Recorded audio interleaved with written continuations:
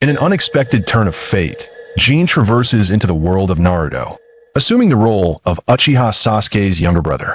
As the infamous scene of the Uchiha Massacre unfolds, he also acquires his own system, the God-tier attribute system. By plundering, replicating, and merging attributes, he can continuously grow stronger. Thus, 7 years later, on the fateful night of the clan's annihilation, Uchiha Jin stands resolutely before Uchiha Itachi, raising his hand protectively over his kin, exclaiming, "Oh, my foolish elder brother." From that moment, Uchiha Jin officially makes his entrance.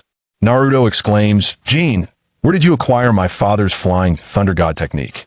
Meanwhile, the third Hokage remarks, "The children of the Uchiha clan are indeed remarkable." Chapter 1. Crossing into Naruto, the God-tier attribute system.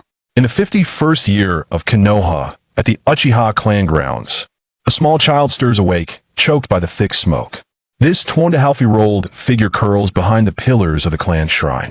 Through the intricately carved wooden window, he hazily observes 9 crimson tails dancing wildly in the night sky. Boom! In the distance, debris rains down, shaking the very ground beneath him. The air is filled with horrified screams, and the moonlight appears tainted a dark crimson by the blood mist. In the next moment, memories flood in like a torrent. In his previous life, he had been a timid worker, collapsing from exhaustion after a long night shift. Now, he has reincarnated into the Uchiha clan, becoming the second son of the clan leader Uchiha Jin, the elder brother of the infamous Itachi, destined to confront 7 foes. Taking a deep breath to steady his thoughts, he gazes at the 9 crimson tails and murmurs, "This must be the 9 Tails rampage." He recalls that 7 years after this incident, the Uchiha clan will face its tragic demise. A sense of urgency grips him. 7 years is ample time. Stronger bonds can be forged than mere survival against a clan crisis. Boom!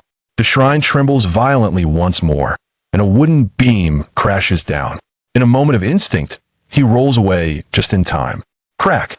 Fragments of wood graze past his ear. The physical prowess of this 20-year-old body exceeds his expectations, clearly a result of rigorous training. However, what truly astonishes him is the sudden emergence of a faint blue light before him. Beep! The system detects the host confronting death with a smile. The God-tier attribute system is activated, granting a novice gift pack. Note: attributes are ranked from low to high as follows: white common, green fine, blue rare, purple epic, gold legendary, colorful God tier, black special. God tier attributes? As the son of the Uchiha clan leader, my attributes should be impressive, right? He muses, "I don't need much, just 2 gold tier attributes would suffice." His face brightens as he swiftly lowers his gaze to his hands. However, he is met with a swirling mass of black and purple energy to 7-year itch black. As a member of the Manic Depressive clan, your lifespan is limited to 7 years. Agile physique white. You possess a slight edge and speed over ordinary individuals. Fire release affinity blue. Your comprehension of fire release techniques is accelerated. Distinguished lineage purple. As the son of a prominent clan leader, your status remains notably high until the clan's annihilation. A rather standard set of talents, save for the 7-year itch. He takes a deep breath and declares, "Open the novice gift pack." Novice gift pack opened. Congratulations, host, on receiving the old novice 2-piece set. God tier attributes, light body and weak presence. God tier attributes? This sounds somewhat reminiscent of the 6th-tier attributes. Uchiha Jin's small brow furrows slightly as he focuses on the 2 attributes. Light body colorful. As long as there is light, you can activate the light body to avoid damage-absorbing sunlight, grants you chakra. Weak presence colorful. When you maintain silence, your presence is diminished to the point of being less noticeable than a pebble by the roadside. Simply basking in the sun will enhance my strength, and coupled with the light body. Does this mean I start off invincible? Upon reading the attribute descriptions, a smile spreads across his youthful face. What does the Uchiha clan lack the most? Development. As the gathering ground for the 6th year, the Uchiha members, who cannot afford to be complacent, have nearly all perished. Now, he has 7 years to develop. Every day, he merely needs to engage in conversation with his clan members, bond with his elder brother, and educate the younger brother. In 7 years, acquiring a Manjiki Sharingan should be entirely feasible. However, I still need a flash technique to complement the light body and weak presence. It is somewhat regrettable that if only the system could provide a little more assistance, he could truly relax. Meanwhile, chaos reigns in the village. The Umbu's panicked shouts echo throughout. Not good. The barrier team must hold strong. We cannot allow the Nine-Tails chakra to leak into the village. Evacuate. All civilians, stay indoors and do not move. The Uchiha clan is prohibited from going outside. A cacophony of voices fills the air. Hearing this, Uchiha Jin's eyes light up as he quickly turns his gaze toward the village's outskirts. The 9 crimson tails wreak havoc, darkening the sky above the village. Though they seem to be dimming, that it resembles a cornered beast fighting for survival, bound by glowing chains. According to the storyline, the Nine-Tails is destined to be dismembered, and his sister will meet her end as well. System, if I touch Minato's corpse now. He leans against the doorframe, gazing toward the village with an impish grin on his cherubic face. Were the odds of acquiring the Flying Thunder God technique? As if in response to his musings, more system information unfolds before him. Touching a corpse for 30 seconds guarantees the plundering of a random attribute.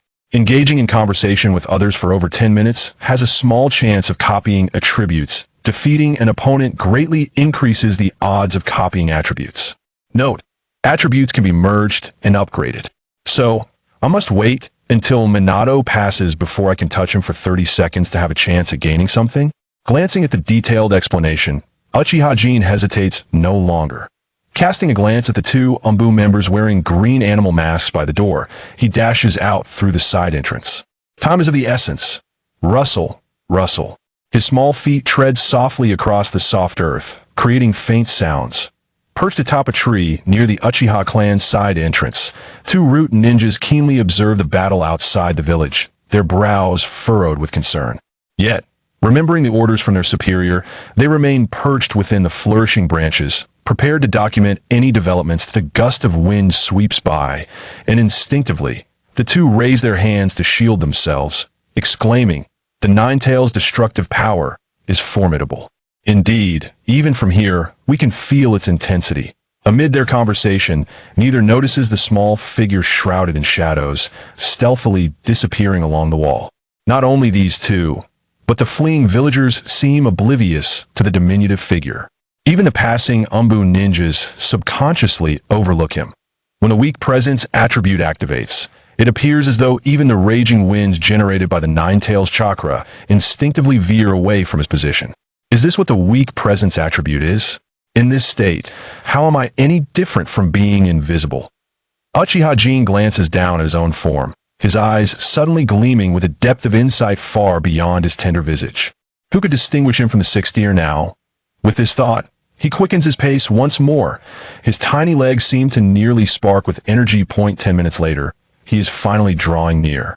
Uchiha Jin pounds his small waist, panting heavily. But as he lifts his head to continue, he is met with a fiery red scene. Amid the chaos of the Nine-Tails, one of its tails is hurtling toward him, accompanied by a barrage of stones that threaten to crush the child in its path. In the fleeting moments of life and death, moonlight cascaded through the shattered trees, illuminating the figure of Jin. Buzz. Buzz, buzz, buzz. Faint golden particles seeped from every pore, weaving together to form a honeycomb-like membrane upon his skin. Boom! At that very instant, a 9-tailed appendage, powerful enough to shatter mountains, collided with the luminous barrier. Crash! Yet, contrary to the anticipated scene of an egg being smashed, the crimson tail passed through as if striking the dust illuminated by sunlight, never touching him in the slightest. The child, sheltered beneath the golden light, emerged unscathed. He even had the leisure to observe his own body. No wonder they say it avoids harm. Isn't this the embodiment of sunlight? He looked down at his somewhat translucent palm under the moonlight, a grin slowly spreading across his face. Ultimately, it transformed into a wild laugh. Ha ha! The Uchiha 4? It all begins with Jin. Chapter 2. A weak presence. Is this not the J-10C? By the banks of the Southie River. Naruto, remember that your mother will always love you. After whispering those words, Minato Namikaze turned to face the fox behind him, his eyes now filled with resolve. Seal the 9 tails with the dead demon consuming seal. He held a fierce determination to leave a safeguard for his child. Another seal on me.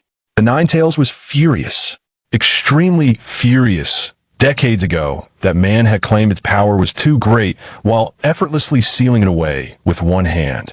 Later, it had done nothing and was sealed within a woman with red hair. Now, having finally escaped, it was to be forced back again. Was this chaos for naught? Its emotions were turbulent. The 9 crimson tails began to lash out aimlessly, venting its inner turmoil. Boom! Rumble! The ground suddenly cracked open, and a bizarre, fiery red chakra shot forth like flames. The massive foxtail descended without warning. But as the ethereal figure of a blade appeared, all chaos was cleaved in two. The Ninetales, though reluctant, could only be pulled apart. One half entered the small body of Naruto. When the turmoil subsided, Minato and Kushina lay collapsed on either side. Between their hands, they cradled a naked child with golden hair. 3 faint whiskers adorned his face. Gazing at his child, a smile finally broke across Minato's face. It was a smile of joy, relief, hope, regret, and heartache. He exerted all his strength, leaning close to the infant's ear, whispering softly, "Actually, Daddy loves you very much, Naruto. With the Ninetales within you, even without Mommy and Daddy's protection, the villagers won't dare to harm you, right? Plus, with the Third Hokage, Jiraiya-sensei, and that little brat from the Itachi clan, you should be well protected. Naruto, please don't blame Mommy and Daddy." Beneath the burning clouds of chakra, the 4 red sun formation emitted a dying hum. The blood-red barrier enveloped the entire depression, forming a hemispherical prison. Upon closer inspection, countless intricate sealing symbols danced across the surface of the barrier. Occasionally, sparks would erupt, pop easily melting holes into the rock. Its power was terrifying. The Third Hokage has decreed, no one is allowed to approach. Outside the formation, an Umbu Jonin wearing a dog-faced mask stood resolutely with his sword drawn. At the tip of his blade, the footsteps of 3 members of the Genma team abruptly halted. Inuzuka Kiba spat out the Sunban in his mouth, furrowing his brows as he asked, "Can't you see? We 3 are the 4th Hokage's guards." In response, the Umbu merely shook his head, blocking their path. "The 4th is dead, the 3rd Hokage reigns supreme." Whoosh. Behind them, 50 meters away, the white robe emblazoned with 4th Hokage fluttered in the night breeze. Yet that dazzling golden hair had long since lost its luster. Clatter. Uchiha Jin crouched behind a charred tree stump. The Ninetales had been too resilient, only now fully sealed away. He then turned a glance at the 3-man team, his gaze gradually sharpening. Before him floated colorful light spots and descriptors visible only to him, hovering over the others. Above the head of the team leader, Inuzuka Kiba danced a rare purple halo. Flying Thunder God Technique Remnant. Gather 3 to form a formation, allowing teleportation to the marked location, limited to 3 uses per day. This is a stripped version of the Flying Thunder God technique. From behind the stump, Jin's cherubic face slightly puffed out. He moved stealthily like a cautious night owl, creeping along the shadows. Along the way, 7 Umbu corpses lay slain by the rampaging foxtails, sprawled across the cracked ground. Among them, 1 corpse, wearing a respirator akin to Hanzo the Salamander's, was in close proximity. Residual, undissipated fox chakra lingered above its shoulder armor. Is this a corpse? A thought flickered in Jin's mind. He turned to look at the formation ahead, where the 4 Umbu remained unaware of his presence. He hesitantly extended his tongue to lick his dry lips, pausing for 3 breaths before decisively halting his movements. After all, having never touched a corpse, he needed to practice first. The next instant, he crouched behind the tree stump, extending his hand. When his fingertips brushed against the first corpse, a chilling system prompt exploded in his mind. Contact with Elite Chunin's corpse. Plundered ordinary descriptor, agile. White, slightly enhances bodily coordination stackable. Stacking in progress. Congratulations to the host for obtaining the excellent descriptor green. Light as a swallow. Light as a swallow. Increases flexibility by 50 and speed by 50. In an instant, a tingling sensation surged up his spine, then it radiated through his limbs. He felt as if the muscles in his legs had solidified somewhat. His arms felt much lighter, and in a daze, he truly had the illusion of being light as a swallow. High leveled up.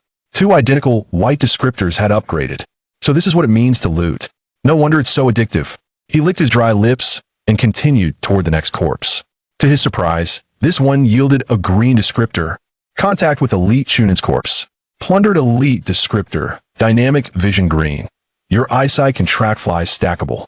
The moment this green radiance entered his body, Jin distinctly felt a warmth in his eyes. Soon, the surroundings in the darkness seemed to slow in his vision. He could even discern the lip movements of the Hokage's guard team in the distance, cursing. This is quite good. He took a deep breath, eyeing the other corpses at a distance, bending his knees to tentatively push off the ground. Whoosh. Clatter. To his surprise, the 2.5-year-old body leaped 2 meters in a single bound, landing without stirring a speck of dust. Meanwhile, the Umbu remained outside the barrier, futilely fixated on the 3-member guard team. None noticed the Uchiha child quietly looting corpses in the corner. Zing! As Jin touched the 5th charred corpse wearing a mask, an unexpected turn of events occurred. The deceased suddenly grasped his wrist. From the shattered throat came a raspy sound of hiss, hiss. Yikes! Is there a zombie in the Hokage? Without hesitation, he swiftly twisted and broke that skeletal limb. Only then did he realize that it was the residual lightning chakra of the corpse at play. He then crouched down, allowing himself to meld into the shadows. Motionless. At the same time, the Umbu also heard this slight sound. However, they merely glanced over casually, and upon recognizing it as a dead comrade, lost interest. Only Inuzuka Kiba frowned and peered closer, somewhat puzzled. What's wrong, Captain? Inuzuka Shino scratched his head, gripping his long blade. Oh, nothing. Maybe I just misheard, Kiba replied, shaking his head and spitting out the sunbon in his mouth. Whoosh! Pop! The 1,000 cherry blossoms submerged on that side remained utterly still. He shook his head, choosing to disregard it. After a brief pause, Jin finally exhaled, his gaze becoming enigmatic. What is the difference between this entry and activating invisibility?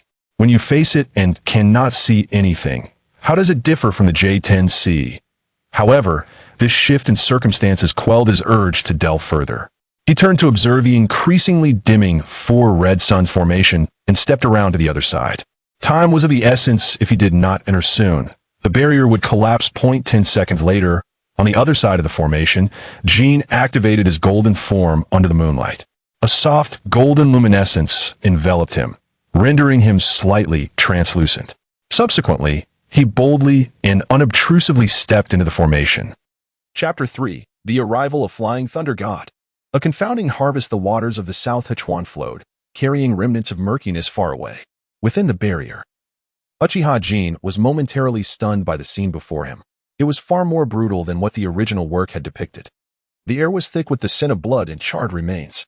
10 meters away, Minato Namikaze lay on his side, a gaping wound torn open in his abdomen, revealing not flesh and blood, but some crystalline form of chakra. Beside him, Kushina's chest was pierced by the claws of the 9 tails, creating a vast hollow from which a viscous, red mist seeped forth. This crimson mist coalesced in mid-air, forming a delicate veil. Beneath this veil, Naruto, who should have been wailing, was instead swathed in a pale golden chakra, sleeping peacefully. Both his father and mother were expressing their love for him in their own ways. Uchiha Jin suddenly grasped why Naruto, despite being treated so poorly in the original story, did not succumb to darkness. Rather, he became the village's great hero. Perhaps, it was true that certain inherited traits could not be altered. If it were he would have reduced Konoha to rubble. After all, he wasn't the protagonist. Shaking his head, he stepped forward. Minato Namikaze was indeed the embodiment of an ordinary person's relentless effort. He was one of the few characters in Naruto who achieved Super Saiyan level prowess without relying on bloodlines. As he approached the still warm clothing of Minato, brilliant entries of light filled his vision. Target acquired, Minato Namikaze, deceased. Available to plunder, Flying Thunder God Technique, gold. Spiral Flash Super Will Dance Roar 3, gold. Corpse Sealing, black. Sealing Technique, purple. Sage Mode, gold.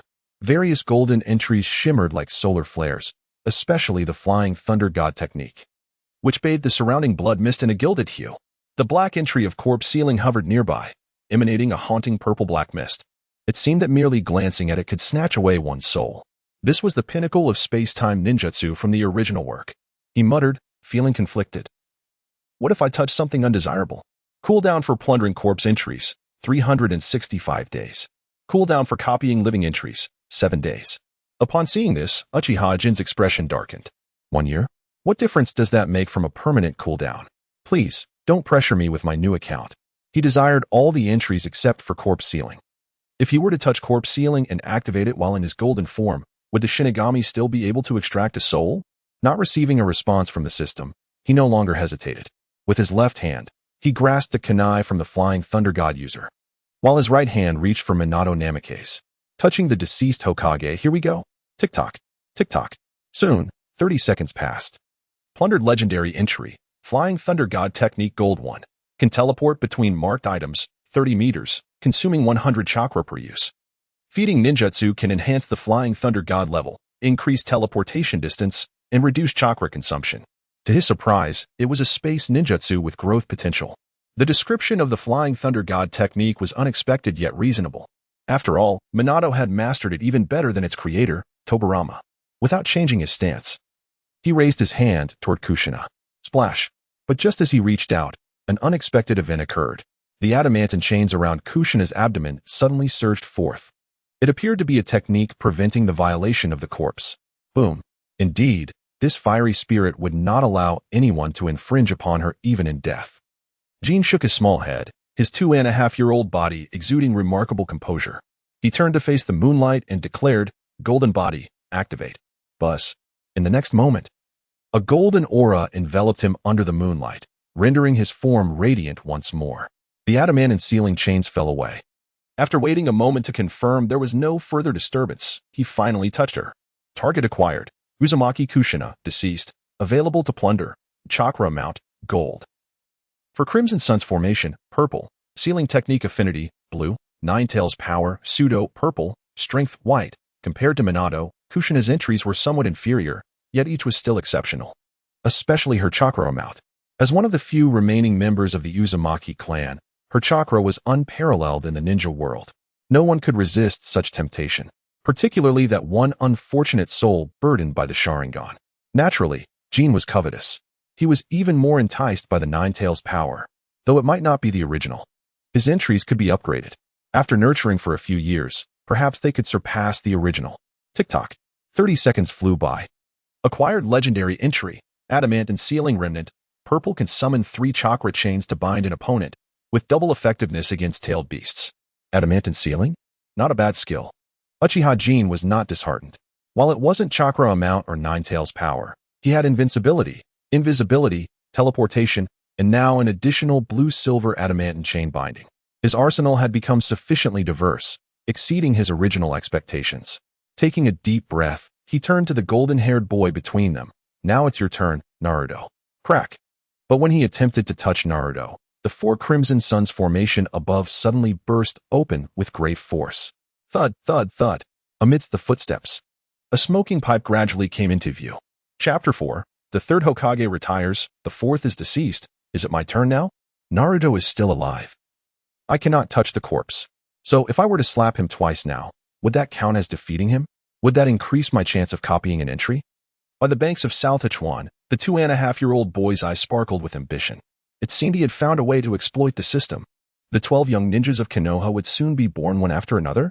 What if he visited each one, giving them a playful pat and a gentle squeeze? Hiss. With this thought, Uchiha Jin's mouth broke into a wide grin.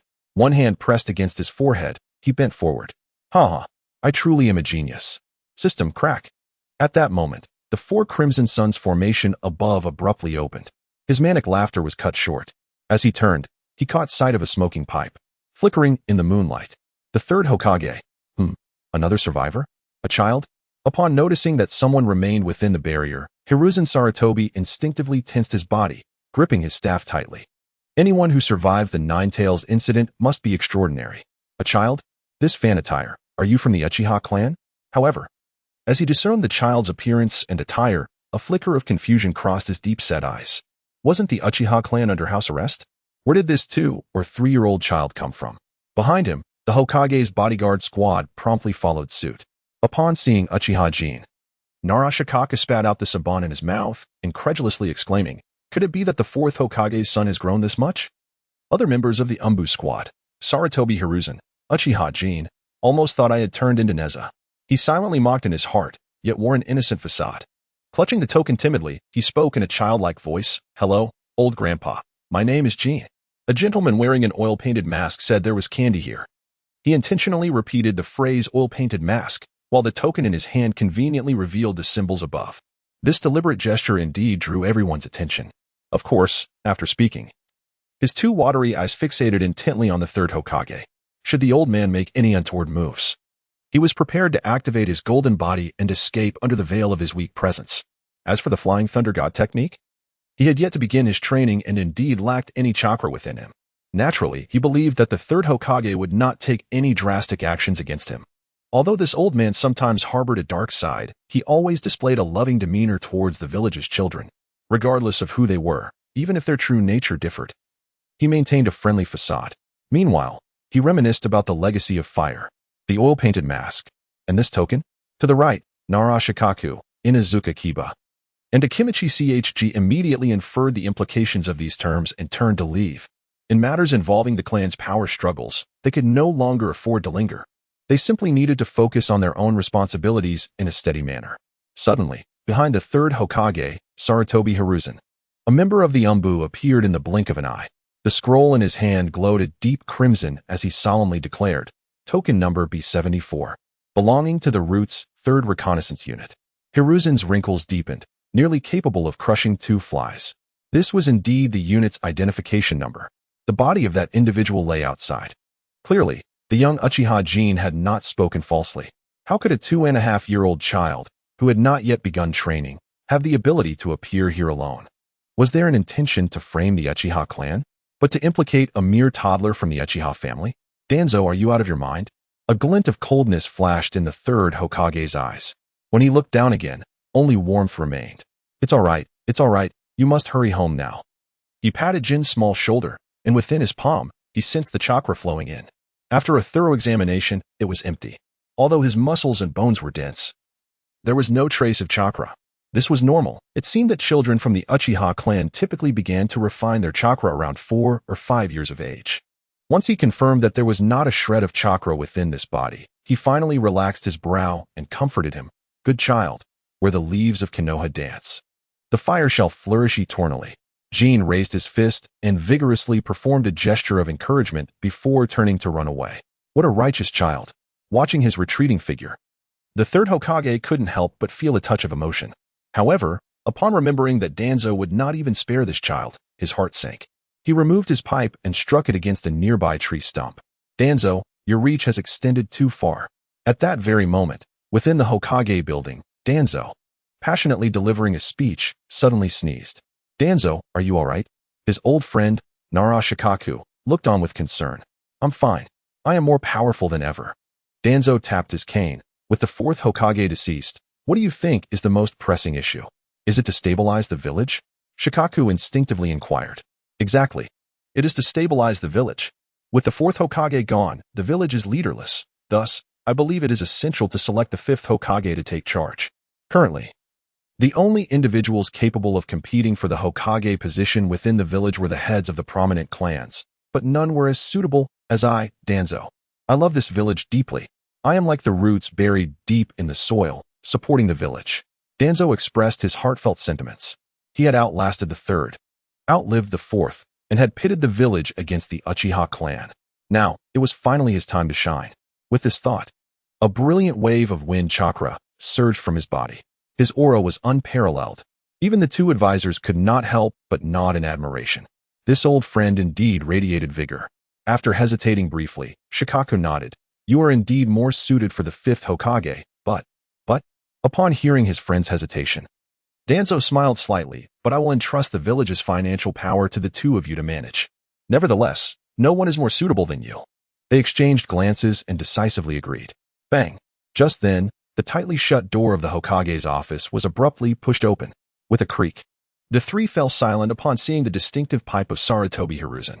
Hiruzen slowly walked in, his weathered eyes seemingly oblivious to his surroundings. He made his way to the Hokage's desk, pulled out a chair, and sat down. You.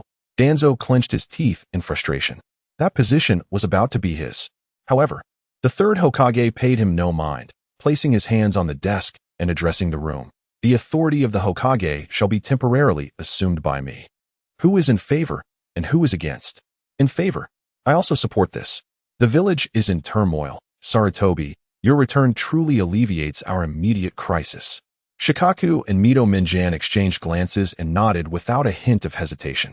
Meanwhile, Danzo stood aside, slowly forming a question mark above his head. Aren't we friends? Chapter 5. The Shadow of the Pot. Prejudices in the heart are mountains. Bang. Shimura Danzo was furious, slamming his cane heavily against the ground. His expression was ominously dark.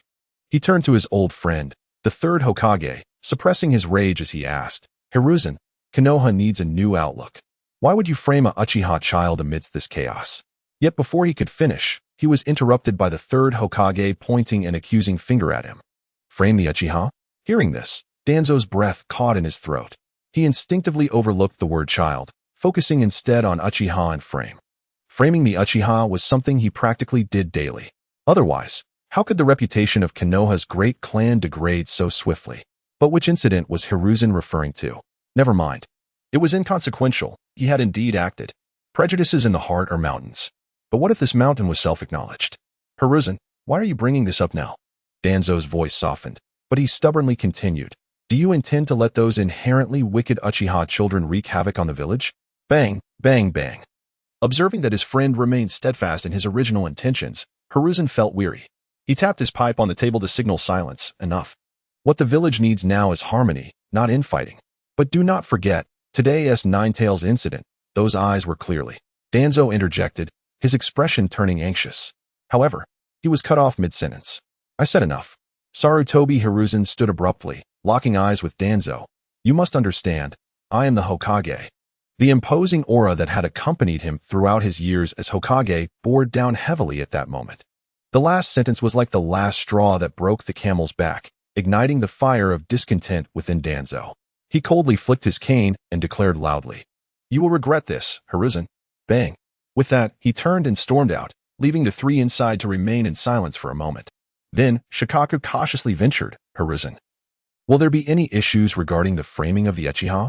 Although Danzo had many underhanded schemes, he still cared for the village. Who else held such animosity towards the Uchiha? The third Hokage slammed his hand on the table and questioned. Are you suggesting that a 2-year-old child wandered into the barrier on their own? With a start, the two fell utterly silent. Outside the Uchiha clan grounds, Uchiha Jin was flailing his small legs at a rapid pace. With the enhancement of the light as a feather attribute, his coordination reached new heights. He even managed to break free from the conventional stance of a ninja, arms extended backward for stability, legs taking tiny, rapid steps. And he was vigorously swinging his arms and legs in a cross motion, with a flawless posture and agile steps. He moved with a speed that could rival that of an adult male. If only his height could be overlooked, he would be perfect. With a firm step, he paused upon catching sight of the Uchiha clan's emblematic fan, his movement ceasing abruptly. He returned to his previous demeanor, stealthily slipping into the clan's quarters. After the turmoil of the Ninetales incident, the Umbu shinobi assigned to guard this area had retreated, as had the troublesome clan members. Some indulged in drinking. Others succumbed to sleep, and faint, embarrassing sounds echoed through the air. Only one remained at the entrance, Uchiha Fugaku. The clan leader's gaze was profound, silently observing the outside world. His eyes gradually transformed into a deep crimson, the three tomo rotating within. The acrid scent of gunpowder and the remnants of battle lingered in the air. Had the Uchiha clan become this unrestrained? Despite the severe situation, a portion of the village's strength was still allocated to manage the Uchiha. He sighed and turned to leave. However, as he did so, he suddenly noticed a small figure approaching stealthily on tiptoe. It was Jinchuriki? How did this child manage to sneak out? Upon recognizing the figure, he was momentarily taken aback. His younger son, once quiet and reserved, often preferring solitude, had now drawn the attention of others in the clan, who considered him an outcast. Why had he suddenly ventured out today? With curiosity, Fugaku followed him. In a corner, Jinchuriki felt a stir of excitement. He was indeed being followed. Standing in the shadows by the wall, he patiently awaited his father, the enigmatic wielder of the Sharingan. As the clan leader, despite possessing the Sharingan, he turned a blind eye to his son's slaughter of their kin. Whether this was good or bad was not for him to judge. After all, only a parent comprehends the weight of such burdens and difficult choices. As Fugaku drew nearer, Jinchuriki felt a palpable pressure envelop him. Jinchuriki, why did you come out? Can't you sleep at this late hour? Perhaps due to his long tenure as clan leader, Fugaku's tone remained somewhat stern, lacking the warmth typically found between father and son. No wonder his sons were both so rebellious. Uchiha Jinchuriki shook his head and explained, my house collapsed. What? Fugaku's eyes widened, and he quickly glanced towards the clan grounds, realizing that at some point, Jinchuriki's house had indeed suffered a structural failure. As the clan leader and father, he had completely failed to notice. Not even the other clan members had detected it. He sighed, a hint of regret crossing his face. I'm sorry, little Jinchuriki. How about I help you fix it tomorrow? For now, let us go to your father's house to sleep. As he spoke, he reached to carry Uchiha Jinchuriki away. But would Jinchuriki agree? They had barely exchanged 10 minutes of conversation. Struggling to break free from Fugaku's hold, he was helpless without chakra, merely watching as he was lifted and placed into the house, while Fugaku turned to leave. Gazing at Fugaku's retreating figure, Uchiha Jinchuriki resorted to his trump card, exclaiming. Under the altar table, on the third leg, Fugaku's motion to close the door faltered momentarily. In the flower bed by Mother's window, with a swift turn, Fugaku's gaze darkened. And in the bottom right corner of this room's cabinet. Stop. Fugaku hurriedly rushed over, cautiously glancing at the adjacent bedroom, whispering. How do you know all this? His voice, though low, was quick and tinged with ire, completely forgetting the earlier solemnity of a clan leader. See, this is how we communicate. Jinchuriki grinned slyly, patting the edge of the bed, his voice sweet. Come, sit. You don't want your mother to know about your secret stash, do you? Upon finishing, he patted the bed again, his implication clear. You little rascal. The three tomo of Fugaku's Sharingan began to swirl slowly. Gritting his teeth, he ultimately complied and sat down.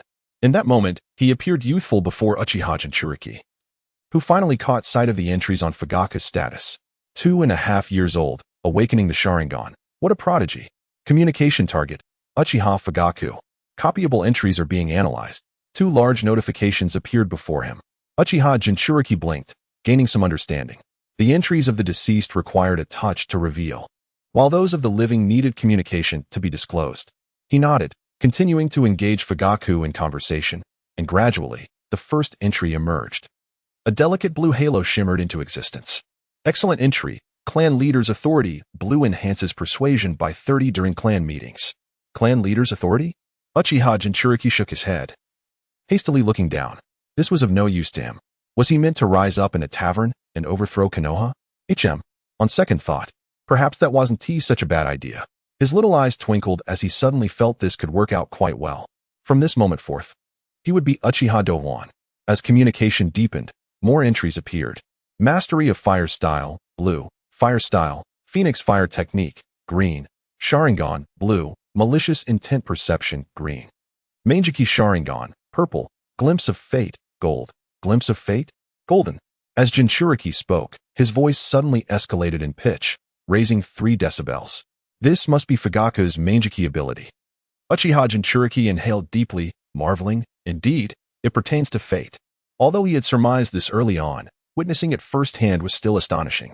He couldn't help but once again reflect. The Uchiha clan truly were the children of destiny. The capabilities of these eyes were extraordinary. If the prince didn't leverage his advantages, how could he hope to surpass the second Hokage? Engaged in conversation with Uchiha Fugaku for 10 minutes, attempting to copy entries. Copy successful. Congratulations, host. You have acquired the excellent entry. Sharingan, blue possesses extraordinary insight, can observe chakra flow, apply and discern genjutsu, and replicate ninjutsu and non-bloodline limit techniques. He had copied it.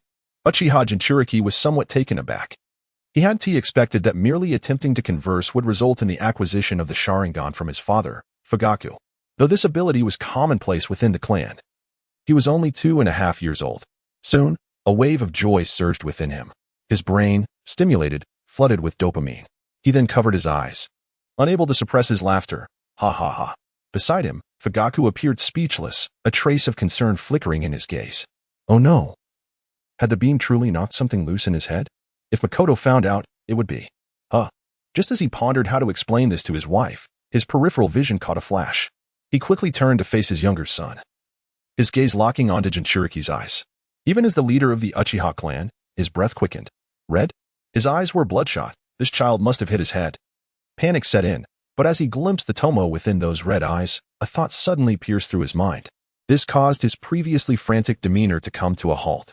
No, it wasn't bloodshot. It was an awakening. He looked down at his son, who had ceased his laughter. A complex expression unfolded in his eyes. On one hand, there was a sense of pride and gratitude. His 2.5-year-old son had opened his eyes so early. This was quite unusual. Traditionally, the earliest children in the clan opened their eyes around the age of 10, usually after experiencing life and death, which led to a significant emotional transformation. Yet, his brilliant eldest son, Itachi, only 5 years old, showed no signs of awakening.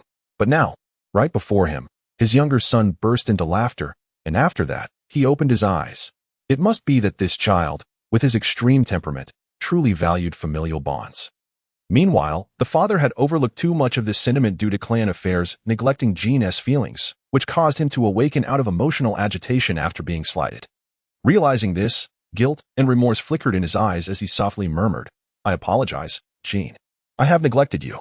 He resolved to pay more attention to his child in the future, but this matter of awakening must remain a secret, understood? Meanwhile, Uchiha Jin was puzzled, wondering why his father was suddenly so talkative.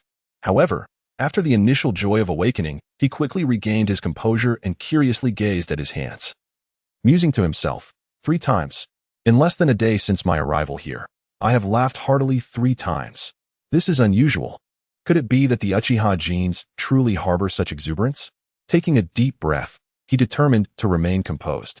He waved goodbye to Uchiha Fugaku, saying, "Farewell, dear father. I shall retire for the night." With a bewildered look still on Fugaku's face, Jin closed the door, stepped onto the floor, and went to sleep. Outside, Fugaku's expression of guilt abruptly halted, replaced by a more complex emotion tinged with a hint of grievance. So, this child had called him over just to awaken and then dismissed him? He felt akin to a woman in a red light district, used and then discarded. After a long moment, he sighed and turned to walk next door, comforted by the thought of his younger son and Itachi, believing they would surely love their father. The next morning, bright and early, Jin prepared for training with sure sway, determined not to be late.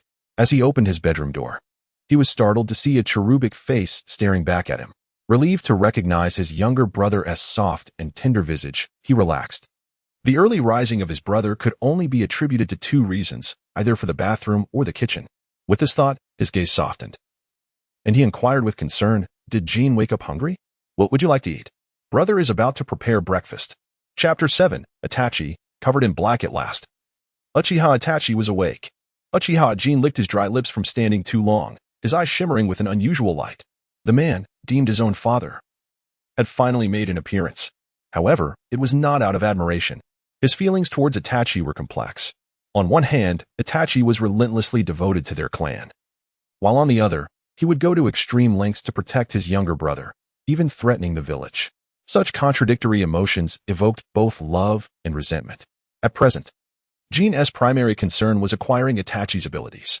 He pondered what skills his brother possessed at this age, hoping that he wouldn't replicate Amaterasu, which was notoriously ineffective in the world of shinobi. Clearing his throat, he asked, "Itachi, I have a question for you." "Itachi?" Uchiha Itachi echoed, instantly grasping the pun. His younger brother had come up with a nickname for him. Frowning slightly, he relaxed when he saw Jin's cherubic face, appreciating his cleverness. "Feel free to ask.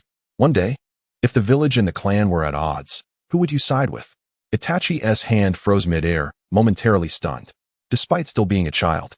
Jin's eyes reflected a depth of understanding beyond his years. Had Jin truly sensed the impending conflict? No, that couldn't be right. Perhaps he had overheard their father discussing it. It seemed Fugaku had grown increasingly careless, oblivious to such matters. His brow furrowed, and the signs of worry etched on Jin's youthful face were unmistakable. Jin shook his head and sighed, realizing that even at this tender age, Itachi was already aware of the underlying tensions. Yet, despite this early awareness, Itachi would still walk the path that led to their clan's downfall. This should not be. 7 years were ample time to alter the course of events. "Jin, how could you pose such a question? Do you truly believe the clan and the village will reach a point of conflict?" After a moment of hesitation, Itachi refrained from answering directly. opting instead to lower his arms and speak softly. He was uncertain about what course of action to take, yet he was curious about his younger brother's perspective. You only need to provide an answer. I don't know. Then let me rephrase the question, Jin insisted, his confusion evident. He realized that the Jin from 7 years later would also be lost in thought, to rouse his foolish older brother. He posed a sharper inquiry. What if the village intends to eliminate me and Sasuke? Which side would you choose then? Itachi's expression stiffened, his body rigid. Such a question needed no hesitation. Clenching his fists, he declared, rest assured, I will not allow that day to come. Yet, Itachi was evading the issue. His unwillingness to confront the reality was a form of evasion. Jin shook his head, refraining from pressing further. To fill the silence, he decided to ask something else. By the way, Itachi, you mentioned that Father's secret stash is hidden in the lower right corner of the cabinet in the third room? Uchiha Itachi was taken aback. From the next room, Fugaku's heart sank, realizing his secrets had been exposed. How could the little one know so much? In an instant, he blamed Itachi for the leak. His expression darkened as he retrieved a rope, preparing to confront the situation when a chilling presence loomed behind him. Dear clan leader, where do you think you are going? The morning air was crisp, yet an unsettling chill enveloped the atmosphere. Sweat began to beat on Fugaku's forehead. As it brushed against his eyelids, it stung painfully. Uchiha Fugaku turned around, only to catch sight of Makoto's smiling face. Damn it! He clenched his teeth in frustration, yet could only force a sheepish smile as he said, I'll go prepare some food for you. All right then, Fugaku, Makoto replied with a smile, choosing not to expose the man's embarrassment. Her gaze drifted to the two small figures outside, radiating pure happiness. These were her beloved children. In the living room, just as their conversation concluded, the side door suddenly swung open. Moments later, a sullen Uchiha Fugaku emerged, his expression dark. Ah, father. Both children jumped in surprise at his unexpected appearance, especially Shursui, who had been discussing some rather sensitive topics. Fortunately, it seemed that Fugaku only caught the latter part of their conversation. After casting a stern glance at the two, he turned away and headed towards the third room. Time to relocate the secret stash, he muttered. Father's gaze appears rather complex, Itachi pondered, startled yet curious. He sensed that there was more meaning behind his father's eyes than met the eye. After Fugaku left, Shursui's eyes suddenly lit up. A prompt appeared. Target for conversation, Uchiha Itachi. Copying entry for analysis. Fire release affinity, green. Chakra refinement, white. Brother complex, black. Prone to early death, black. Afflicted by illness, black. However, upon seeing Itachi's current entries, his expression fell. The first few were acceptable, but the last 3 were downright grim. It was as if they were about to turn his eyes completely black. However, upon reflection, it made sense. Uchiha Itachi was still young, and thus, lacked the later entries. Moreover, having awakened his Sharingan too early had left him in poor health. Shursui couldn't help but reassess his so-called elder brother. He shook his head slightly and attempted to reach for Itachi's shoulder, only to find that he could barely reach his chest due to their height difference. Observing this, Uchiha Itachi squatted down, puzzled, and asked, Shursui, do you want a hug? No, I just wanted to say that your entries are lacking some depth, Shursui sighed. Engaging in conversation with Uchiha Itachi for 10 minutes, attempting to copy entries. Copy failed. Failure was to be expected, after all. The chances of copying entries through conversation were quite slim. Feeling a bit disheartened, Shursui waved his hand dismissively and turned to leave, leaving Itachi behind. Contemplating, what did Shursui mean by that? And what about father's gaze? At that moment, in the woods behind the Uchiha compound, a short-haired boy stood shivering in the cold wind. Chapter 8. The success rate of copying entries. Shursui, please let me explain. I won't listen. I won't listen. No, really. I was delayed by something this morning. I won't listen. I won't listen. By noon, as Uchiha Shursui dragged his little legs to the forest behind the clan, he overheard the familiar voices of 2 young boys. Is that Itachi and Shursui? My best friends. His eyes sparkled with excitement. Initially, he had only intended to find a sunny spot, yet he stumbled upon the scene of his 2 friends in a playful dispute. With his low-profile entry, he peeked around the corner. About 10 meters ahead, a small boy clad in a black turtleneck and black trousers, sporting a round nose, had his back turned to Uchiha Itachi. Though he was taller than Itachi, it was evident that the little boy was the one throwing a tantrum. Itachi was trying to explain himself, but each attempt ended in failure. Yet, he remained calm, repeating his explanations. Shursui watched with an amused smile, thoroughly entertained. This is delightful. It's so enjoyable to witness it live. However, he wondered, but Itachi, what about that girl, Izumi? Suddenly, the image of the kind-hearted girl who always prepared dango crossed his mind, with her gentle demeanor and the tear mole beneath her left eye. It seemed to foreshadow her fate. Lost in thought, he inadvertently stepped on a twig, snapping it. The noise immediately drew the attention of the two boys. Who? Uchiha Sasuke straightened up, gripping a small shuriken tightly in his hand, and turned to investigate. But upon seeing the figure, he froze in surprise. Hey Sasuke, what are you doing here? Did he just witness my embarrassing moment? Without a second thought, he dashed towards Sasuke, scooping him into a hug and laughing. Sasuke, are you lost? At that moment, 7 or 8-year-old Sasuke, standing at 1.40 meters, was already considered tall for his age in Konoha. Sasuke nodded, not calling out the redness on the young boy's face. They exchanged innocent banter, enthusiastically chatting about anything and everything until, at last, a prompt appeared. Target for conversation, Uchiha Sasuke. Copying entry for analysis. Fire release affinity, blue. Genjutsu affinity, green. Body flicker technique affinity, green. Chakra control, green. Simple nature, green. Sasuke observed Itachi, who was now surrounded by a sea of green entries. Every detail was lush with potential, making any man's heart race. Engaging in conversation with Uchiha Sasuke for 10 minutes, attempting to copy entries. Copy failed. Another failure, Sasuke lamented. Perhaps the string of successes yesterday had raised his expectations, as today's failures left him feeling quite disheartened. His previously cheerful demeanor faded into disappointment. Sigh. He sighed heavily, stumbling back towards the clan compound. Witnessing this, Uchiha Itachi furrowed his brow and looked at Sasuke in confusion. Sasuke, what did you say to him? I didn't do anything. Sasuke replied, bewildered. What on earth did he do? In the afternoon, as the sun began to set, a small boy lay against the wall of the courtyard, propped up on his left elbow, his palm resting against his cheek. His eyes stared blankly ahead, and his lips were chapped. 60. A whole 60 people, and not a single successful copy. What is the success rate for copying entries? Since emerging from the back mountain, he had engaged every clan member in conversation, each lasting 10 minutes, spanning the entire afternoon. Yet, after speaking with 60 people, it was as if the system had entered a protection period. Not a single successful copy was made. This left him questioning the very viability of copying entries. Ding. Based on the host's current abilities, the success rate for copying entries through conversation is 5. Well then, that settles it. His heart sank completely. A success rate of 5, what difference does it make from 0? Especially for someone like him, who had always faced misfortune, the odds were abysmally low. After a moment of hesitation, he decided to abandon his efforts and simply enjoy life. The wind rustled through the mountains, carrying with it the soft scent of leaves. The sunlight overhead had softened, no longer blazing like during the day. Just as he prepared to resign himself to a carefree existence, a faint warmth surged within him. This gentle warmth, though barely perceptible, brought with it a sense of bodily and mental delight. Is this chakra? He paused. Realizing that due to his age and undeveloped physique, he had not yet begun to refine his chakra. However, in the world of shinobi, this sensation, akin to what he felt inside, could only be chakra. He squinted, only to notice a new prompt appearing before him. Congratulations, host. You have basked in the sun for 1 minute, gaining 1 chakra. Chakra 1 is a passive ability of the radiant body. Upon realizing this, he remembered that the radiant body passively absorbs sunlight to acquire chakra. Initially, he had not pondered it deeply.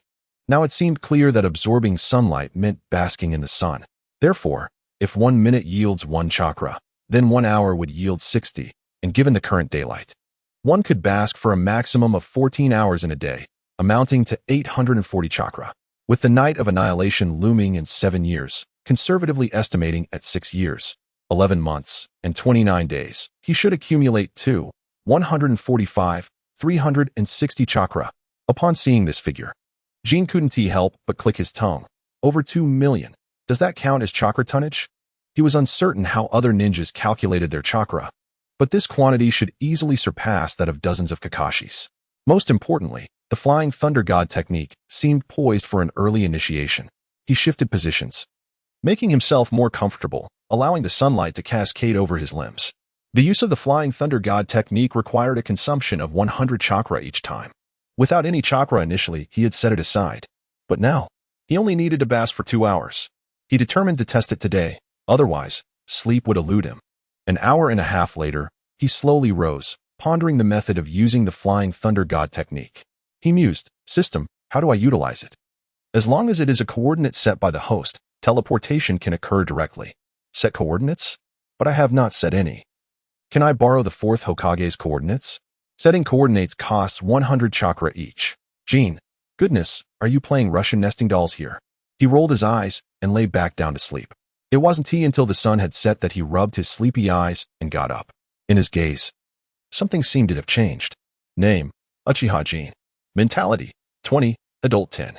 Stamina, 12, adult 10. Chakra, 149. Attributes, 7-year itch, black, radiant body, color. Weak presence, color, Flying Thunder God technique, gold 1. Noble birth, purple, Sharingan, purple, fire release affinity, blue, Sharingan, blue, light, as a feather, green, dynamic vision, green. It turned out to be his attributes. Jin shook his head. There were many attributes, but most were acquired yesterday, on the very first day of the game. Indeed, the luck of the first day seemed to be a trap to lure players in for slaughter. Afterwards, one had to grind hard. He squinted, rising to prepare to leave. Notably, despite having lain on the wall for an entire afternoon, no one seemed to notice or remember him. His clan members appeared to have forgotten about the second young master. Not even a call for dinner reached him. He watched as Itachi Uchiha strolled around the courtyard, holding a bowl and chopsticks, seemingly searching for something. After wandering for a couple of laps, he returned quietly without accomplishing anything. The weight of the weak presence attribute seemed to be increasing. Chapter 9, the sky cleared. The rain stopped in the autumn of 54 years after the founding of Konoha. The gentle breeze blew while the sun shone softly. In the backyard of the Uchiha clan, the leaves of the maple trees blazed red as if set ablaze, swaying with the wind. At that moment, 3.5-year-old Sasuke was mimicking his brother's actions, throwing a shuriken with all his might. Whoosh! Thud! The shuriken struck the target dead center but fell without embedding itself. The aim was there, yet the force was lacking. Drip, drip. Sweat trickled down both sides of his face, sliding to his chin before finally dripping onto the collar of his clothing, which bore the Uchiha clan emblem. Phew, so exhausting. He paused, turning to wash his face. However, upon seeing the languid figure on the courtyard wall, his brow furrowed uncontrollably. "Hey!" Sasuke shook his aching wrist and complained. "The sun is about to set. How long do you plan to lie there? Until the sun sets, or until I bring back 3-color dumplings?" Upon hearing this, Uchiha Jin turned over, poking half of his face out from the blanket. Sunlight filtered through the maple leaves outside the wall, casting dappled spots of light upon his face. For years had passed, and the small child had now taken on a youthful appearance. The contours of his features had gradually become more defined. The only constant was his languorous demeanor. "Do not call me a 1-7, call me brother." Upon hearing a 1-7, Sasuke's displeasure was evident, with 2 veins popping on his forehead. "Do you know that today, brother graduated with the highest honors in the entire school?" If Itachi Uchiha was his idol, then this second brother lying on the courtyard wall was merely a pest in his eyes, lazy and chatty. This was Sasuke's singular impression of Uchiha Jin. For years, every time he saw this brother, he was either basking in the sun on the courtyard wall or wandering around the village chatting with people. He barely scraped by in various exams. Always at the bottom. Absolutely at the bottom. Yet, regardless of how angry he felt, Jin on the wall did not retort. Instead, he smiled. Seeing the smile on Jin's face, Sasuke could no longer hold back. He seized a training shuriken and, like a puppy deprived of milk, shouted, "Uchiha Jin, you are embarrassing the Uchiha clan. I challenge you to a duel." "Shoo, don't speak, listen." Jin suddenly raised a finger and gestured. "The sky has cleared. The rain has stopped." His serious demeanor even made Sasuke think something was genuinely amiss. He instinctively held his breath, the only sound being the rustling of the wind through the maple leaves. What was that? No rain. "Damn Jin, you're lying again." In a fit of anger, Sasuke shouted. Little did he know, Jin was genuinely laughing. Before him, notifications continued to appear. Target for conversation, Uchiha Sasuke. Copyable attributes, brother complex, black. Getting stronger by taking hits, black. Child of destiny, color. Mastery of lightning release, purple. Sundara, white. Familiarity with shuriken, white. Loud voice, white. Copy successful. Congratulations host for acquiring the ordinary attribute familiarity with shuriken, white. This attribute was not the first Jin had seen. Yet, every time he encountered it, He couldn't help but marvel. Indeed, brother complex and sister complex are mutually reinforcing. This special attribute appeared even before the Tsundere boy could remember. As for getting stronger by taking hits, Jin believed it might relate to Sasuke's nature. Their essay saying, "The sky clears, the rain stops. The second pillar feels capable again." Every time he grew stronger, the second pillar was either getting beaten up or on the way to find someone to beat up. Yet, he still preferred to challenge himself in areas he was not proficient against opponents who excelled in those areas. Wasn't that pure madness? Of course, over the years, Jin had grown accustomed to it. His laughter was not solely due to this, but rather because of a new notification from the system. "Congratulations, host. You have basked in the sun for 108 minutes, gaining 108 chakra. Current chakra, 1,000,000. Congratulations, host, your chakra amount has surpassed 1 million. Increasing the success rate of conversation and attribute copying to 510. Success rate of copying attributes upon defeating an opponent, 5075. Number of looted attributes from corpses, 112. This was the reason for Jin's smile, the evolution of the system. More precisely, it was an advancement, particularly the increase in the probability of attribute copying, which had transitioned from single digits to double digits. The resultant impact was far beyond a mere increase of 5. Moreover, there was the attribute of defeating opponents. 75 could almost be considered. Thinking of this, he couldn't help but glance at the second pillar. Here, it seemed he had a ready experimental subject. At this moment, the second pillar was oblivious, gripping a kunai, glaring at Jin. "Humph. Foolish Uchiha Jin. I, Uchiha Sasuke, challenge you to a duel." In response, Jin waved his hand, chuckling lightly. "Sasuke, have you ever won?" "Huh? What do you mean?" Sasuke paused, his brow furrowing in confusion. Suddenly, Jin casually tossed a shuriken. Sasuke's irritation flared. "You underestimate me. I will make you regret this." Just as he was about to launch an attack, the shuriken before him multiplied into 12, hurtling towards him from bizarre angles. Sasuke's pupils constricted. The trajectories of these shurikens were constantly shifting, ultimately pinning him in place. The corners of his clothing, the tips of his hair, even the seams of his training outfit were pierced by the cold gleam of metal, yet his skin remained unscathed. A drop of sweat, whether cold or hot, trickled down his cheek as he stood there, dazed. An absurd thought suddenly crossed his mind. Could basking in the sun make one stronger? Chapter 10. A visit from the cloud hidden, a crisis for the Hyuga? Oh, my foolish doubter. Just as Sasuke was lost in thought, Jin had appeared in front of him, lightly tapping his forehead with an index finger. Does this technique seem familiar? With that, Sasuke's ears flushed a deep crimson. He recognized this maneuver all too well. For quite some time, he had been pestering Itachi, envious of his ability to control the shuriken's trajectory. Just that morning, Itachi had finally consented, personally guiding him through the practice twice in the yard. It was through diligent practice under Itachi's guidance that he had managed to hit the target this afternoon. But this lazy Jin, when had he learned such a skill? He had never seen him train before. Was it possible that he had merely observed while sunbathing this morning and mastered it? The thought made Sasuke's legs feel weak. If that were the case, then his lazy brother's talent was indeed terrifying. Could it truly be linked to sunbathing? His mind momentarily halted as he glanced toward the courtyard wall, a sudden impulse rising within him. Perhaps he should lie down and bask in the sun for a while. "Jin, you're bullying Sasuke again." At that moment, Makoto Uchiha's reproachful voice echoed from the corridor. She approached, holding a plate of dango and fruits. Upon noticing Sasuke pinned in place, her pace quickened significantly. Once she realized he was unharmed, she let out a small sigh of relief. However, her eyes still sparkled with surprise at the shuriken's placement, clearly reminiscent of the technique Itachi had taught Sasuke that morning. She had watched for a while before losing interest and leaving. Yet, that did not mean she was unaware. But who had executed these placements? Could it have been Jin? A flicker of concern crossed her brow as she recalled her husband Fugaku's words. "Makoto, if Jin is unoccupied, do not disturb him. He has his own thoughts." She had always found it hard to understand, thinking Fugaku was indulging Jin. But now, her expression softened as she shook her head with a wry smile. They were all her children. Why was she overthinking? She then placed the plate on the courtyard wall and pulled little Sasuke back inside. "Your clothes are all torn. Hurry and change." "But, Jin, do not call him Jin. You must call him brother." The familiar tone made it difficult for Sasuke to protest further. He could only glance back at the wall bathed in the afterglow, deep in thought. As the moonlight climbed the eaves of the large residence, Itachi leapt into the courtyard. his body still infused with adrenaline from a recent skirmish. With relations with the Cloud hidden tense, he had been thrust into battle immediately after graduating, engaging in reconnaissance missions daily and occasionally encountering combat. Today, he had barely managed to retreat after a chance encounter with a small team. In the darkness, the Sharingan in his eyes glimmered with fatigue.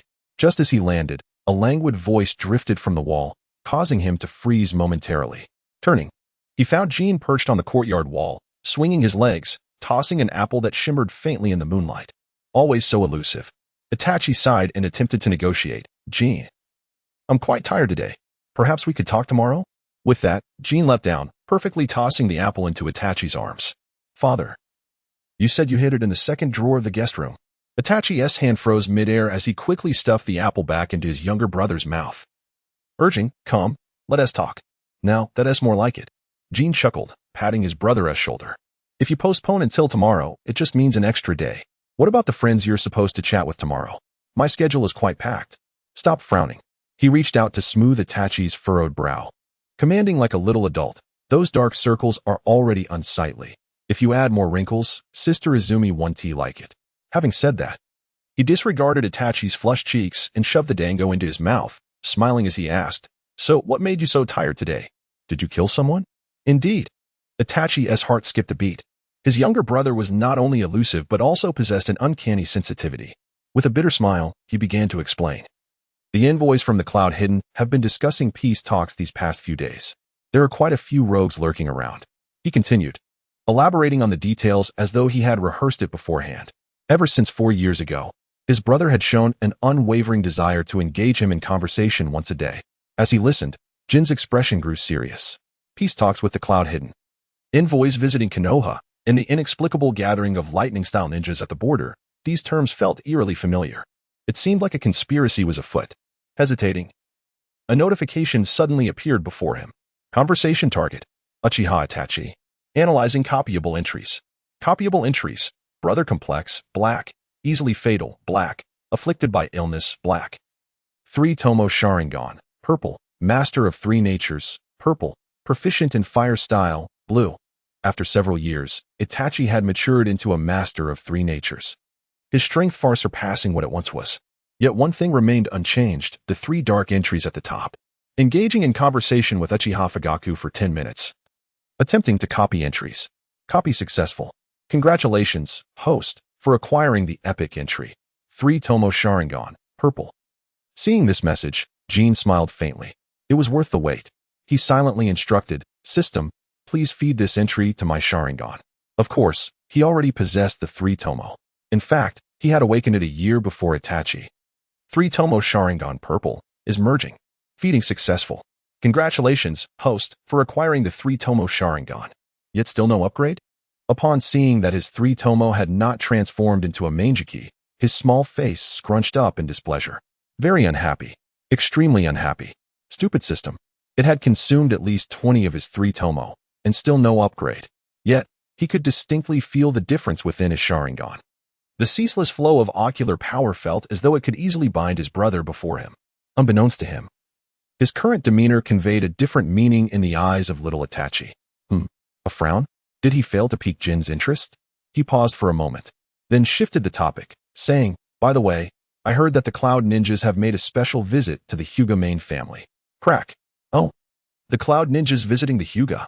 In an instant, a flash of lightning illuminated his realization of the conspiracy behind this matter. What was it? Chapter 11. The young lady of the Hyuga family, Byakugan. A stroke of luck. Haha. Hurry, faster. Who would have thought that such a prestigious clan, with a history of 100 years, could be so careless? By the banks of the Nange River, at the outskirts of the forbidden zone of Konoha village, a scar-faced man bearing the mark of the cloud was racing under the moonlight. Occasionally, he glanced down at the small blue-haired girl he was carrying under his arm, his face a mask of agitation and excitement. The young lady of the Hyuga family. If I can successfully analyze her, the Byakugan on the battlefield will be of no concern. The thought of the influence this girl would have on frontline battles only heightened the Cloud Ninja's excitement. A sinister grin spread across his face as he envisioned the Byakugan clan's misfortune on the battlefield. But amidst his maniacal laughter, a shadow suddenly appeared in his peripheral vision. Who? His expression changed slightly as he quickly adjusted his stance to face the shadow. Crackle. A streak of lightning power surged around him, his heart racing. The young lady of the Hyuga family, whom he had so painstakingly captured, was of immense strategic significance. He could not afford to let her slip away. However, upon realizing that the figure was merely a child, his heart sank. Phew, you startled me. Just a little kid, huh? Wait, that fan clan emblem is a child of the Uchiha clan. As his gaze fell upon the Uchiha clan crest, the scar-faced man's eyes sparkled with brilliance. It was the thrill of a hunter spotting its prey, akin to a fisherman unexpectedly reeling in a 10-pound fish. What incredible luck today. The bloodline of Konoha Village's two great clans is right within my grasp. Indeed, I, the Cloud Ninja, am the true king. Unable to contain the excitement swelling within him, he threw his head back and laughed heartily, his manic laughter resonating with a hint of thunder. The Byakugan of the Hyuga clan, and now the Sharingan of the Uchiha clan, have come to me. He pondered what kind of protagonist script could possibly lead to such an occurrence. As for resistance, it seemed that the only one capable of resisting was a child only slightly larger than the girl in his arms. Thus, from the very beginning, he regarded the Uchiha Jin in front of him as his own. As he passed by, he casually reached out with his other arm to grab. Whoosh! His arm swept through the air, but he grasped at nothing. Body flicker technique. The scar-faced man's expression shifted slightly as he halted his steps. Upon closer inspection, he was taken aback. Who would have thought that at such a young age, he possesses the talent for body flicker? The Uchiha clan truly is favored by the art of body flicker. His mind conjured the image of that elusive ninja on the battlefield, who was able to blend in and deceive with his body flicker technique. Despite his youth, he had already made a name for himself on the battlefield. Some in the village even predicted that if left to develop, he might become the second Yellow Flash. Konoha White Fang. Yellow Flash. Body flicker technique. As he reflected on this, the scar-faced man couldn't help but exclaim. Every time Konoha appears weak, a remarkably talented ninja emerges. Konoha is indeed an enviable place. However, the more gifted the talent in Konoha, the shorter their lifespan tends to be. By this point, he couldn't help but chuckle. As a ninja assigned to execute special missions, he typically refrained from laughter, unless he truly could not help it. If any of Konoha's prodigies were to survive, how could they dare to threaten the cloud, let alone come to abduct? See, I told you, Konoha is filled with fools, and it seems they have indeed been discovered. Of course, Uchiha Jin wholeheartedly agreed with this assessment, even nodding in affirmation. The small child held a significant understanding. After the laughter subsided, the scar-faced man scanned his surroundings. Confirming that no one was in pursuit, he waved his large hand. All right, since we've met, consider it good fortune. I'll take you to another place. With a whoosh. In the next instant, he transformed into lightning and sped away. Whoosh, whoosh, whoosh. His speed had increased several-fold compared to before. Yet, he still came up empty-handed. Jun merely took a half-step back, evading his grasp. The wind blew past as the moonlight descended, casting a silver-gray hue over the death forest. Uchiha Jin caressed the tree trunk beside him, engraved with the flying thunder god technique, and softly shook his head. Uncle, aren't you a bit too eager? How about we chat for 10 minutes? The cloud messenger took a deep breath, and as he looked at Jun, the frivolity in his eyes gradually vanished, replaced by sheer excitement. It seemed he was also a little genius. My fortune is truly remarkable. Lightning release, lightning serpent. Suddenly, he set down Hinata and formed hand seals with both hands. Chakra surged rapidly within him. Crackle. Soon, a purple lightning serpent materialized out of thin air, launching itself directly at Uchiha Jin without any warning. This attack was swift, precise, and lethal. Oh, lightning release? Jun's eyes flickered as he resisted the urge to activate his golden body of light. Instead, he quietly began to rotate his Sharingan. After traversing through the years, this was the first time he would truly engage in combat with an enemy. Was he nervous? Perhaps a little, but not excessively. The hidden ninja before him was merely a special jonin at best. Moreover, he had his immortal golden body as a safety net. In other words, he couldn't be killed anyway, so he could afford to be reckless. Whoosh. In the next moment, his figure flickered among the treetops, evading the oncoming lightning serpent. At first glance, it appeared to be the body flicker technique. But if someone skilled in space-time ninjutsu were present, they would notice that with each of his instantaneous movements, the spatial nodes around him subtly shifted. Flying Thunder God technique. With over 1,000,000 chakra tons at his disposal, he could even weave a web of chakra in midair. So fast. The scar-faced man's expression darkened. He realized he was unable to keep pace with Jun's movements. A sense of foreboding began to rise within him. He could no longer afford to delay. There were pursuers behind him. Taking a deep breath, he formed the boar seal with his hands. Lightning release. Lightning clone. Whoosh. In the next moment, an identical figure appeared beside him. Then both of them simultaneously formed hand seals. Lightning release. Lightning serpent. Two lightning serpents manifested simultaneously, increasing in speed. Just like lightning, they crackled and hissed. This was perfect. Jun halted his flying thunder god, his small face brimming with anticipation. The flying thunder god technique could be set aside. It was time to test something else. Soon, the color of his eyes began to shift from black to a deep crimson. The Sharingan, three tomo swirling. With the enhancement of dynamic vision, he could clearly discern the trajectory of the lightning serpents flashing towards him. Crackle. The path of the lightning serpents was decomposed into slow-motion images on his retina. To the left, as the strike approached, Jun swiftly sidestepped to the right. Swoosh. Crack. The lightning serpent missed its mark, crashing into the rocks behind him.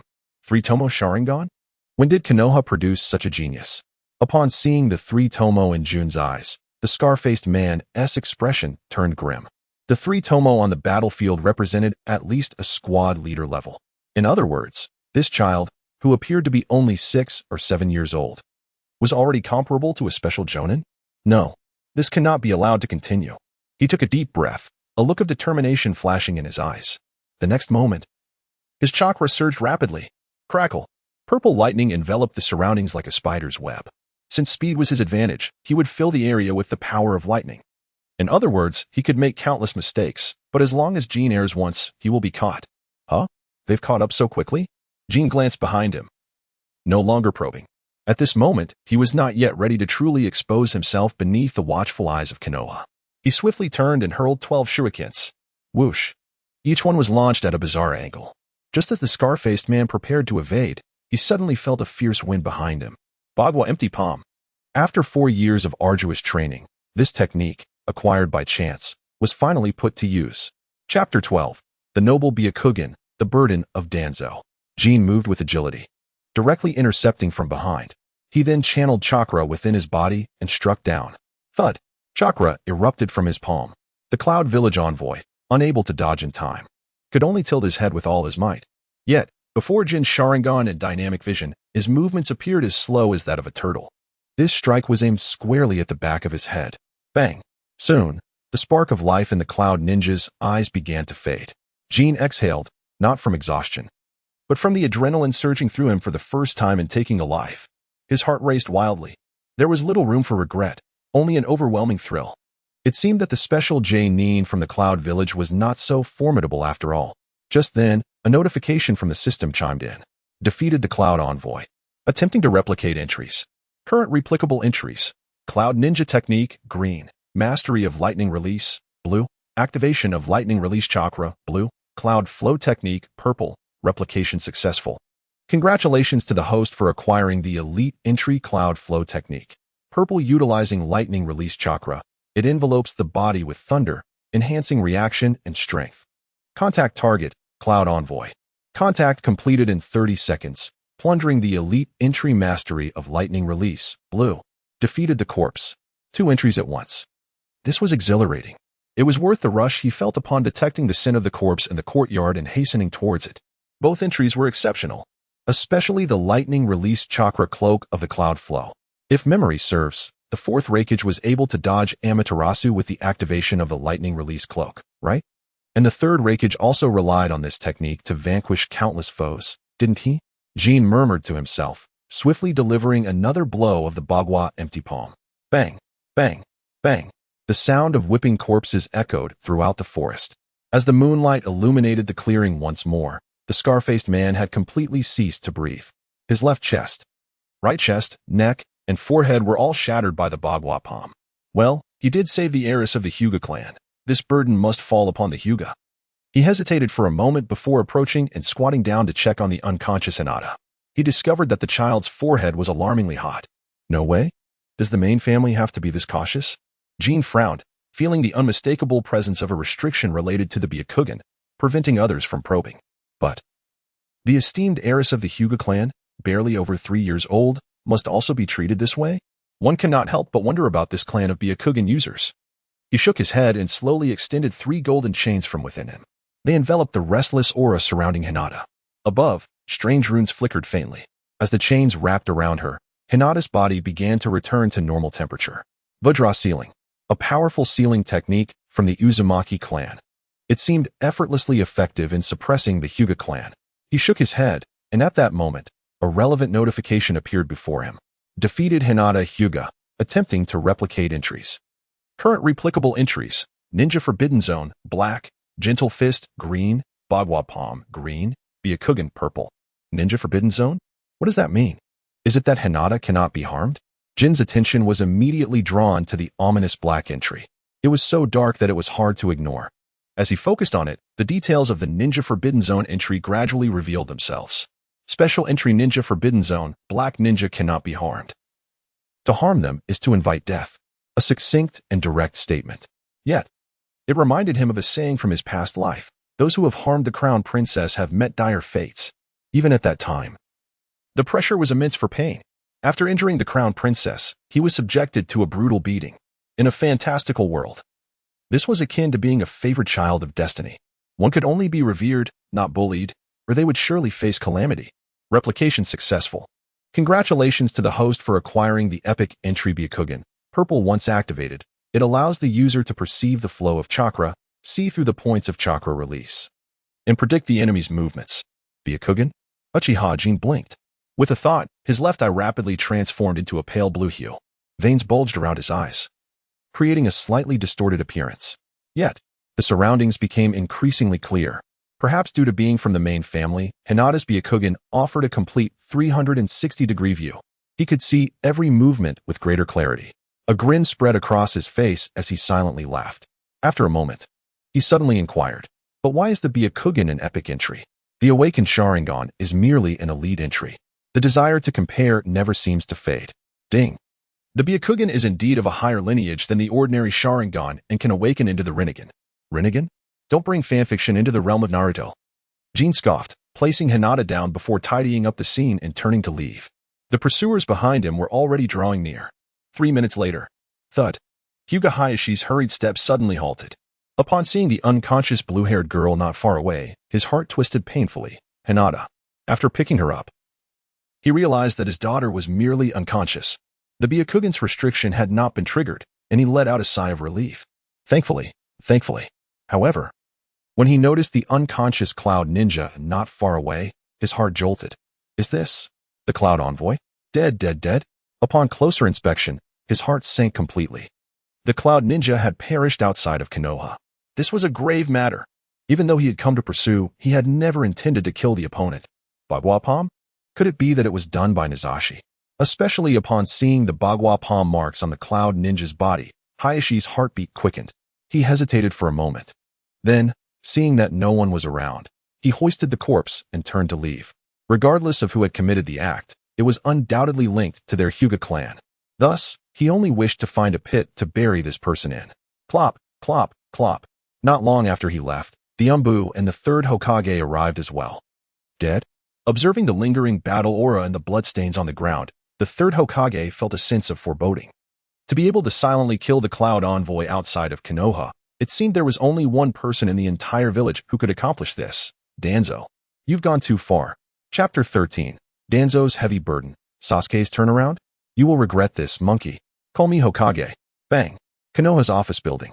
Danzo abruptly flung open the door and strode out. The cane in his hand felt strangely out of place. Heavy. Truly heavy. Inside the building, Karui hesitated for a moment before softly saying, Nazashi, could it be a mistake? Danzo may not have truly harmed that Cloud Envoy.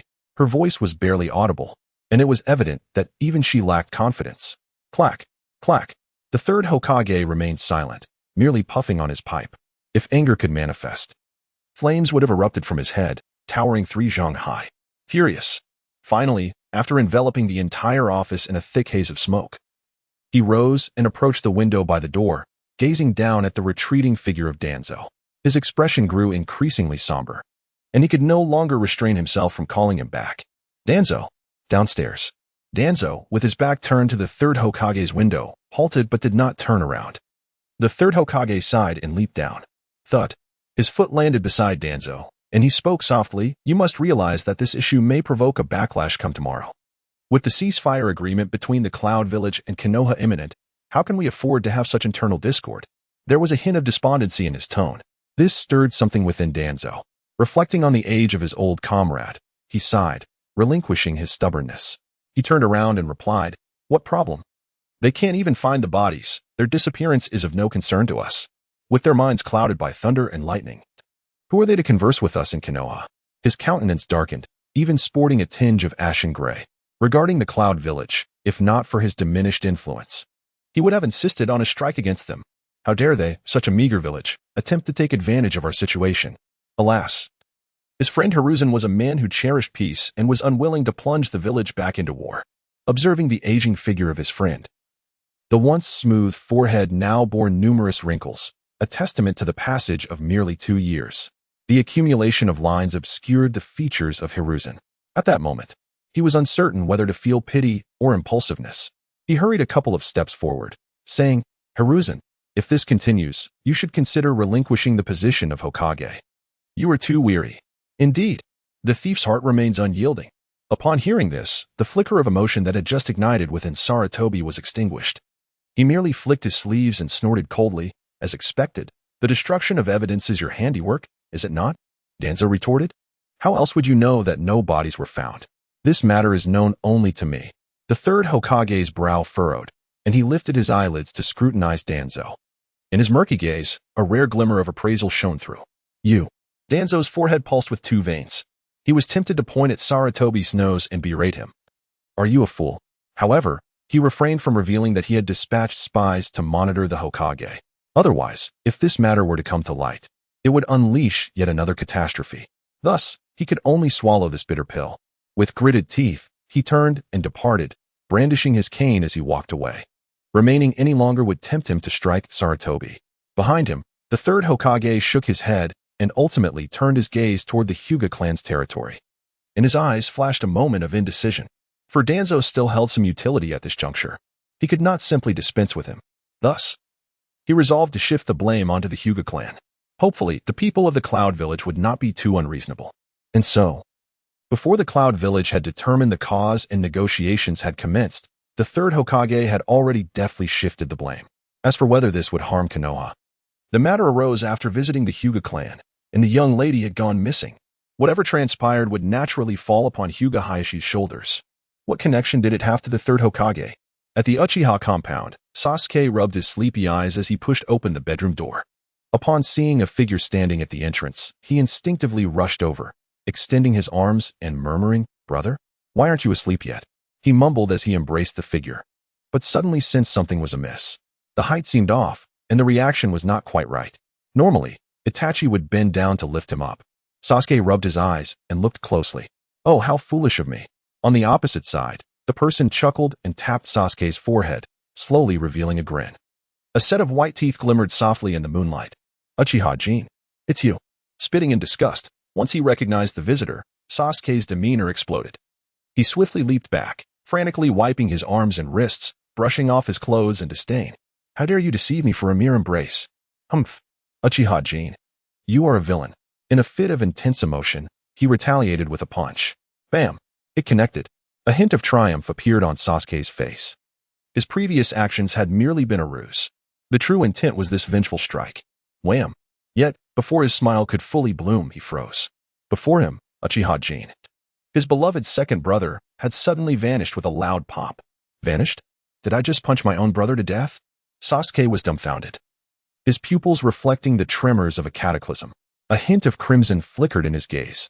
Am I awakening my Sharingan? Just as he was about to unleash his powers, the door to the adjacent bedroom swung open. "What's going on, Sasuke?" Hearing the commotion, his older brother Itachi stepped out. Upon seeing the unusual expression in Sasuke's eyes, he vanished in an instant. When he reappeared, he was already pressing his hands against Sasuke's forehead, demanding, "Sasuke, what's wrong?" His heart was filled with confusion. Just moments ago, was that not the indication of awakening? Had it been interrupted, or was he simply not distressed enough? What could have stimulated Sasuke in the dead of night? Could it be a nightmare? But when has an Uchiha ever awakened from nightmares? If that were possible, Their father would have become a master of nightmares long ago. Amidst his puzzlement, Sasuke suddenly jolted awake. As if he had found salvation, he cried out, "Wah, brother. I just accidentally punched our second brother to death." "Huh? Sasuke, you mean you killed Jin with a single punch?" Itachi was momentarily taken aback. The next moment, he burst into hearty laughter. "Sasuke, you think too highly of yourself. I mean, did you perhaps misjudge the situation? Jin's strength, while unknown to me, is certainly not something you could take lightly. At most, he would be dealt with by a mere slap." Upon hearing this, Sasuke realized the truth. His face flushed a deep red as he repeated, "He was a shadow clone used to deceive Mom. Shadow clone jutsu. When did that fellow learn such a technique?" Realizing this, Sasuke was even more astonished. His little mind was filled with confusion and questions. The training for the shadow clone technique is exceedingly tedious and lengthy, especially for a child of such tender age. It typically requires months of consistent practice. That fellow, who spends his days either basking in the sun or chatting with others in the clan, when did he find time to practice the shadow clone technique? Did he learn it in an instant? Chapter 14. A first encounter with the blonde Prince Splash. The moonlight poured down like water, illuminating the stream below. In the reeds along the lower reaches of the Nanga River, rustling sounds emanated from the underbrush. Splash. "Oh yeah, fantastic. I finally caught one." Amidst a spray of water, a small boy with golden hair beamed with delight. Before him, a freshly caught mackerel floundered restlessly. Water splashed everywhere, even drenching the boy's hair. The 4-year-old, his small frame soaked and with a dirty little face framed by azure eyes, showed no sign of annoyance. Instead, he grinned even wider, hee. "This must weigh half a G. Finally, I can have a hearty meal today." His smile is simple and innocent, devoid of any trace of hunger's torment. Instead, it is filled with a yearning and anticipation for the world around him. As the bonfire crackles to life, the reddish glow gradually kisses the cleaned fish, turning it a golden brown and releasing an enticing aroma into the air. Suddenly, footsteps disrupt the tranquility. Though faint, the sound feels jarring by the riverside, where only fish are being roasted. Who goes there? In an instant, the boy with yellow hair stands, arms raised in a defensive posture. Typically at this hour, only the troublesome village children would approach him, throwing stones or hurling insults. Yet, he has done nothing to provoke such hostility. After waiting for what seems like an eternity, he realizes that the figure approaching from behind the trees does not hurl stones, but instead draws nearer. Towering over him, the newcomer possesses long black hair tied back, with handsome and gentle features, devoid of the usual disdain he encounters. The attire appears familiar, reminiscent of the garments worn by a prominent clan in the village. "Who are you, big brother?" After a moment's hesitation, Naruto's caution compels him to fixate on the boy. "It's you, Naruto," the visitor replies, revealing himself to be Uchiha Jin. Upon receiving news from Itachi as night fell, he had left a shadow clone in the clan while he ventured out to inspect the bodies of Cloud Village ninjas. Characters destined for demise in the original narrative meet their fate regardless of the hand that strikes them down.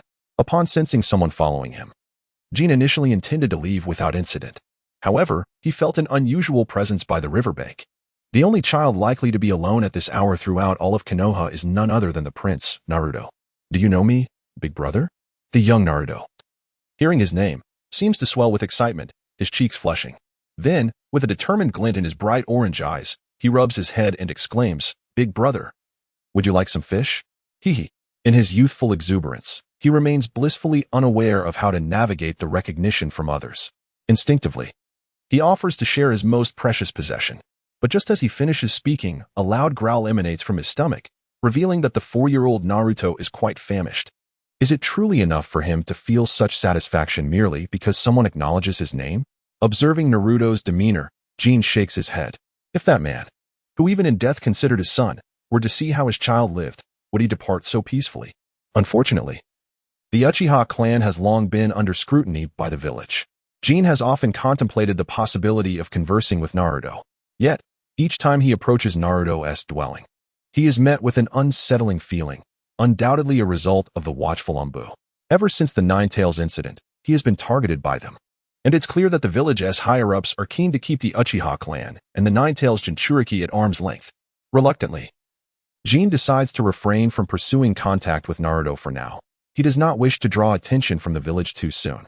It is a bit unpalatable. "As I lack sufficient seasoning," he remarks, seeing Naruto's disappointment at his shake of the head. The young boy's head droops like a quail, crestfallen. Hey, that's not it. I just need more. Let us eat together. Okay. In an instant, the lonely child's eyes sparkle with joy. Naruto, full of words, finds endless things to share with each bite of fish. Jin offers little more than his presence, occasionally responding to the boy's chatter. If Sasuke were to witness this, he would surely be left speechless. When did the typically loquacious second son become so quiet? As time passes, Jin finally begins to discern some of Naruto's attributes. Conversation target, Uzumaki Naruto. 10 minutes of conversation, transferable attributes, mouth escape, black, child of destiny, color, nine-tails Jinchuriki, gold, agile, white. The attributes are modest. Aside from those innate to his birth, he has acquired only one additional trait in 4 years. Perhaps this has granted him a somewhat unique childhood? Jin muses, becoming increasingly exhilarated. Fewer attributes imply a limited category for him to replicate, with 4 out of 5 attributes being of higher grade. He possesses an 80% chance of copying a desirable trait. Is this not a fortuitous development? Jin smiles, eagerly awaiting the system prompt. Replication successful. Congratulations. Host has acquired the ordinary attribute agile, white. Jin, with an 80% probability, is it not genuine? A fleeting sense of regret passes through his gaze. However, he swiftly regains his composure. Encountering Naruto is an unexpected delight. What is there to lament about acquiring an attribute? Without further ado, he commands, System. Integrate it into the Swift Shadow attribute. Integration successful. Swift Shadow, blue, receives a minor enhancement. A familiar warmth envelopes him. Jin distinctly senses that his limbs have not undergone substantial change. The enhancement is minimal, perhaps even negligible. The elite attribute Swift Shadow Blue has evolved from the Agile attribute over the years, resulting in a significant upgrade. When he consciously controls his movements, he can tread without a sound. Coupled with his subtle presence, it creates a near-perfect synergy.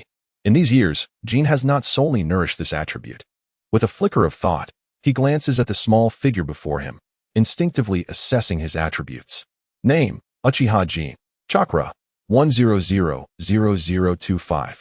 Attributes, 7-year itch, black. Golden body of light, color. Weak presence, color. Flying Thunder God Technique Gold 4. Illustrious heritage, purple. Sharingan, purple. Byakugan, purple. Diamond Lock Remnant, purple. Cloud Flow Technique, purple. Mastery of Lightning Release, blue. Fire Release Affinity, blue. Swift Shadow, blue. Dynamic Vision, green. Bagua Palm, green. An abundance of attributes exists. However, due to his age, his body cannot withstand excessive enhancement. He understands that early genius often leads to early downfall. Moreover, he has observed numerous child stars who excel in martial arts, yet fail to reach their full height. This indirectly reflects a crucial truth. The body must not be overstressed. Muscles can impede skeletal development. After a moment of reflection, he diverts his attention to the Flying Thunder God. This has been his primary attribute of focus for 4 years. Chapter 15. Defeating the Power of the Nine Tails. The Flying Thunder God technique has reached level 4. Jin muses with a hint of wistfulness. The Flying Thunder God is the primary attribute he has nurtured. Although he lacks experience with corresponding space-time ninjutsu, the sheer volume of practice compensates for it. Legendary attribute. Flying Thunder God Technique Gold 4 allows instantaneous teleportation between marked objects for 100 meters. Each teleportation consumes 90 chakra. Note, marking the object consumes 10,000 chakra. For 100 meters, a tenfold increase from the original 30 meters. If he were to mark every spot in Konoha, with his current chakra capacity, he could teleport at will. As his thoughts race, a small map gradually appears before him. Upon unfolding it, he discovers the layout of Konoha. Numerous green dots densely populate the map, covering almost all the main thoroughfares and much of the territory along the southern riverbank. As for the Uchiha clan's territory, it is impenetrably green, glowing vibrantly. The consumption of 10,000 chakra may seem substantial, yet for him, it is merely a trifle. Big brother, are you a ninja? Just as Jin was pondering, the well-fed Naruto before him suddenly looked up with eager anticipation. Can you teach me to cultivate? Teach you to cultivate? Jin blinked, a hint of crimson suddenly flickering in his dark pupils. It was excitement. The request from 4-year-old Naruto was no different from a challenge. Truly, the prince is considerate even in his pursuits. Just as he was at a loss on how to defeat Naruto, the opportunity presented itself. Jin smiled and extended his hand. I want to teach you. but we can have a spar. You can go all out. Don't worry about hurting me. A spar? Upon hearing this, Naruto's eyes sparkled even more. Isn't it said that fighting is the best form of training? With that thought, he quickly assumed a basic stance and charged forward. Haha, big brother, watch out. His speed was not particularly fast, but it was merely a matter of perception. To Jin, Naruto's movements appeared as if in slow motion. He effortlessly sidestepped, extending a hand to seize Naruto's ankle and tossing him aside. Thud. The little rascal was like water, yet he refused to concede. Instead, he charged again, throwing punches and kicks, wrestling with all his might. This young child, unaware of how others fought, had merely emulated the cats and dogs he observed in the woods. Thus, he learned in kind, and once again, he was flung away, defeating Naruto Uzumaki, attempting to replicate entry. Replication successful. Congratulations, host. You have acquired the legendary entry, Nine-Tails Jinchuriki Gold. Jin, Nine-Tails Jinchuriki. This entry, it was impossible not to feel envious. Yet, such an entry should be of the non-replicable variety, right? Could it be that a Nine-Tails could sprout within him as well? Is this Nine-Tails Jinchuriki genuine? Genuine. Nine-Tails Jinchuriki Gold can harness the power of the Nine-Tails. Current usable power, 1 tail. So this Nine-Tails Jinchuriki is merely the maximum power Naruto can currently bear? Does it mean that as Naruto matures, the replicated entry will hold greater potency? Upon reading the system's explanation, Jin suddenly realized. This is akin to a growth entry. The only distinction is in the name. He nodded, suppressing his inner joy, and turned serious as he continued to spar with little Naruto. The child's parents had presented him with a grand gift upon their first meeting. Such kindness should not be forgotten. Of course, it was primarily due to the chaos caused by the hidden cloud, leaving no extra strength to focus on a yellow-haired child and a loquacious youth. Time passed swiftly. At 2:30 in the morning, the night had grown ominously dark. The once radiant moonlight had completely retreated behind the clouds, leaving not a trace. Jin gazed at the young boy before him, somewhat astonished. He had truly exhausted himself to this extent. Indeed, Naruto had fainted, not from being struck down, but from sheer fatigue. With a sigh, he hesitated for a moment. It was time to leave, yet he felt uneasy leaving little Naruto there. After a brief moment of indecision, he ultimately decided to carry the boy on his back and slowly head towards the village. Weak Presence Entry, activate. Swift Shadow, activate. Dynamic Sensation, activate. Byakugan, activate. Three-Tomo Sharingan, activate. Under the enhancement of these entries, the area within 100 meters unfolded before him like a three-dimensional map, clearly presenting itself. Then, with a swift step, he departed. Perhaps it was the time of night or the chaos from the hidden cloud. But the once ubiquitous Umbu were nowhere to be found, making little Naruto's journey home unusually smooth. As for the destination, though he had never been there, Jin was already well acquainted. That peculiar two-story building stood in stark contrast to its surroundings. 10 minutes later, Jin pushed open the heavy wooden door. Inside, clothes and shoes were strewn about haphazardly. The table was littered with expired milk, while the walls were piled high with instant noodle boxes, a thick layer of neglect. Sighing, Jin lamented, how has no one told this child that expired milk is undrinkable? Turning to gaze out the window, his voice suddenly became subdued. You agree, don't you? Kakashi? Chapter 16. The white-haired Kakashi, replicating the 1,000 years of pain rustle. The wind swept through the exterior of the two-story building, accompanied only by the whisper of leaves. Was it an illusion? Uchiha Jin murmured, his gaze suspiciously fixed on the dense treetops. The night breeze wrapped around the sound of pine trees in the back mountains of Konoha, quietly brushing against the eaves and settling on the crooked tree in front. Uchiha Jin stood at the dilapidated two-story building, holding 2 large bags of trash, staring intently at the crooked tree 20 meters away. In his gaze, the light flowed. Dynamic vision, activate. The wind grew stronger, and among the branches 20 meters away, a silver strand of hair swayed gently in the night breeze, resembling spider silk woven from moonlight. The white-haired Umbu was indeed Kakashi-senpai. Jin smiled, casually lifting the 2 large bags of trash while greeting him. Snap! The muscles of the figure hidden among the treetops tensed momentarily. Do you recognize me? Kakashi, concealed beneath his mask, felt a stirring in his throat. The single eye visible beneath his mask sparkled with intrigue. He had not expected to encounter such an interesting youth in Konoha after so many years. With that thought, he parted the branches and leaned out to take a look. Just as he did, he was promptly defeated. So, Kakashi-senpai, didn't you know that you shouldn't let this child drink expired milk, or eat unhealthy instant noodles. Uchiha Jin swung the two large bags of trash, which came crashing down. Snap! A dry leaf snapped beneath his foot. Kakashi, who had just peeked out, froze in place, his expression shifting unpredictably. A hint of guilt and self-reproach flickered across his face. To be honest, from the initial loss of his teammates to the subsequent numbness from slaughtering enemies on the battlefield, Kakashi had often felt lost. Fortunately, his laziness and lethargy had enabled him to eventually find his way out. Yet, he could not shake off his lazy disposition. Now, with this revelation, a thought emerged within him. If Minato-sensei knew that his orphan child was living in such conditions, he would surely be disappointed in me. Subconsciously, he halted his steps, unwilling to show himself. Or rather, he felt too daunted. He could not bear to confront the face strikingly similar to his own. Little Naruto truly resembled Minato-sensei. As he pondered this, he waved his hand, brushing aside the nearby leaves, revealing two umbu hidden within. The two umbu, caught mid-snack on meatballs, exchanged bewildered glances. Wait, Kakashi-senpai. Their movements momentarily stiffened. Instinctively, they turned to look towards the window. Their eyes met. Isn't that the cat-faced uncle who has been watching my home every day last month? Upon recognizing the familiar attire beneath the mask, Jin couldn't contain his excitement. Raising his voice significantly, why haven't you come this month? The new cat-faced uncle can't speak a word. Ugh, he only says abba abba, thud. The two umbu froze in place. One of them, particularly, felt the mask crack open, revealing a pale face beneath. He was on the verge of tears, nearly crying. During the surveillance of the Uchiha clan, he had been teased and chatted with like a monkey from the treetops every day, even to utter a few more words. That damned Uchiha brat resorted to enticing with a banana. A banana. Has he truly taken himself for a monkey?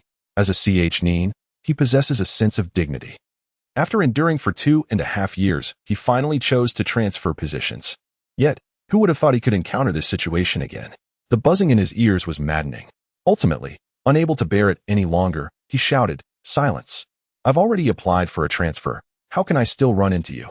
Damn it! With such a meager salary for a month, why should I risk my life?" With that, he turned and fled. Behind him, his umbu companion hesitated for a moment before silently following him. After all, with Kakashi-senpai around, their presence made little difference. Kakashi thought, as an umbu, being scared off by a mere child? How impetuous the youth are. He scoffed, initially intending to chase after the two. But just then, the boy's voice reached his ears again. "Kakashi-senpai, you wouldn't want your teacher to find out about this, would you?" Crack. Another branch snapped beneath the boy's foot. Kakashi sighed, halting his steps. His silver hair peeked through the leaves, his gaze filled with suspicion. Who exactly is this child? A boy of merely 5 or 6 years. Yet he seems to know so much, even secrets about him. This is quite unsettling. Could there be an issue with the Uchiha clan? Perhaps conversing with this little fellow might yield unexpected insights. Contemplating this, he regarded the two departing umbu with increased disdain. They had an opportunity to openly extract information, yet they chose to avoid it. Alas, the youth of today are far too restless. He shook his head, standing tall on the tree branch. "Don't be nervous," the boy said, leaning against the window, casually stirring the breeze. "I just wanted to ask Kakashi-senpai, when releasing the Earth Wall, do I really need to carve a dog's head?" Kakashi thought, "I might just leave." 3 minutes later, Kakashi's brow furrowed slightly. Conversational target, Hatake Kakashi. Copyable entries are being analyzed. Physical weakness, black.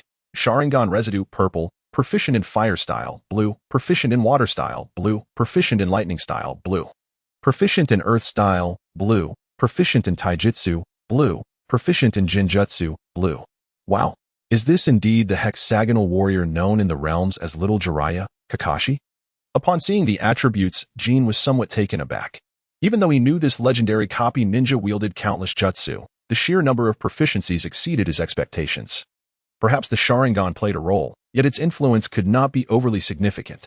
Otherwise, why would most Uchiha excel solely in fire style? Is it that others do not wish to master more? Furthermore, among Kakashi's numerous proficiencies, any technique he casually copied should be exceptional, right?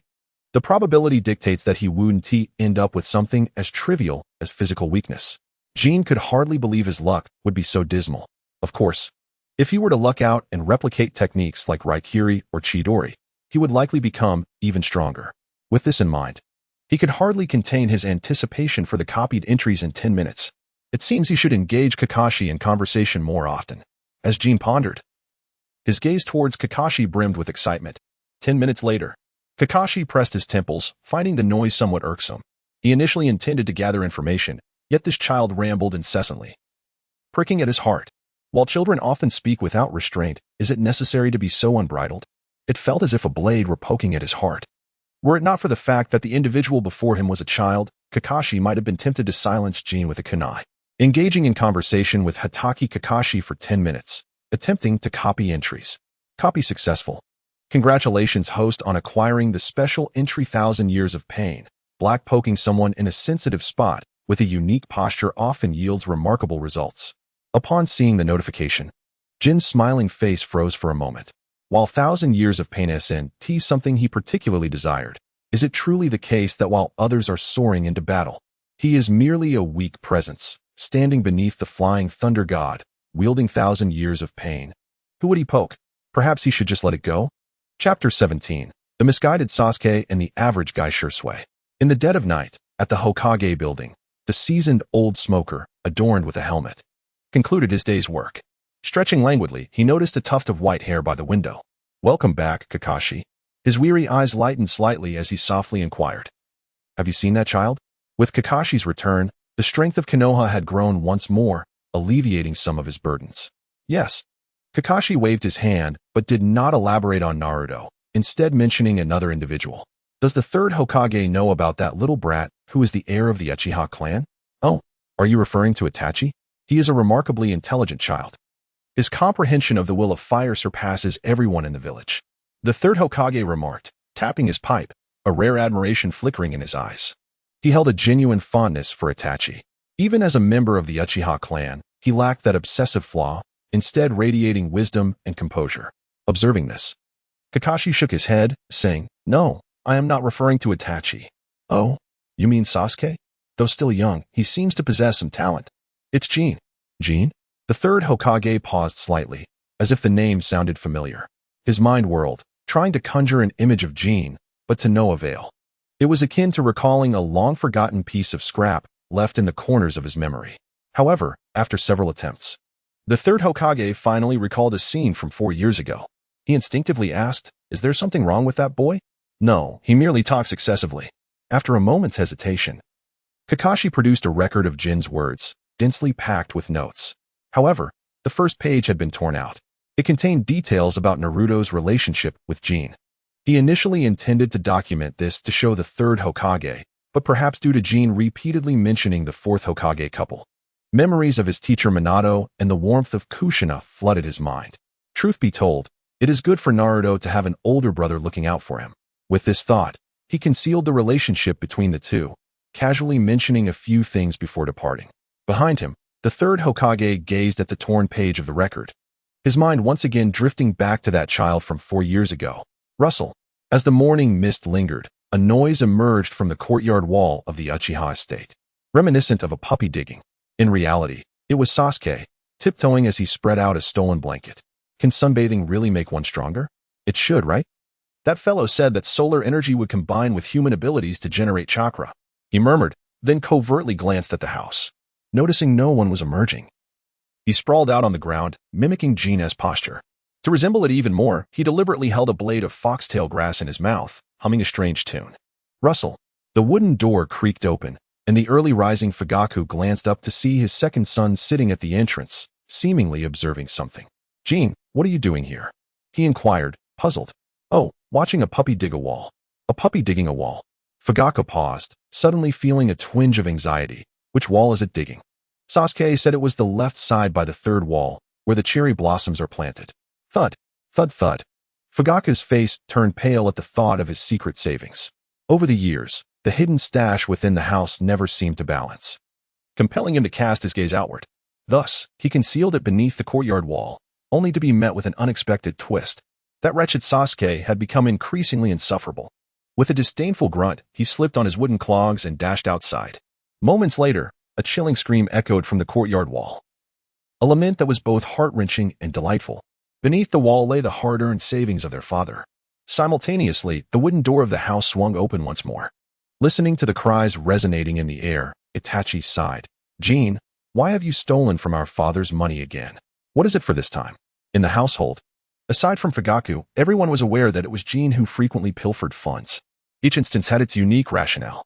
Sometimes he would purchase treats, like the three-color dango that Itachi had also enjoyed. Other times, he would spend money to engage someone in conversation, with excuses that varied widely. But what was the reason this time? Itachi settled beside his brother, curiosity gleaming in his eyes as he scrutinized him. Oh, nothing much. Just bought some fruit and milk to send to the war orphans. War orphans? Jin, you've grown up. Upon hearing this, Itachi's gaze softened. Instinctively, he reached out to pinch his younger brother's cheek, only to grasp at air as Jin deftly dodged, grinning widely. 1-7. At this, Itachi, almost reflexively, responded. Rest assured, I will protect you and Sasuke. I will stand on the village's side and do my utmost to prevent this conflict. If anyone dares to harm Shisui, I will kill them. Pausing, he pondered aloud. But why would anyone want to gouge Shisui's eyes out? He was perplexed. Shisui had made quite a name for himself on the battlefield. He was a hero. Who would covet the Sharingan of a hero? Could it be Shisui's newly awakened Manjiki? Suddenly, Shisui leaped over from the neighboring yard, his hair still glistening with dew, dark circles under his eyes from sleepless nights. Itachi, Jin, you're both here. I have good news. His voice was not loud, but his smile stretched from ear to ear, brimming with joy. Upon hearing this, Uchiha Jin froze, his hand resting on his cheek abruptly halting. Through Shisui's excited eyes, he imagined a one-eyed elder grinning maliciously in the dark. I've named it the Kodo Amatsukami, Shisui continued, oblivious to his friend's changing expressions. This technique can alter others' will without them noticing, though the recovery time is a bit lengthy. This morning, I discussed it for an hour in Hokage-sama's office, and Elder Danzo praised me as the hope of the Uchiha. As he spoke, the youth placed his hands on his hips, seemingly on the verge of bursting into laughter. Yet, he was abruptly silenced. How many people have you told? Itachi finally sensed something amiss, beginning to understand why Shisui might be targeted for his eyes. Such detailed descriptions of the technique. It was as if he were handing out instructions directly. Who else would they gouge eyes out of if not him? Not many, Shisui replied, counting on his fingers. Just the third Hokage, the Hokage advisors, Elder Danzo, the Umbu strategy unit, and the sealing unit from Root. This. Ultimately, Jin gazed at the dismal news of replication failure before patting the sunny, optimistic young man on the shoulder, shaking his head as he departed. Someone asked, what is so common about him? Everyone believes in every man. Chapter 18. Parker's surveillance? Send the dogs to bite the second pillar. Senior Kakashi. Nara-senpai. Can we chat for a moment? Uncle Ichiraku, 2 bowls of ramen, and then let us talk? Why is nobody paying attention to me? Jin reflected on the people who hurried past him each time they met, his gaze landing on Parker, who was nearby. Come here, Parker, let us have a chat. Even the dogs on the roadside ought to have a word. Parker glanced at Jin, a look of human-like disdain flashing in his eyes before he turned away. Don't go. Teach me how to carve a dog-s head in the earth-style wall. Wouldn't that count as a dog-s head for protection? Alas, Parker scampered off, disappearing from sight, leaving Jin sitting in the village street, feeling a bit forlorn as he gazed at the setting sun. After more than 10 hours since leaving home, he had managed to replicate a single entry. While there were no conversations to be had, his attempts at replication had all failed. Was today really a day of misfortune? Just then, the system suddenly presented a notification. Congratulations, host, you have basked in sunlight for 666 minutes, gaining 666 chakra. 666? Well, it seems the system is no longer even pretending. Uchiha Jin's expression darkened as he turned back toward the clan. Woof woof. Notably, on his way back, Parker, along with a pack of pugs and Akitas, suddenly rushed up to him. 7 or 8 of them gathered around his feet, affectionately nudging him. He paused, somewhat surprised. I don't think I've replicated Kakashi's summoning entry, have I? Surely. This guy doesn't he think sending just a dog will silence me? 3 minutes later. Parker, you seem a bit soft to the touch. Who doesn't he love a small dog? Those adorable, soft little creatures. 10 minutes later. As Jin returned to the village holding a small dog, a robust man stood at the entrance, wielding a long stick with the words 7 wolves clearly marked upon it. It was none other than Uchiha Fugaku. Upon seeing Jin, his expression darkened noticeably, and he coldly exclaimed, Jin, come here. Fugaku's voice carried a hint of dissatisfaction. Over the years, knowing his second son's talent, he had kept a watchful eye without intervening much. However, now it involved another son, compelling him to take it seriously. Sasuke? What has he done? Jin rubbed Parker's head, somewhat bewildered. Didn't father just give him a good thrashing this morning? Humph. That kid has been shouting all morning about wanting to bask in the sun, claiming that it makes him stronger, laughing while soaking up the sun. He even wants to become Hokage. Can you believe this? Our Uchiha child, wanting to be Hokage. No matter how much he gets beaten, he doesn't listen. He insists he'd rather die on top of the courtyard wall. As he spoke, Fugaka raised the stick in his hand, ready to strike. What woof. Oh woo. Then Parker took the brunt of the blow. Jin felt no shame in moving Parker aside, suggesting softly, how about I go talk to him? Humph. Go ahead. If you can't convince him, tonight we'll have dog meat for dinner. With that, he flicked his sleeve and turned to leave. The 3 or 4-year-old was at the age of mischievousness. He couldn't be bothered, so he casually passed the task to Uchiha Jin. Perhaps they might actually produce another genius. Meanwhile, Parker, clutched in Jin's arms, tucked its tail tightly. What had started as a good day had suddenly turned into a threat of becoming dinner. It didn't understand. It truly couldn't comprehend. And it suddenly felt that this mission might be a bit daunting. 3 minutes later, at the clan leader's small courtyard wall, a tiny figure was howling at the sky. The sun is out, the rain has stopped. I, Uchiha Sasuke, shall become Hokage. Sasuke shouted at the setting sun, repeating Jin's words incessantly before mimicking Jin's previous actions, reaching into his hairline, covering his face, and laughing maniacally. It was somewhat reminiscent. Though his voice was too childish, his mouth not wide enough, and his throat lacked the depth for a proper laugh. Amidst the laughter, Jin's commentary drifted over from the corner. He shook his head, cradling Parker in his arms, followed by 7 yawning Shiba Inus. To think that the words uttered in jest to tease Erjuzi would actually be remembered by him. Now, it seems that Erjuzi from Mia village is set to become the Hokage. What will Naruto do about this? How did you suddenly come back? The embarrassment of being caught in this scene felt akin to being discovered wetting the bed by a sworn enemy. Sasuke's face flushed crimson as he pouted and turned away, refusing to look at the individual below, until Jin, with a smile, ruffled the dog's head and gently inquired, So, does Sasuke also wish to become as strong as his brother? Such a gentle demeanor was a first for Sasuke. He hesitated briefly but resolutely shook his head in refusal. By the way, about yesterday's shuriken. As he spoke, Uchiha Jin casually tossed a metal piece into the air, which traced 7 sharp lines before shredding a distant target into wood chips. Is this the effect you wish to achieve? Gulp. Sasuke stared at the flying wood shavings, his throat bobbing. He was genuinely tempted. This technique, this flamboyant shuriken. Over the past few days, it had been constantly on his mind. After much inner turmoil, he softly replied, All right, but this is your request. Once I become stronger, I will still beat you. I'll just go easy on you. Agreed? That's good to hear. Jin shook his head and lingered for a moment, engaging in conversation with Uchiha Sasuke for 10 minutes, attempting to replicate the entry. Replication failed, Chakra 1. Failed again? What is going on today? Since conversation isn't working, it seems we must increase the intensity. Jin grinned, patting Parker and commanded, Release the dog. Let it bite him. Sasuke? Parker. Woof. Chapter 19. Erjuzi chased by dogs. The heirs contest the next day. Early morning. Little Naruto stretched widely, slowly opening his eyes. As he beheld the sunlight streaming in, he squinted, a hint of melancholy crossing his features. Is this a dream? Yesterday, he had a dream. In it, he lay against a strong, warm back. Soft, yet reassuring. This was a warmth he had not experienced in 4 years. Thus, for a moment, he found himself reluctant to awaken, even contemplating pulling the covers over his head and drifting back to sleep. 3 minutes later, after much inner conflict, little Naruto finally resolved to rise. With a soft thud, as he got up, his azure eyes suddenly widened. Gazing at the bearded face before him, he murmured, What? Am I still dreaming? Then I shall continue to sleep. Another 3 minutes passed, and he abruptly threw off the covers. Leaping from the bed, he looked around at the pristine room. His expression quivered slightly. No, this isn't a dream. There's ramen. Milk. And milk. Gurgle. His stomach began to grumble. The pangs of hunger propelled him straight to the milk. He opened the can and tilted it back for a sip. Gulp, gulp. Hey, why does this taste better than mine? Confused, the 4-year-old Naruto drained the contents, even licking the rim. This delightful flavor surely warranted sharing with Uncle Ichiraku. With this thought, he clutched the 2 packs of milk tightly and dashed downstairs. Outside the window, Kakashi perused a newly published book, casting a calm glance in this direction, his expression unchanged. However, the hand gripping the book tightened slightly. So, no one has taught this child that expired milk is not safe to drink. An indescribable emotion seemed to be spreading within him.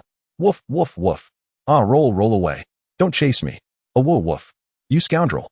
Uchiha Jin. Just wait until I grow up. See what I do. No. You can't go there. In Konoha village. Amidst the gradually tranquil atmosphere due to the Cloud Village negotiations, a figure, or rather a series of figures, began to draw all eyes.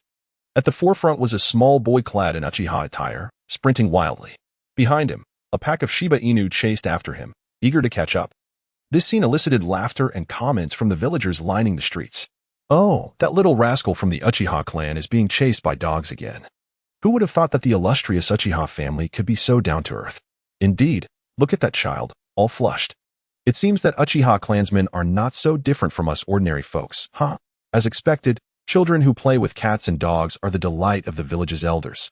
Throughout this process, the villagers' initial hostility towards the Uchiha clan seemed to be waning. Some even began to offer advice. Run faster, watch out for the trash can ahead. Careful. There's a wall in front. Go. Erguzi is overtaking you. Amidst this chase, a boy clad in a green jumpsuit observed the scene and felt invigorated. Truly, the Uchiha clan thinks of such methods for training. This is youth. Let us ignite our youth together. With that, he dashed into the pack of dogs, leading the charge. He surpassed Uchiha Sasuke. Sasuke surpassed me? Such is the nature of youth. Upon seeing someone overtake him, his temper flared. Today, I shall show you what true genius is. With that, he pushed off the ground with vigor, launching himself into the air. Sasuke even had time to look back, casting a proud smile at the boy in green, as if to say, behold, this is the pride of the Uchiha clan. He clearly noted the boy's eyes widen in shock, his face turning pale. The boy opened his mouth, wanting to say something. Humph. You see? Just a slight display of power, and you're already frightened. Sasuke's pride swelled even more, and then boom. Thud. Crash. Oh. Two cries of distress echoed simultaneously. At that moment, Lee finally shouted, watch out.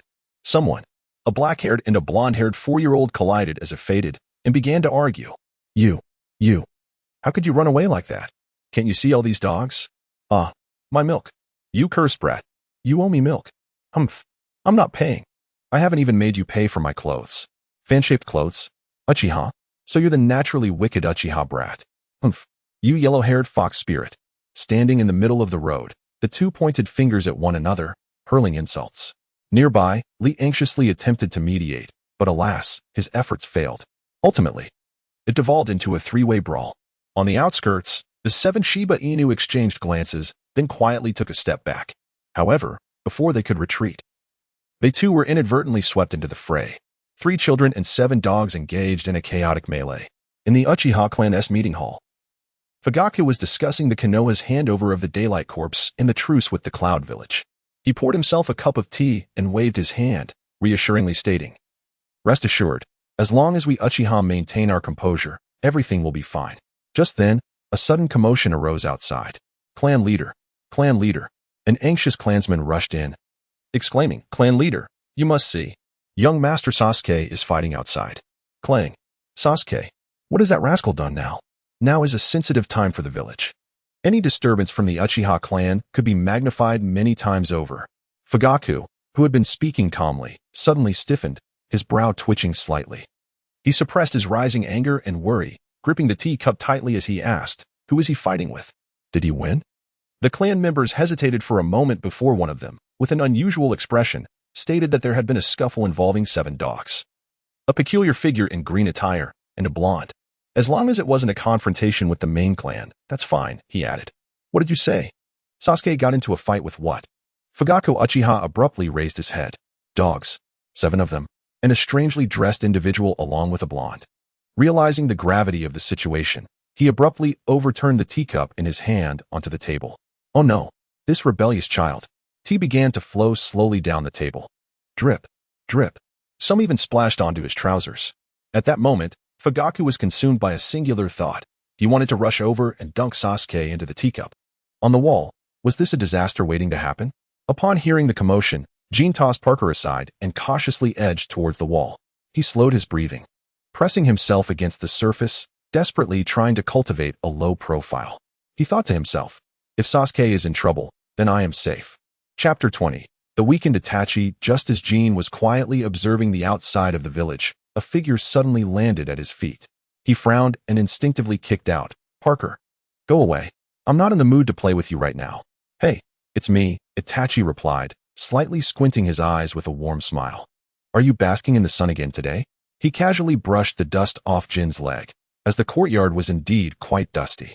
Why aren't you out on a mission today? Jin glanced at his older brother with a feeble response. I didn't manage to copy any entries today. So I'm not really in the mood for a deep conversation. No, father is preparing to have me enter the Umbu, Itachi said, sitting beside him. His voice was gentle, reminiscent of the comforting warmth of spring sunlight. Yet his words made Jin's gaze lift in surprise. Enter the Umbu? If memory serves. Isn't this the time when one infiltrates as a spy, only to be completely turned? What is the matter? Itachi asked, noticing Jin's expression. Is the situation between the clan and the village already at such a critical point? Hearing Jin's remarks, Itachi's smile faltered slightly. His eyes widened a fraction. Indeed. You are as perceptive as ever. You're still just a child who enjoys the sun, yet you can deduce the situation from such simple information. This is not something just anyone can achieve. Itachi thought to himself, instinctively nodding. The conflict between the village and the clan had indeed reached a boiling point. It wouldn't be an exaggeration to say that if it weren't for their father holding things back, the clan members would have already staged a coup. However, these matters were external. He took a deep breath and, when he raised his head again, only determination remained on his face. Do not worry, Jin.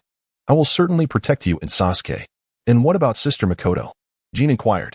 Itachi shifted the topic. Let us discuss how you let the dogs chase Sasuke.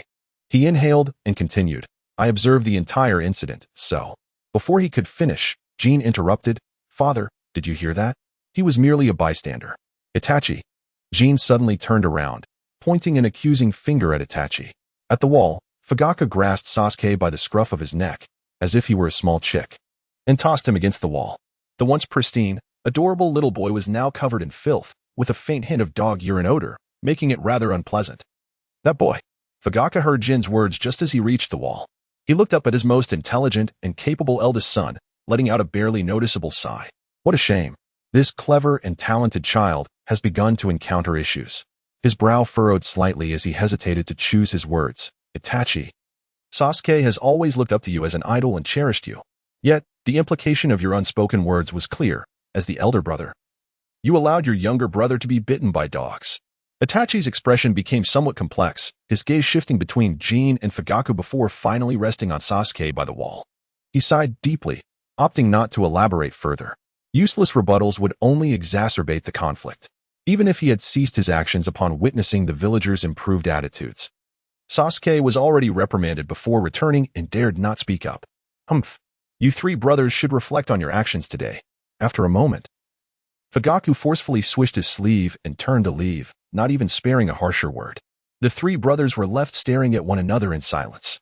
After a brief pause, Itachi gently picked up Sasuke, soothing him as one would a child. You need to wash up. You're quite filthy. Jin observed their retreating figures, silently adjusting his position for greater comfort. Before his eyes, a message slowly flickered. Defeated Uchiha Sasuke, attempting to copy entry. Copy successful. Congratulations to the host for acquiring the ordinary entry. Sundara, White. Jin, feeded to the Flying Thunder God immediately. A month later, in the Uchiha clan grounds. After breakfast, Fugaka looked at Sasuke and said, Come with me to the river later. I will teach you how to refine chakra. Sasuke's eyes widened in astonishment, resembling those of a startled cow. After 3 attempts to swallow his rice ball, he exclaimed excitedly, Really, father? I can finally start training? Yes, Fugaka replied, ruffling his hair. This little son of mine has boundless energy. For an entire month, he went from being chased by dogs to now chasing them. It's utterly ridiculous. Now, whenever he went out on errands, the villagers pointed at him, saying, Look, he is the father of the boy who chases dogs. They laughed. His child has been chased by dogs for half a month. Has the Uchiha clan fallen so low as to play with dogs? Such remarks made his head spin.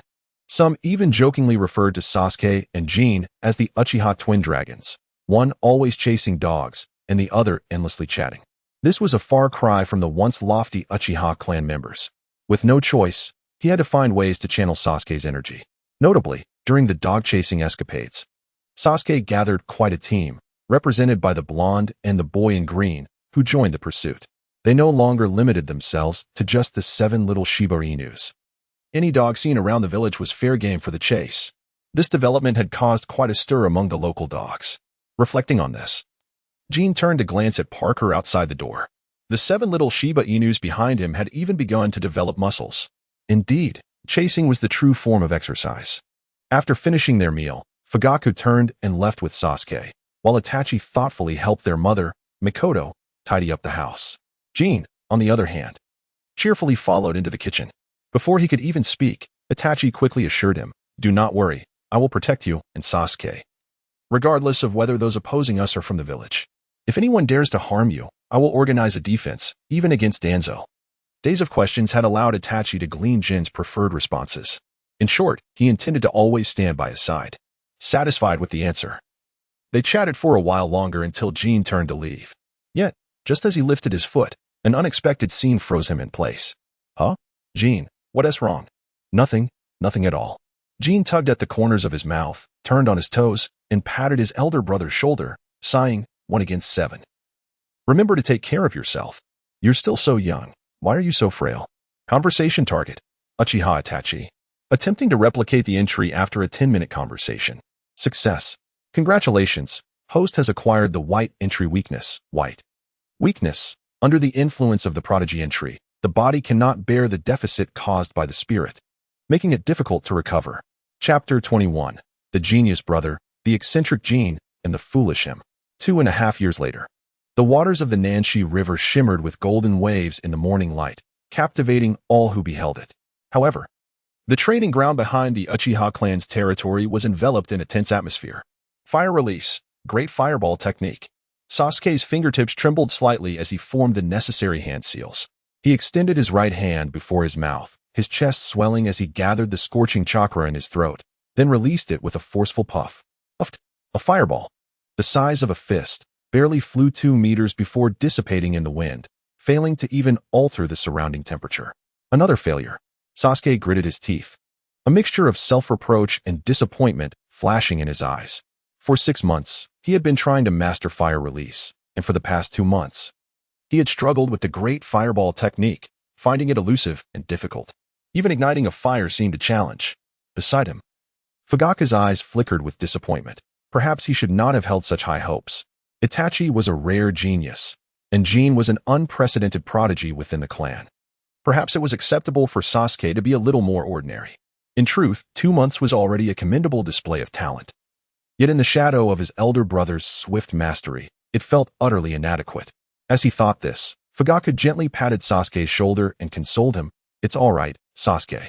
Even when Itachi began, he could only manage 5 meters with the great fireball technique. Over the years, under Jin's guidance, they had naturally adopted the phrase 1 against 7.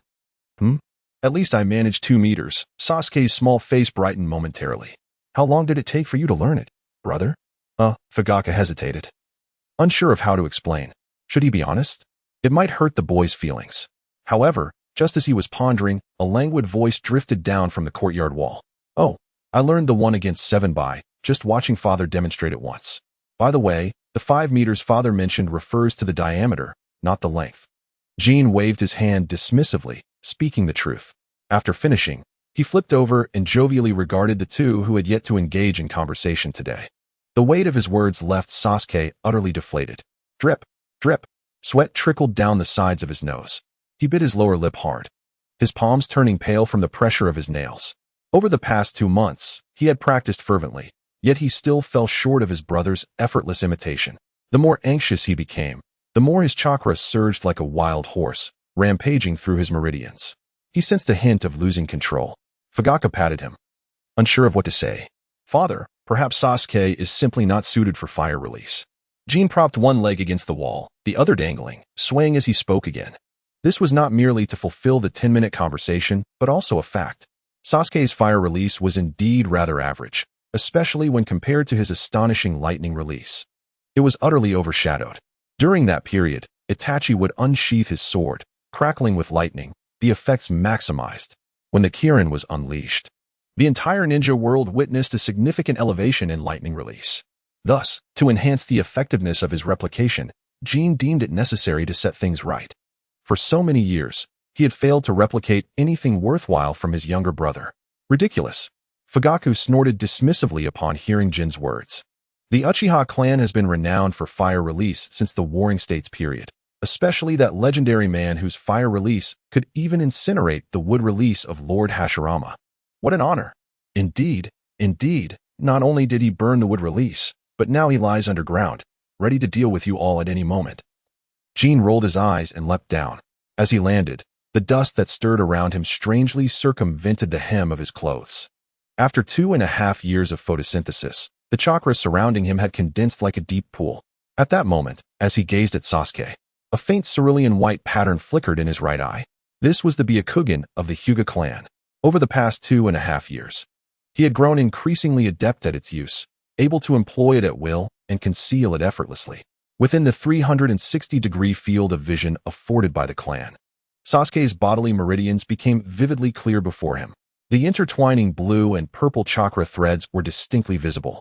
Those restless electric sparks coursed through the meridians, colliding violently with the crimson chakra each time he attempted fire release.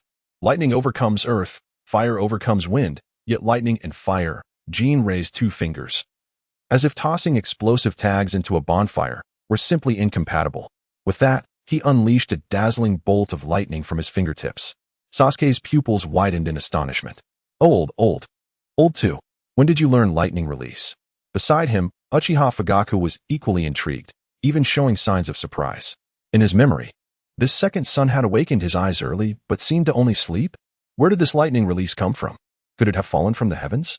Instinctively, a crimson 3-tomo flashed in Fugaku's eyes, hinting at a potential transformation, as if they were about to merge into one. Just then, Jin's voice interrupted, halting the transformation. Father, the Uchiha Sharingan can predict the trajectory of lightning. And with lightning release, he turned to his dazed brother. It allows the lightning to catch up with our eyes. With that, he clenched the lightning energy at his fingertips fiercely. In an instant, the sound of chirping 1,000 birds filled the air. Countless high-voltage currents converged in his hand. The dense azure radiance consumed everything around him.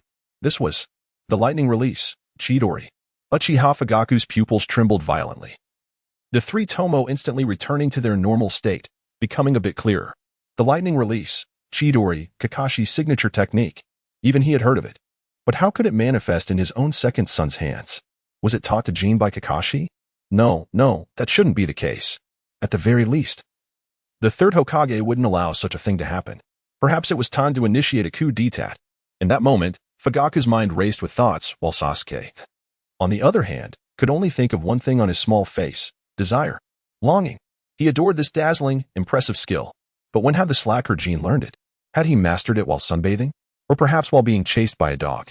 Even with exceptional talent, such a high-level technique would require immense effort to wield adeptly, right? Yet Jin appeared to have mastered it effortlessly.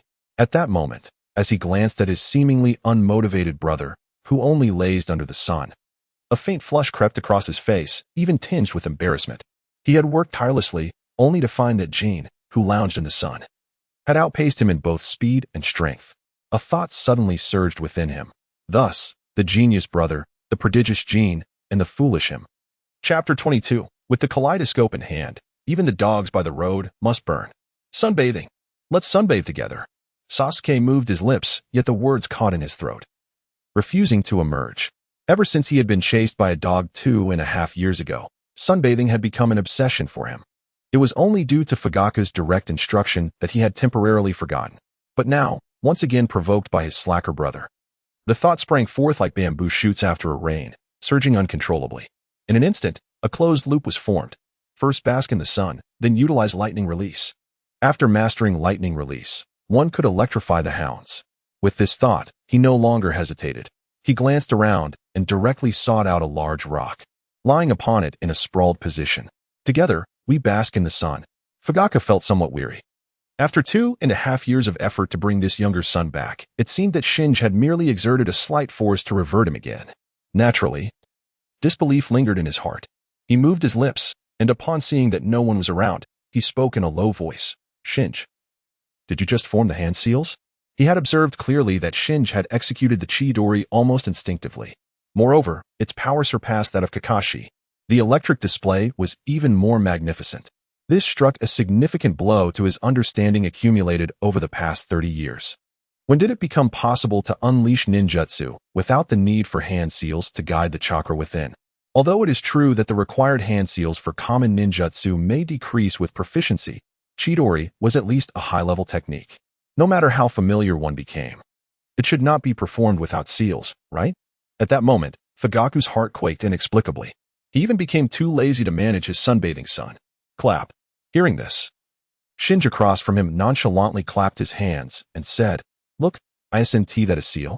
With a clap of his hands, whatever he called forth materialized. Fugaku was even more bewildered. The fundamental beliefs of a ninja seemed to be on the verge of collapse. Yet, a flicker of excitement inevitably surged within him. His sons were indeed all exceptionally gifted, most of them being prodigies. He turned to glance at Sasuke, who had already begun soaking up the sun, and gently shook his head with a sigh. "Sasuke, don't forget to attend school." With that, he turned to leave, momentarily unsure whether to hold his head high or to hang it low in despair. Behind him, Shin's figure appeared somewhat rigid. He gazed at the notification before him, his Sharingan spinning rapidly, from 1 tomo to 2, then to 3, finally aligning into a single line before reverting. The notification was vivid before his eyes, engaging in conversation with Uchiha Fugaku for 10 minutes, attempting to replicate the entry. Replication successful. Congratulations to the host for acquiring the epic entry, Meijiki Sharingan, purple, a high-level form that can only be awakened through intense emotional stimuli. Capable of perceiving the strongest celestial eye that pierces through the 3 realms. The Meijiki Sharingan. Shinji never anticipated that the Meijiki, which he had failed to replicate through 6 years of continuous communication, would finally be achieved today. If the younger brother were to awaken the Meijiki, even Pakku's little Shiba Inus passing by would surely ignite with flames. After a moment of astonishment, he dashed with light steps toward the riverbank. Peering into the water, he gazed at his reflection. His delicate features and handsome visage, paired with those striking crimson eyes, appeared exceptionally bright. After a moment of contemplation, he leaned in closer. Puzzled, why hasn't the Meijiki changed? In the river's surface, his Sharingan still displayed the 3 tomo rotating slowly. It seemed there was no alteration from the 3 tomo state. Was it that replication prevented any changes? He paused breathlessly, pressing his face closer, almost entirely leaning in. He finally noticed a subtle change in the Sharingan below. The tomo within his pupils appeared to have grown slightly larger. From 6. So now both eyes are 666? He smirked, finding it somewhat nonsensical. Then, with a mere thought, he began to activate the Meijiki, as the true ocular technique that places the Uchiha clan at the pinnacle of the world. The Meijiki is not only renowned for its inherent strength but also for the unique abilities awakened in each individual based on their strengths. This is the true might of the Meijiki Sharingan. As the Sharingan rotated, he distinctly sensed the world around him transforming. The omnipresent natural energy in tiny creatures lay bare before his gaze. Even the patterns on the mosquito larvae by the riverbank were fully discernible. His ocular power had been significantly enhanced. 3 minutes later, tick-tock, tick-tock. Above the river, drops of crimson began to fall, staining the nearby waters of vivid red. This was blood. Shinji was nearly blinded by the sight, utterly incapable of breaking free. He despondently closed his eyes. Beneath his gaze, a fiery pain surged, as if someone were incessantly pricking him with needles, sharp and agonizing. So, my Meijiki is merely an upgrade of the Sharingan, without any abilities yet? Shinji mused in surprise. Or perhaps dismay. Therefore, using the Sharingan now not only risks blindness but also lacks awakened abilities? The notion seemed somewhat unfair. He shook his head, deciding not to merge this entry just yet. Perhaps it was due to his recent awakening that new abilities had yet to manifest? However, the risk of blindness needed urgent attention. Simply relying on medication would ultimately lead to a fate akin to Itachi's in the original tale, wouldn't it? He murmured to himself, deep in thought, pondering that aside from transplanting a close relative's eyes, it seemed the healing power of wood release could also serve to suppress it. Thus, where could he find an entry possessing wood release abilities? Lost in contemplation, Shinji unconsciously wandered along the riverbank.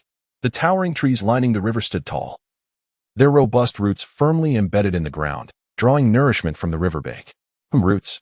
His steps abruptly halted as he turned to gaze towards the cliffs at the village's outskirts, recalling that the bright, cheerful boy would soon be having his eyes gouged out. Right?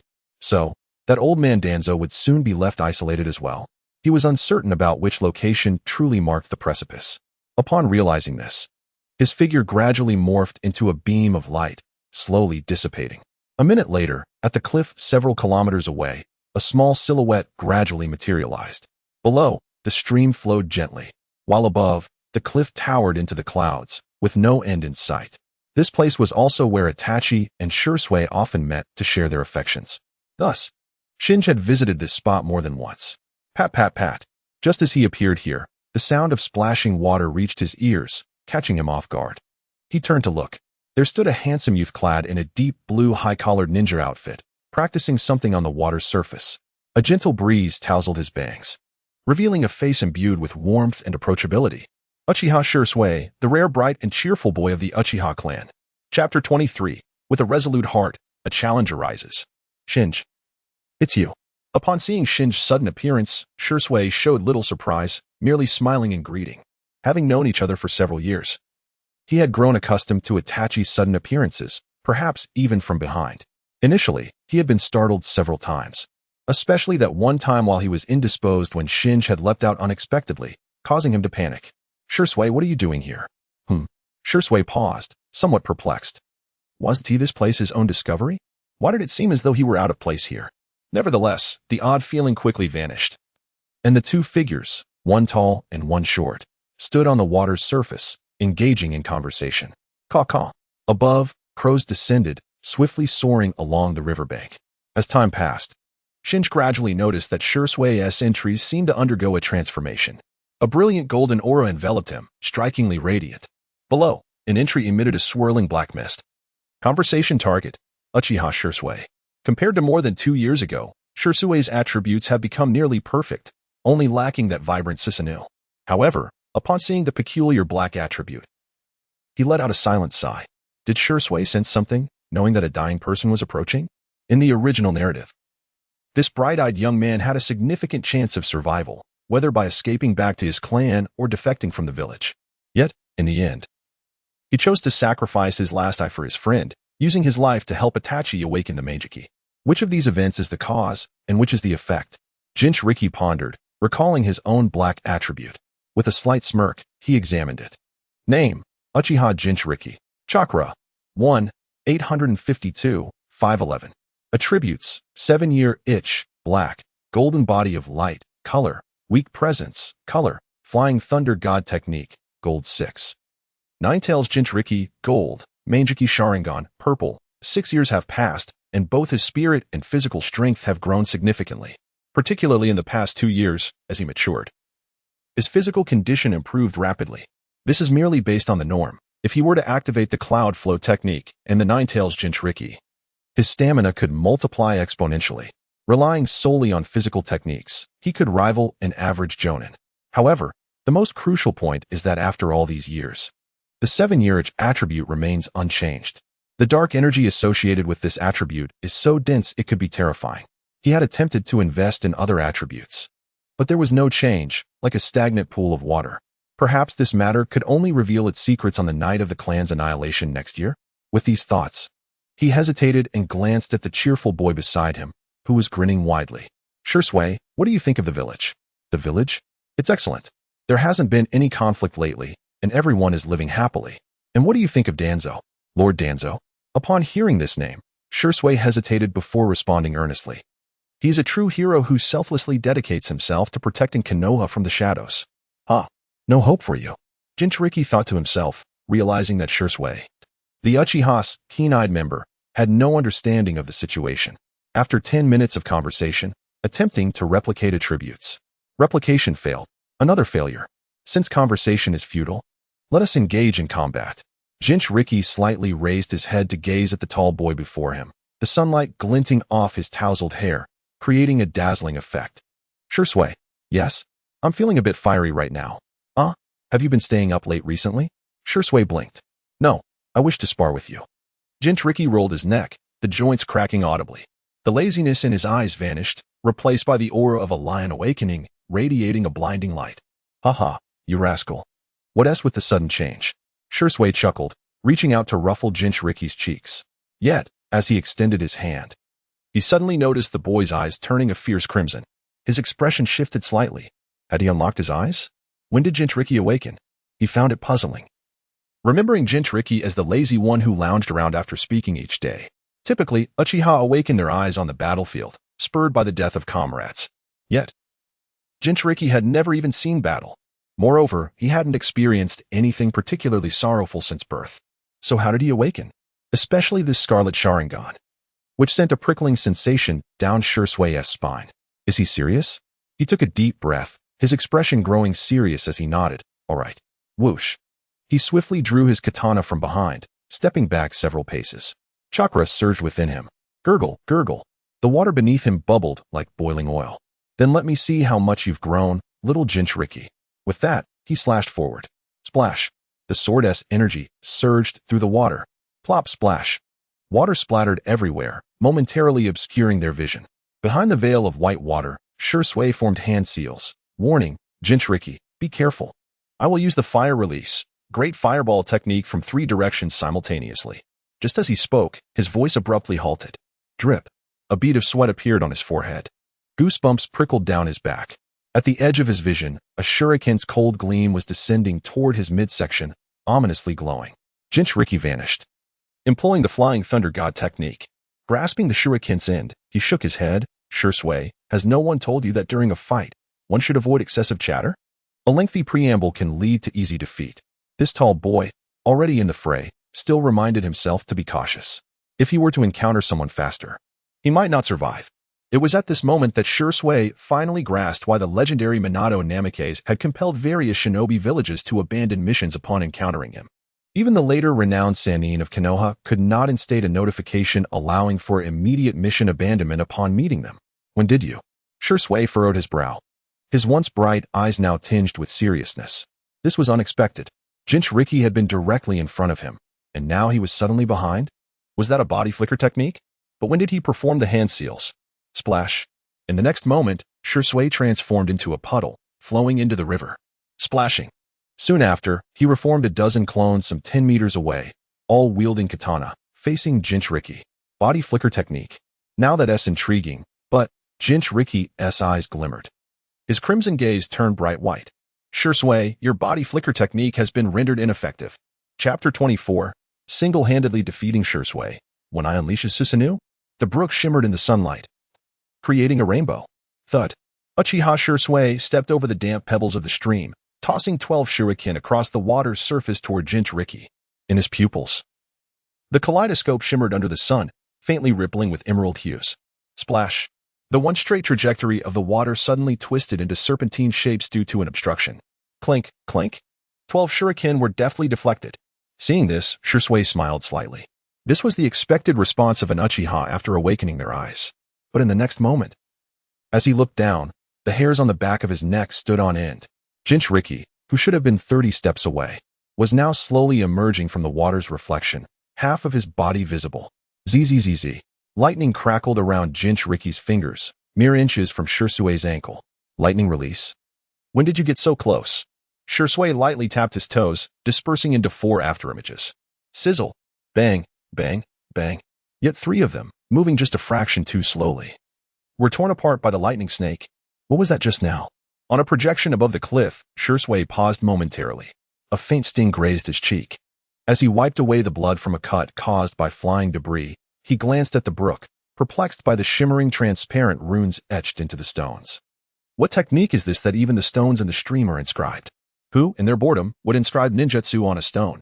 Surprisingly, there exists such a person, Jin. Ever since his family relocated to the banks of the Southie River, he would idly pick up stones to play with while basking in the sun. Those stones bore the intricate symbols of the flying thunder god technique, only to be cast into the Southie River subsequently. As the stream meandered through the village of Konoha, Jin's perception of the village became a verdant tapestry in his mind's eye, rendering every corner accessible to him. He glanced at Shursui's silhouette and suddenly broke into a grin, exclaiming, "Haha, brother Shursui, do not underestimate our bond." To which Shursui replied, "Your words are nonsensical." Yet, understanding his brother's peculiar nature, he refrained from questioning further and silently began forming hand seals. In an instant, his form began to shift. Pop, pop, pop. In the blink of an eye, 36 identical figures emerged simultaneously, each brandishing shuriken with explosive tags trailing behind. Whoosh! A shuriken was hurled forward, quickly followed by the second and third.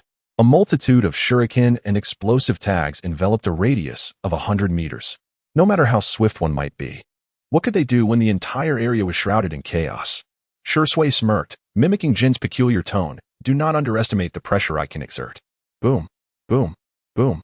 In the next moment, explosions cascaded in every direction, filling the space with mayhem. The individual at the center had nowhere to escape. Ha ha ha, little Jin, at this moment. You can only bury your head in the water, can't you?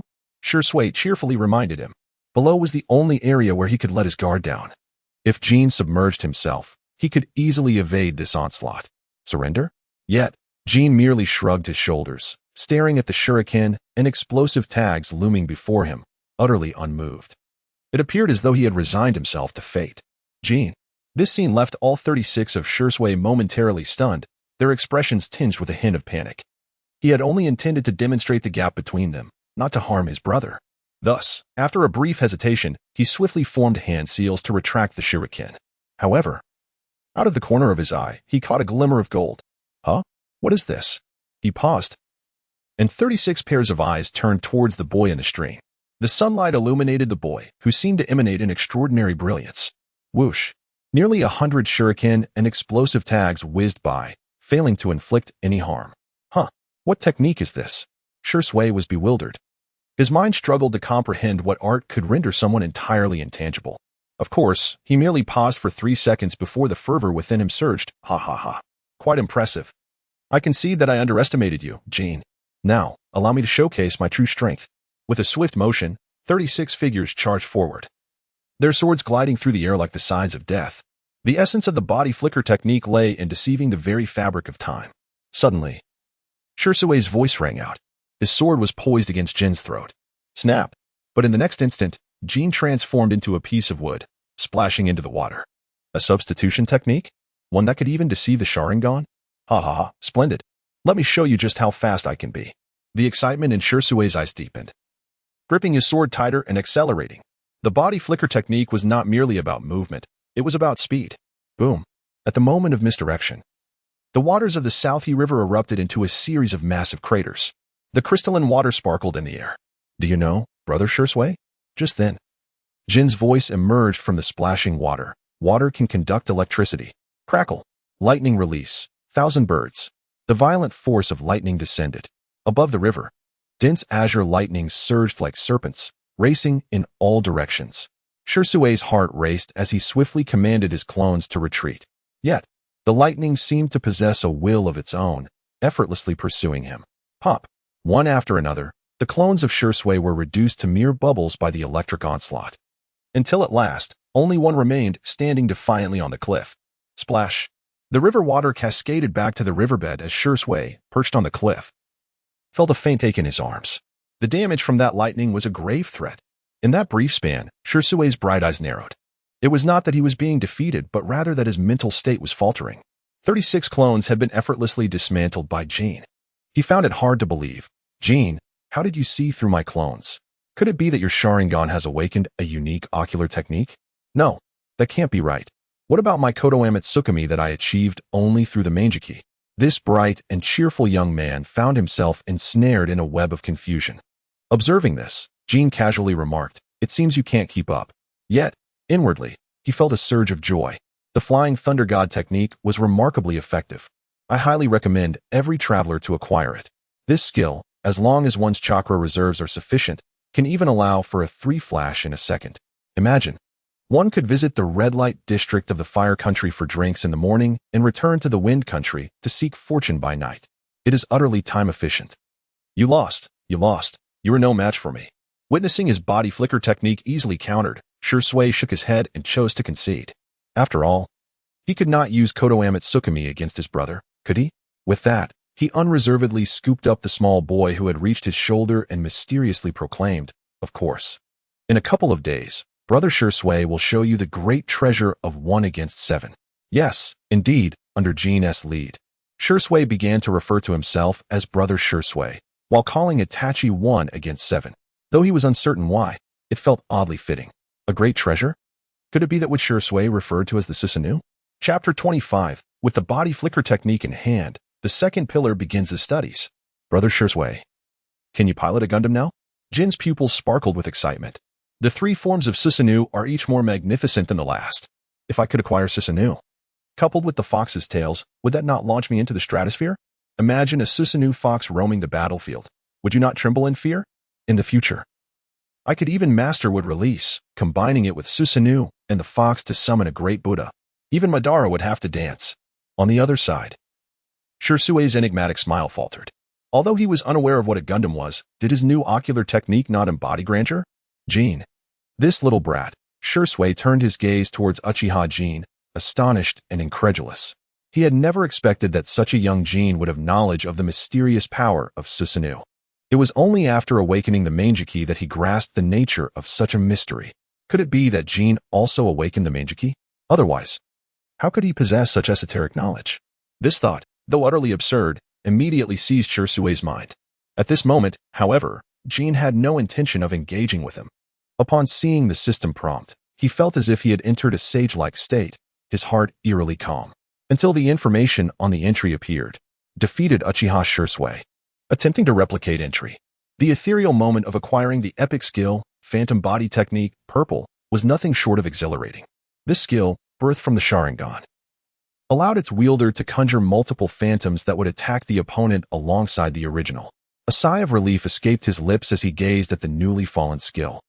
After laboring for 2 arduous years, well, 2.5, it had finally yielded golden results. Jin had waited patiently for half a year before Shursui obtained this skill. Since that fateful day, he had endeavored to engage in communication, yet the skills he intermittently acquired were either mundane white or simplistic green. Ultimately, they were all sacrificed to the flying thunder god technique. Not a single desired skill had graced him. Even when Suigetsu activated his Mangeki Sharingan, he was unable to replicate it successfully. Jin held no envy for Suigetsu's Mangeki. Despite its formidable power, the lengthy cooldown rendered it impractical. What difference was there between that and losing vision after a single use? However, the Phantom Body Technique. With this technique in his arsenal, there would be no need to conceal the Flying Thunder God in the future. Who cared if his teleportation was slightly less distant? Naruto had conjured numerous variations from a single Rasengan after all. A bit of distance in his own technique was only natural.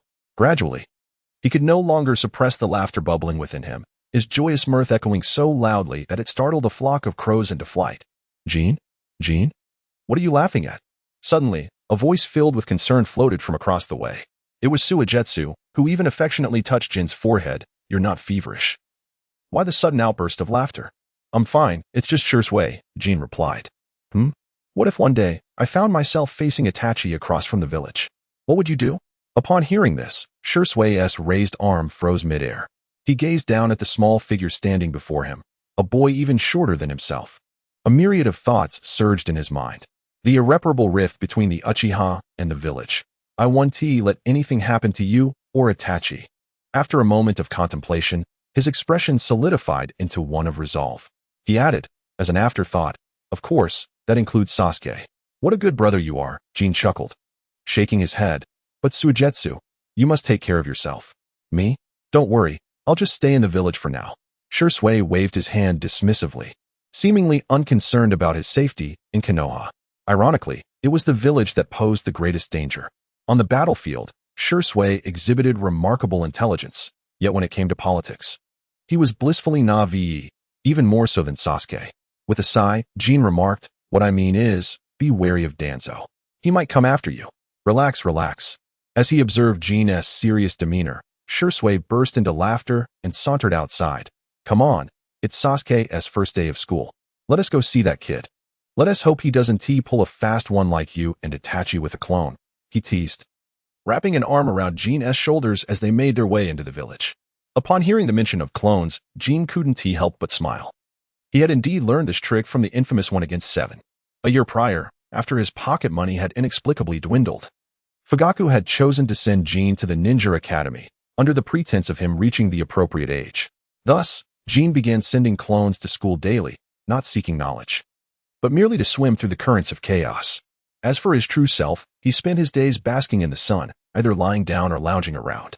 With the thought of Sasuke starting school, another idea flickered in his mind. with all the 12 little strong gathered. It was high time for him to commence his copying endeavors. Soon enough, they arrived at the village, standing before the ninja academy. A line of several individuals walked side by side. From left to right, Uchiha Sasuke, Uchiha Itachi, Uchiha Jin, and Sasuke. Their heights gradually decreased from tallest to shortest, and their emotions mirrored this progression. Sasuke laughed heartily, Itachi smiled with his eyes slightly squinted, Jin maintained a stoic expression, and Sasuke wore a sulky frown. "Hey Sasuke, you made it." Just as he was feeling a bit smug, an enthusiastic voice rang out from the entrance. A small orange fox darted in, wedging itself into their group. With one hand holding Jin and the other pulling a reluctant Sasuke, it exclaimed, "Let go of me." Sasuke tugged at his arm, but to no avail. His face darkened. Especially under the scrutiny of so many eyes, his ears tinged with embarrassment. How humiliating. To be seen holding hands in public, especially with another boy. Despite his efforts, he found himself grasped even tighter. Was this child truly stimulated? Observing the surrounding children, each held by their parents or family, Jin subtly glanced at Naruto. A smile dancing in his eyes, yet beneath it lay a hint of sadness. Was Naruto overwhelmed by the lively atmosphere? Loneliness, after all, was not frightening. But when it intruded upon a joyous gathering, it became painfully stark. Fortunately, 2.5 years prior, under Jin's deliberate influence, Naruto and Sasuke had become acquainted ahead of time. With this in mind, Jin instinctively ruffled Naruto's hair, offering encouragement. "Make sure to listen in school, Naruto. If Sasuke does anything wrong, keep an eye on him." "Don't worry, boss," Naruto boasted, puffing out his little chest. "I don't need anyone to look after me." Sasuke's scowl deepened. "I can take care of myself." Unfortunately, his voice went unheard amidst the laughter of Sasuke and Itachi, who were enjoying the playful antics of the young ones. Meanwhile, Jin busied himself with extracting skill tags from Naruto. As time passed, the tags before Jin began to shift. He finally discerned some of the skills Naruto possessed. Target of conversation, Naruto Uzumaki. Analyzing tags, current copiable tags, mouth ninjutsu, black, child of destiny color. Power of the nine tails, gold, chakra ton, gold, Rasengan affinity, green, self-healing, blue, agility, white. It appeared there was little difference from the last time. However, 10 minutes later, upon observing the tags he had copied, Jin suddenly froze in place. Chapter 26, Power of the Nine Tails. Sasuke's reputation is doomed. If only he could replicate the Child of Destiny and throw it into the trials of the 7th year, what alterations might transpire? Or perhaps, merging Sasuke's Child of Destiny with Naruto's, would that give rise to a version child? The tags on little Naruto were indeed enticing. Yet the opportunities to engage with them were scarce. As they continued, their chatter filled the air until they reached the school gate. New notifications appeared before Jin. Engaged in conversation with Naruto for 10 minutes, attempting to replicate tags. Copy successful. Congratulations to the host for acquiring the legendary tag, Remnant of the Power of the Nine Tails, gold. Oh ho, another golden acquisition. Jin halted abruptly, his eyes sparkling with a peculiar light. The Power of the Nine Tails. Based on the first tale of the Nine Tails, he had already drawn 2 guardian spirits. Without hesitation, he commanded, "Merge this tag with the Power of the Nine Tails." Tag merging in progress. Merging successful. Congratulations to the host for acquiring the legendary tag, Power of the Nine Tails 2, gold, allowing access to the Power of the Nine Tails second tail, significantly enhancing physical strength and reaction speed. The second tail's power. In terms of chakra volume, it was equivalent to at least 20 Kakashis at the starting line. Not to mention the unique corrosive properties of tailed beast chakra. At that moment, Jin suddenly perceived a shift in the world around him. Waves of water rippled outward, accompanied by the sound of dripping water. Plop, plop, deep and resonant, reminiscent of dew falling into a serene mountain pond. This place is... Jin blinked, quickly recovering from his initial confusion to recognize his surroundings. It was within his own body, specifically within the ceiling space. "Did you realize?" the fox spirit remarked, its reaction surprisingly swift. With a slight curl of his lips, he gazed before him. Suddenly, a vibrant crimson lantern emerged quietly. The oval red lantern gradually opened, revealing a grand, slender face behind it, adorned with an expression of pride and disdain. He resembled a noble disturbed from his repose, his lofty gaze slowly descending to the mundane world below. More precisely, it swept over Jin. "How dare you disturb me, little brat?" he bellowed, his arrogance palpable. Yet, before he could finish his tirade, Jin interrupted with a smile. Hello, QB. Click. The QB, accumulating its power, momentarily froze, the crimson hue in its eyes receding significantly. Clarity shining through for an instant. This was swiftly followed by unparalleled fury. You wicked Uchiha brat, what nonsense are you spouting? I'm not QB. The furious creature roared. Damn Uchiha, I knew you harbored ill intentions. Get out, get out, get out. In that deafening roar, the QB's form dissipated into nothingness, retreating with a hint of haste. Jin barely had time to utter a second word before being unceremoniously expelled. Outside, Sasuke and Naruto were tugging each other as they made their way into the school. Among the Uchiha clan, only 3 remained.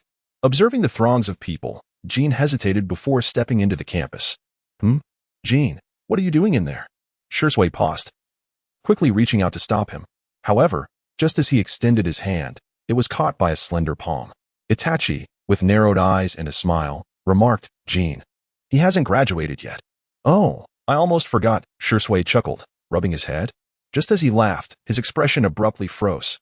So, I was defeated by a child who hasn't even graduated? Look at that boy in the blue outfit. So handsome. So cool. He seems to be from the Uchiha clan. With his hands in his pockets, he exuded an air of superiority and affluence. Wow, I adore him. He's exactly my type. Who's going to ask him for his contact information? At the ninja school, upon seeing Sasuke, countless young girls were taken aback, their eyes wide with astonishment. These young girls, having just begun to experience the stirrings of affection, were utterly captivated. Some approached to greet him, but alas, Sasuke did not spare them a glance, dismissing them outright. His focus was solely on Naruto, the incessant chatterbox at his side. Naruto Uzumaki, shut up, he snapped, kicking open the classroom door and striding inside. Annoying yellow-haired brat. Sasuke scoffed, his lips curling in disdain. What a pompous little white-skinned man, Naruto muttered, unfazed.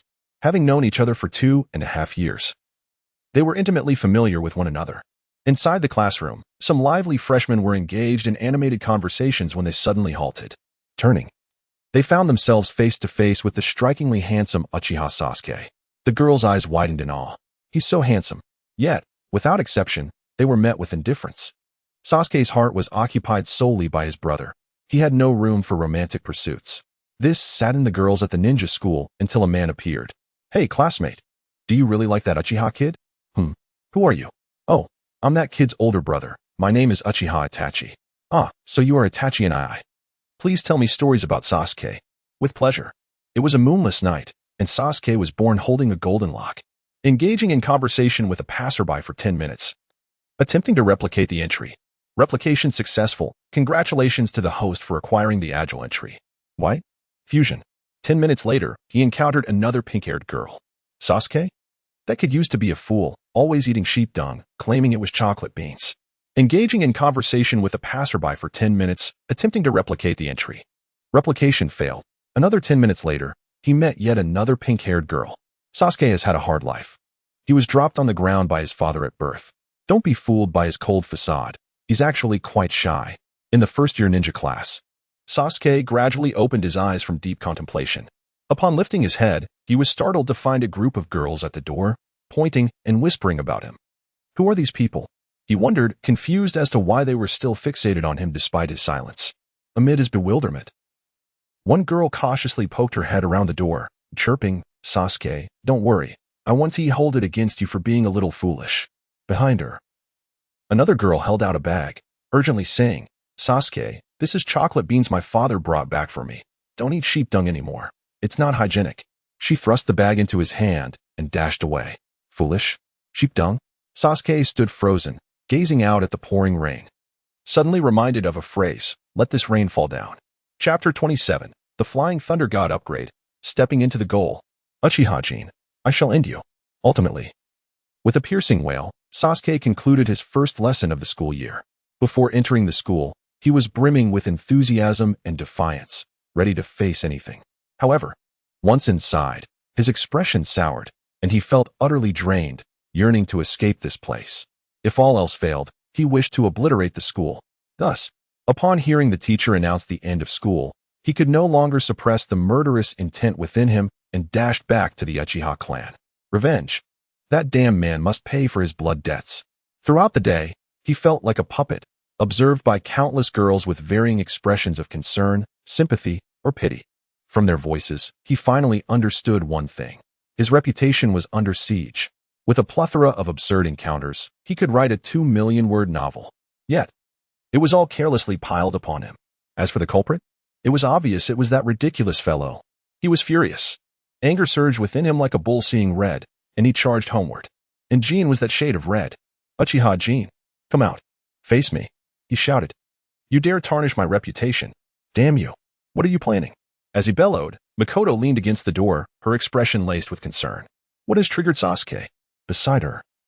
Fugaku remained silent, but the twitching of his eye betrayed his anxiety. After a moment's hesitation, he glanced at his still graceful wife and murmured.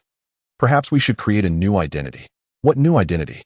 Jin is just babbling nonsense. Fugaku, how could you? At his words, Makoto's face flushed, playfully jabbing her husband in the ribs. Ouch, ouch. I just remembered there's a clan meeting. Let us leave it at that. Meanwhile, Jin emerged from the school, a satisfied smile gracing his face. Truly, this was a generation brimming with talent. Each individual possessed unique traits. Today, he spoke until his throat was dry. Yet the results were astounding. Engaged in conversation for 10 minutes, congratulations to the host for acquiring the elite entry, pure-hearted green. Engaged in conversation for 10 minutes. Congratulations to the host for acquiring the common entry, strong and sturdy, white. Chakra refinement, green. Kunai proficiency, white. Today's replication success rate seemed exceptionally high, yielding nearly 50 entries. This was the equivalent of 3 months' worth of achievements. Sure, fuse all these white entries into the Flying Thunder God entry. Fusion successful. The Flying Thunder God technique has been enhanced, teleportation distance increased. As the white and green phrases gradually faded away, the distance to Flying Thunder God continued to expand. Finally, when the last white phrase vanished, a subtle prompt emerged. Fusion successful, Flying Thunder God technique, gold, 67. Maximum teleportation distance increased to 1,000 meters. Chakra consumption 801000. With a sigh of relief, Jin was pleasantly surprised. A kilometer seemed to open up a plethora of possibilities. Konoha village was not small. This was a realization he had come to during years of casual conversations with others. In fact, it was quite large. In the original narrative, it appeared to be merely a village, but in truth, it resembled a sprawling metropolis, inhabited not just by ninjas, but also by a multitude of ordinary citizens. Previously, using the Flying Thunder God required repeated activations, akin to a long-distance blink without cooldown. However, now, this ability had evolved. A kilometer could be likened to an instantaneous teleportation, devoid of cooldowns or delays. After glancing around, Jin felt a surge of determination and made his way behind a tree. In the next moment, he vanished with a swift motion. Not long after his disappearance, a stir erupted from the tree. Kakashi, rubbing his head, peered down in confusion. He disappeared? Could it be that the technique I was tracking was a transformation technique? Since their last meeting, his curiosity about Jin, a member of the Uchiha clan, had grown, leading him to conduct sporadic checks on the boy. Yet, this time, the youth had vanished right before his eyes. Sensing the lingering chakra in the air, he inhaled deeply, his brow furrowing in contemplation. It was neither a transformation technique nor a shadow clone technique. Oddly enough, the essence of this technique felt somewhat familiar. Frowning, he hesitated before removing his mask and abruptly opening his right eye. In an instant, a vivid crimson hue appeared. The spinning Sharingan meticulously scanned the remnants of the aura before him. Even clapping his hands together, he summoned Pakken to assist in the search. Soon, guided by Pakken, he began to venture towards the outskirts of the village. Once the duo's figures faded from sight, Jin emerged from behind the tree, a sly smile gracing his features. As expected of a dog's nose, you managed to track me down. Unfortunately, I have matters to attend to tonight, so I cannot chat with you, Kakashi. As he turned to head in the opposite direction, he spotted Kakashi just as he exited the main gate. Alas, the man's conversation was still in a cool-down phase. Moreover, the undertakings of the night were not suitable for anyone to know, adhering to the principle of minimizing complications. Jin employed shadow clone and transformation techniques alongside the Flying Thunder God, aiming to divert Kakashi's attention. Not long after his departure, a rustling sound emanated from the tree trunk. Kakashi pushed aside the leaves, observing the direction in which Jin had vanished, his brow slightly raised. Young, though somewhat mysterious, he is still just a child, lacking experience. However, his furtive behavior today is rather unusual, for reasons unknown. Curiosity began to blossom in his heart. He swiftly moved to follow Jin, eager to uncover the boy's intentions. As his form flickered, the surrounding residential area began to thin out, giving way to towering trees and exposed rocky terrain. The vitality of the village gradually diminished. With the night deepening, a vast cemetery gradually came into view. A cemetery? What could he possibly be doing here?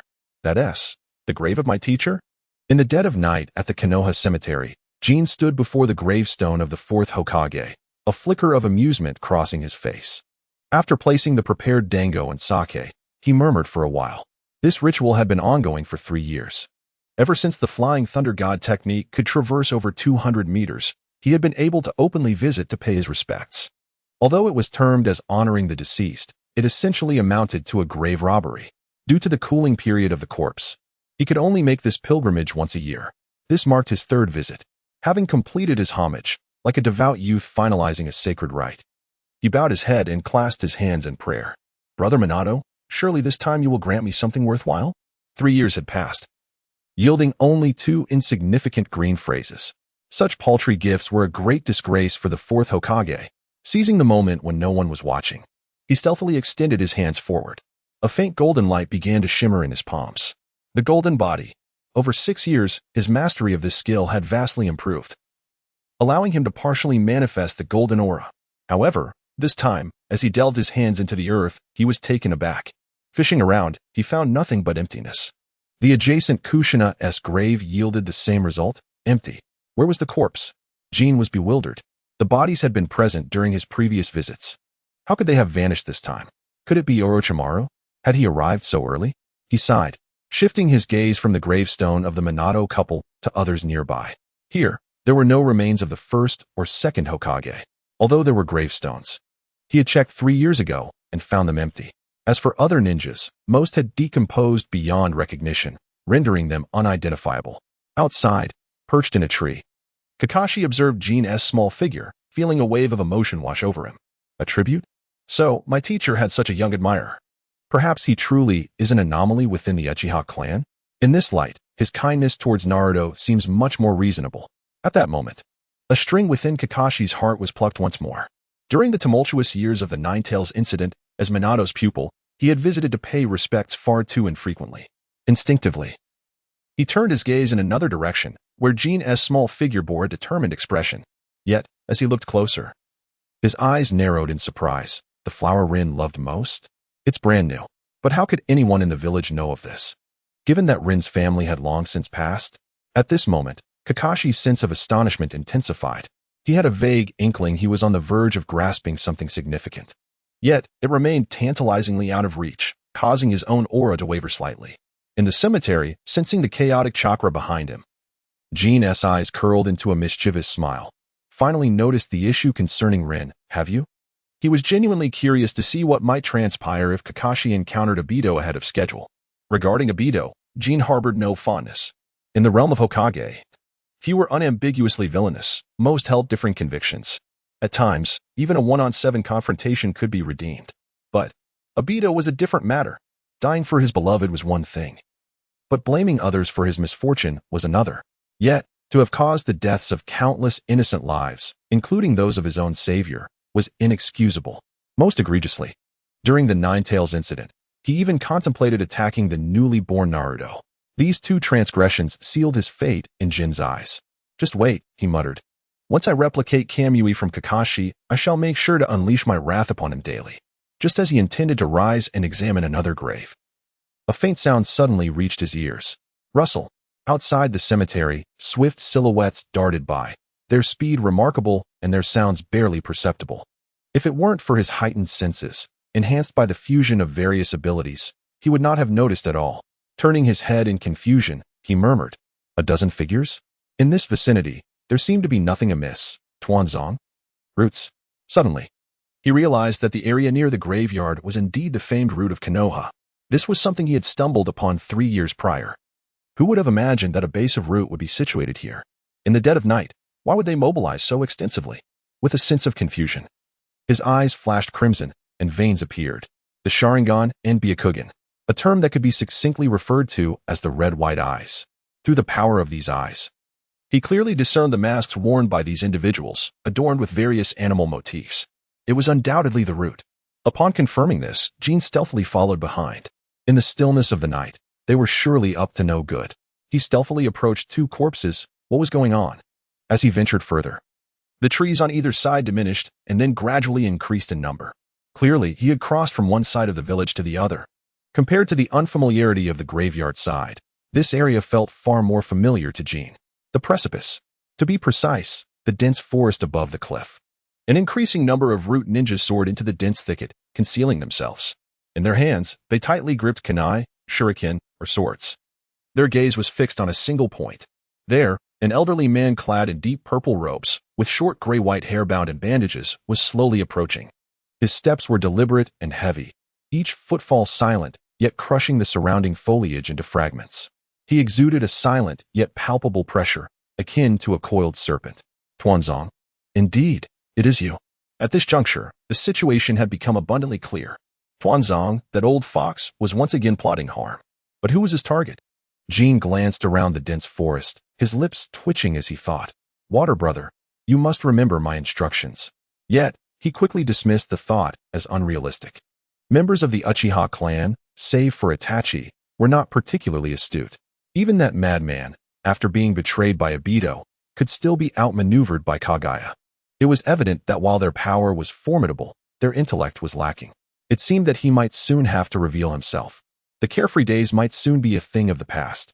Anticipating the impending battle, Jin took a deep breath. Though Shursui was a pure-hearted lad, he had hinted and implied numerous times.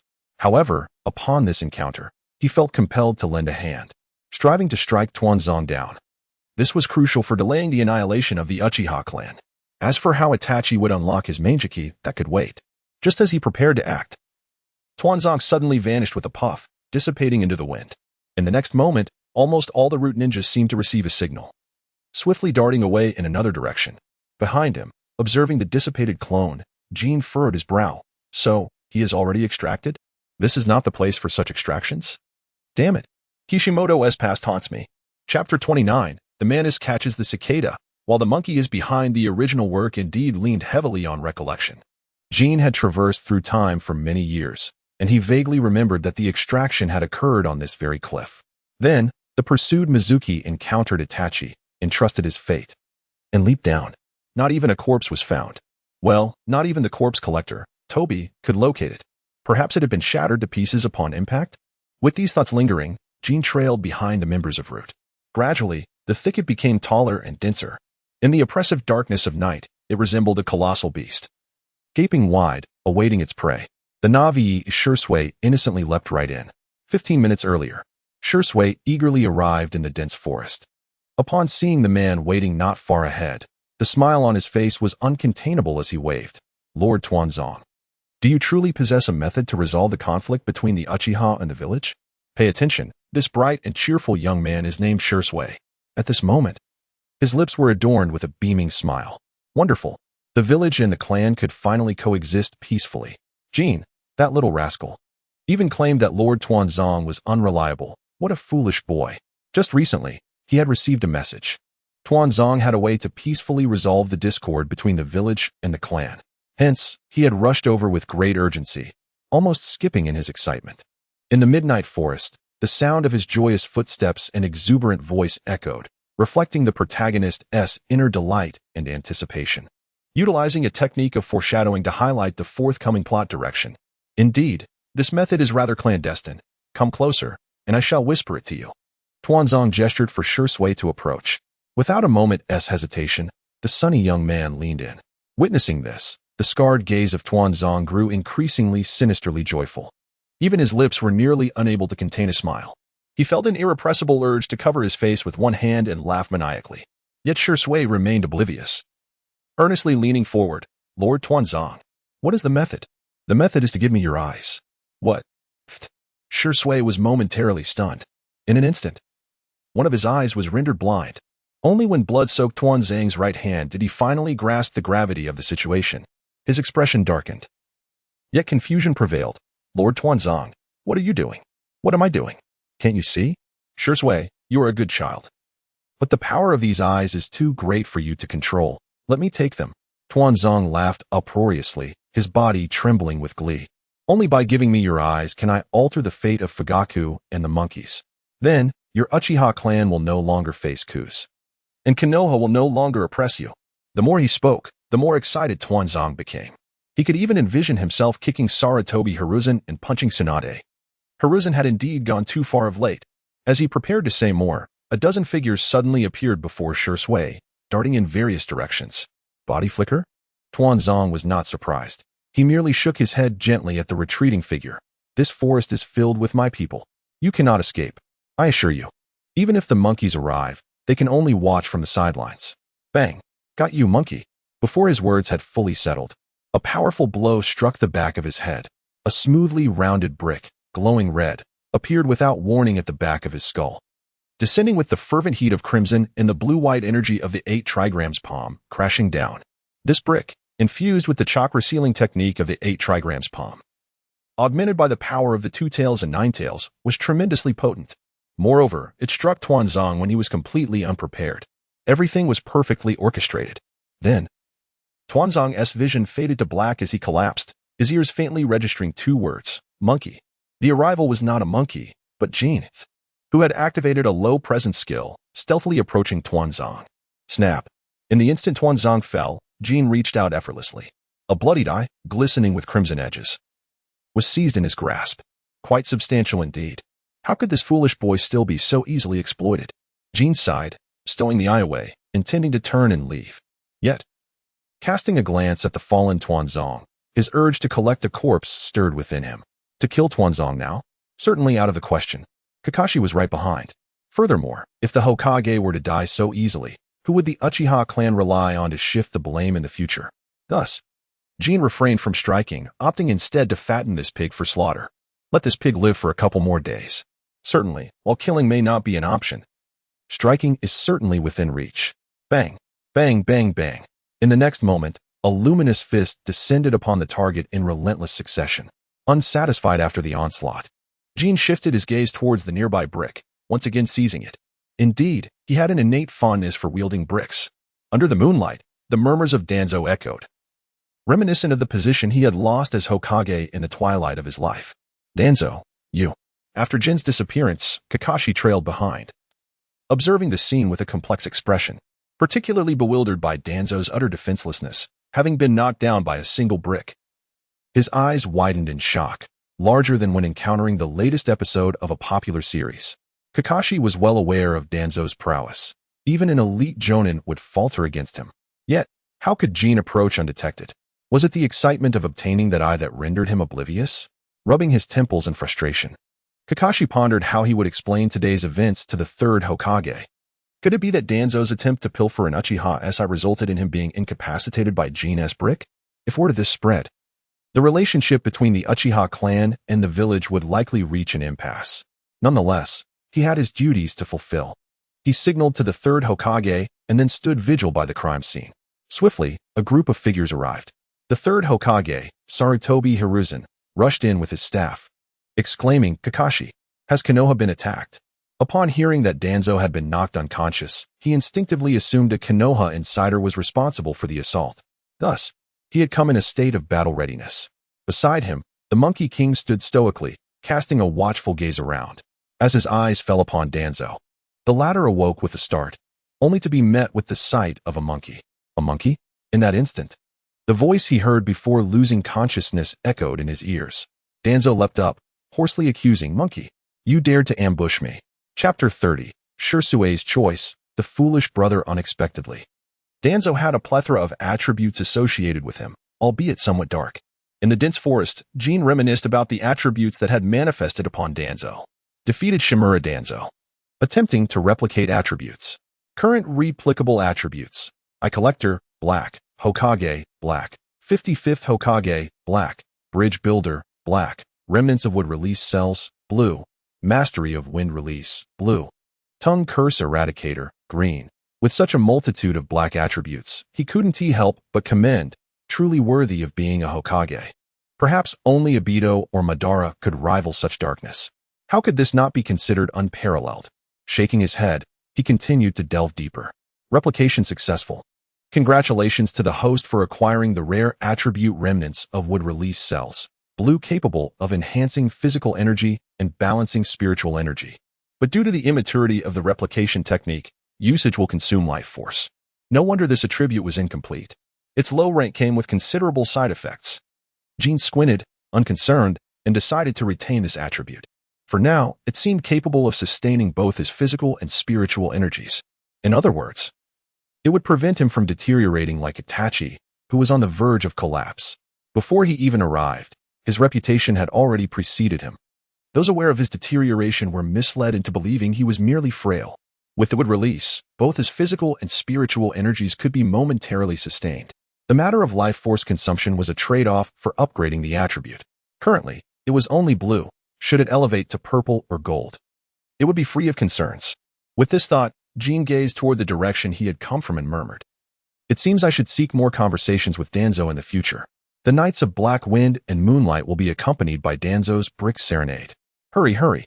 Why must Lord Danzo be this way?" Jin was indeed correct. The root? They were relentless in their pursuit. Amidst his murmurs, Shursui covered his eyes, unleashing his Susanoo. A green glowing Susanoo, towering at 7 or 8 feet, stood out prominently in the dense forest. It was formidable.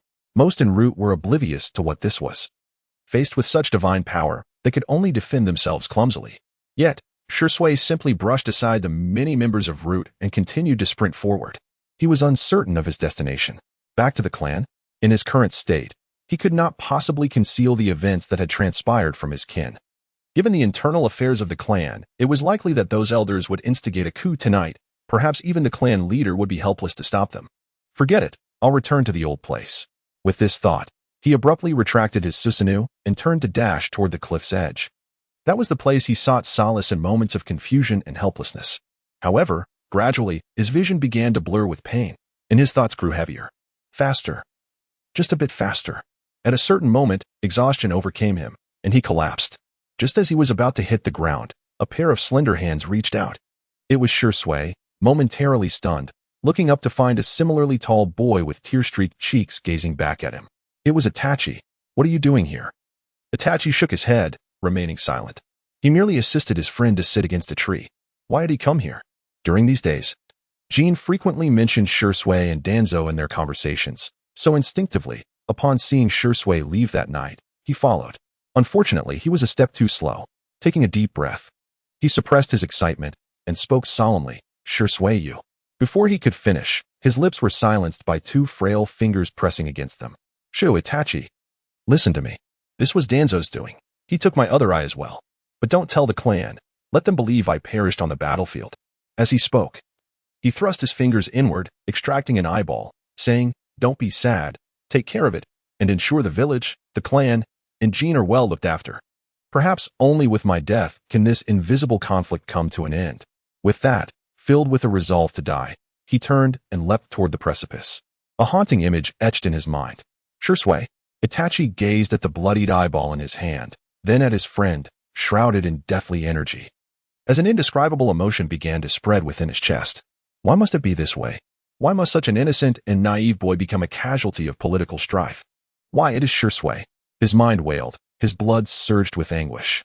Even the chakra within him began to whirl violently. In the next moment, the 3-tomo Sharingan in his eyes began to spin rapidly. Like a vintage car revving up, it surged forth. Vaguely, the 3-tomo elongated and fused together, resembling a shuriken. Kaleidoscope activate. In the wake of losing his mentor and friend, Shursui, Itachi unleashed the kaleidoscope. At that very moment, a member of Root approached stealthily from behind. Without a glance, Itachi unleashed a black flame, striking forward. Whoosh! The black flames erupted, consuming the ninja at an astonishing speed. He didn't even have time to scream before being reduced to ashes. Amaterasu. Is this my new ocular technique? Amaterasu? Itachi gazed at the Root member who had been incinerated alive by Amaterasu, tears of blood slowly spilling from his eyes. You shall be the first to perish beneath Amaterasu. And the last. As soon as the words fell, a frivolous voice suddenly emerged nearby. Youthful, vibrant, and frivolous. Is that Jin? Itachi swiftly raised his head, his crimson pupils returning to calmness in an instant. Before him stood Uchiha Jin, with a familiar figure slung across his back. Is that sure Sui? Itachi felt a flicker of surprise, a hint of joy suppressed deep within his gaze. To his astonishment, Jin had rescued Sure Sui, who had jumped off the cliff. Yet, he soon furrowed his brow, hesitating to articulate his thoughts. But Sure Sui doesn't want us to save him. Jin's temper flared up immediately. How foolish. How can he say don't save him? When he asked you to assassinate the Hokage, did you refuse? Damn it. One cannot help but say that the Uchiha are a bunch of lunatics. Itachi, despite being the most intelligent, often acted like a fool. Chapter 31. The Uchiha Coup? Itachi's choice patriarch, our guard team is either searching for cats or helping villagers walk their dogs every day. Yes. When did the esteemed Uchiha become subject to the whims of those commoners? Now, every clan in the village is banding together, while we Uchiha are being marginalized. Moreover, the village's finances seem to be in disarray. We haven't received our allowances in ages. Patriarch, if this continues, the Uchiha might be completely consumed. With Sure Sui and Itachi here, we Uchiha can certainly topple Konoha. In the Uchiha clan's meeting hall, as Faik listened to the complaints of his clansmen one after another, he began to waver. Perhaps it was time for a change. Ever since the Ninetales incident, the Uchiha clan had been forced to relocate to the outskirts of the village, becoming true outsiders. Even though they held positions within the Konoha Guard, this only exacerbated the conflict with the villagers. Complaints came in by the dozens daily. Their compensation had been mercilessly cut. The villagers increasingly looked down upon them. Even clansmen on the battlefield began to die mysteriously. No bodies, no death benefits. A cornered dog will bite, let alone the Uchiha. Over the past year, more and more clansmen began to voice their dissatisfaction, especially a few radical elders. Even he, the Uchiha patriarch, could no longer suppress it. If they do not resist, perhaps the Uchiha clan will plunge into internal strife? Everyone, please be quiet. He rubbed his restless temples, gazing at the crowd of red-eyed clansmen, and finally nodded solemnly. In that case, when Sure Sui and Itachi return tonight, we shall. Before he finished, an urgent announcement came from outside. Patriarch, Sure Sui has returned. Returned. An elder's face lit up with joy, pounding the table excitedly. Patriarch, today is the day we raise our banners. The glory of the Uchiha will continue from now on. Just as he was about to continue, he was interrupted. A Uchiha clansman, baring his teeth as if encountering something bizarre, interjected, but his eyes have been gouged out. Bang. Nonsense. Sure Sui has the Kodo Amatsukami. How could he possibly be blind? The elder slammed the table, refusing to believe it. However, Faik and others quickly moved outside. Upon stepping out, they saw nearly 100 clansmen gathered at the family gate, seemingly pointing and discussing something.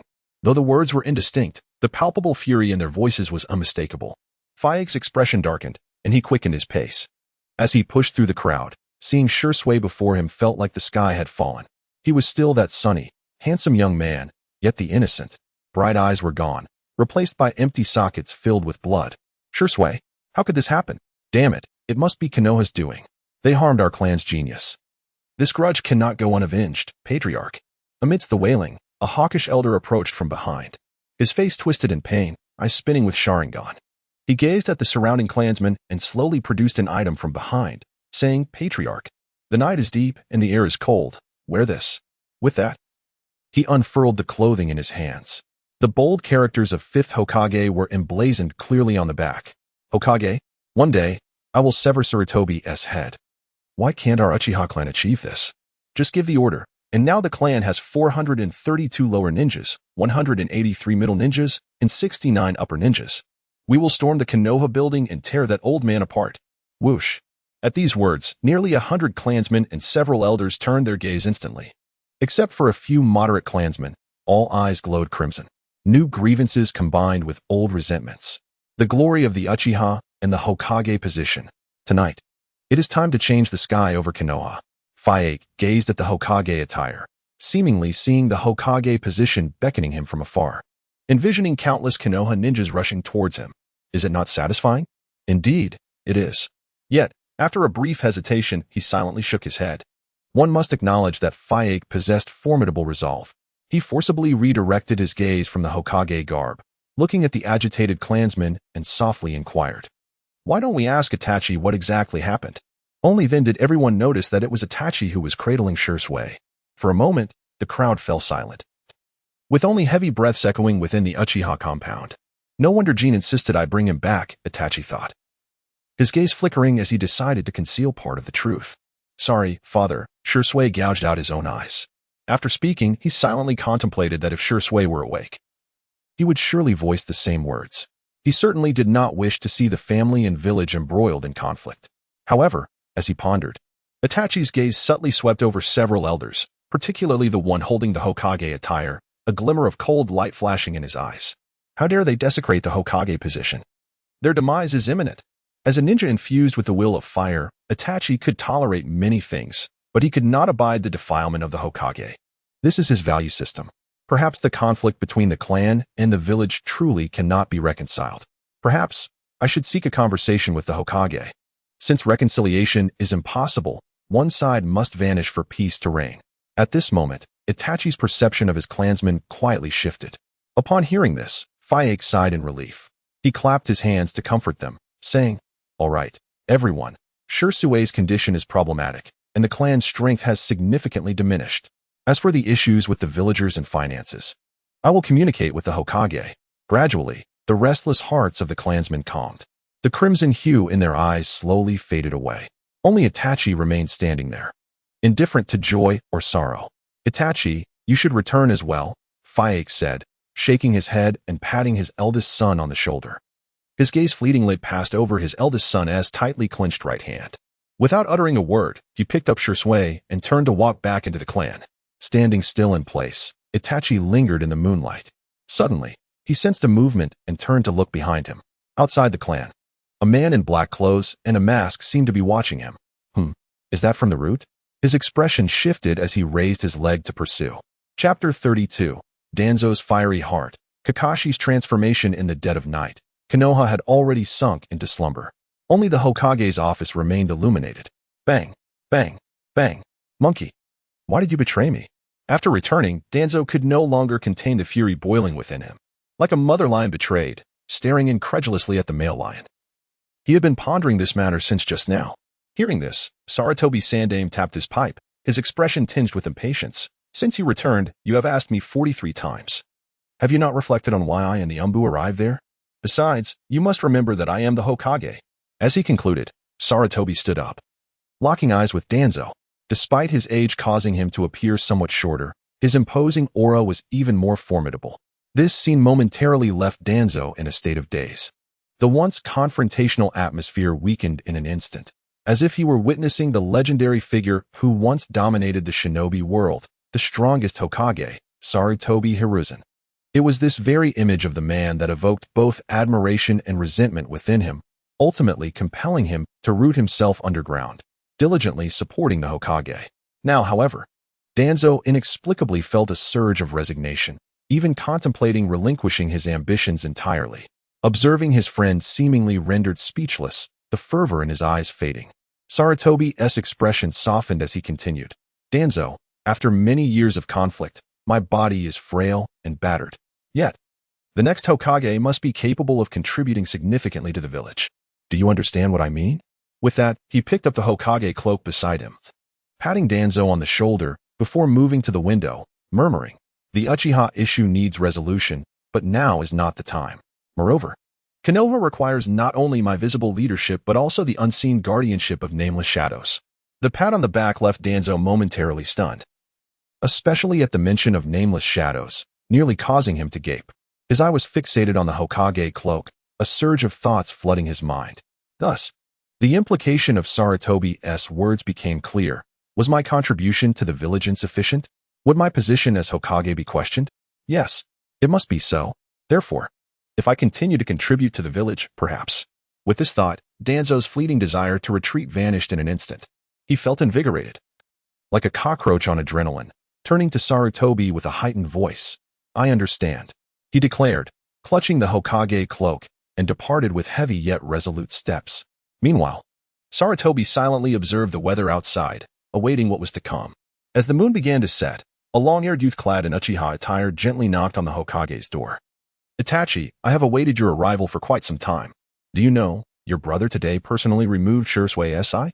It is a pity that Danzo did not take action against the third Hokage, returning instead like a docile sheep. Is this the same man who once dared to attack the Hokage?" At the same time, at the cliff's edge, Uchiha Jin leaned bored against a tree, Recalling the earlier events, although Danzo had been furious, he refrained from striking against Sarutobi, merely opting for a stern reprimand. This had dampened Jin's anticipation of the spectacle. However, he was relieved that something had finally occurred after such a lengthy wait. He turned to the moon, or more precisely, the figure shrouded in a mask beneath its glow. "You knew I would come?"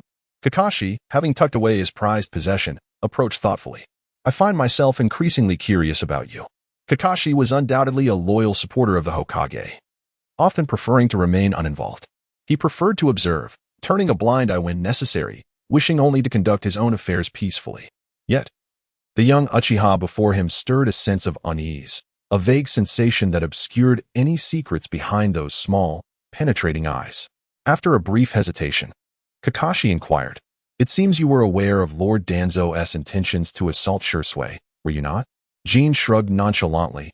"You should understand Danzo's temperament better than I do." The key to shedding suspicion was not self-justification, but rather redirecting the inquiry. Clearly, Kakashi was oblivious to this principle. Upon hearing this, he began to contemplate seriously. "Even my own eye, had it not been for the intervention of the Third Hokage, might have led to dire consequences." He reluctantly nodded, arriving at a conclusion. Although he was loath to admit it, if Danzo were to learn of Shisui's ocular abilities, he might indeed harbor ulterior motives, greedy and insidious, coveting the Uchiha's eyes. This was Danzo. "See, this is the advantage of self-propagation," Jin remarked with a smile, abruptly shifting the topic. "So Kakashi, do you wish for the village and the Uchiha clan to descend into a bitter conflict? Do you envision the thriving village that Lord Fourth desired to become a ruin? Do you wish for Obito's kin to perish one by one?" Crack! Kakashi instinctively snapped a branch beneath his feet. The crisp sound resonated like a hammer striking his ears, each impact intensifying his headache.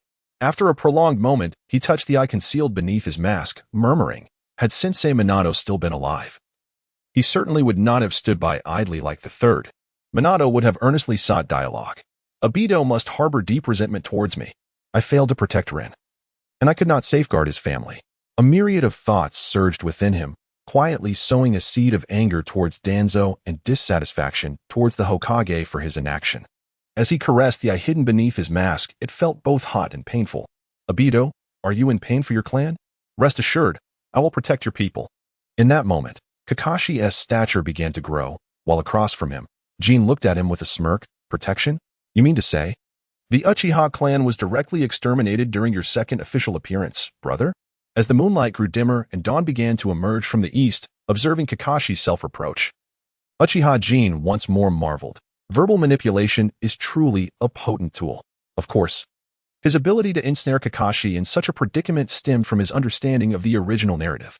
It was akin to standing atop the shoulders of giants, a perspective of unparalleled clarity. Soon, a notification appeared before Jin, signaling a refresh. The cooldown had ended, and the copying process had commenced. Engaging in conversation with Kakashi Hitaki for 10 minutes, attempting to replicate entries. Current copyable entries: physical weakness, black; Kamui left eye, gold; Sharingan remnant, purple; mastery of fire release, blue; mastery of water release, blue; mastery of lightning release, blue; mastery of earth release, blue; mastery of taijutsu, blue; mastery of jinjutsu, blue; 1,000 years of death, black; replication fail. Another replication failure? Jin nodded, not overly surprised. The success rate had stagnated at 10 for far too long. Aside from the initial fortunate streak, Jin had once again tasted the bitterness of failure. Yet, he remained unfazed, his gaze gradually shifting toward Kamui. "During our last encounter, this entry had yet to appear, yet now it has manifested. Could it be that the version's strength was perceived to be excessively potent, prompting a patch for Kakashi? Or perhaps Obito has once again infiltrated Konoha, his eyes sensing something?" Jin pondered for a moment before suddenly addressing Kakashi. "Kakashi-senpai, shall we engage in a duel?"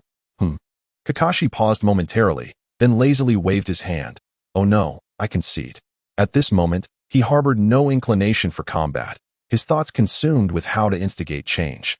Whether or not to fight mattered little to Jin. Yet just as he prepared to forcefully engage, he was taken aback by the unfolding scene before him. Ding! Defeated Hitaki Kakashi, attempting to replicate entry. Replication successful. Congratulations to the host for acquiring the legendary entry, Kamui left eye, gold. Kamui left eye, gold capable of forcibly severing objects within sight and sending them to another space, as well as allowing the user to teleport in and out of that space. The larger and stronger the object, the more chakra consumed, with a minimum expenditure of 10,000. Upon reading this prompt, even Jin found himself stunned for 2 seconds before grasping the significance. Kamui, and not the kind that Obito wielded, which he deemed rather lacking. As long as the ocular power sufficed, it could even sever the limbs of the outer path as golem from an extraordinary distance. A glimmer of excitement sparkled in his eyes, and a smile blossomed from the depths of his gaze as he murmured, "Finally, after traversing to this realm, I have acquired a formidable means of offense. To speak candidly, whether it be the golden body of light or the minimal presence that even the flying thunder god technique offered, while the mechanisms were sufficient, they lacked in numerical potency. Indeed, it all boiled down to damage values. In the eternal debate of mechanism versus numerical strength, one must analyze the specifics of the situation. However, devoid of numerical values, utilizing shuriken in the early stages could be passable. But what are the later stages? In an era where the shinobi world often deployed towering mechs, would he really charge forth, hurling shuriken to pierce their course? It would be akin to attempting to tighten bolts on a giant robot. This was precisely why, despite having maxed out his life-saving skills, he remained diligently sunbathing at home, augmenting his chakra. With sufficient chakra, even a great fireball technique could prove lethal. As for the chakra consumption of 1 for the 5-5 technique, it seemed only feasible for 2 consecutive uses before it became exhausting. Therefore, Kakashi, an elite J-nin, likely possessed about 23 units of chakra? He surmised his own chakra to be approximately 7 or 8 times that of Kakashi. His eyes glimmered with newfound clarity regarding chakra. It was inevitable that Kakashi served as the most fitting unit of measurement. Kakashi had once remarked that Naruto's chakra was equivalent to hundreds of his own. Thus, Naruto's chakra must hover around 200 to 300? In light of this, my chakra, at 180, is already nearing that of an adult Uzumaki. With such thoughts, he approached Kakashi, who was leaning against a tree, and reached out to pat his shoulder. Yet, at merely 7 or 8 years old, though taller than his peers, he still paled in comparison to the long-legged Kakashi. After a moment's hesitation, he stepped onto a nearby tree trunk. Tap, tap, tap. He slowly ascended the trunk and patted Kakashi's head, a look of pity crossing his face as he remarked, "Ah, poor 5-5. We shall meet again next week." With that, he turned to depart, eager to test the might of Kamui. Kakashi remained rooted in place, bewildered as he looked up, lowered his hand, and turned away, feeling inexplicably offended. After a while, he furrowed his brow and muttered to himself, what was that expression of his? It felt oddly offensive. Humph, if all Uchiha were like him, perhaps Konoha would indeed find peace. If Jin were to hear this, he would likely burst into laughter. If all were like him, then the 5 great nations would surely merge into one, a radiant red star. At the banks of the Nanga River, a youthful figure gradually approached. Uchiha Jin glanced at the riverbank, inhaling deeply. Before him, the entry for Kamui shimmered with brilliance. And then, witnessing his chakra surpassing 1.8 million, he took another deep breath, and in the next moment, the 3-tomo Sharingan quietly emerged, spinning rapidly. Within his pupils, the tomo formed the number 666. At first glance, it still resembled the 3-tomo, albeit significantly larger in the center. In the following moment, an extraordinary wave of energy emanated from his eyes. Mysterious, powerful, and unstoppable. An overwhelming spatial force erupted before him. Swish. Soon, a vortex of air, standing a person's height, materialized above the river's surface. It was not high but perfectly positioned above the water. The Nanga River flowed unabated, yet a portion of it had inexplicably vanished. Was this the space of Kamui? Observing the phenomenon, Jin felt a profound realization dawn upon him. As long as he wished, he could transport himself there at any moment. Yet, he pondered. How long could it endure? He murmured to himself, then focused intently, using both of his eyes. Kakashi may have one eye, but he did not. With both left eyes wielding Kamui, he fully activated it. Swish, swish, swish. In the next moment, his chakra rapidly diminished, decreasing by approximately 5 units every second. Yet the results were astonishing. The Nanga River's flow visibly diminished, until, 30 seconds later, this river that had persisted for centuries finally revealed its bed. In the same dawn, under different circumstances, Jin contemplated, what are your thoughts, Itachi? Would you join my organization to seek true enlightenment? Is it you again? Uchiha Itachi suddenly paused. gazing at the masked figure not far away on the rocky outcrop. In the next second, he swiftly hurled 3 shuriken. Swish, swish, swish. Observing this, the masked man chuckled sinisterly. Feudal, Itachi. Such attacks could never touch me. Since you doubt, allow me to showcase what true power entails. In the next instant, his exposed right eye narrowed slightly. Kamui. Chapter 34. A remarkable display of Kamui, all water. As the Kamui space was on the verge of being unleashed, the masked man, Obito, suddenly heard a cacophony of rushing water. Confused, he wondered, there are no rivers here, so where is that sound coming from? But in the next moment, he understood. Within the Kamui space, a torrent of water surged forth. Boom. An unparalleled deluge erupted like a flood breaching its banks. It tore through countless trees along its path. What is this? Obito's forehead, exposed beneath his mask, pulsed with veins. Kakashi, have you truly turned my Kamui space into a dumping ground? It's one thing to toss in shuriken, but now you're flooding it. What are you, a deity watering the earth? If Kakashi were present, Obito would undoubtedly be compelled to tear him apart in frustration.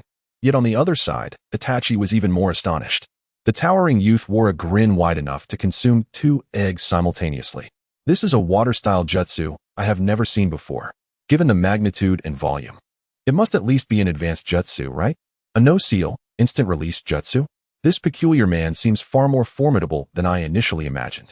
In that moment, the surroundings were engulfed in a colossal torrent flowing in all directions.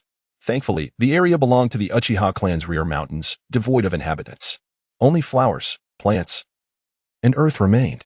After 3 full minutes, the two were forced to utilize the surrounding rocks to maintain some semblance of cleanliness.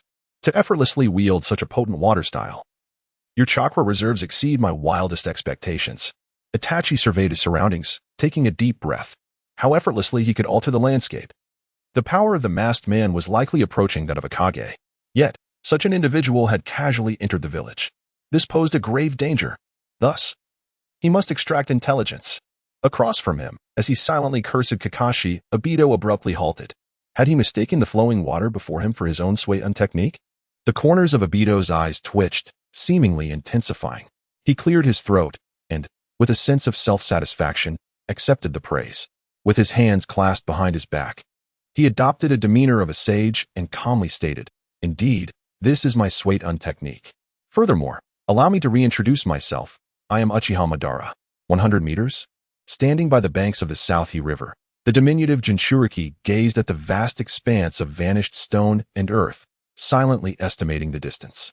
The current range of Kamui to sever an arm was approximately 100 meters, a considerable distance for a novice Hokage. Even when compared to the 800 meters of a conceptual divine perspective shuriken, it was not vastly different.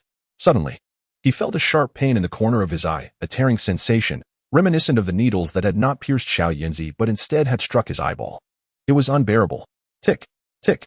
After 3 long minutes, he finally covered his eye and gasped for breath. Upon lowering his hand, he discovered his palm was stained crimson, blood. Was this the consequence of overusing his Manjiki Sharingan? It seemed imperative to seek sufficiently potent physical strength.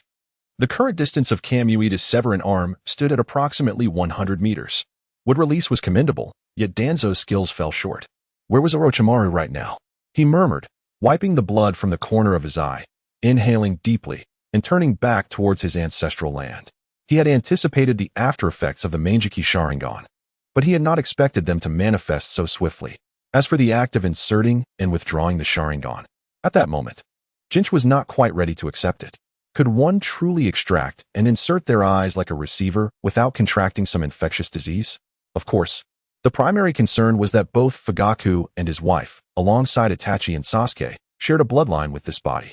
He could not disregard familial ties as the Uchiha clansman in the original story did. Unbeknownst to him, the pain in his eye was merely a consequence of the excessive river water. 10 minutes later, the Uchiha clan grounds loomed ahead. Yet Jinch's figure gradually came to a halt. In the dry ditch before him, water surged, even rising to knee-height on either side.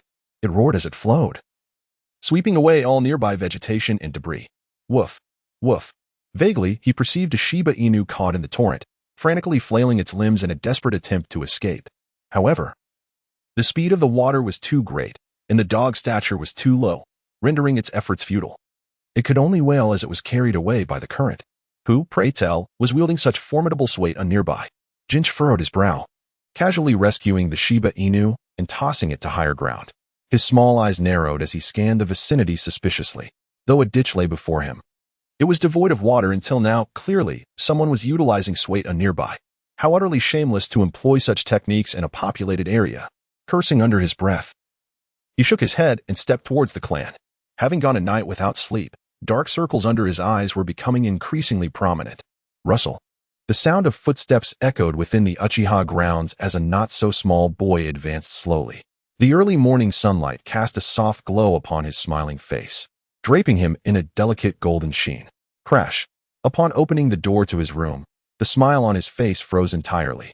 Inside on the bed, for beagle-like dogs were enthusiastically tearing at the bedding, reveling in their chaotic play. The room was strewn with shredded white fluff from the comforter, bits scattered haphazardly. In the midst of this, there were even remnants of dog excrement. It seemed that the door had not been opened for quite some time, and the smell inside had become almost tangible. As he opened the door, the accumulated stench from the night rushed out, overwhelming him. Ugh! Jinch could no longer contain himself and rushed outside, covering his nose and retching violently. Disgusting. Utterly revolting. For those unaccustomed to dogs, this scent was akin to a hellish experience. Naturally, dog lovers might find it delightful. After several deep breaths, he felt his nasal passages clear slightly. Turning to glance at the outhouse, his expression darkened entirely. Within the entire Uchiha clan, only one person could engage in such trivial antics without detection: Obito. Was it merely because he had introduced a few girlfriends to you? His sense of revenge was truly profound. Muttering to himself, he opened the outhouse and slowly revealed the mischievous figure of a sleeping Sasuke. Ah! Ouch! Ouch! Ouch! That morning, the Uchiha clan was roused by the sound of anguished cries. Chapter 35, Middle Finger Raikiri and 1,000 Years of Pain. Are you a devil? Fugaku, do you really not need to intervene and counsel your sons? Listening to the howls from outside, Mikoto glanced anxiously at her side. No need, no need. Fugaku waved his hand dismissively, casually tossing a bamboo pole named Seven Wolves outside. He then closed the wooden door, embracing his wife to reassure her, do not worry. Jinch may be quiet, but he possesses good judgment. But enough with the buts, let us sleep a little longer, he urged. Inside, chaos ensued. Outside, the commotion continued unabated. Jinch observed Sasuke, suspended from the courtyard wall, and asked while picking his teeth, did you do something wrong? I did nothing wrong. Humph. If you hadn't been born 2 years earlier and learned a bit of ninjutsu, you would be the one hanging here. What could be said about Obito that was commendable?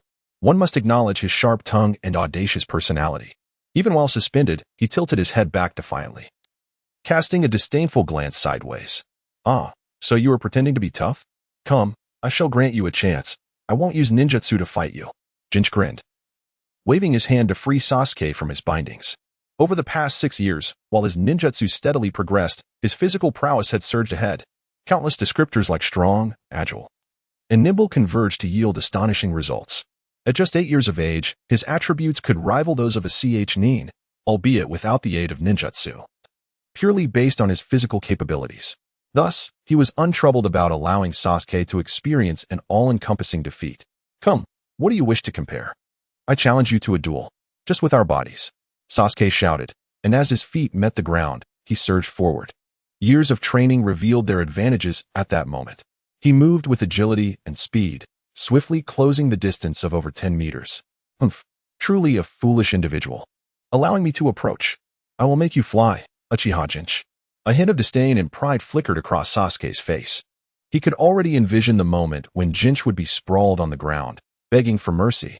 Imagining this scene caused his eyes to gleam with excitement. Flushing his cheeks with anticipation, he felt as if he were soaring high above the clouds.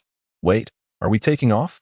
As soon as his feet were forcibly lifted off the ground, Sasuke's mind suddenly became disoriented.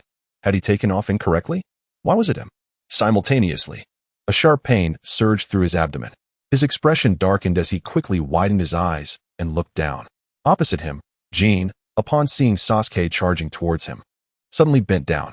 In the next moment, he wrapped his arms around Sasuke's waist and executed a powerful throw. The Uchiha throw. Bang! The ground shook violently. The small Sasuke was left utterly bewildered. Lying on the grassy edge by the wall, his eyes were devoid of life, as if stripped of wisdom, leaving only a profound silence. Ninjutsu, taijutsu, and even jinjutsu. He was no match for this disheveled opponent. Exhausted, he thought, let it all be destroyed. Jin? Was the power of the Uchiha throw really that great? Did it turn the second pillar into a complete fool? He clicked his tongue, but concern overshadowed his surprise. If this throw caused any serious issues, what would Naruto do? However, as he approached, he noticed that Sasuke seemed to have acquired several glowing entries. One of them had even landed at his feet. So this was a dropped item? His lips twitched as he glanced at the prompt before him. Just then, a new notification appeared in front of his eyes. Defeated Uchiha Sasuke, attempting to replicate entries.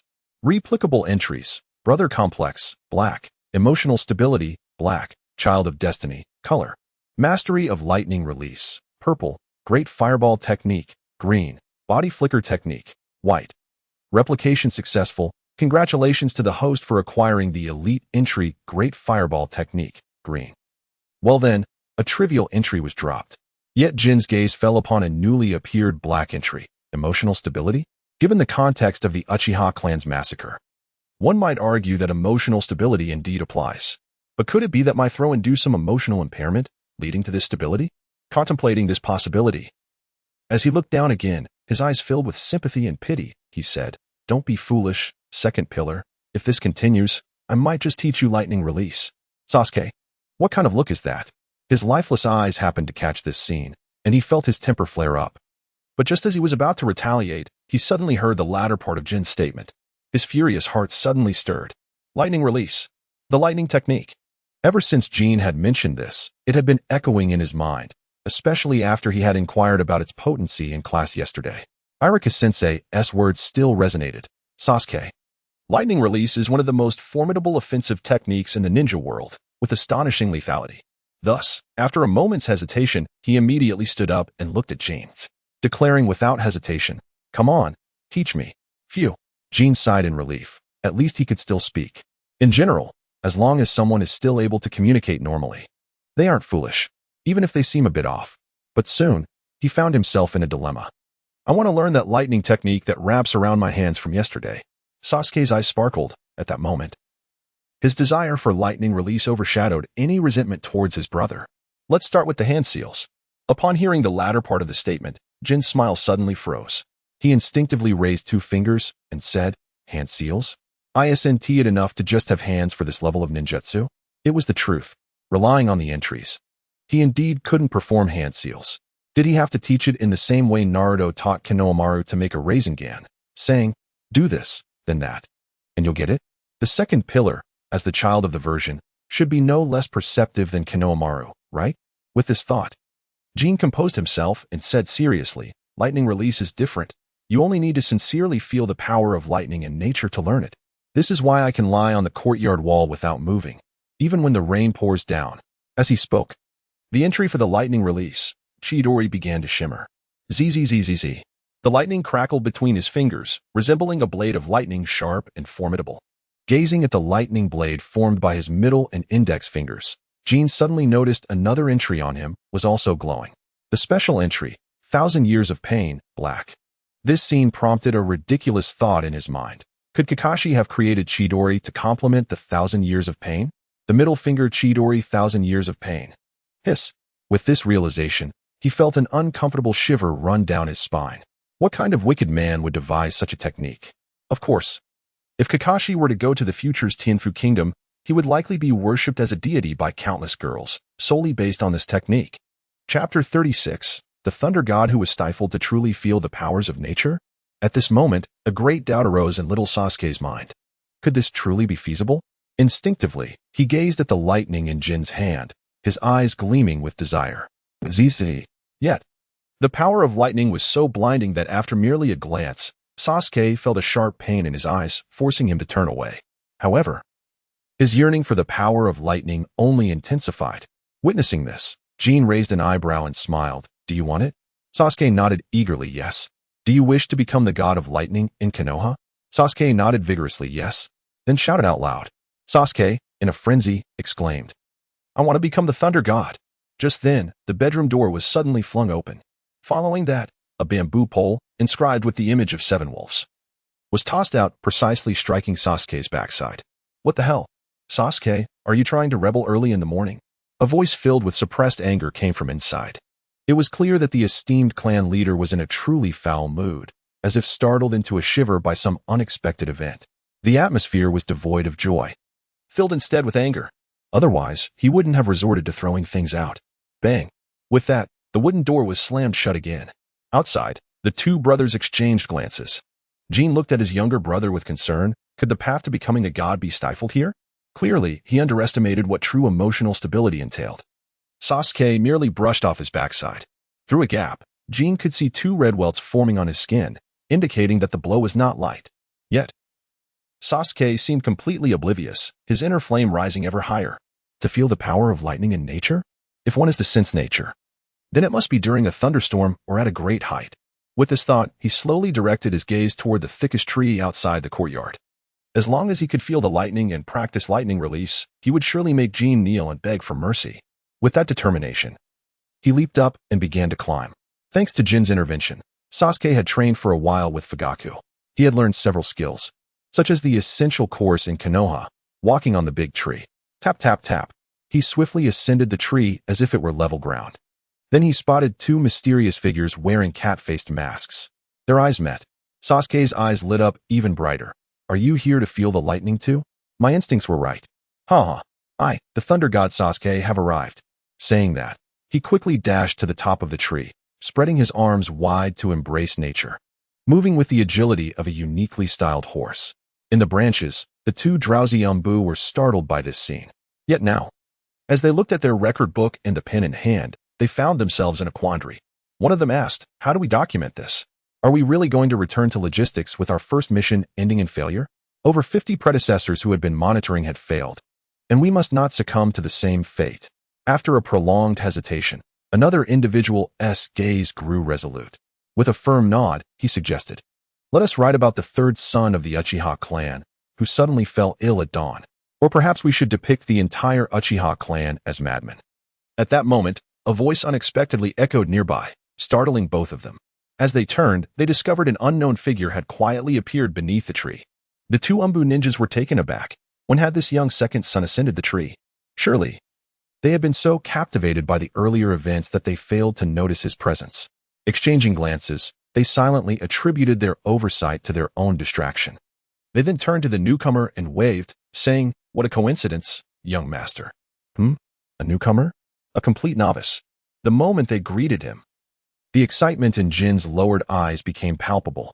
Over the span of 6 years, none of the Umbu ninjas assigned to surveil him had lasted more than 3 months, and none had ever shown the inclination to greet him. In fact, most had fled upon seeing him. Yet, these two not only remained, but also initiated conversation. Given this, Jin decided to seize the opportunity. He was determined to extract every bit of benefit from this encounter for sustainable growth. Rubbing his hands together, he raised his head, his face displaying an unusual blend of shyness and bashfulness. Under his deliberate manipulation, the color in his cheeks gradually deepened, soon blooming into a rosy hue that spread towards his ears. This sight caused the two recently retired Umbu members to shake their heads in disbelief. They had not expected such an adorable child to emerge from the Uchiha clan. 10 minutes later, Jin descended from the tree, thoroughly satisfied. He had acquired 2 new green attributes. After conversing for 10 minutes, successfully replicated the elite attribute light as a feather green, too. Indeed, novices were easily deceived. He chuckled softly and promptly declared, integrate into Swift Shadow. Having upgraded to blue long ago, the Swift Shadow attribute had absorbed no fewer than 10 light as a feather and 30 agility attributes over the years. Yet, upon acquisition, it remained unchanged. Although he sensed improvements in agility, reaction speed, and even endurance, the attribute itself had barely transformed.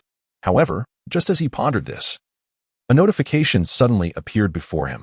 Stacking in progress. Congratulations to the host for acquiring the epic attribute Phantom's Disappearance, purple. Body flexibility 75-100, speed 75-100. Additional effect. Can consume 1000 chakra to generate an afterimage at the original location. The afterimage can explode after 1 second, with the explosion's power depending on the chakra consumed. Jin's black pupils sparkled once more. Flexibility doubled, speed doubled. These were foundational values. Altering the fundamentals was far more impactful than any other change. Particularly, his attention was drawn to the additional effect. This afterimage surely did not merely leave a frenzied illusion in its wake. If enough chakra was available, it might even rival a self-detonating truck. Boom. Just then, a resounding crash echoed from the sky. The sudden noise startled him. Looking up, he saw a youth clad in a blue collar, arms outstretched towards the heavens, shouting loudly. Above the second sun, a bolt of lightning was slowly gathering. Jin was alarmed. Is he truly attracting lightning? Chapter 37, Surveillance from the Village? Would release Ninja Jin. What are you and Sasuke shouting about? With an exasperated tone, Fugaku flung the door open and strode out. Boom. Simultaneously, the lightning above began to spread ominously. The impending rain was unmistakable. It's about to rain. You better grab your raincoat and prepare for school. Glancing at the sky, Fugaku pondered aloud. Where's Sasuke? He was just shouting a moment ago. Where could he have gone? In response, Jin pointed above. His voice slightly subdued as he omitted a few words. He said he wants to be the king of the Uchiha clan. If Sasuke had heard that, he would undoubtedly have questioned, what about the first 3 words of the Lightning King? Unfortunately, Sasuke did not hear it. Only Fugaku did. Upon hearing this, Fugaku's pupils dilated, followed by a cruel smile creeping onto his lips. Clenching his fists, he enunciated each word through clenched teeth. Oh. He wants to be the king of the Uchiha? Before his father has even stepped down, he wishes to ascend, does he? Truly my beloved son. Boom. Just then, lightning struck. As expected, it struck directly at the top of the tree, where the young boy stood, pointing skyward. Ouch. This lightning feels electrifying. But I want to be the Lightning King, Sasuke managed to utter before immediately spewing black smoke and plummeting downwards, his legs twitching intermittently, electricity still crackling over his body. Fugaku's expression darkened. He could only silently curse his own flesh and blood while extending his hands to catch him. Only when he confirmed that Sasuke was merely stunned by the electricity did he exhale a slight sigh of relief. At that moment, the mention of the word king made his expression darken even more. Oh, when you wake up, I will ensure you become a king. Meanwhile, Jin quietly pressed himself against the courtyard wall, refraining from uttering a word. He glanced at the unconscious Sasuke, reflecting, the struggle for the air has always been like this. Time passed swiftly, and soon it was morning. With the awakening of the second sun, the Uchiha clan's grounds buzzed once again. Oh, mother, why didn't you wake me? I'm going to be late. Stupid legs. Run faster. In the midst of the chaos, Sasuke dashed towards the school. The path was relatively clear, allowing him to reach the ninja academy without obstruction. Just as he was about to step inside, he abruptly halted, anxiously straightening his sleeves. Placing his hands in his pockets with a slight frown and stepping in at a measured pace. Hey, Sasuke-kun, why are you so late today? Did you oversleep? Humph. If it weren't for my father's insistence, I wouldn't be here. Sasuke shot a disdainful glance at the speaker, adding, the clan's affairs are far superior to anything at the Ninja Academy. This scene caused passing female classmates to swoon. Wow, he is truly an Uchiha. So handsome and wealthy. But why was he still wetting the bed this morning? Will he be a bedwetter every day if I agree to be his girlfriend? Such a dilemma. Sasuke-kun's words are, even if he wets the bed, still so cute. Wet the bed. Sasuke's steps faltered slightly.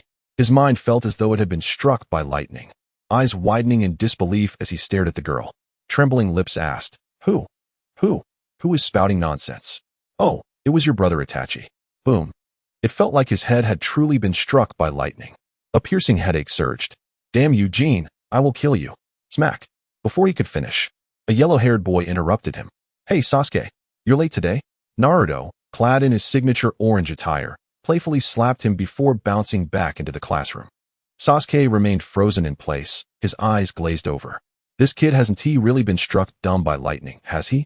In the distance, Jin observed this scene and sighed. It seemed that being struck by lightning was indeed not a favorable occurrence. However, having gathered sufficient information from today's conversations, it was time for him to depart. With this thought, he took a subtle step, leaving behind a shadow clone while his main body made its way out of the school premises. The success rate of their conversation remained dismally low. He could sense the immature would release power within him, relentlessly corroding his body, akin to a poison-inducing chronic self-destruction, devouring his active cells, or perhaps accelerating their division. The inevitable outcome was singular, premature cell division leading to a diminished lifespan. It was uncertain whether the death of the first Hokage was related to the excessive passive use of wood release or the injuries sustained during his battle with Madara. Alternatively, It could simply stem from a flaw in Kishimoto's original design, patched later on. Nevertheless, it was indisputable that would release was not a mere force, especially in its current incomplete form within him. He pondered how many would release cells Danzo had received when Orochimaru defected 5 years ago. If there were still first Hokage cells left, could he not directly seize them? Lost in thought, he stepped forth, vaulting over the wall of the Ninja Academy. As for using the front gate, what good child escapes class through the main entrance? However, as he exited, a sudden realization struck him. He felt an ominous gaze upon him, as though a serpent lay in wait within the shadows, poised to strike. At that moment, the figure observing him, Jin, smirked, stretching lazily, the sound of cracking bones echoing throughout his body. Had he finally sensed it? Danzo, unlike the merely symbolic surveillance of the Umbu, the root ninja was a complete projection of Danzo's consciousness. It could be said without exaggeration that even if Danzo harbored murderous intent towards the Hokage, the members of Root would mirror that intent and act upon it boldly, perfectly coinciding with Danzo's strong animosity towards the Uchiha. A blend of envy for their ocular techniques and fear of their power, Jin, as a transparent Uchiha, had virtually no interaction with the village's inhabitants. Thus, the only source of this invasive gaze could only be a member of Danzo's Root. Yet, it was alarming how long it took for this figure to notice something amiss. This Danzo was rather slow to react. He lifted his feet and strode directly toward the tree from which he sensed the presence. The outer wall of the Ninja Academy was desolate. The sound of his wooden clogs striking the stone path rang crisply, causing the masked Root member above to instinctively furrow his brow, silently forming hand seals. In the next moment, he launched forth, would release, silent binding technique. A row of trees suddenly sprouted from the ground, ensnaring Jin's body as if constructing a cage, rendering him immobile. Ah, such an overconfident child. Once I have you captured, Lord Danzo will surely release me, the Root member said, stepping forward, the insignia on his clothing gleaming brightly. Due to a previous mission's failure and his interaction with Kakashi, he was now eager to leave the Root and return to a normal life. Thus, he was willing to take the risk of accepting this task to capture Uchiha clan members within the village. In stark contrast to his palpable relief, Jin's eyes gleamed brightly upon witnessing the wood release. Ah, the very wood release I have long sought after. He exclaimed, "Hey, uncle, care for a 10-minute chat?" Chapter 38, The Shadow of the Hokage? Yamato the Wood Ninja. Is your mouth not sealed? Yamato squinted, forming hand seals once more, preparing to block Jin's mouth with wood. Whoosh. A piece of wood shot upward, elongating and thrusting downwards towards him. Hey, that is too much, Yamato. Jin protested. Why had I not noticed before that this seemingly reliable Yamato was so rough during his time with Root? One could not help but compare Danzo's brainwashing abilities to those of the Third Hokage. He shook his head, extending his hand to crush the wood before him, tearing it apart as if disposing of refuse. Unbeknownst to him, Yamato, or rather, the Root member now known as K, felt a surge of pain. How does this kid know my identity? The future Yamato was bewildered. Despite having heard of the Uchiha heir, he had never met him. Yet, how was it that the moment they encountered each other, Jin recognized him? As he pondered this, he saw an even more astonishing scene. The boy before him, who appeared to be no more than 10 years old, effortlessly shredded his wood release. Indeed, with bare hands. This sight nearly caused Yamato's eyes to bulge out in disbelief. Throughout his training, he had never witnessed someone capable of tearing through wood release with their bare hands. One could dodge, evade, or even incinerate it with fire. All of these were reasonable. Yet, to tear it apart with bare hands? This was far from mere paper. Without hesitation, he spread his arms once more to form seals. However, just as he completed half of the sequence, he suddenly halted. A sharp glint flashed at his neck. Drip. A drop of blood seeped out. Gulp. When had he moved behind him? Was it a space-time ninjutsu? No, that was impossible. He swallowed hard, his eyes widening in fear. The silent boy behind him, not yet 10 years of age, emanated an overwhelming dread. In the next moment, the cold light vanished. Let us go. Outside the village, Jin waved his hand. After all, being within the village, any conflict might create quite a stir, especially if it damages property, leading to substantial compensation. It was much more pleasant outside the village. As for whether letting Yamato go would cause trouble, he was unbothered. In the earlier stages of the ninja world, logic prevailed. It was merely a matter of intelligence. With sufficient information, even a lower-ranked ninja could take down a higher-ranked one, as Shikamaru had done with Haiden, or as Jiraiya met his end at Pain's hands. While Kakashi managed to contend with one of Pain's forms, these instances underscored the critical role of intelligence. As for later stages, powerhouses abounded, with sage techniques flourishing. The balance of power had utterly collapsed.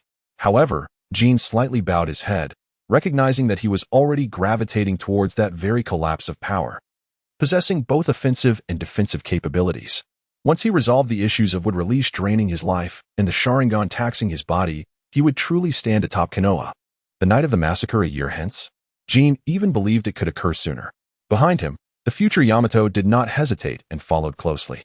As this was the last task for Root, he felt compelled to see it through. Soon, they reached the outskirts of the village. By the banks of the South-He River, Yamato gazed at the boy standing opposite him, silently offering an apology. In the next moment, he struck. Would release. Great wood forest technique. Whoosh. With a stretch of his right hand, countless vines as thick as a human leg surged forth, aiming directly at Jin. Stronger and sturdier than before. Hey, don't rush, uncle. Let us chat for a bit first. Jin sidestepped while speaking. The objective was not the confrontation. Would release was his true aim. Words were futile. Let the battle commence, young man. Jin thought to himself, this overly dramatic line, Yamato's character is truly crumbling. Yet, considering the opportunity to converse for 10 minutes and replicate techniques, he quietly evaded. Replicating would release? How thrilling. Though the speed was commendable, could he escape? He would have to comply and return with him. The powerful and unique would release endowed Yamato with renewed confidence. He had merely assumed that the last technique had not been executed properly. Now, he unleashed his full strength. Would release, for Pillar's prison. Bang, bang, one after another. Wooden stakes erupted from the ground, encircling Jin within a radius of over 10 meters. They continued to close in, resembling a wooden prison that ensnared Uchiha Jin. Upon the wood, faint mysterious runes glimmered, rendering entry impossible and exit unfeasible. Oh, the troublesome Uchiha brat indeed. After completing everything, future Yamato wiped the sweat from his brow and let out a sigh of relief. His strength was formidable due to his wood release abilities. Even an average Jonin could be easily subdued. Thus, he believed capturing a mere Uchiha heir would be a trivial task. However, before he could even finish his thought, a sound suddenly emanated from the wooden cage. Hey, can we chat for a moment? Huh? Yamato's lips twitched. Your mental fortitude is astonishing. This boy, not even a true genin yet, displayed no fear. Something was amiss. For some reason, Yamato recalled the fierce scene of Jin tearing through wood release earlier. A phrase surged in his mind. Fearless arrogance. To be cautious, he formed hand seals once more. Wood release, silent binding technique. Wood release, 4 pillars house. Wood release, continuous pillars house. One after another, would release secret techniques manifested within Konoha. Inside the cage, trees entwined. Outside, a complex wooden residence rose from the ground, suppressing the chakra within the cage. Following that, several more residences appeared around it, resembling a small family compound that thoroughly sealed the cage in the center. Now even Kakashi-senpai cannot escape, can he? After completing all of this, future Yamato finally relaxed. Leaning against the wooden sofa, he let out a faint exhale. Just as he sat down, he heard the exaggerated voice of the boy across from him. Uncle, it's a shame you don't pursue real estate. This skill of yours with wood release would make you the envy of many. Indeed, aside from the Uchiha clan, Konoha had many orphans due to the war. Although there were specific subsidies, most children lived in poor conditions. Take Naruto for instance, despite being the orphan of the Fourth Hokage. He resided in a small wooden house on the 2nd floor. The rooms were not particularly spacious. However, if Yamato exerted himself, he could cut down the trees surrounding the village to build houses. Then, the issue of housing scarcity would be non-existent. After chatting for a while, relevant prompts gradually appeared before Jin. Conversation target, root member Jia. Copyable entries are being analyzed. Would release bloodline limit copy purple, First Hokage cell remnant purple. Mastery of water release, blue, earth and wood brother, black. Chapter 39, One-handed defeat of Yamato, merging would release entries. Jin glanced at a nearby 3-bedroom wooden house and nodded in silence. While others would refine in an instant, Yamato built a house just as quickly. And remarkably well, it was a 3-bedroom residence complete with a large private balcony. Who wouldn't praise such an accomplishment? Most importantly, it was purely wooden and entirely natural, no additives, no formaldehyde.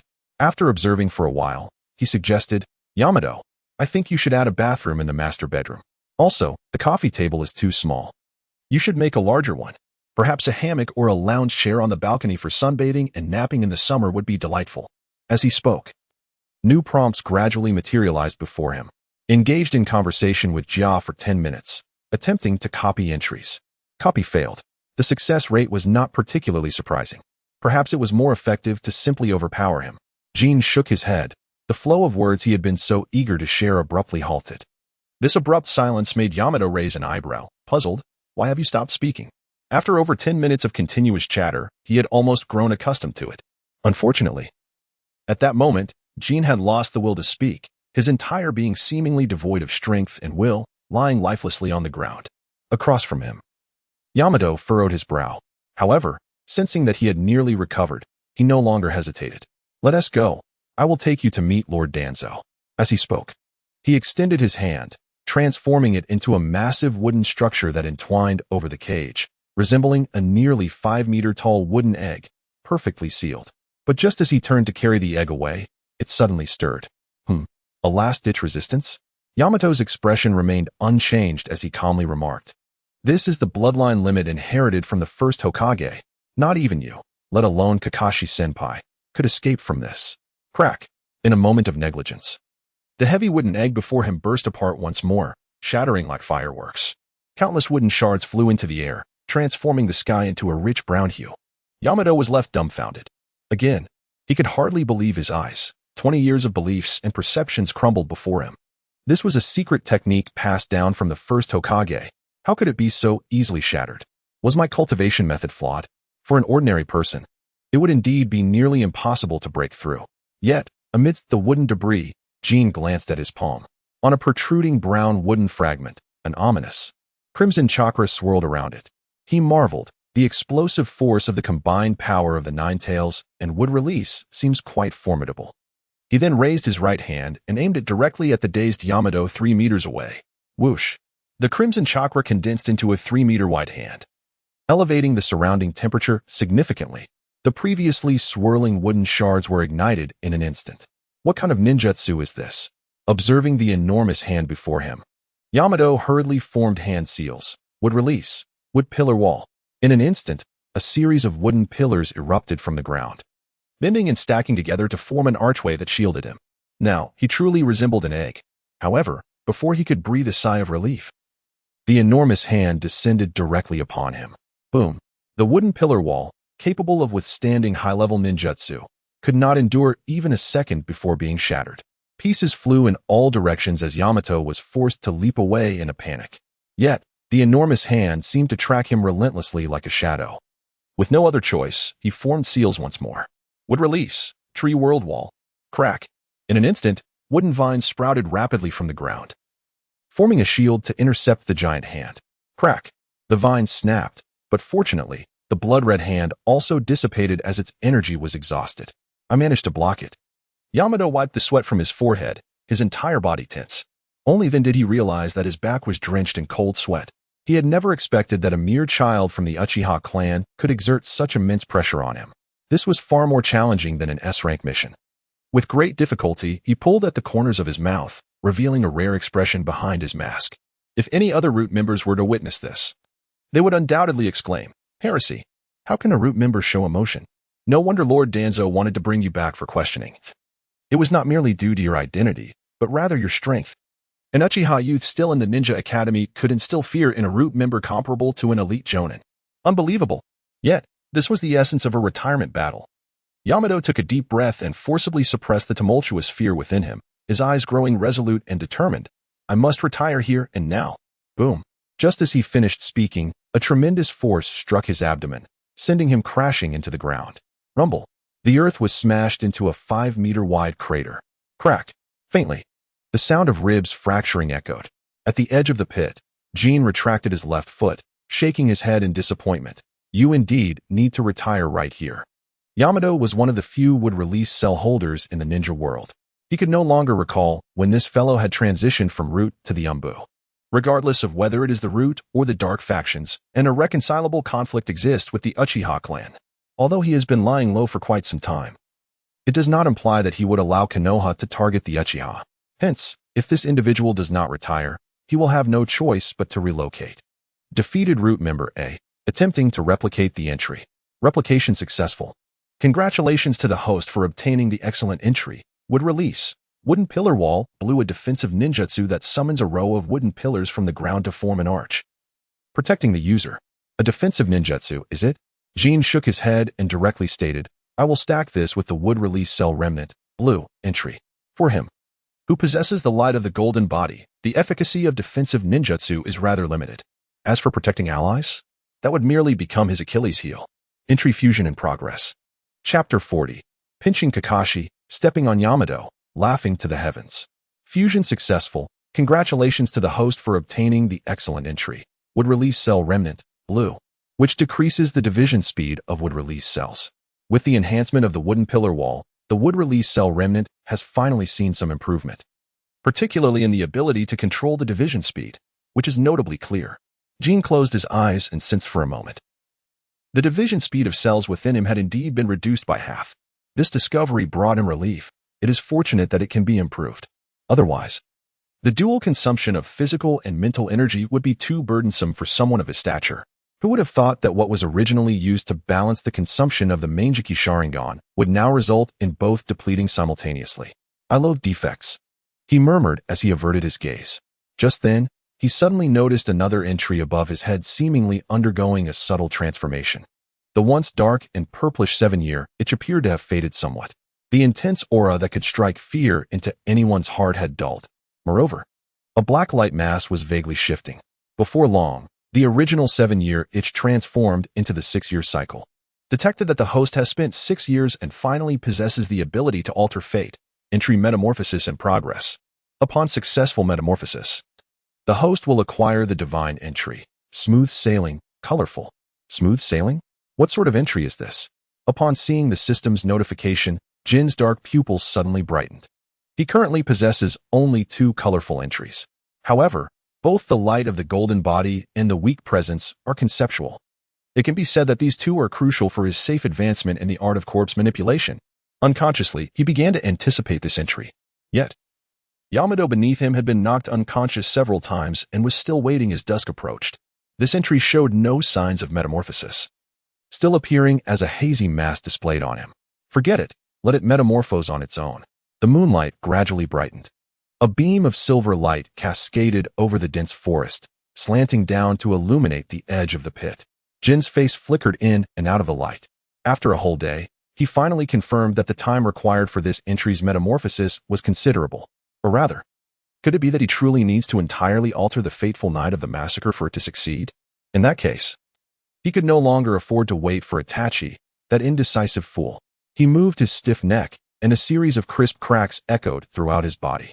Who can comprehend the pain of remaining still for an entire day, only to strike a palm when Yamato was about to awaken? Ugh, it hurts so much. It feels as if my head is being struck. Below, Yamato, who had been knocked unconscious for the 7th time, rubbed his head, feeling a throbbing pain.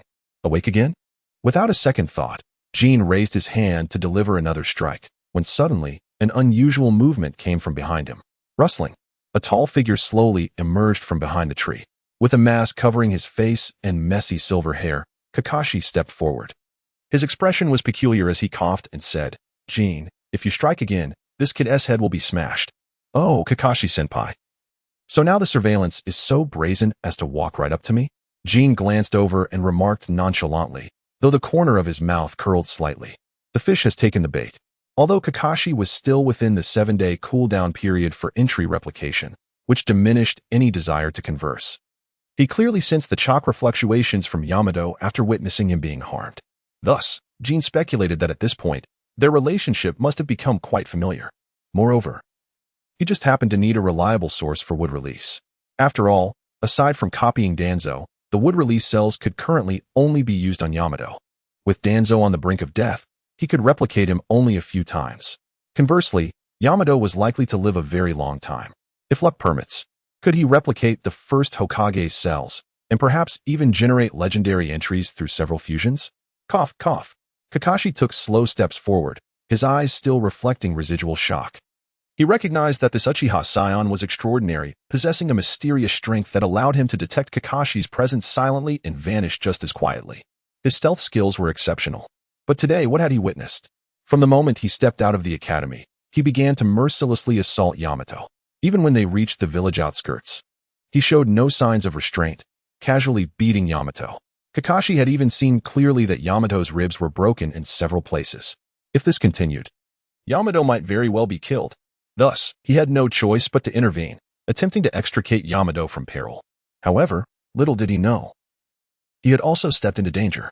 Kakashi revealed an awkward smile, stepping aside and pointing at Yamato, saying, "This one is different from the others en route. He has his own thoughts and is a good person." The implication was clear. This is a good person, do not harm him. What does that have to do with me? Jin replied without turning back. His words made Kakashi's embarrassment increasingly apparent. The atmosphere grew increasingly unusual. In the pit, Yamato struggled to prop himself up. He had naturally heard the earlier conversation, and a fleeting glimpse of shame flashed in his eyes as he stubbornly stated, "Kakashi-senpai, you don't need to plead for me." Bang! Another massive force surged in. Little Jin soared upward, descending like a bolt of lightning. His speed was so swift it resembled a flash. He lifted his foot and came crashing down. Thud snap. Yamato was once again forcefully stomped into the center of the pit, his body almost embedded into the ground, fitting perfectly. Uffed. This time, he could no longer hold on, and a mouthful of fresh blood gushed forth. His injuries were exceedingly severe. So fast. This guy's taijutsu rivals that of an elite genin. I have never heard of the Uchiha clan excelling in taijutsu or physical strength. This scene caused Kakashi's pupils to constrict once more. The speed was such that he could only see a blur. However, upon witnessing Yamato's injuries, he grew anxious. Stop, Jin. He could not gauge Jin's current mindset. Yet, out of concern for Yamato, he felt compelled to act. Crackling. In his right hand, a flicker of lightning manifested. The blue-white lightning gradually spread through the air. Lightning release, Chidori. Swift and powerful enough to even shred through wood release. This fellow left him with no choice but to take this seriously. Therefore, he initiated with a killing move. Even to avoid losing track of Jin's figure, he deliberately closed his left eye. Within his gaze, 3 crimson tomo were spinning rapidly. The Sharingan. Then, he transformed into a bolt of lightning and charged forward. Zing. The speed was so rapid that only the sound of thunder remained in the air. Zing. Crack. Yet, at the moment of landing, the lightning was abruptly severed. A violent hand had crushed it directly.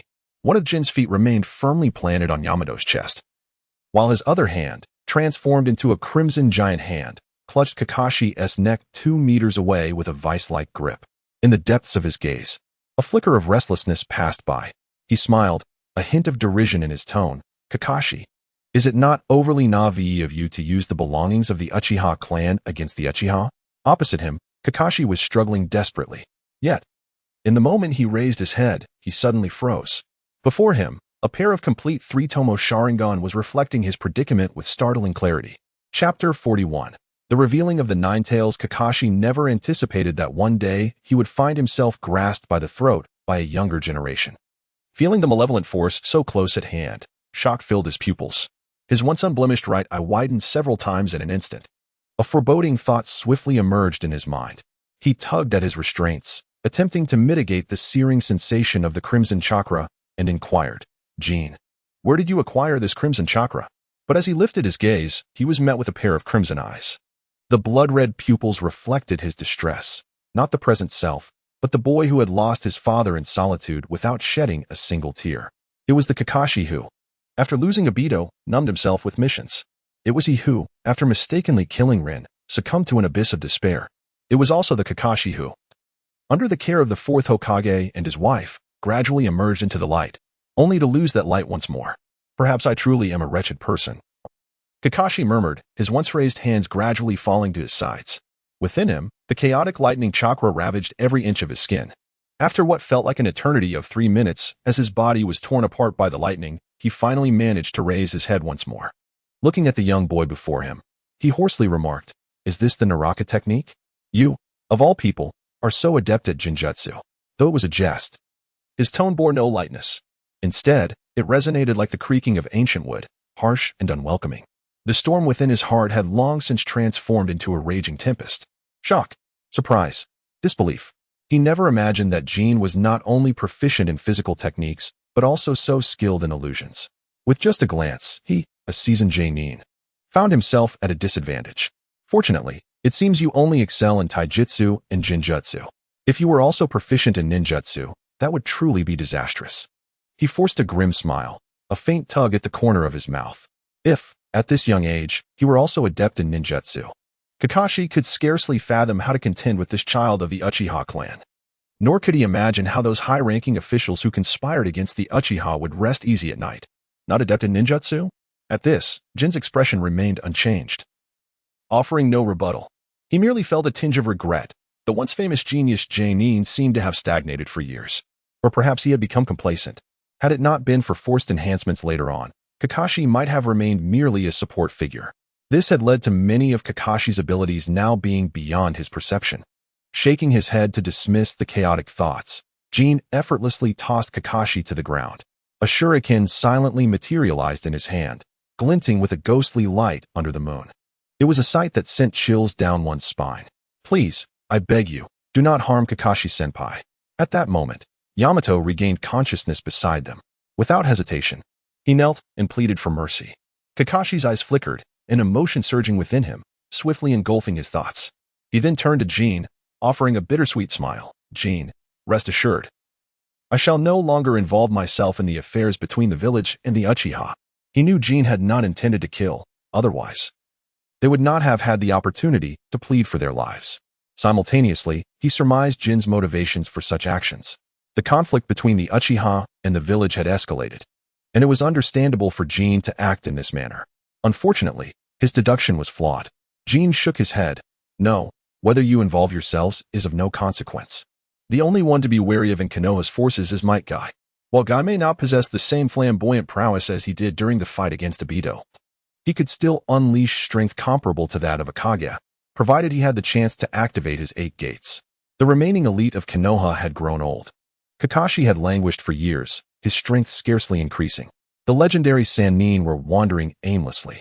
As for the prominent clans, as long as they found someone to shoulder the blame, the various ninja clans of Konoha would likely refrain from action. Of course, should they choose to act, it would mean annihilation. In an instant, it seemed that Konoha had lost its edge. Instead, the focus shifted to wood release and the Mangeki Sharingan. Jin slightly shook his head, lowering his gaze to the two beneath him. The moonlight illuminated his somewhat disheveled Uchiha hair, casting a glow upon his youthful, albeit slightly immature, visage. Despite his stoic expression, he exuded an unexpectedly soft aura.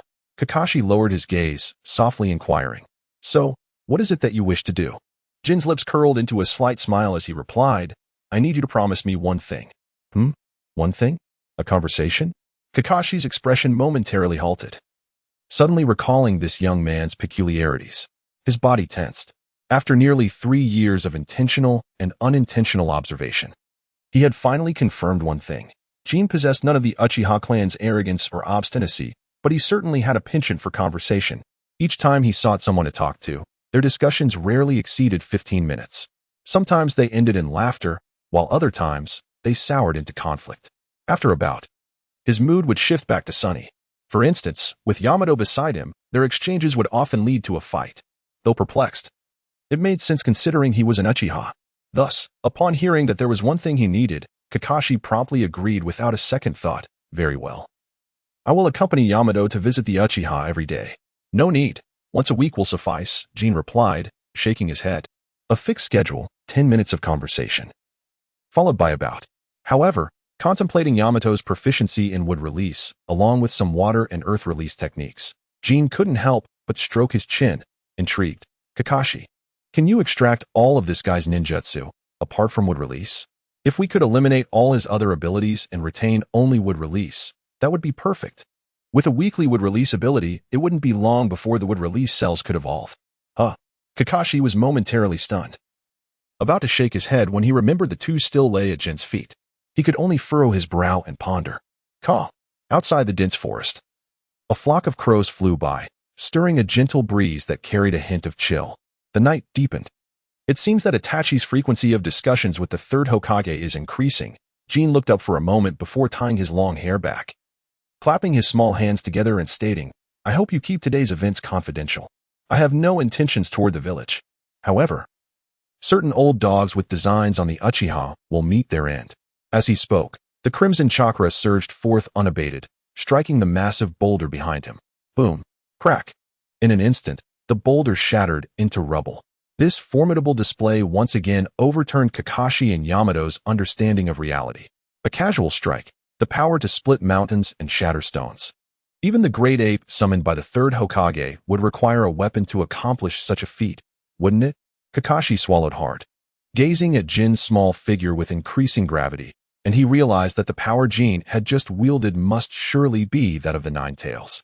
The Nine Tails? What Nine Tails? Just then, at the edge of the massive pit, a figure wrapped in bandages slowly leaned down, peering into the depths. Chapter 42. The Proud and Stubborn Shisui Uchiha Clan District. Caw. A flock of crows gradually descended, alighting in a simple courtyard. This courtyard lay deep within the clan's territory. Unadorned. Is it Itachi? Hearing the sounds from outside, Shisui, whose eyes were bound with bandages, slowly pushed open the door. Creak. The sound of the wheelchair scraping against the wooden floor was particularly pronounced. Upon witnessing this scene, Itachi's calm and unperturbed gaze betrayed a slight tremor. It was exceedingly subtle. In the depths of night, even if one wished to see, visibility was nearly non-existent. Yet Shisui was not merely an observer. His heart was tumultuous. He paused momentarily, gesturing towards a nearby seat, suggesting, "Please, sit down and have a drink." Observing his actions, Itachi furrowed his brow slightly. "Shisui, you seem somewhat different." The Shisui before him was a stark contrast to the previously bright and cheerful young man. He resembled a stagnant pool of water, devoid of ripples or change. Different? "I am already a dead man," Shisui remarked, a faint smile attempting to grace his lips, yet ultimately failing. The encroaching darkness appeared to shroud the light within him. The two exchanged silence. "Shisui, I shall take my leave now." After a brief pause, Itachi bid farewell. With a soft creak, he pushed open the door, only to find that the moonlight had vanished, leaving behind an oppressive darkness that quietly consumed the entire Uchiha clan. Inside, only the dim glow of the lamp remained. Just as he prepared to step into the thick blackness, Shisui's voice suddenly broke the stillness. "Itachi, have you made your choice?" The foot he had raised halted at the threshold, his back to Shisui, frozen in place. The moment felt as if the light had extinguished, enveloping everything in deep shadows. He gently reminded, "Shisui, it's getting late. You should rest." With that, he stepped down, swallowed whole by the night, vanishing from sight. Tick-tock, tick-tock. Outside, the sound of night dew falling was faintly discernible. "Itachi, you left without closing the door," Shisui mused after a long while, shifting his wheelchair to shut the door. Just as the wooden door was about to close, a small hand unexpectedly reached in. Itachi, is that you?" Shisui paused, instinctively responding, but halfway through realized something was amiss. "Is that you, Jin?" "Oh, Sasuke, you seem quite relaxed tonight," Shisui retorted. Jin's sharp tongue stirred a subtle ripple in his previously stagnant heart. He managed a bitter smile. "It's late at night, and you're not sleeping. Why should I be unable to enter if Itachi can?" Jin disregarded Shisui's presence entirely, pushing the door open and stepping inside. His small form swaying in the dim room like a landlord surveying his domain, indifferent. Eventually, Shisui could no longer contain his curiosity and asked, "Why save me?" "No, I did not save you. I saved the Uchiha clan." Jin's unexpected answer ignited a cascade of thoughts within Shisui. It encompassed the Uchiha clan, Konoha, and Itachi's wavering stance. This revelation left Shisui momentarily stunned, his raised hand uncertain, ultimately resting on the armrest of his wheelchair, gripping it tightly. Jin looked up at Shisui, who was now at eye level with him, and playfully tapped his forehead. "Shisui, your heart is in turmoil." "That phrase sounds familiar," Shisui replied, though their circumstances were starkly different. He lifted his gaze, staring directly ahead. Though blind, he could faintly envision a youthful face in his mind. He was merely a child, whose actions did not seem particularly astute. Yet, why did he always feel so exposed when conversing with Jin? It was as if he stood naked before a giant, gazing down upon him, a puppet of fate. He had often speculated whether Jin possessed the ability to see through destiny, yet had never confirmed it. After a moment's hesitation, he inquired, "Why save me? I am now devoid of vision, my ocular techniques are gone, my legs are broken, and my body is crippled. I am nothing but a shell of my former self." Jin casually replied, "Being a shell is advantageous. It makes it easier to brush aside trivial matters." Shisui found himself bewildered by Jin's words. He waved his hand dismissively, assuming Jin had once again lapsed into nonsensical chatter. What do you need me to do? Do you feel it? Jin seemed surprised, noting that Shirsue's demeanor had indeed shifted since his resurrection. Without any hesitation, he declared, I need you to be my enforcer. The enforcer of the Uchiha clan. Oh, a reminder. I saved you. So, strictly speaking, you, Uchiha Shirsue, are now my servant. At this juncture, Jin's earlier frivolity evaporated, leaving only seriousness. He focused intently on Shirsue's face, his right palm revealing intricate golden chains. 3 strands interwove, with an eye at the center, Kodo Amatsukami. The reason for Shirsue's revival had taken so long was that Jin had been grappling with how to utilize Kodo Amatsukami. Today, he had finally grasped its full potential. Now, should Shirsue dare to refuse, he would undoubtedly face the consequences. Shirsue's Kodo Amatsukami was a valuable asset. Worst-case scenario, he could treat the annihilation of his clan as merely a card collection game. Of course, he had no interest in Danza's kind. Had Jin truly prepared to take a stand against the village? Upon hearing this, Shirsue fell silent once more. He began to vaguely sense the implications, even envisioning a future of fraternal discord. This realization left him feeling powerless and deepened his inner turmoil. Escape. Perhaps death was the only way out. Sensing Shirsue's emotional state, Jin moved closer, leaning in to whisper in his ear, Of course, if you wish to die, that is simple. Have you heard of the second Hokage's forbidden technique? Edo Tensei? With a crack, Shirsue instantly crushed the wooden armrest of his wheelchair, raising his head to glare at Jin. For the first time, a look of anger crossed his handsome, brooding face. How dare you desecrate the bodies of our kin? Desecrate? At this, Jin laughed, slapping the broken wheelchair in disbelief. You accuse me of desecrating our clan? Surely, you are aware of the fate that befell the Uchiha clan after its annihilation, right? Danza's coveted the Sharingan for so long. Do you really expect that old monkey, who preaches the will of fire, to intervene? Or perhaps your so-called dear friend will help preserve the corpses of our clan? Oh, I almost forgot. Maybe your dear friend is the true culprit behind the desecration of our kin's remains. With a crack, perhaps Jin's strength was too great, for the wooden wheelchair soon lay in ruins, scattered across the floor. Shirsue found himself collapsed on the cold ground, bewildered and helpless. Silence. An absolute silence. Between them, even breaths were absent. Only the sound of dew falling at the door lingered quietly. After a long while, Shirsue appeared to deflate, as if all strength had left him. Murmuring, I understand. I will consider it. No, in your current state, you lack the privilege to ponder. You can only be at my mercy, Jin asserted, extending his hand to pat Shirsue's forehead again before tossing the eye into his palm. Put this on. Do not let Danza take it from you again. Also, you must recover quickly, for, due to certain circumstances, the village may not wait much longer. With that, he turned and walked away. Shirsue paused, perplexed, and asked, why? Logically, with the coup delayed, if something were to happen to him, the village should exercise caution. Even if action were necessary, they would likely wait a while longer. Because of me, ha ha ha. Upon hearing this, Jin turned back, a slow grin spreading across his face. The crimson, eerie chakra in his palm dispelled the darkness entirely. No one could have anticipated that just as the Uchiha clan was on the brink of being engulfed, a radiant crimson light would break free. Of course, Shirsue could not see it. He could only vaguely sense an immense power. Moments later, as he caressed the eye that was now part of him, his once desolate heart began to stir with restlessness. Resurrection and recovery, how abundant they are. After a long while, a soft sigh broke the silence of the night. This fellow, why must he dismantle my wheelchair when he could simply provide assistance? The proud and defiant Nanhequin. Lord Danzo, Kakashi thought to himself, sensing an impending crisis, and hastily rose to pay his respects. Beside him, Yamato struggled, but was unable to rise. Even with the regenerative capabilities afforded by the first Hokage's cells, he was still too weak.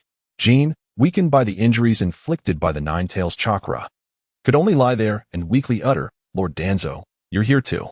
Danzo stroked the bandages on his right arm, turned to Yamato, and solemnly stated, Kia, your mission has failed. A jolt of anxiety surged within the two. Was he about to deliver retribution?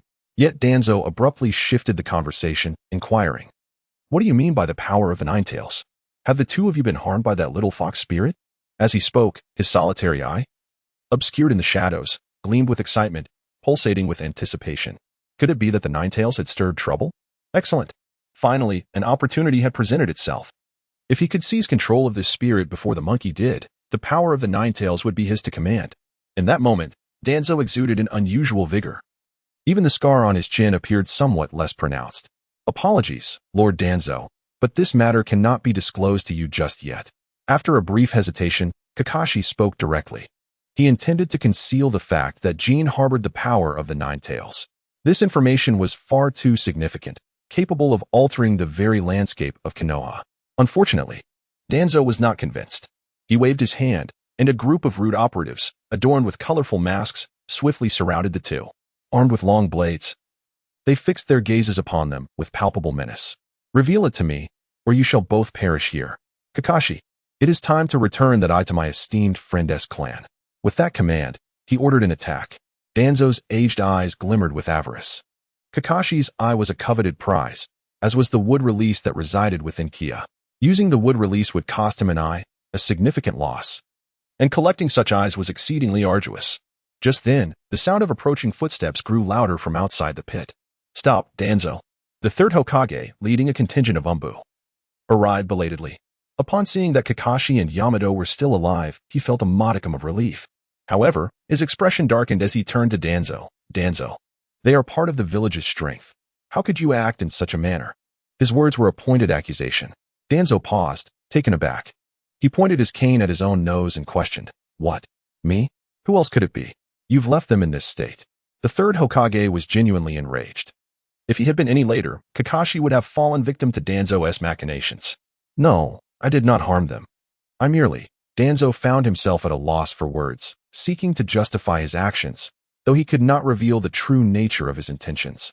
He could not admit that he aimed to provoke the Uchiha by abducting their second son. Frustration welled up within him. This scenario felt oddly familiar, as if it had occurred not long ago.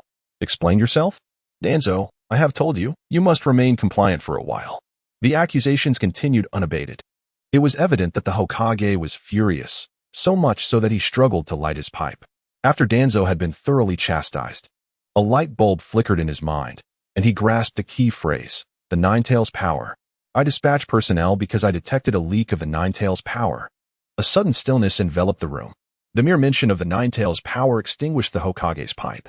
The Nine Tails power has leaked?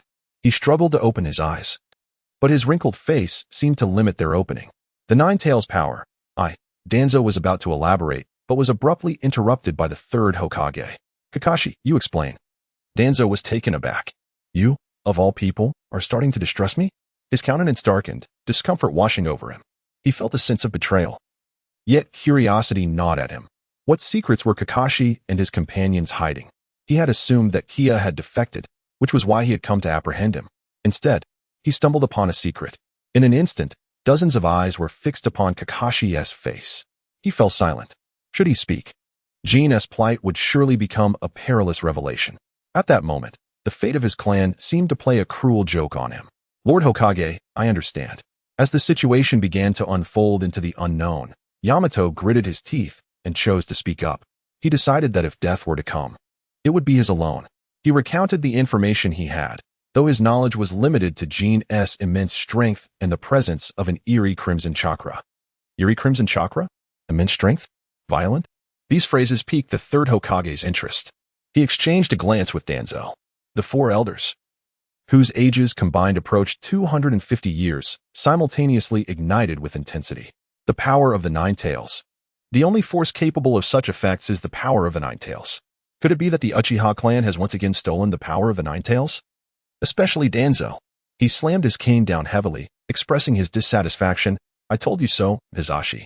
The wicked little devils of the Uchiha clan have inevitably begun to meddle with the Nine Tails. Hizashi, we can no longer hesitate. Tsunade quickly concurred. She harbored no fondness for the Uchiha, especially when it came to the absolute power of the Nine Tails. The only one left was Mito, who, after observing the fervor of his two allies, could only nod in agreement. I feel the same way. In that moment, it seemed as though justice had aligned with Danzo's stance. He abruptly released his grip on his cane, reminiscent of a sentinel from over a decade past, and earnestly declared, Hizashi, trust me. Only by thoroughly extinguishing the Uchiha's little devils can the village attain peace. Have you forgotten the bonds we share? In that instant, all three advisors turned their gazes toward Sarutobi. Ash rained down like a thick blanket upon the ground. The Third Hokage, amidst the swirling smoke. Finally tapped his pipe and murmured, "Summon the leaders of the clans for a council. The power of the Nine Tails must not be allowed to leak, especially not to the Uchiha clan." With that, one after another, the Umbu darted away into the night. In the depths of Konoha, sleep would remain elusive for the clans. Is this a summons from the Third Hokage? At the Uchiha clan's residence, Itachi, just returned, glanced at the message before transforming into a raven and vanishing. Though perplexed, the noble spirit of Fire S will compel him to act swiftly. Crack. Yet as he arrived outside the clan's territory, he encountered the enigmatic masked man once more, still somewhat damp. His gaze swept over the other's crimson Sharingan, and he murmured, Have you exhausted your water release?" Obito's remaining eye twitched, almost spurring him to unleash a torrent of curses. Fortunately, reason prevailed. "Itachi, what are your thoughts on the defection? I can assist you in eliminating certain individuals, such as the young lady of the Uchiha clan. Are you surveilling me?" As soon as the words fell, a flicker of black flame unexpectedly ignited at the hem of his garment. Obito paused momentarily, his right eye spinning rapidly. The power of the Rinnegan, the ability to shift into another dimension. With a snap, the black flame vanished, and the hem remained unscathed. Obito exhaled, realizing that this young individual was indeed a formidable opponent, launching an Amaterasu attack right from the outset. Fortunately, his reflexes were swift. Otherwise, he could have found himself in dire straits. Indeed, this was a space-time ninjutsu. He had not anticipated such strength from the Uchiha clan. Similarly, Itachi was profoundly astonished. The prowess of the person before him exceeded his expectations. Such a vast amount of water could be conjured and dismissed at will. Now, to be able to detach oneself from the current space, this unfathomable power made it difficult for him to believe that the other party was truly from the Uchiha clan. "Who exactly are you, and what are your intentions?" In response, Obito flicked the hem of his attire and stated, "Allow me to reintroduce myself. I am Uchiha Madara." Uchiha Madara? The only ancestor capable of contending with the god of shinobi? Those seemingly ordinary 4 words stirred a tempest within Itachi's heart. Unbelievable. Impossible. The ancestor, Uchiha Madara. As a member of the Uchiha clan, this ancestor was undoubtedly renowned. It cannot be. The ancestor has long since perished. You cannot be him. As he spoke, his pupils unleashed the power of the Manjiki Sharingan. Whether or not he is the ancestor can be determined through a trial. Regrettably, the once infallible power of the Manjiki faltered this time, failing to even create a ripple. Itachi furrowed his brows, his thoughts becoming increasingly agile. Has he evaded my ability? Is it an unrestricted dimensional shift? No, it must be his own intangibility that caused my attack to miss. What a terrifying adversary. If he were to launch a surprise assault on the village without prior intelligence, it would likely result in considerable turmoil. Upon this realization, his eyes underwent another transformation. The crimson pupils began to whirl with greater velocity, and strands of blood began to surface. The ocular power was being overexerted. "Itachi, we shall be allies." Observing this development, Obito shook his head and turned to depart, reassuring him, "Fear not. When the day comes for you to act, I shall assist you in thwarting others, including that girl and your brother." With that, his figure vanished without a trace, leaving Itachi standing alone outside the clan grounds, engulfed by the night. He was momentarily stunned, primarily due to the last 2 words, brother. Sasuke was still attending school. So were you referring to Shin? Somehow, the thought of Shin made his heart tremble. No, this cannot be. At the very least, I must protect both Shin and Sasuke. Perhaps it is time to negotiate with the Third Hokage. With this thought, he boldly stepped into the darkness, his destination unmistakably the Hokage building of Konoha. Shortly after his departure, a diminutive figure emerged from beneath a nearby tree. Shin observed Itachi's retreating figure, shaking his head. "Foolish elder brother. I never imagined you would entertain such a foolish notion. The power of arms must be firmly grasped in one's own hands. Have you forgotten the fate of the 3rd and 4th Hokage's orphans?" Shin had already followed Itachi when he was called away, remaining silent, merely blending into the shadows, utilizing his enhanced senses. He overheard their conversation and even glimpsed the fleeting longing in Itachi's eyes, a longing for Uchiha Mikoto. Alas, he would never partake in Mikoto's famed tricolored dumplings. He muttered to himself, turning back towards the clan's compound, realizing that the 3rd Hokage had evidently made a resolute decision. At last, he could rest easy. For when he awoke next, it would likely be the night of the clan's annihilation. Chapter 45, The Coup 3 days later, Saratobi's Hesitation Clan leader. Last night, The village convened an urgent discussion. I heard that all the major clans attended. Do you know what transpired? Urgent discussion? All the major clans? Early in the morning. Fugaku cast a glance at the speaker, his expression inscrutable. The individual belonged to the younger generation of the clan, serving in the guard unit, yet was closely aligned with the Hokage's faction. He was one of the few moderates within the Uchiha clan. Yet, how could a moderate convey such information to him? Could it be that the Hokage or that scoundrel Danzo intentionally leaked it? But wouldn't that exacerbate tensions? Or perhaps it was a deliberate attempt to incite chaos, hoping to provoke the Uchiha clan into a rash reaction? In an instant, Fugaku's expression darkened. He finally recognized the gravity of the situation and turned sharply. Commanding, inform the clan elders, gather in the council hall. As for Sasuke, perched atop a tree, he glanced briefly before resolutely abandoning his position. A mere child's folly? A trivial matter. Before long, the Uchiha council hall was filled with clan elders. Some appeared groggy, while the majority bore expressions of ferocity and anticipation. The most belligerent of the three elders, upon seeing Fugaku, could no longer contain themselves, inquiring, "Clan leader, you summoned us so early. Are we to launch a coup?" Indeed. A coup. At long last, it begins. 32 members with 3 tomo, 168 with 2 tomo, and 398 with 1 tomo are all on standby. Clan leader, let us proceed. The Konoha of today is no longer the Konoha we once fought for. Indeed, clan leader, the position of Hokage has been held by the Sarutobi clan. We, the Uchiha, can hold it as well. In an instant, a single phrase ignited the fury of all present. The elders erupted into a cacophony of voices, clamoring and slamming their hands on the table. It seemed that in the next moment, they would seize control of the Hokage building. Ahem. I believe we should hear what the clan leader has to say. Observing the scene, a handful of moderates coughed lightly, drawing the attention of the assembly back to Fugaku. In an instant, over 20 pairs of eyes were fixed intently upon Fugaku's face, filled with expectation. The pressure bore down on him, rendering him momentarily bewildered. Wasn't the purpose of this meeting to discuss countermeasures? How had it transformed into a strategy to conquer Konoha, launching an offensive from that village? This was quite unsettling. However, it also reflected the Uchiha's internal unrest, which had already reached a boiling point. All they needed was a catalyst, and it would ignite. After much hesitation, Fugaku shook his head. With Shursui injured and Itachi preoccupied with missions, our Uchiha clan's strength remains too feeble. As soon as he finished speaking, one of the 3 elders retorted, "Feeble? Clan leader, surely you are aware that the Sarutobi clan rose from a small family in Konoha to become a formidable clan in the ninja world, relying on what?" That remark left Fugaku momentarily speechless. Relying on what? Certainly, it was on the blood of clans like theirs. Sighing heavily, Fugaku closed his eyes, and when he reopened them, all hesitation had vanished, replaced by unwavering resolve. He rapped his knuckles on the table and addressed the gathered elders. In that case, let us act 3 nights hence. During this time, recall all clan members currently on missions. All members shall abandon their tasks and return. Yes. The chorus of agreement reverberated throughout the Uchiha compound, sending a wave of fervor through the clan. It also alerted the various families in Konoha to the brewing unrest. What is happening? Have you noticed that the number of Uchiha clan members on the streets seems to be increasing? Not just that, have you heard? You can even hear their raucous laughter in the dead of night. Truly a band of lunatics. They wouldn't be collectively losing their minds, would they? Surely not. However, it does seem that the number of Umbu patrolling the village has increased recently.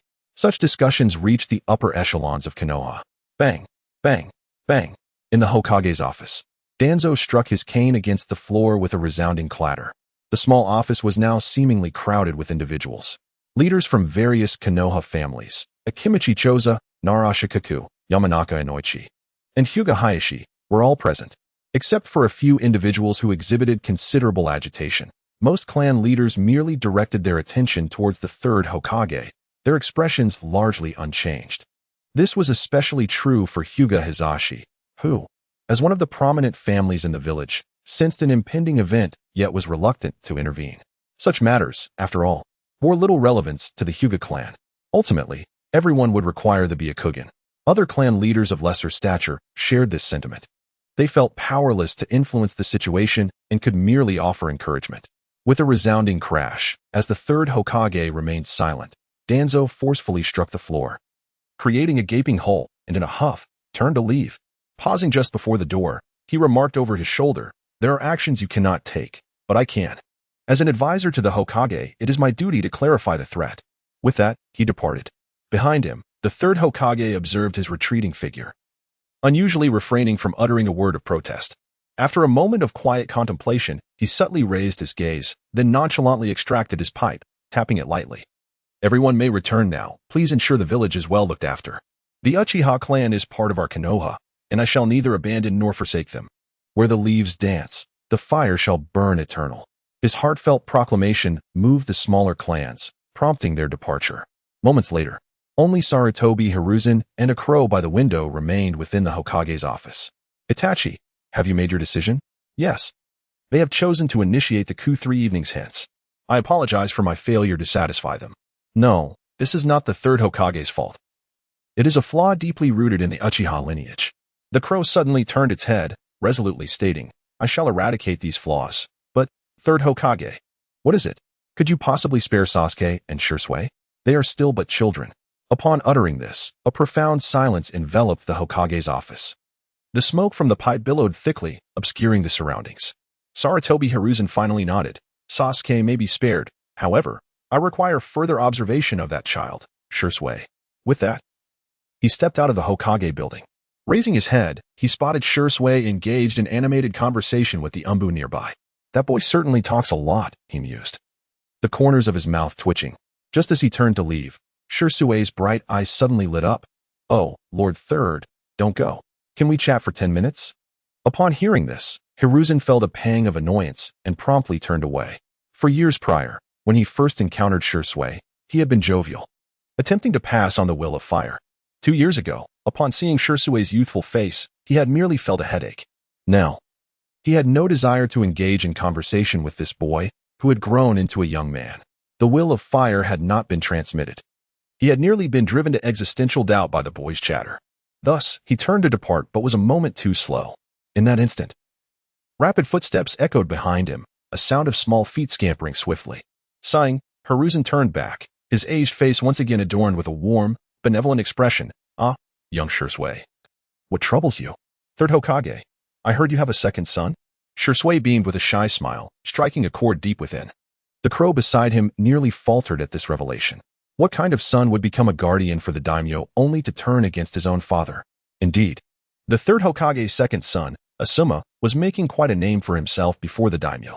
However, the crow soon fell silent, pondering the peculiarity of a son who would seek to assassinate his father in the name of some misguided notion of justice. This narrative felt eerily familiar.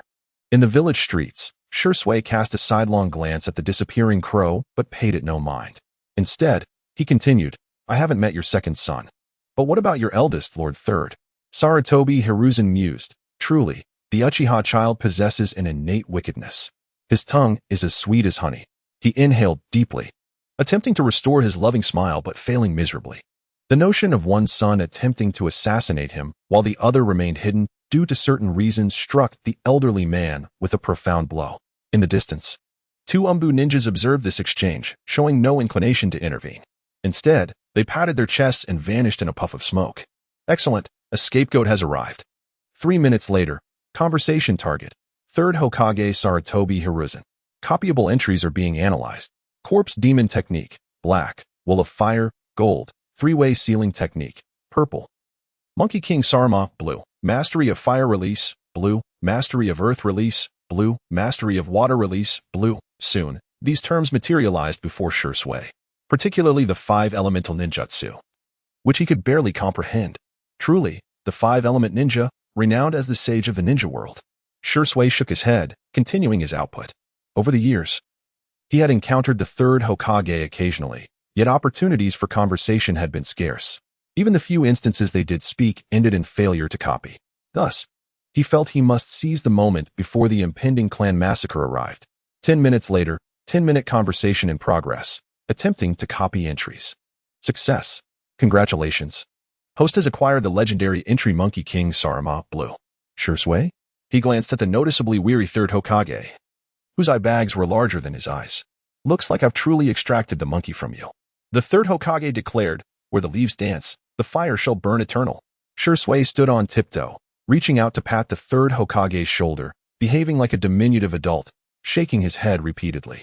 Then, under the third Hokage's bemused gaze, he turned to leave, leaving the Hokage speechless, words caught in his throat, neither here nor there. After a long moment, he managed to mutter, "Is he unwell?" Upon exiting the Hokage building, Shursui felt a surge of joy. It was not the strength of the Monkey King that pleased him, but the exhilaration of having successfully seized an opportunity. It felt akin to a millionaire in a previous life joyously scoring a $50 discount after a relentless bargain. In this euphoria, his figure once more meandered through the streets. Suddenly, a gentle pat on his shoulder interrupted his thoughts. The touch was light, almost feathery.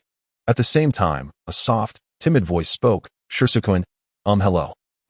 Shursui turned, slightly puzzled, to find a blue-haired girl with white eyes before him, her exquisitely delicate features shimmering under the sunlight. Upon noticing Shursui's gaze, she quickly lowered her head, nervously intertwining her fingers, her cheeks flushed a rosy hue. "Oh, Hinata? What brings you here?" Shursui was taken aback. At this hour, Hinata should have been at the ninja academy. When had she begun to emulate those mischievous students and skip classes?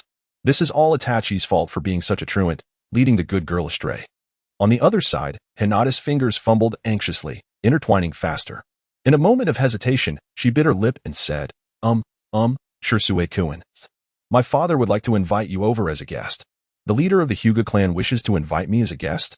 Shursui was momentarily taken aback. His encounters with Hinata had been few. Since the replication of the Byakugan, she had been largely confined within her clan, rarely venturing out. He had not had the opportunity to engage with her further. But what could have prompted the sudden appearance of the Hyuga clan leader? With a hint of confusion, he nodded and chuckled softly. All right, let us depart. A golden opportunity presented itself, and he had no intention of letting it slip away. Simultaneously, observing Hinata's flushed cheeks, he found the situation amusing. Without any forewarning, he took her delicate hand, leading her outside, even giving it a gentle squeeze. Soft and tender, her hand felt like silk. In an instant, Hinata's face turned a deeper crimson, as if she might bleed from embarrassment. Yet, she did not resist. Instead, she hastily extended her other hand behind her, gesturing subtly.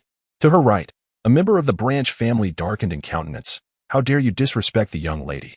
I shall tear this fellow apart. Before he could act, another attendant quickly restrained his arm, pointing to Hinata's gesture. Shoo, observe the young lady's signal. Do not move. Odd. The young lady permits a stranger to hold her hand? In their whispered confusion, the two men stealthily inched closer. As their footsteps approached, the Hyuga estate gradually came into view. With a creak, the grand door swung open, and Jin finally beheld the abode of the foremost clan in the Hidden Leaf. It exuded an antique elegance, with pavilions and corridors befitting a noble house. In comparison, Jin could only draw one conclusion. Fugaku ought to come and see this. All are prominent clans of Konoha, yet the disparity is astounding. Even among noble families, there exists a hierarchy. The Uchiha clan, prior to the Ninetales incident, though not superior, was certainly not far behind. Now, juxtaposed with the Hyuga clan, he felt like Lu Laolao entering the Grand View Garden. With a flourish, a luxurious reception room was unveiled. Hyuga Hayashi, with his flowing hair, appeared before them. He rolled his eyes and pointed at the tea table with a smile. At last, we meet, Uchiha Jin. Or should I refer to you as the savior of my daughter? Chapter 47. The stance of the Hyuga clan in the reception room. Upon hearing Hyuga Hayashi's words, Jin narrowed his eyes slightly. So, this fellow was aware of his past actions in slaying the ninja from the Hidden Cloud Village? It was no wonder that a clan with millennia of heritage could endure in the shinobi world, expanding even through 7 generations of Hokage. There must be a reason behind it. Yet, he refrained from informing the Third Hokage? Otherwise, these past years would not have been so carefree for him. This was becoming intriguing. Contemplating this, a smirk crept onto Jin's lips. He then gently squeezed Hinata's hand, leading her to take a seat beside him, showing no intent of letting go. Meanwhile, Hinata's cheeks were already a vivid shade of crimson, her mind utterly blank as she passively allowed Jin to guide her down. Hayashi observed their little interaction, and a vein throbbed on his forehead. How dare he be so forward with his daughter in his presence? This loquacious Uchiha seemed quite different from the rumors. After a moment of silence, he poured a cup of tea and offered. This cup is a token of gratitude for your daughter's rescue. Thank you now. That is rather late. Isn't it? 2.5 years late, Jin replied, shaking his head before downing the tea in one go. He had already surmised the purpose behind Hayashi's summons, to share insights from the higher echelons of Konoha, extending goodwill. As one of the two principal clans of Konoha, the annihilation of the Uchiha was not in the Hyuga's best interest. Initially, they could have shared the burden of conflict. Now, with only themselves remaining, all the fire would be concentrated upon them. Of course, Hayashi would not overstep boundaries. He subtly referenced the apprehensions of Konoha's elite, suggesting that assistance could be provided should the need arise. Ultimately, he added with a smile, Jin, why not stay with the Hyuga clan for a few days as a guest? My daughter has been quite concerned about you. At the mention of her father's words, Hinata did not know where to hide her face, shrinking back like a quail withdrawing its head. No wonder she had awakened so quickly that day. Jin shook his head, realizing that youthful experiences were still lacking. If it were now, regardless of her state of consciousness, a swift strike would ensure she remained unconscious. He fumbled with the water cup before finally shaking his head. The Hyuga clan was indeed splendid, but he still favored the eccentricities of the Uchiha. It was far less pressuring to chat and spar with them. Moreover, the assistance from the Hyuga clan would likely only be forthcoming during a pivotal moment in the massacre. Prior to that, considering Hayashi's level of restraint, merely hinting at the need for help was already the utmost he could offer. The other side could provide embellishments, but would never deliver in times of hardship. Jin understood this well. It was only natural to hedge one's bets. As such, he allowed Hinata to guide him through the clan. After a brief conversation, Hayashi gestured for Hinata to lead the way. Engaged in conversation with Hyuga Hayashi for 10 minutes. Attempting to replicate the entry. Replication failed. Jin rolled his eyes, deliberately taking Hinata outside. The failure was inconsequential. The Hyuga clan possessed a multitude of promising youths, including the exceptionally talented Niji, one of the 12 elite youths. If conversation was not fruitful, then, with a decisive motion, the wooden door closed behind them, and the reception room fell into silence. Moments later, from behind a screen within the room, an elder slowly emerged, with graying hair and a stooped figure. He paused every few steps to catch his breath. He ambled to Jin's position, and after a prolonged silence, murmured, I cannot see through him. Hayashi looked visibly astonished, his eyes widening. Even you cannot discern him, elder? The elder was the oldest living member of the Hyuga clan, having mastered the Byakugan to an extraordinary degree. That boy is shrouded in a veil of mystery. My Byakugan cannot penetrate it, but his strength does not seem overwhelming. After a moment of hesitation, he continued, Hayashi, are you truly willing to stake your fortunes on him? The Uchiha clan's fate is already sealed. Inviting Uchiha Jin at this juncture may provoke the displeasure of the Third Hokage. In response, Hayashi waved his hand dismissively. Displeasure is of little consequence. The front lines require the Byakugan of the Hyuga clan, and the Third Hokage will not act against us. Besides, this is a debt owed to Hinata. As he spoke, his demeanor grew somber. Faced with the coercion of the Third Hokage and others, he had no choice but to sacrifice his brother. Yet, that did not mean the matter would simply be forgotten. This was merely an attempt. At the mention of Hinata, both men fell into silence. Suddenly, a commotion erupted outside the house. Hayashi frowned, then opened the door to investigate. Outside, a throng of young Hyuga clan members had encircled Jin, blocking his way. It appeared that the energetic youths could not contain themselves upon witnessing the young lady holding hands with someone. They began to shout in unison, Hey, let go of the young lady. How dare you disrespect her? Release her, or I shall duel you. Amid the clamor, a voice distinct from the others rang out. Are you sure you wish to duel against a member of the Uchiha clan? The Uchiha clan. The youths were taken aback, finally noticing Jin's attire. Their bravado waned considerably. After all, the Uchiha clan was the most feared among the noble families of Konoha. Not only were their abilities enigmatic, but the most terrifying aspect was the potential of becoming friends with an Uchiha. Who could forget the tales of their kin being sacrificed? Seeing the surrounding clan members quiet down, Niji stepped forward with a stern expression. Jin, what brings you here?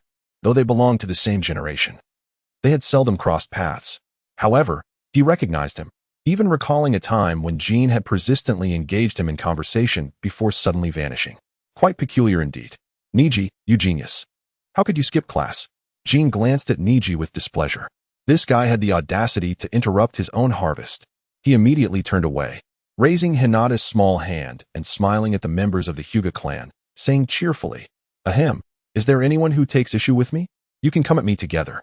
With that, he boldly placed a light kiss on Hinata's small hand. Whoosh! Hinata's face flushed crimson, and then she rolled her eyes and fainted.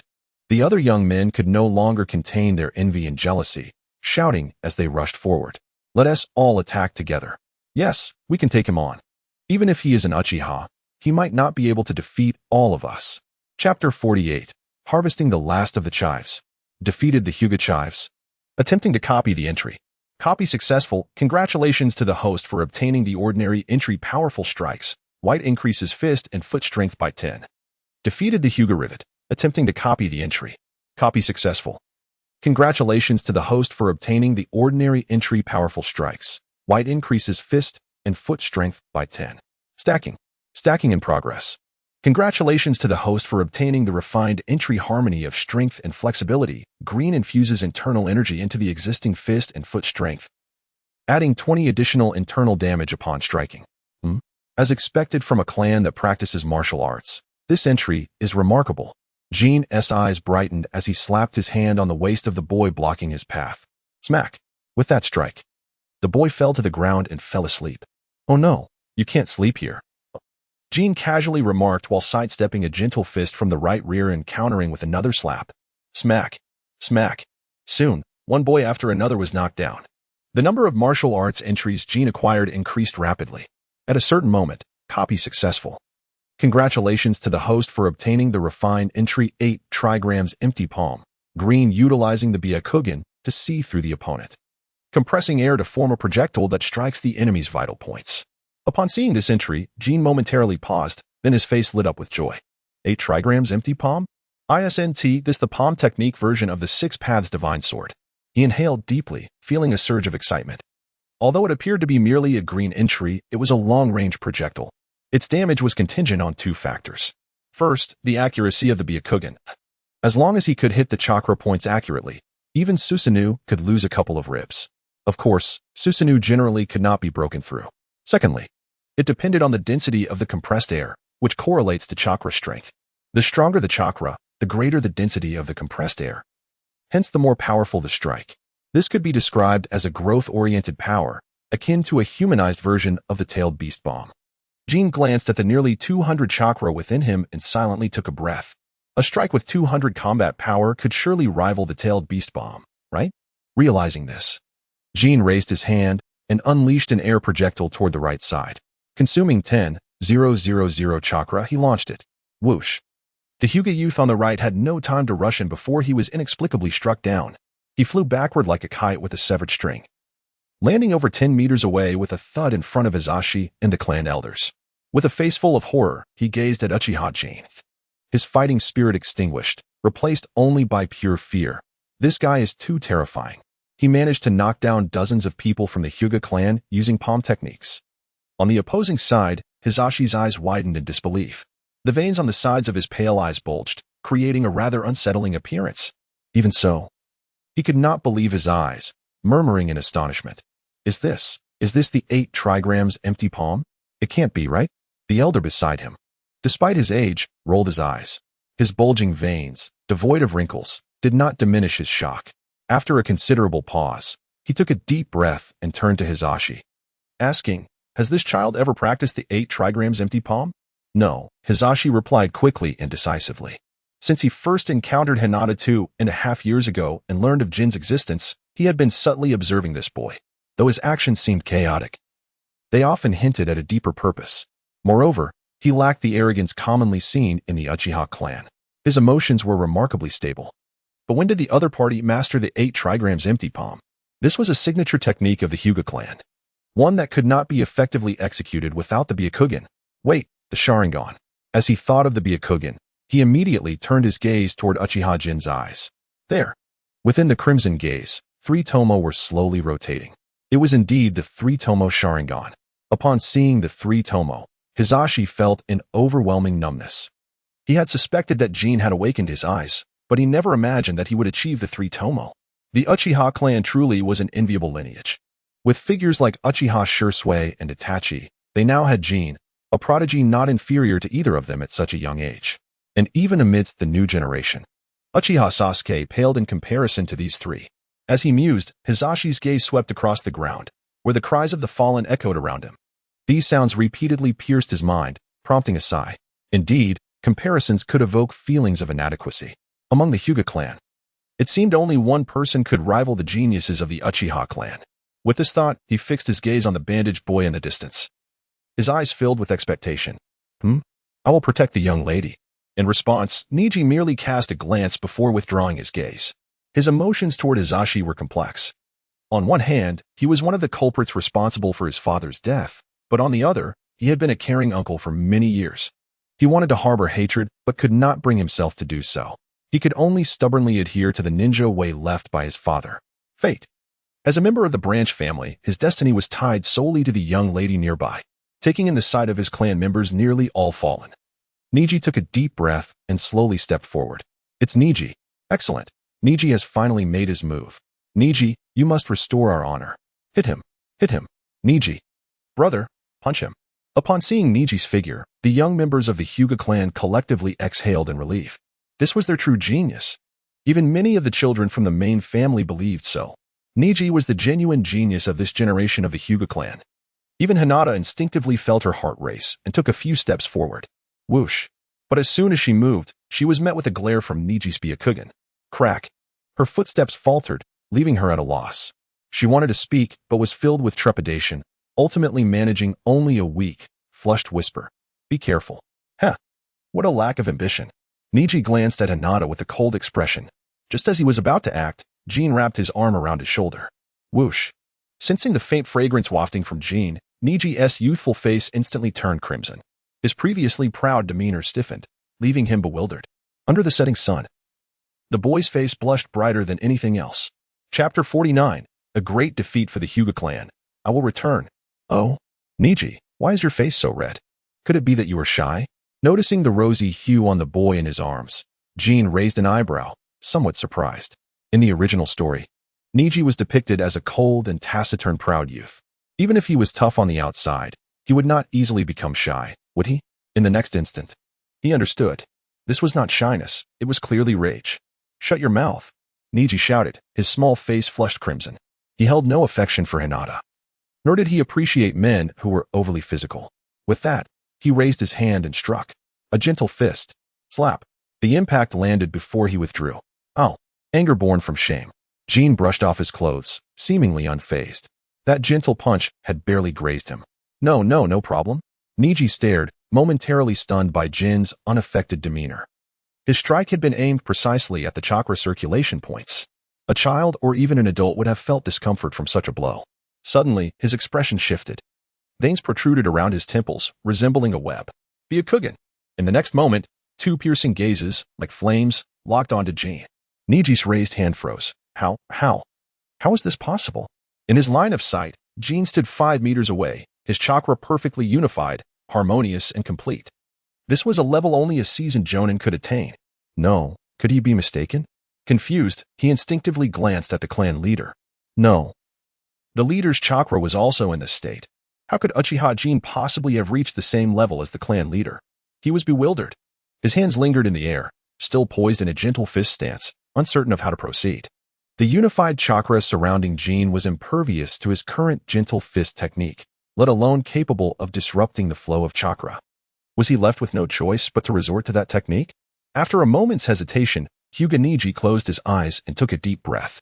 The strands of his brown hair on either side of his head gently swayed. The chakra between his hands intensified. This resembled the gentle fist's 8 trigrams. Nearby, Hinata's father and an elder widened their eyes at the sight of this standard starting pose, exchanging glances filled with surprise. How could a branch family member master a technique reserved for the main family? Had no one taught him? Was this child self-taught? Hinata's father's eyes flickered. There was no anger over the main family's techniques being learned by the branch family, only surprise and delight. He gazed at the small Neji, noticing a hint of resemblance to his own daughter, and then looked at his gentle daughter. In this moment, he fell silent. Perhaps Hinata was truly not suited for the main family? If Hanabi were to take over, then Hinata. Gradually, his gaze returned to Jin, his eyes sparkling with unspoken thoughts. In the courtyard, Neji's body began to transform. Chakra surged in his palms. Byakugan activated, the veins around his eyes bulging. His vision seemed to penetrate Jin's form, locking onto the 64 chakra points within him. So what if it was complete? If he could continuously strike the same point, it would ultimately yield results. He murmured a low chant, Gentle fist 8 trigrams, 64 palms. In the next instant, his palms became a blur as they descended. Slap, slap. The sound of strikes echoed like raindrops. The first 2 palms targeted Jin's collarbone, attempting to sever the chakra flow to his arms. Slap, slap. The subsequent 4 palms struck his chest, the lung meridians under attack. A normal person would be left gasping for breath. These were merely the opening moves. As Niji's spinning body gained momentum, the speed of his strikes surged. 8 palms, 16 palms, 32 palms. His small hands fell like a torrential downpour, relentlessly striking the same spot on Jin's back. 1 palm would not suffice, 2 palms. If that failed, then 4 palms. He believed that under an unending barrage of rapid-fire attacks, even an adult ninja would be unable to withstand it. Finally, after delivering the 64th palm, the chakra he had amassed at his fingertips erupted like a shockwave. Boom. The courtyard floor cracked with spiderweb-like fissures under the force of his palm wind. Dust flew, obscuring everyone's vision. Did it work? Niji panted slightly, his gaze fixed intently on the swirling dust, in stark contrast to his seriousness. The other fallen boys wore expressions of elation. It was indeed the 8 trigrams 64 palms. Niji had secretly learned this technique. How splendid. All strikes landed. Humph. I've long been displeased with that Uchiha. Jin, however, with only Hinata in his thoughts, wore a worried expression as he peered into the dust cloud. He wanted to step forward but was uncertain how to voice it. 1 second, 2 seconds, 3 seconds. After several moments, the dust began to settle, gradually revealing a fair face. Hiss, Niji, you should have pursued a career as a technician. Jin stretched his neck and back, his body crackling with laughter. Refreshing. After that series of movements, not only had he alleviated arthritis, but even the shoulder pain from lying in one position for years had vanished. So refreshing, utterly delightful. Jin yawned lazily. Observing the failed communication prompt before him, he wasted no time and reached out his hand toward Niji. With a faint smile, he said, 8 trigrams. Empty palm. Boom. Like a cannonball, the compressed air shot forth. In Byakugan mode, Niji clearly saw the air burst. He even attempted to sidestep. But just as he moved, a tremendous force struck his abdomen. Instantly, he was sent flying. Upward he soared, crashing down heavily. Boom. Dust erupted again within the courtyard. Yet this time, all the young Hyuga members fell into a profound silence. To be precise, it was a deep stillness. Even the most foolish among them recognized the gravity of what had just transpired. Gulp. Gulp. The only sound left in the courtyard was the sound of boys swallowing hard. Do you wish to try again? Jin chuckled, surveying the entire scene. Though he was not tall, and his voice was not loud, his words silenced any remaining defiance among the boys. They silently bowed their heads, their faces tinged with a flush of both anger and shame. Seeing this, Jin nodded and then beckoned Hinata to come over. Hinata, lost in a daydream, was startled. The joy on her face had yet to fade when Jin pulled her closer. Step, step, step. He brought little Hinata to Niji's side, bending down slightly. His eyes, with their 3 tomo, glowed with a captivating red light. Niji, she is your sister. As he spoke, he patted Hinata's small hand before turning to leave. His demeanor casual and carefree, showing no concern for the defeated boys of the Hyuga clan behind him. When he reached the entrance, glancing at the prompt before him, he could no longer contain his excitement. He inserted his right hand into his hair, supported his forehead, and bent over, laughing uncontrollably. Ha ha. Amidst his laughter, he glanced back at the blushing boys of the Hyuga clan and murmured, I shall return next week. Chapter 50. The night of annihilation has finally arrived. Phew. I truly believe this little fellow belongs to the Uchiha clan. Listening to the clan leader's words, the elder smiled faintly. He forced a slight opening of his wrinkled eyes and remarked, Indeed, who but the Uchiha could laugh so heartily at such a young age? His voice seemed tinged with nostalgia, recalling the days of his youth spent racing with the Uchiha boys under the setting sun. After a long pause, he murmured, For some reason, I feel as though I see a shadow of that person in this child. Thud. Upon hearing this, Hinata's father felt his heart skip a beat. To be referred to as that person by the elder of their clan was no trivial matter. In his memory, there seemed to be only one person, Uchiha Madara. He swallowed hard, disbelief mingling with absurdity as he remarked, Elder, surely you jest? That individual was a co-founder of Konoha alongside the god of shinobi. While this young lad possesses commendable strength. At this, the elder chuckled softly, turning to saunter back into the room. The staff in his hand tapped rhythmically against the wooden floor with a sharp sound. As he approached the bedroom, he cryptically stated, "That child's ocular technique is not merely the three tomo." With that, he slid the wooden door shut, leaving Hisashi standing alone at the entrance. His mind felt as if it had been struck by a colossal hammer imbued with lightning, leaving him in a daze. After a prolonged silence, he regained his senses only as the youths in the courtyard gradually dispersed, his gaze drifting to his beloved daughter. "Hinata, do you have feelings for Uchiha Jin?" Hinata, no, it's fine. Father knows that since the day you were rescued, you've been thinking of that child, haven't you?" Hinata, In truth, Father also holds a fondness for him. Hinata? Does she now have more romantic rivals? Defeating Hyuga, attempting to replicate the entry. Current replicable entries: Guardian, black; Byakugan, purple; 8 trigrams 64 palms, green; Gentle Fist, green; Complete Human Meridian Acupuncture Guide, white; replication successful. Congratulations, host, for acquiring the legendary entry Byakugan, purple. Stackable. Would you like to stack the entry Byakugan, purple? Without a moment's hesitation, he declared, stack. Stacking in progress. Byakugan, purple, receives an enhancement. In a mysterious manner, Jin felt as though his eyes were undergoing another transformation. Instinctively, he activated the Byakugan entry. His field of vision began to expand gradually. If initially it encompassed a radius of 100 meters, it now had increased to at least 150 meters. Within this range, every movement of the wind and grass was clear before his eyes. The individuals passing by, their energy flowing around them, were discernible in every detail. He could even perceive blockages in meridians and bone hyperplasia. Goodness, with such eyes, if he became a technician, wouldn't he attain the title of Konoha's foremost technician? Kakashi would surely find his reputation threatened. Jin clicked his tongue, his steps growing more buoyant. If memory served correctly, one of the ocular modes of the Rinnegan involved ceaselessly absorbing the Byakugan, didn't it? He reached up to touch his slightly warm eye socket. An idea gradually forming in his mind. In times of despair, he had dismissed the Rinnegan with disdain. But now, hope appeared to beckon. How delightful. As a saying goes, if I won 10 million, I would donate it all. But if you ask me to donate 100, I must apologize for that I truly possess. He resolutely decided that the Hyuga clan must be safeguarded diligently. Step, step, step. His shoes echoed softly against the stone pathway. In the heart of the village, Jin raised his head slightly to survey his surroundings. The night seemed to have descended unusually early. At this hour, the bustling streets of Konoha were now deserted, with only a few figures hurriedly departing. A storm was brewing. What happened to the promised 3 days? Why had they moved to action on the very first day? Old Dango truly lacks martial ethics. He shook his head and gradually made his way toward the village's edge. Suddenly, he halted, just as he was about to continue. An Umbu ninja adorned with a painted mask appeared before him. It's you, Uncle Nico. Jin glanced at the figure in surprise. Although Umbu masks varied little, the physique and hairstyle were distinctly different. This particular Umbu was the one dispatched on 7 occasions to monitor him. In ancient times, Zhao Zilong entered and exited 7 times. Now, Uncle Nico had monitored him 7 times and fled in despair, only to be coaxed back by the Third Hokage 7 times, clearing his throat.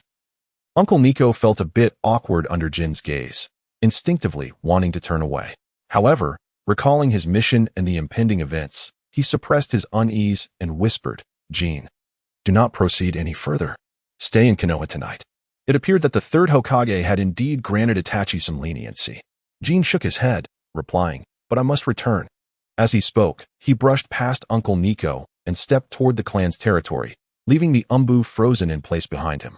The pupils behind the mask suddenly constricted. How could this be? How did he know about the negotiations between the Third Hokage and Itachi? No, this cannot be. He is merely a chatterbox. He shouldn't possess such knowledge. Could it be the Hyuga clan? Observing Jin's direction, Uncle Nico's eyes betrayed a remarkable suspicion. After pondering for a few seconds, he gritted his teeth and turned back toward the Hokage tower. He must inform the Hokage that the Hyuga clan might very well be defecting. The clouds in the night sky grew increasingly dense, and the night air felt oppressively thick. Jin's footsteps remained steady. Suddenly, an elderly man appeared before him, his hair gray, bearing a black pot on his back and a Chunin forehead protector at his waist. He raised a hand, shaking it in front of Jin, and said, "Child, how about a chat?" Marasuk? The attire instantly reminded Jin of a certain individual, known among the villagers as the strongest Chunin of Konoha. "You know me?" The old man appeared quite surprised. He typically remained at the village entrance or engaged in simple tasks. Although he had seen Jin several times, they had never directly interacted. Today, he couldn't bear to see Jin step into the whirlpool of chaos. Thus, he made an exception to offer a warning. Of course, Jin smiled and glanced toward the clan's territory, which lay serene and unblemished, yet dark crows circled ominously above. Itachi had already arrived. The notion of acting in 3 days? Merely a feint. The true. He paused momentarily before continuing. As for chatting, perhaps another time. With that, he raised his hand. A light, seemingly effortless strike erupted into blinding white light. Chapter 51. Tsukuyami. The greater good overthrows kin. Greetings, clan leader. All Uchiha clan members reachable have gathered here. We are ready to attack Konoha in 3 days. In the Uchiha compound, hundreds of Uchiha ninjas congregated, their crimson eyes piercing through the night's darkness, rendering the atmosphere heavy with tension. Indeed, it had escalated to this extent. Observing the hatred and agitation in his clansman's eyes, Fugaku turned his back and sighed heavily. The crimson gaze reflected the grim fate awaiting his kin, death, desolation, and the silence of screams that would never escape their lips. The illustrious Uchiha clan would ultimately fade into the annals of history. Yet, he could not divulge the grim visions he had witnessed to his clan. Silently, he turned away, nodding slowly before returning to the ancestral shrine. This scene ignited excitement among the hundreds of ninjas. Wonderful! The clan leader has finally consented. Haha. I shall be the great protector of the Hokage. Humph. Let us see who dares to provoke the Uchiha again. With the clan leader leading us, and the strength of the eldest son, we shall effortlessly overthrow the Hokage. By the way, has anyone seen the eldest son? Amidst the cheers, an elder suddenly inquired. The voice was not loud, yet it drew the attention of the fervent clansmen, who slowly began to regain their composure. Indeed, where is the esteemed Uchiha Itachi? As a renowned prodigy of the Uchiha clan, it is only fitting that he lead the rebellion. Such presence, such talent, can sweep all before him. Many clan members were filled with confusion, engaged in fervent discussion, searching for answers. Soon, the elder's eyes sparkled as he pointed towards the village entrance. Laughing heartily, the young master is already at the village gate. Ha ha ha, it seems he is even more eager than we are. Amidst the laughter, a silent figure gradually approached, each step deliberate. A sudden crack echoed as a twig was crushed underfoot, producing a sharp, piercing sound. The excited clan members slowly quieted, a sense of foreboding beginning to permeate the air. They finally grasped the unsettling truth. Uchiha Itachi had entered the village from the outside. Sensing something amiss, the elder instinctively inquired, Itachi you? But the only response was a solitary, ebony crow. Thud, thud. The elder's heart raced under the crow's watchful gaze, like a drumbeat growing heavier and louder. He glanced up and was met by a pair of crimson eyes, spinning 3 tomo like triangular shurikens. Upon seeing this emblem, the elder's expression transformed instantaneously. First, disbelief, then shock, followed by uncontainable joy. He leapt up, hands on hips, laughing uproariously. Ha ha ha ha. It is indeed the kaleidoscope. The heavens smile upon the Uchiha. With the kaleidoscope Sharingan, not only Konoha, but even the entire ninja world shall tremble. His laughter spread contagiously through the clan. Kaleidoscope. Hundreds of Uchiha ninjas, upon hearing those words, felt their pupils constrict in unison, fixated on the singular pair of kaleidoscope eyes. One by one, clan members succumbed to fits of laughter. Ha ha ha ha ha ha. The joyous laughter echoed throughout the Uchiha territory. In that moment, they seemed to envision themselves storming the Hokage's office, their faces alight with euphoric anticipation. However, managing such a multitude was indeed somewhat taxing. Moments later, Itachi, pressing a hand against his left eye, took a shallow breath, let you revel a while longer. He then raised his gaze towards the ancestral hall, where the lights burned bright. A figure was silhouetted against the fiery glow, casting a shadow upon the wooden door. Father, are you waiting for me as well? Itachi murmured, stepping towards the door. Step, step, step. His footsteps were measured yet gradually steadied. With a gentle push, he opened the wooden door, revealing Uchiha Fugaku standing directly before him at the threshold of the shrine. You have arrived, Fugaku said, unperturbed, as if welcoming his son home. Using the kaleidoscope extensively for the first time may cause some dizziness. Come, have some tea to steady yourself. He poured a cup of tea, unaware that Itachi was momentarily taken aback. He had not anticipated that his seemingly hesitant father was fully aware of everything. Father, you know everything? Indeed, Fugaku replied. Then why do you allow this to happen? Itachi asked, bewildered. Hearing this, Fugaku lowered his head, a look of melancholy crossing his face. What else can I do? I am the leader of the Uchiha clan, yet I am also your father. I am growing old, unable to suppress the Uchiha clan, nor can I alter your convictions. Perhaps this conclusion is not so bad after all. However, he suddenly raised his head, his face hardening with frost. But you must not harm Sasuke, or that child, Jin. Especially Jin. He is somewhat lonely. Otherwise, I shall make you taste the wrath of the seven wolves once more. A jolt. The kaleidoscope. Indeed, you too, father. Upon witnessing the three swirling symbols in Fugaku's eyes, Itachi's expression shifted, revealing a hint of bitterness, nostalgia, and reminiscence. He could already sense his father's resolve to die. After a moment of contemplation, he forced a smile and shook his head. Do not worry, father. I will take care of Sasuke and Jin. He raised his long blade high, lowering it slowly. Just as it was about to slice through Fugaku's throat, the wooden door of the shrine was suddenly pushed open. Behind him came a light-hearted, mocking voice. Oh, are you committing fratricide? Taking on 7 alone? You truly take my words lightly. Chapter 52. Shock. The three of the family cannot withstand a single blow. Jin? How did you return? Upon hearing the voice, Itachi turned to see the figure at the door. A sharp tone pierced the night sky, jarring the eardrums of those nearby. Yet, few within the Uchiha territory seemed to take notice. Why can't I return? This is my home, Jin said casually as he entered, pulling the door shut behind him. As for the clan members outside, let them revel a while longer. The Tsukuyomi will last 72 hours. Even a certain renowned technician from Konoha, once ensnared, would have to lay in the hospital for a week. The clan members were bound to fare worse. He then plopped down in front of Fugaku, finishing the tea that had just been poured. Ugh, he grimaced after spitting out a leaf, disdainfully remarking, old Fugaku, your tea-making skills have declined. It's not steeped properly. Fugaku, Itachi, both men's lips twitched. This behavior was quintessentially Jin. The dense, sorrowful atmosphere of familial conflict dissipated in an instant. Fugaku frowned, glancing at Itachi before urging, Jin, you should return to your room. Whatever happens tonight, do not come out. Yes, Jin, please go back. Tomorrow, whatever you wish to ask. Your elder brother will tell you everything. Itachi's voice grew serious, though his grip on the sword tightened unconsciously. For reasons unknown, every time he witnessed Jin's fearless demeanor, it sent shivers down his spine. No, that is not right. I am the elder brother. He took a deep breath, lowering his voice as he commanded, Jin, return to your room, or else you will chop me down as well. Jin spat out another bitter tea leaf, gazing with interest at the man before him. This 13-year-old boy, in a previous life, would have been focused on his studies to enter high school. Yet now, he was tasked with executing a massacre. Does this pain him? Uffed. He would rather pity a dog on the street.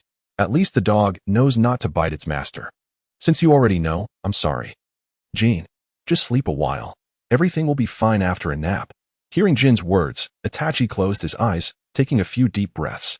When he opened them again, only crimson remained. Tsukuyomi, activate. Buzz. In an instant, an intangible ripple spread throughout the ancestral hall. Swish. In that moment, 3 Tomo appeared in Jin's eyes. So it is indeed 3 Tomo? You truly are well hidden. Itachi regarded Jin with appreciation, praising him, though I do not know when you awakened your eyes. Mere 3 Tomo cannot withstand your elder brother's illusion.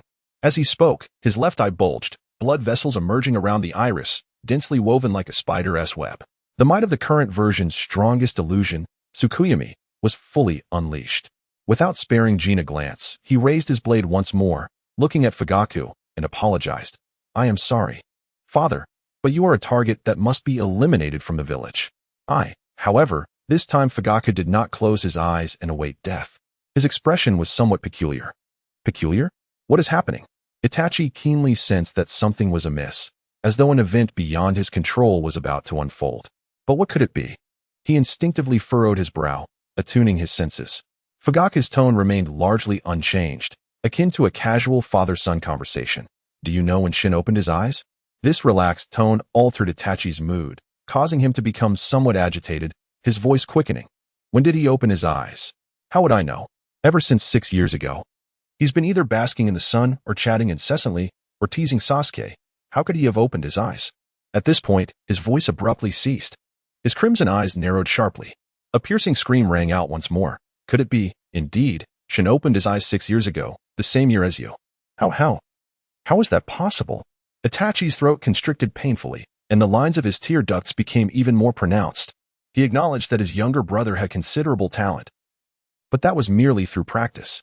Yet, opening his eyes at 2.5 years old, even the deity of the Uchiha clan could not achieve that, could he? After grappling with his complex emotions for a while, he took a deep breath and looked at Fugaku. Even if he opened his eyes at 2.5.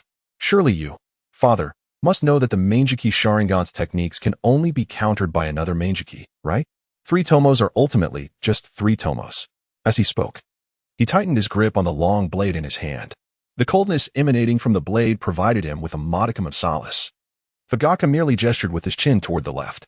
In confusion, Itachi followed his gaze and saw Shin chewing on tea leaves, watching him with keen interest. Not caught in a genjutsu? Itachi was even more bewildered.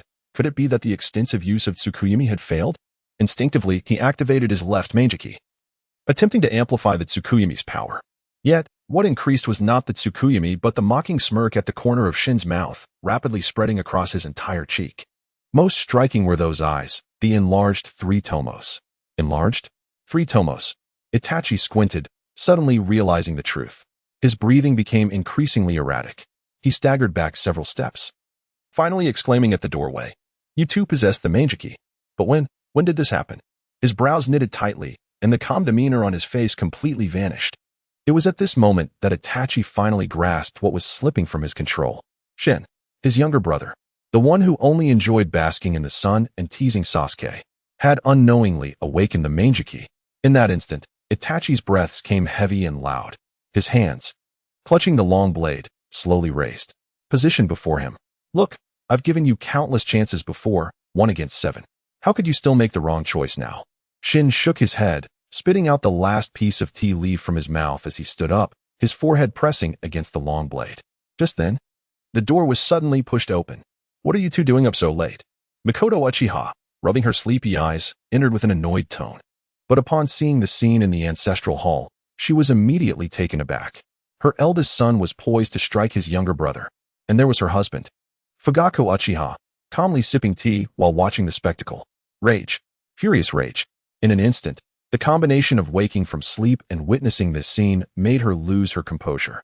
She strode purposefully toward Itachi. Despite her shorter stature, the aura she exuded was formidable, akin to that of a tiger. "Itachi Uchiha, what do you think you're doing?" With that, she raised her hand and delivered a resounding slap, shattering all tensions. Chapter 53, One-Handed Domination over Susanoo, giving you a chance to prove your worth. Shin was dumbfounded. Mikoto's slap was indeed a stroke of genius. Fugaku jolted, hastily setting down his tea and rising to his feet.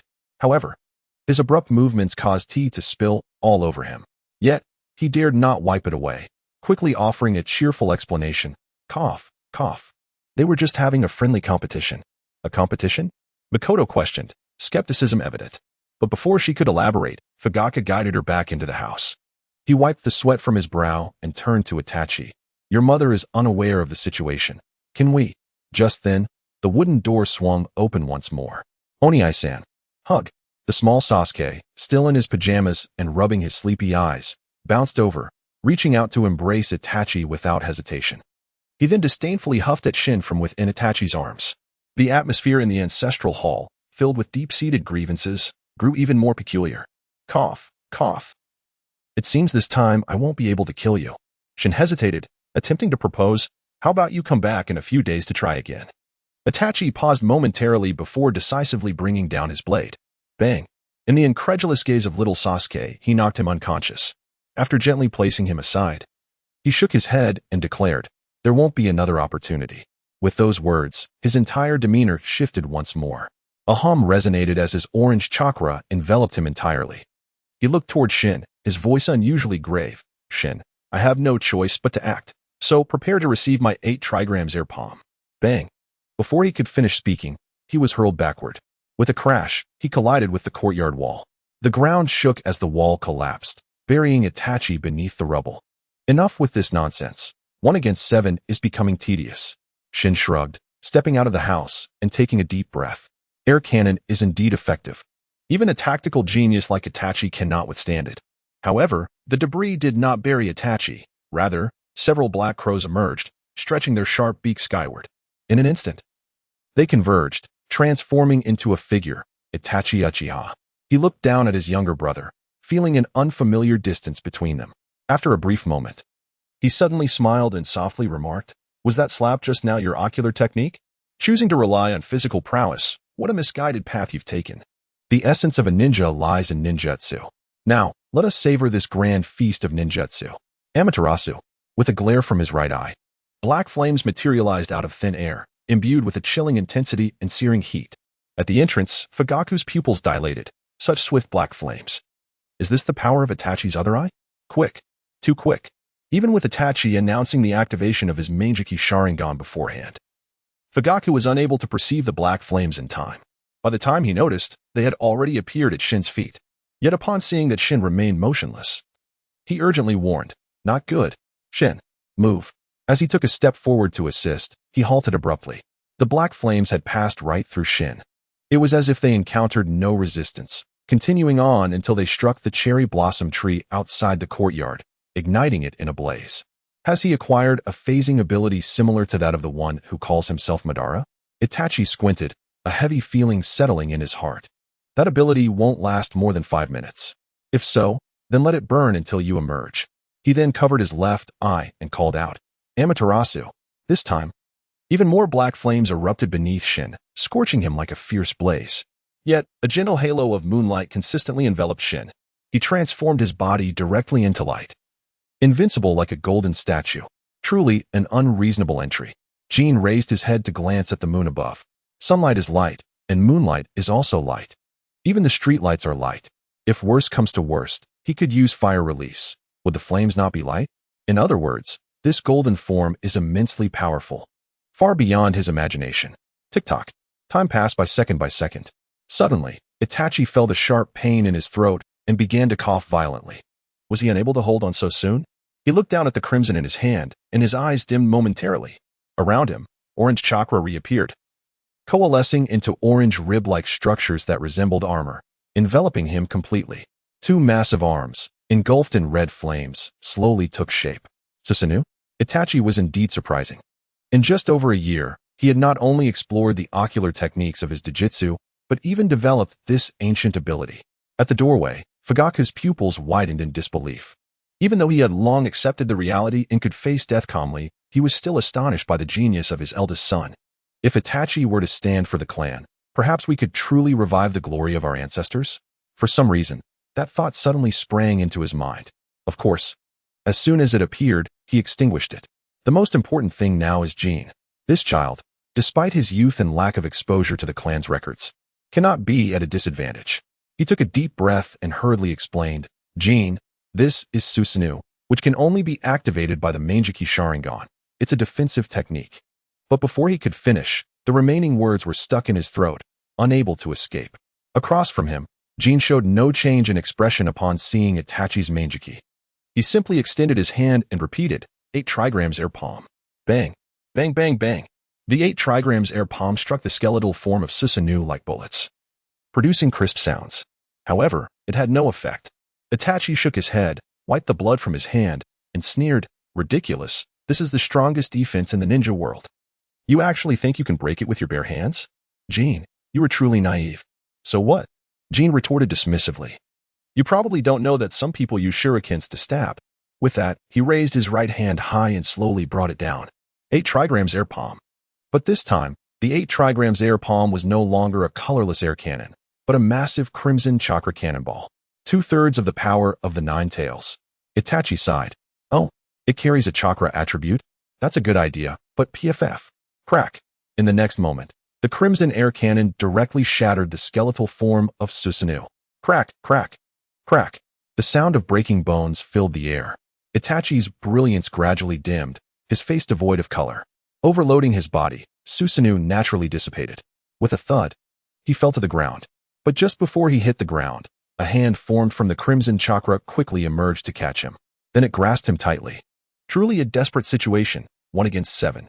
Jin raised his right hand, pulling Itachi before him, and spoke softly. "You don't think I asked so many questions to win you over, do you? I was merely giving you an opportunity." With that, he tightened his grip. Chapter 54, Shizuka takes the stage. Tenti Shin. Susanoo? To be able to activate Susanoo in his teens? Itachi is indeed a genius. His brother has pushed Itachi to this extent. The Uchiha clan is truly collapsing in strength, haha. Huh. Damn. At the edge of Uchiha territory, a man in a black robe and mask, who had been watching intently and nodding in approval, suddenly witnessed an unbelievable scene. He even swore because of it. In his line of sight, the Susanoo enveloping Itachi was abruptly shattered with a single slap. Indeed, shattered. Under such recoil, the already frail Itachi coughed up blood and fainted. Obito squinted, his face betraying a mix of confusion. Breaking Susanoo with bare hands? No way, you are not Senju Hashirama. No. Wait. It was that crimson chakra. Obito instantly realized something was amiss, his gaze fixated on the crimson chakra enveloping Jin. Beneath his mask, his astonished eyes turned blood red. This is the power of the Nine Tails? Damn it, how does this guy have the power of the Nine Tails? Realizing the gravity of the situation, he could no longer contain himself and dashed forward. If it is indeed the power of the Nine Tails, it is possible to crush Itachi in a single blow. He did not want to lose the ally he had painstakingly recruited. Whoosh. In the next moment, only a ripple of space remained. At the same time, in front of the ancestral shrine, just as Jin was about to make a move, a sharp voice suddenly pierced the air. Stop. Finally, he has arrived, Obito. A smirk crept across his lips, yet his hand did not relax. Still gripping Itachi, he turned to face the source of the voice. There, a masked man in a black robe appeared silently. Obito, or rather, currently masquerading as Uchiha Madara, parading around. How about leaving this guy here? Suddenly, a mad thought flashed through Jin's mind. With so many abilities at his disposal, he might just be able to keep Obito here. Perhaps, with a chain reaction. Even Madara would have no choice but to stay quietly in his coffin. Of course, at that moment, Obito was unaware. He stood 10 meters away. Looking at Jin with a hoarse voice, he is your biological brother. You cannot kill him. Jin's odd demeanor caused him to feel a twinge of caution. There was no choice but to attempt to use the route of familial affection to see if he could save Itachi. Unfortunately, he failed. Since when did Obito begin to take the emotional route? Jin shook the unconscious Itachi in his hand nonchalantly. If it weren't for him being my brother, I would have strangled him to death long ago. This was the truth. Nipping danger in the bud is the way to go. Feelings? Feelings are fine. But his response made Obito have a sigh of relief. He brushed off the hem of his robe and pointed at the many unconscious clan members in the courtyard. His voice hoarse. As the son of the Uchiha clan leader, can you bear to see the entire clan perish in Itachi's Tsukuyomi world? Only Itachi can lift this illusion. If you hand Itachi over to me, I will have him help break these illusions. How about it? He extended his finger toward Itachi. The implication was clear. Do not harm Itachi, or the clan would be doomed. This was a blatant threat. So upon hearing these words, Fugaku was the first to react, wanting to speak. But his throat felt as if it were blocked by something, unable to utter a word. Emotionally, he did not wish for brothers to harm each other. Of course. As the clan leader, he did not want his clan to perish so easily. However, he hesitated. After all, Jin had intercepted Itachi, and as a father, he could not neglect either side. Thus, after a moment of hesitation, he decisively closed his mouth and bowed his head, choosing not to speak. Illusions? Is Tsukuyomi really that powerful? Behind Jin, the crimson hand shook Itachi, as if handling an object, devoid of any compassion. Cough, perhaps due to the abrupt movement.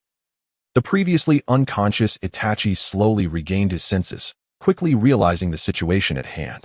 His once serene eyes now reflected shock and astonishment once more. Bowing his head, he allowed his body to sway, yet his gaze remained fixed upon Jin. In his eyes, there was a mixture of wonder, surprise, and weariness. Finally, he steadied his mind and softly spoke. Jin, please set me down. I shall unravel the illusions cast by our clansmen. You can unravel them? I need you to do so. Jin immediately shook his head in refusal. However, his words momentarily left the other 3 Uchiha clansmen dumbfounded.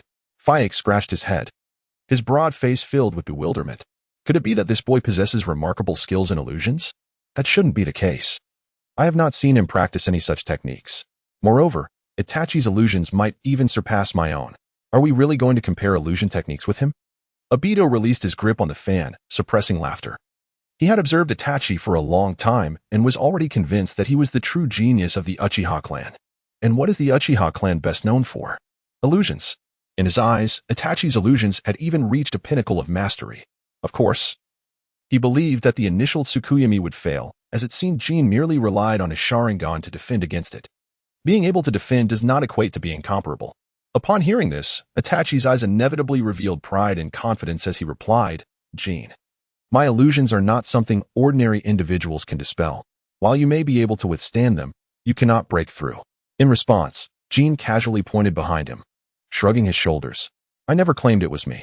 Huh, not you. Itachi slowed his breathing, scrutinizing the situation. Suddenly, a sound echoed from behind the room. The scraping of a wheelchair against the floor. Shortly thereafter, a man with disheveled hair and bandaged eyes approached slowly. Shursui, are you here to assist me as well? How wonderful, cough cough. Itachi's eyes widened in surprise, but as he moved, he accidentally inhaled several large gulps of air, nearly choking him. In a hurried attempt, he cast his gaze downward. Yet, this brief moment caused him to freeze in shock. Behind the bandages of the man, 3 crimson tomos spun rapidly, transforming into 4 blades. This was the Kodo Amatsukami.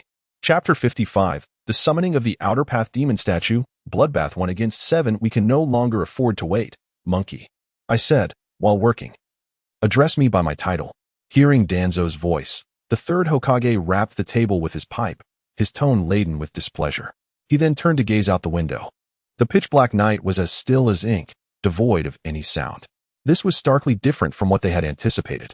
Cough cough. Third Hokage, the Uchiha are, after all, a prestigious clan in Konoha. Even though their strength has waned recently, they remain among the top clans. Sensing the unsettling atmosphere, Torian spoke up. If something were truly amiss, it would not be this quiet. In response, the third Hokage merely lit his pipe and took a deep drag. The rich aroma of tobacco clouded the light in the Hokage's office. Rest assured, the conflict between the Uchiha and Konoha will inevitably fade away. After speaking, he fell silent once more. He had faith in Itachi's abilities. That child, in his eyes, was the most talented among all he had encountered. Even the legendary Sannin, who had already made their names known across the ninja world, paled in comparison. Bang! Danzo expressed his dissatisfaction, slamming his cane down heavily, his voice cold as he declared, Humph. While you remain calm, I cannot. He stormed out of the room. Inside, Sarutobi sighed in relief at his departing figure. With Danzo taking action, everything should be in safe hands. He held immense trust in Danzo, a close friend who was his equal. Has no news arrived yet? Hayashi Hyuga gazed at the clan's intelligence reports, his eyes widening. After a moment of hesitation, he stood up and made his way outside. Since no news had come in, he would go to see for himself. He could no longer remain idle. This matter would irrevocably alter the course of Konoha village. And he could not afford to be careless. Not only him, but the heads of the Inuzuka, Nara, and Akimichi clans could no longer sit still, gradually rising to their feet. In the quiet Uchiha compound, which lay on the outskirts of the village yet remained the focal point of attention, Itachi found his mind momentarily hazy. He blinked and looked again at Shursui, only to see him approaching slowly, bandaged. It seemed that the previous moment had merely been an illusion. An illusion? Never mind, it was unimportant. He wished to ponder deeply, yet inexplicably felt indifferent. After all, it did not impact him. As he turned his gaze back to Jin, an inexplicable change stirred within him. Was it reverence? Or perhaps dread? The Amaterasu he regarded as divine had failed. The Tsukuyomi he relied on as a lethal weapon proved useless. Even the Susanoo he had just begun to master was directly shattered. He, Uchiha Itachi, had suffered a crushing defeat in that which he excelled at and took the most pride in. In his days, Jin's figure morphed into that of Faik, who had once taught him, easily overpowering him with a single hand. I must be dizzy. How could I entertain such absurd thoughts? Itachi shook his head, attempting to dispel these unwelcome notions from his mind.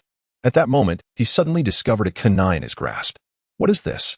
Before he could ponder further, he felt a wave of dizziness wash over him. Bang!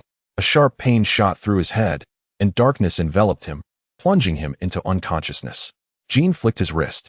After receiving a confirming glance from Shursui, he casually plunged Itachi into the ground. Indeed, he was directly thrust into the earth, akin to planting a bamboo pole, upside down. Blood spilled forth, and under the sudden onslaught, Itachi succumbed to unconsciousness without any resistance. Faik's brow twitched as he instinctively glanced back into the room. After confirming there was no movement, he let out a sigh of relief. Dear brother, you just plunged him into the ground without a moment's hesitation. Yet, as long as he let go, that was sufficient. His eyes shimmered, the tomo in his pupils subtly shifting. With a gentle breeze, The black-red cloud robe billowed slightly. Kamui. The next moment, the space surrounding Uchiha Itachi began to tremble slightly. Buzz, buzz, buzz.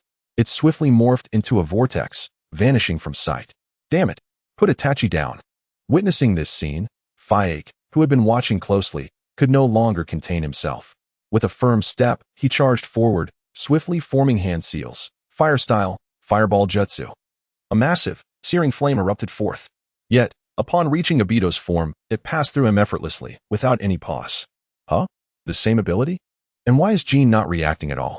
Faike, the veteran of the Uchiha clan, caught a glimpse of Jin's lack of response and silently halted his hand seals. Though he did not understand why, he sensed that his younger brother had something in mind. Perhaps he ought not to intervene after all.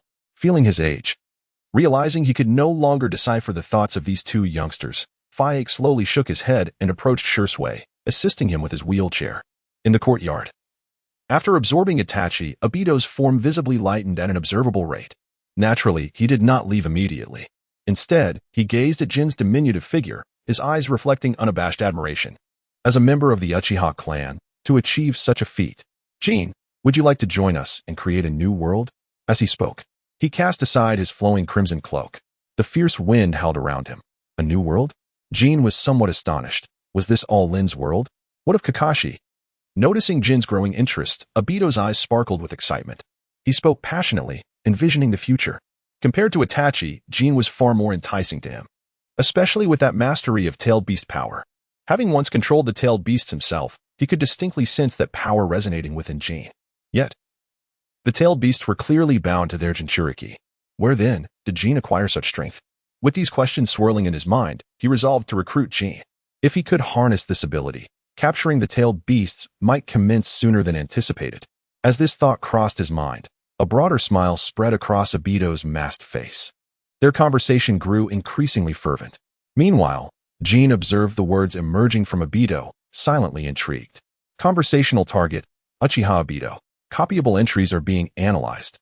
Creator of the ideal world, black, traitor black. First Hokage's immortal body, gold. Summoning outer path deity remnant, gold. Kamui right eye, gold. Kaleidoscope Sharingan, purple.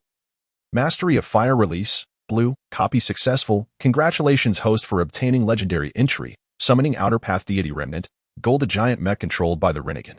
Hiss. Gold has appeared. Upon reading this information, Jin's smile took on a slightly sinister and playful quality. If he summoned this thing, what would Obito think when he returned home? Oh, was his house robbed? Chapter 56, Slaying Two Great Kaleidoscopes. Entry Fusion Join Me, Jin. The long persuasion was nearing its conclusion. Beneath the mask, Obito's single eye could no longer conceal the fervor that surged within him, radiating with intensity. Even his previously deliberately suppressed hoarse voice now bore a hint of youthful lightness due to his excitement. He seemed oblivious to the change in his tone. Focusing entirely on the small figure before him, his gaze burning with unwavering confidence. Jin lifted his small face. His pair of bright black eyes mirrored Obito's fiery determination. That gaze seemed genuinely captivated by the grand vision being presented, filled with yearning. In the next moment, both their pupils abruptly constricted.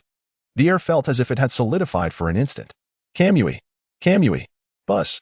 Two visibly twisting spatial whirlpools materialized almost simultaneously. However, their intentions were entirely opposed. Obito aimed to take Jin away, while Jin sought to send Obito packing. In a sense, their thoughts were oddly aligned. 10 meters away. Bang. Upon witnessing the whirlpool's indifference, Obito felt as though he had been struck by an invisible hammer, stumbling back a step. Even the whirlpool's mask seemed to contort.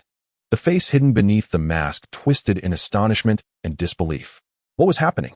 The Kamui spatial transfer whirlpool indeed appeared, firmly locking onto Jin. Yet, it malfunctioned. It merely clung to Jin, intertwining with a similarly emanating spatial fluctuation from him. Like two incompatible currents of water colliding silently, interfering and canceling each other out. At the point of collision, Jin remained firmly in place. Even his cloak was untouched. This sensation, how was it that the dominion over space seemed to lie in the hands of this young boy? Upon realizing this, waves of astonishment surged within Obito like a tsunami. However, before he could voice his concerns, an excruciatingly familiar tearing pain suddenly erupted from his right arm. Ugh! Obito emitted a short grunt of pain, his instinct for battle prompting an immediate activation of intangibility. Kamui. Swish. His body turned transparent, but it was already too late. Splatter. Blood mist exploded. His entire right arm, along with half of his shoulder, was brutally severed. Mere inches before him, a whirlpool identical to Kamui slowly spun, the center still retaining remnants of his arm and shoulder, which were instantaneously shredded. Puff. Dispersing into a rain of blood. The spatial fluctuation whirlpool twisted and devoured him. This feeling, this ability, what was this? Obito's Sharingan beneath the mask widened almost to the point of rupture. A profound shock washed over him like ice water, rendering him rigid. Impossible. Absolutely impossible. Yet that familiar spatial fluctuation, the unique essence of Kamui, he could never mistake. It prompted him to almost involuntarily utter two words. An absurd yet undeniable conclusion exploded in his mind. Kamui. The shrill, broken scream sounded like a groundhog that had toppled over a pot of porridge. Piercingly sharp. How could you possibly wield Kamui? At this moment, the only part of Obito's face visible beyond the mask was filled with sheer horror and rage. He couldn't believe it, or perhaps he dared not believe it. This ability, which belonged solely to his clan, had manifested in another's possession. In his fury, a more ludicrous thought surged forth. Could this boy actually be Kakashi?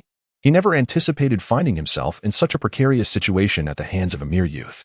Soon, his body began to mend itself, thanks to the first Hokage's cells within him. Taking a deep breath, he tentatively flexed his right arm. And Uchiha Obito finally sighed in relief, looking at Jin with a complex expression.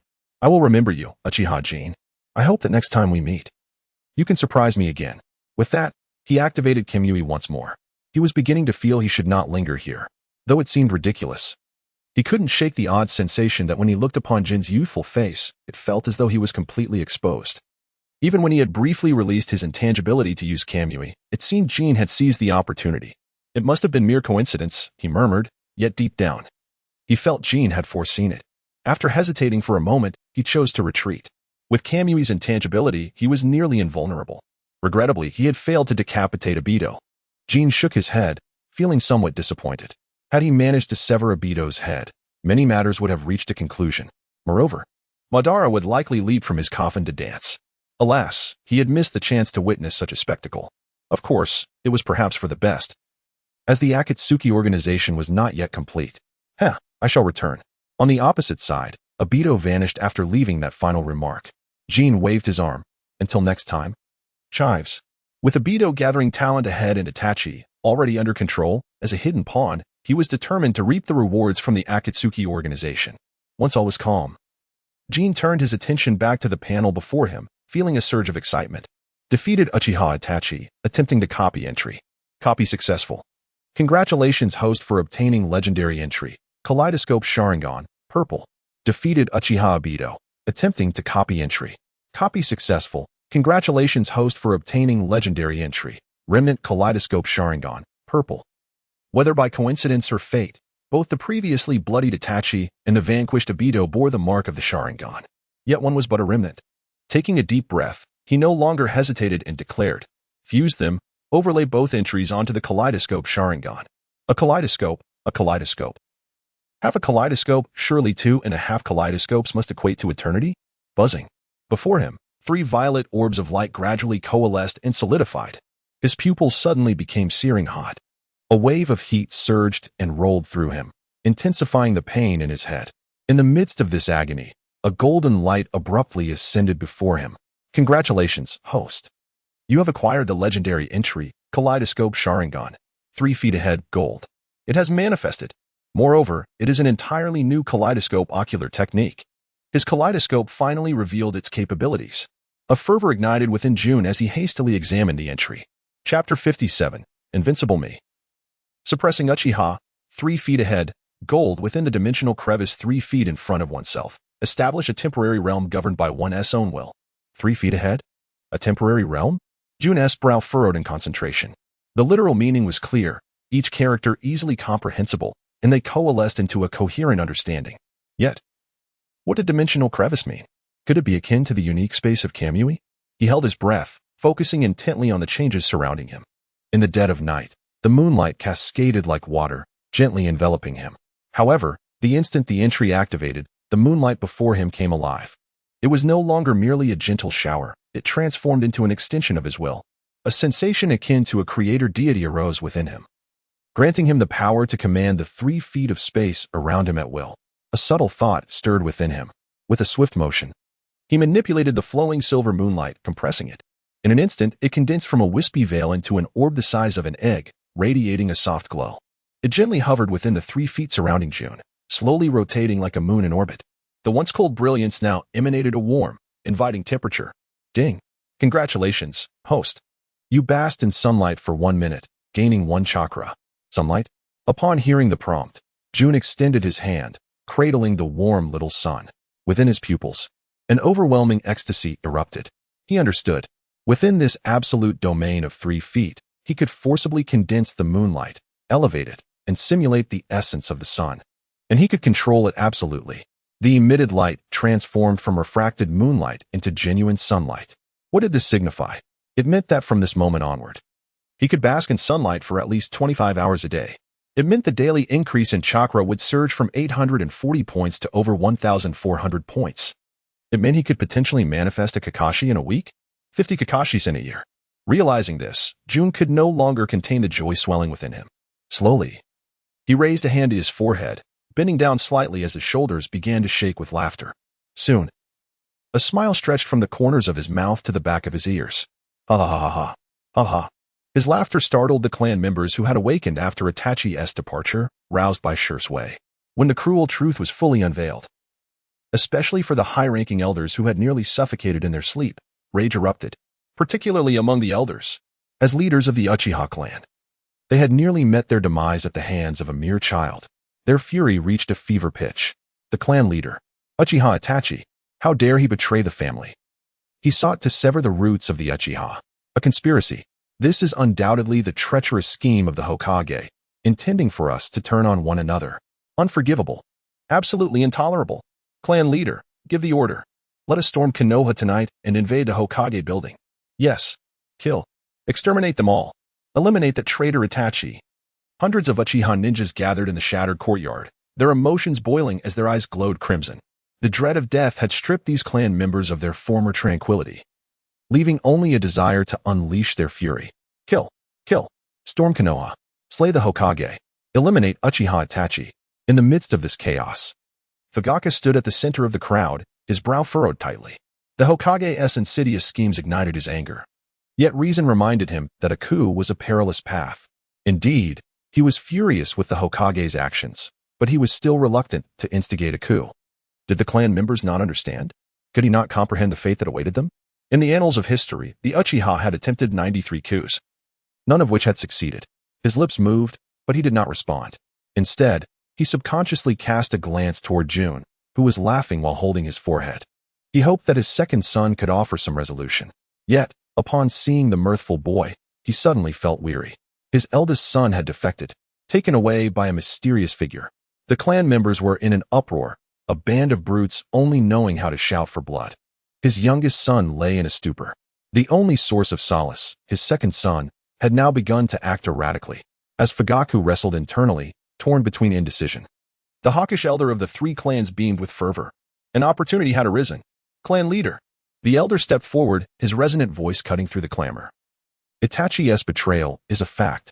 The slaughter of Konoha's blade hangs over our heads.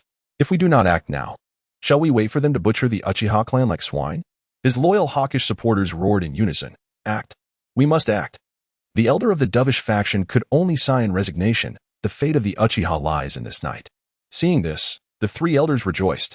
Even the dovish faction had ceased their opposition. The tide of events was set. The elder stepped closer, nearly nose to nose with Fugaku, his voice dripping with naked threat and coercion. Fugaku, the situation is stronger than you. Tonight's coup, if you agree, we shall appoint you as our leader. If you do not, he suddenly puffed out his chest, his voice rising in intensity, then we shall find another leader who can lead us to slaughter. This coup, you will either lead it, or we will lead it with you. Faced with this, Fugaku's brow deepened further.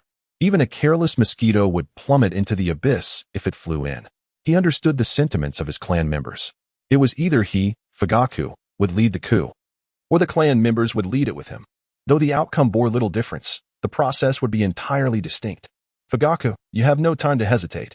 The three elders relished their triumph, basking in the adoration of the crowd, envisioning their glorious ascent to the clan leader's throne. Clearing his throat, he prepared to deliver his final declaration. I see you are truly muddled. Since you are indecisive, do not blame me, bang. Before he could finish, a colossal fist, engulfed in crimson chakra, struck the elder squarely in the face. Crack. The sickening sound of bones fracturing echoed. The elder barely had time to scream before he became a mere blur, hurtling backward. With a thunderous crash, he collided with the debris of the courtyard wall. This scene instantly dropped jaws all around. Especially upon seeing the youth before Fugaku, they were rendered speechless. Cough, cough. How dare you ambush me? Fugaku. You truly are, the elder coughed as he rose from the rubble, his face contorted in pain. But upon raising his head to see Jun, his throat felt as though it were gripped by an iron hand. And indeed, it was being held tightly. The blood-red chakra of the nine tails surged violently, transforming instantly into a massive hand of chakra.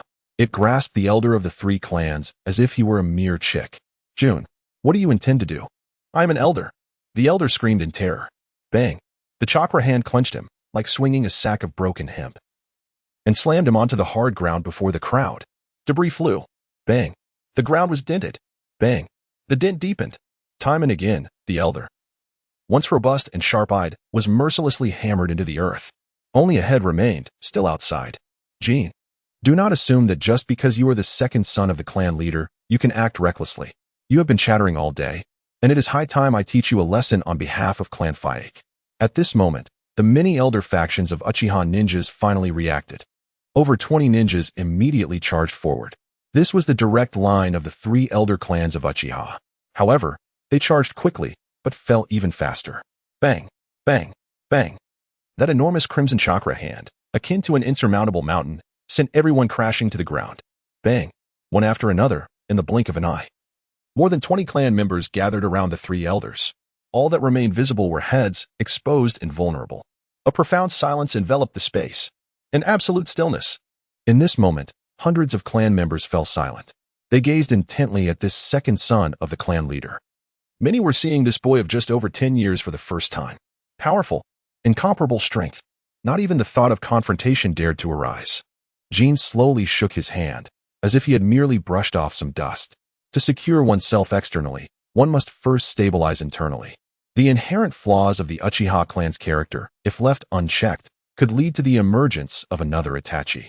After a moment's contemplation, he spoke directly. From this moment on, the Uchiha clan will be governed by my decree. Who is in favor? He paused slightly, his indifferent gaze sweeping across the crowd. Who is against? Chapter 58. A coup? No, a revolution. Silence. An absolute, suffocating silence enveloped the Uchiha clan grounds. Hundreds of eyes seemed to be nailed to the spot by invisible spikes. They remained motionless, fixated on the figure of Uchiha Jin at the center. At this moment, his crimson chakra had receded. Only a faint flow of moonlight surrounded him, along with a small silver sun that spun slowly before him. The three elders and over 20 die-hard hawkish loyalists revealed only their terrified heads, as if forcibly planted like seeds in stone slabs, awaiting next year's bloom. Gulp, gulp. The sound of swallowed saliva echoed.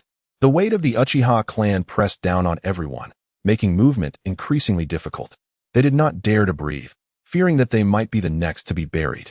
Behind Uchiha Jin, Faye gazed at this scene with a complex expression.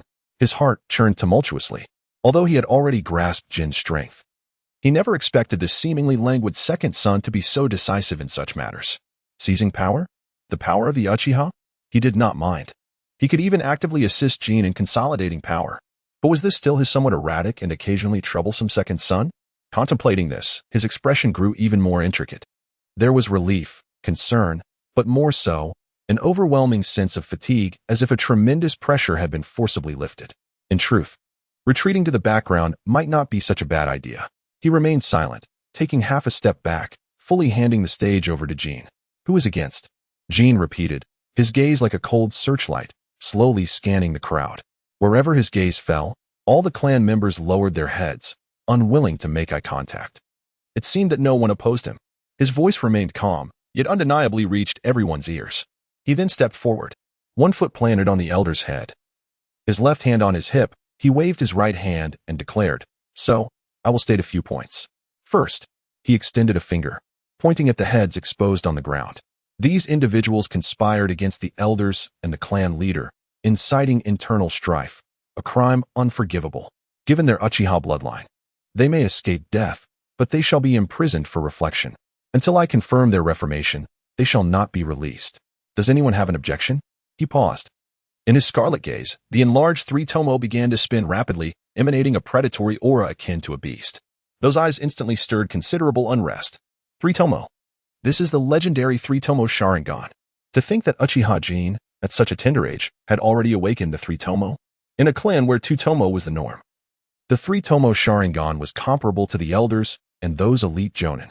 And Jin, at just over 10 years old, had awakened the three-tomo.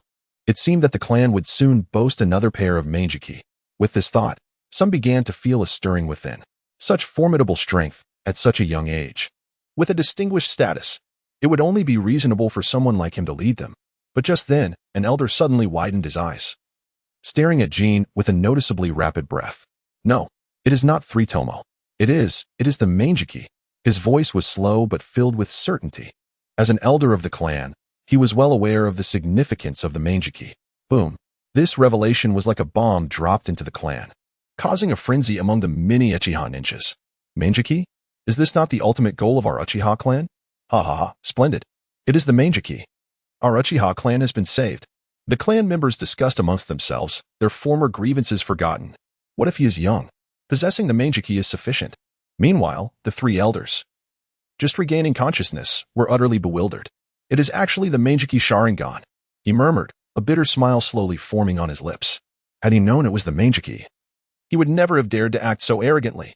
In an instant, the hundreds of Uchiha fell silent. Second, observing the disoriented hawkish members, Jin spoke softly. The upper echelons of Konoha incited Itachi's betrayal because they fear the Uchiha Sharingan, fear our strength. Thus, they resorted to the most despicable means to incite us to slaughter one another, to crumble from within. Damn the upper echelons of Konoha. This statement reignited the suppressed anger within all Uchiha members. However, Jin's voice suddenly rose, booming like thunder, suppressing all the clansmen. Anger and blind vengeance will only lead us to a swifter demise, a more miserable end. Just like tonight, you were mere moments away from death. And there are at least 4 others as strong as Itachi within Konoha. What do you plan to fight with? This blunt and brutal questioning fell upon them like a bucket of cold water, extinguishing the flames of anger that had just ignited in their hearts. At this moment, many clan members felt an unusual sense of profound helplessness. They had always known Konoha's strength, even after enduring successive wars. It still stood as the foremost among the 5 great ninja villages. This was indisputable. Seeing this, an elder turned to Jin with trembling voice and asked Fayek. Clan leader Fayek, what shall we do? Are we to just sit idly by?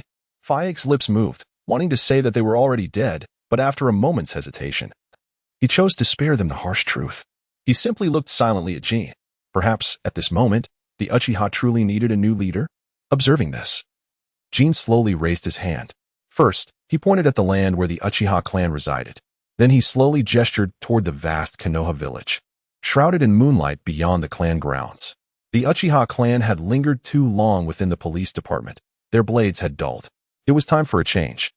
He took a deep breath and declared in a deep voice, said idly by. The people in that village have already begun selling Uchiha goods at exorbitant prices. Now it is 50 ryo for a bowl of ramen. What will it be in the future? Will it be 5,000 ryo? 50,000 ryo? Or perhaps 500,000 ryo? This series of rhetorical questions once again ignited the flames within everyone's hearts. The situation was tumultuous. Yet the flames within their hearts surged ever higher. When the atmosphere reached a pivotal moment, he declared with unwavering resolve, thus, we must alter the status quo. We shall remove the 2 advisors and seize control of the economic power. Is this not still a coup? The elders of the 2 clans were momentarily taken aback. He comprehended Jin's intent, yet it seemed to be a coup nonetheless. His confusion mirrored that of the majority. Before the flames surged, it was a coup. After the flames surged, was it still a coup? Did that not render the fervor meaningless? No. A coup signifies failure. Success is merely the restoration of order. Upon hearing this, Jin waggled his finger and quietly added in his heart, or perhaps, a revolution. Chapter 59. Suppression of the Leaf Village's 4-man team, hand-cranked Danzo. Silence. Stillness. Yet this time, The Uchiha clan's territory was suffused not with mere fear, but with a fervent flame, thoroughly ignited and ready to explode. Jin's proclamation of restoration acted as a spark, igniting the haystack. The restoration of financial power. The elders of the two clans mulled over these words, a glimmer of clarity flashing in their murky three-tomo Sharingan. The other clan members exchanged glances. This term was distinctly different from a coup, and they no longer seemed to be the rebels. Instead, they were the champions of justice. It signified a complete upheaval. Now, as they gazed at the youth standing atop a human head, encircled by a miniature sun, an unprecedented surge of emotion surged within their chests. Fugaku, clan leader. Jin. Young master. A young Uchiha Jin stepped forward, dropping to one knee, his voice trembling with excitement. I, Uchiha Tetsuhan, pledge to follow Lord Jin in the restoration of order. His Sharingan flickered with determination, hinting at a potential split from a single tomo. This scene instantly ignited the collective passion. Uchiha Takeira, I shall follow Lord Jin. Uchiha Inaharu, I shall die for the revolution. Uchiha Jindo, I follow Lord Jin. Increasing numbers of Uchiha clan members stepped forward, kneeling. Their voices converged within the clan's territory, akin to a torrent, shaking the very air. Fugaku inhaled deeply, the last vestige of doubt dissipating. I, Uchiha Fugaku, hereby declare that from this day forth, Uchiha Jin shall be the young clan leader of the Uchiha. He stepped forward, standing shoulder to shoulder with Jin. Our goal now is to seize the economic lifeblood of Konoha and restore order. A thunderous roar reverberated through the night sky. The Uchiha's battle spirit had never been so elevated, so unified. Jin nodded slightly, his eyes brimming with mirth. Now, this is as it should be. Rebels and champions of justice are distinctly different. With a grand gesture, he led the charge towards the village.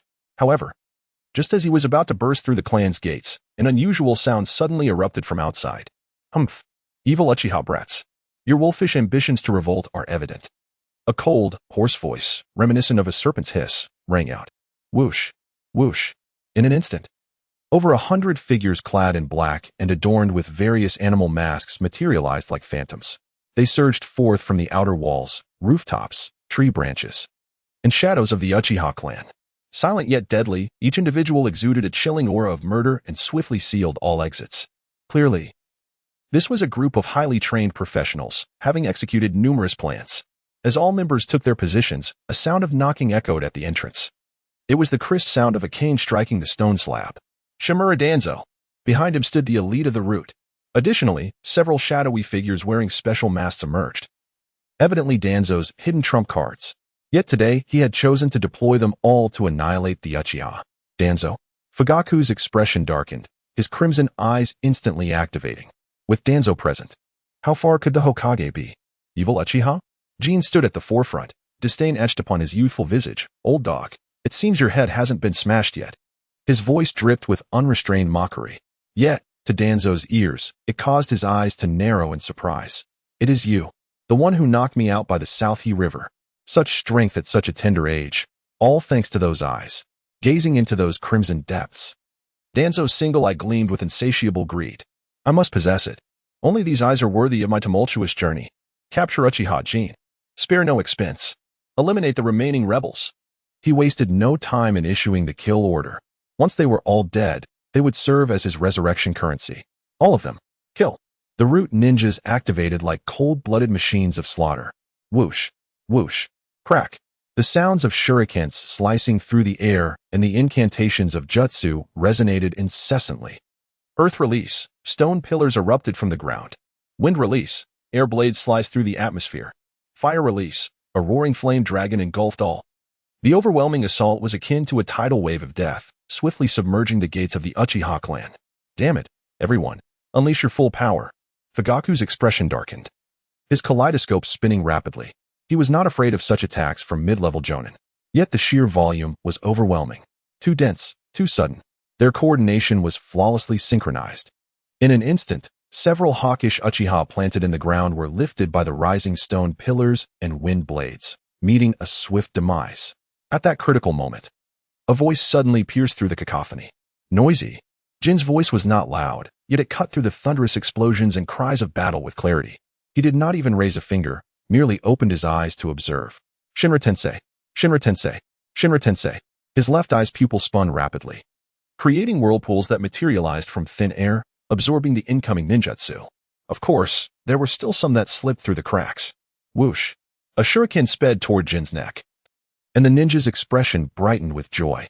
Yet, just as the shuriken neared within 3 feet of Jin, it abruptly halted. Whoosh!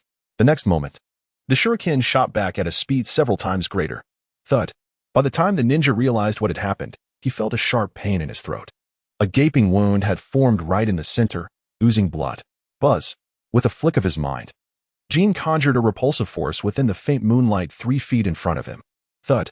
In that instant, all the missed shurikens and ninjutsu, upon entering that 3-foot radius, collided with an invisible wall of immense power. They penetrated slightly before coming to an abrupt halt. Clang! The next second, the shurikens were rebounded by an unseen force. Thud! Thud! In an instant, over 10 root members were severely injured by their own techniques. Only the space 3 feet in front of Jin remained untouched. Within the moonlight domain, the silver orbs continued to rotate languidly, as if the surrounding devastation bore no relation to them. He stood quietly, yet inside, he was elated. Indeed, Shinra Tensei could be utilized. Since this was a realm under his control, the emergence of repulsive forces was only natural, right? If not for the limited range, even attracting objects would be perfectly plausible. What is this? Danzo's single eye widened in shock. This bizarre ability transcended his comprehension. A spatial barrier? No, it was something more advanced. Was this the true power of those Sharingan? He sensed a more fundamental rule of power. I must possess it. The desire twisted his very being. The only exposed eye began to redden subtly. Red eyes are a sign of illness. Just as he was about to unleash his full power, the young boy across suddenly raised a fist, seemingly uttering something. What could it be? Jin smiled faintly and abruptly raised his hand, his index finger poised like a gun, his thumb upright, pointing at Danzo as if to say, I will shoot you. In an instant, a massive amount of chakra collapsed and condensed at his fingertip. Whoosh! The blood burst forth. An invisible bullet pierced through Danzo's forehead in an instant. Chapter 60, Diverting Calamity? Catching them all. Splash. Blood splattered everywhere. The Uchiha clan members present were taken aback, momentarily unsure whether to continue their actions. Dead? He is dead? Just like that? This is Danzo, the Hokage's advisor, the leader of Root. Is he truly dead? Surely, I must be dreaming, but this dream feels all too vivid. No one expected that in the very moment the battle commenced, the enemy's leader would be taken down. It was akin to a ninja village starting a war, only to see the opposing leader vanish in an instant. Absurd yet exhilarating. In contrast, the Umbu reacted swiftly. Each member quickly withdrew and positioned themselves in front of Danzo. Like the most loyal of guards, a medical ninja summoned a teal chakra from their palm, swiftly enveloping Danzo. Subsequently, numerous root ninjas shielded Danzo and retreated. They had arrived in a grandiose manner, yet departed in utter disarray. Attempting to flee? Give chase. Seeing this, the elder of the second clan gritted his teeth and charged forward. Such matters should either be left alone or executed decisively. If they intended to eliminate Danzo, they should ensure his remains were obliterated. Behind him, Jin squinted, understanding the implications of the silent system before him. This old man truly treated the Sharingan as a resurrection token. Shaking his head, he pursued after. The confrontation was deliberately staged. Otherwise, how could Danzo's scheme be exposed before such a large audience? Soon, over 300 Uchiha clan members surged forward, trailing the Root. Let us head to the Hokage building and seek Lord Hokage's aid. Witnessing this, a Root leader gritted his teeth and swiftly altered direction. For now, returning to the Hokage building was their safest course of action. Could the Uchiha clan's arrogance surpass that of Konoha? Clearly. Even the emotionless Root swiftly recognized the situation at hand. Ahead of them, Danzo, being carried by a swift Root member, nodded silently. He was indeed somewhat surprised, not expecting that the nefarious Uchiha boy could deliver such a lethal blow. However, this unexpected turn ignited a brilliant idea in his mind: divert the calamity. Given the current frenzy of the Uchiha clan, even the Hokage building would likely be embroiled in chaos. By that time, the Uchiha clan would have no escape. With this thought, Danzo quickly composed himself, ensuring he appeared lifeless. Soon, 2 groups of people rapidly flickered around the outskirts of Konoha. An increasing number of guarding ninjas began to witness this scene. What? The Root? They are being chased like frightened dogs? I must see this for myself. The Uchiha have gone mad, pursuing the Root. Hurry! The village is in grave danger. Inform the clan leader, the Uchiha clan is after the Root. At the Hokage building, Sarutobi Hiruzen stood by the window, his gaze increasingly clouded by the night. A foreboding feeling had begun to take root in his heart. At this moment, Itachi had not yet returned, likely embroiled in the unfolding chaos. Suddenly, his peripheral vision caught a flurry of shadows moving through the night. Was that the root? Seeing the root return, a smile finally graced his aged face. The return of the root signified that the matter had reached its conclusion. The Uchiha clan would henceforth become a relic of history. Instantly, his hunchback straightened with newfound vigor. He tapped on the wall beside the window and softly announced, "Everyone." It seems the matter may have come to an end. A sudden silence fell over the room, a palpable shock rippling through the gathered individuals, particularly Hinata Hayashi. Others may not perceive it, but he could distinctly see the smile curling at the corners of the Third Hokage's lips. So the Uchiha clan truly lost? The thought of this long-standing clan, rivaling the Hyuga for millennia, about to vanish stirred an indescribable feeling within him, complex and heavy, devoid of any joy. In contrast, members like Akimichi Choza let out a sigh of relief. Finally, it's over. They exchanged glances, excitement and anticipation evident in their eyes, especially the two advisors. Tsunade and Mito Tobarama exchanged a knowing look, their eye bags twitching. At last, it is finally over. The Uchiha clan's legacy is ripe for division. Tsunade's eyes sparkled with anticipation, her long tenure as Hokage advisor making her yearn for such a moment, relishing the thought of handling the inheritance. The legacy of the Uchiha clan, a 1,000-year lineage. How vast must its wealth be? Perhaps it could rival a significant portion of Konoha itself. Her breath quickened, urgency surging within her as she urged, "Hiruzen, we might need to head down and clarify matters." Her voice was hurried, her tone pressing, almost pleading, "Let us go." I can hardly contain my eagerness to seize the assets. Coughing, the Third Hokage tucked away his pipe, donned his cloak and hat, and stepped forward with slow, deliberate strides. Though diminished in stature, the pressure he exuded remained undiminished. As Hiruzen exited, the heads of Konoha's great clans and advisors followed suit, stepping in unison. Outside the Hokage building, the sound of footsteps from the root grew increasingly distinct. Yet, in the darkness of night, their forms remained unclear. It wasn't until they drew closer that the distinctive attire of the root became visible. Danzo, could it be true? The Third Hokage hesitated, but felt compelled to admonish Danzo for his actions. While effective, they were too underhanded to be overlooked. However, before he could finish, he sensed something was amiss. Why was Danzo being carried? And why did the atmosphere of the root feel so chaotic? In an instant, the Third Hokage's expression turned grave. Had something gone awry? With a thud, the root member set Danzo down and gravely explained, "Hokage-sama, it's bad. The Uchiha clan has come to attack." What? The Third Hokage froze, the smile vanishing from his eyes. Before he could respond, a mass of figures emerged at the edge of his vision, rapidly approaching. Soon, they enveloped the Hokage building. Each figure bore the distinct emblem of the Uchiha fan. Taking a deep breath, he prepared to speak when a youthful voice rang out. "Seize the traitors. Execute the conspirators." Sarutobi Hiruzen. The two advisors. The clan heads. Hinata Hayashi. In the next moment, Jin, a small figure illuminated by moonlight, raced forward, flanked by hundreds of crimson-eyed Uchiha, all glaring intently at the Hokage building, sending chills down the spine of onlookers. Chapter 61. Exposing Danzo, the Third Hokage's countermeasure. Behold his eyes, the three tomo. Upon witnessing Jin, the various clan leaders and the members of the Umbu could not restrain their murmurs, but soon fell into silence. It appeared they had underestimated the loquacious scion of the Uchiha clan. With a measured tread, Jin advanced beneath the moonlight, standing resolutely before the formation. His gaze fixed upon the Hokage building. Though his stature was diminutive, he emanated an oppressive aura that rendered the air stifling. His eyes swept over the pallid face of the Third Hokage, then lingered on the greed etched upon the visage of Tkake Rin, before ultimately resting upon the corpse sprawled before him. With a faint smile, he remarked, "Lord Danzo, this is no place for slumber. How dare you sleep?" Tkake Rin's countenance darkened as she pointed an accusing finger at Jin, her voice laced with indignation. "You insolent Uchiha brat, what do you intend to do? Surround the Hokage building? Do you wish to betray the village?" Her tone was sharp and severe, attempting to assert moral high ground. Yet, when confronted with those blood-red three tomo, she instinctively retreated a half-step. Betray the village? Jin turned slightly, a cold smirk curling at the corners of his mouth. Does Lord Danzo truly represent the village? Or do you? Tkake Rin, speak for Konoha? We are here to right the wrongs. To vanquish the thieves who have pillaged Konoha's foundations and slaughtered our kin. Third Rin retorted with fury. Nonsense. Such fabrications. Here is Insama. Quickly. Issue orders to suppress these traitorous ninjas. At her command, Sarutobi Hiruzen inhaled deeply, the veins on his hand gripping the pipe bulging.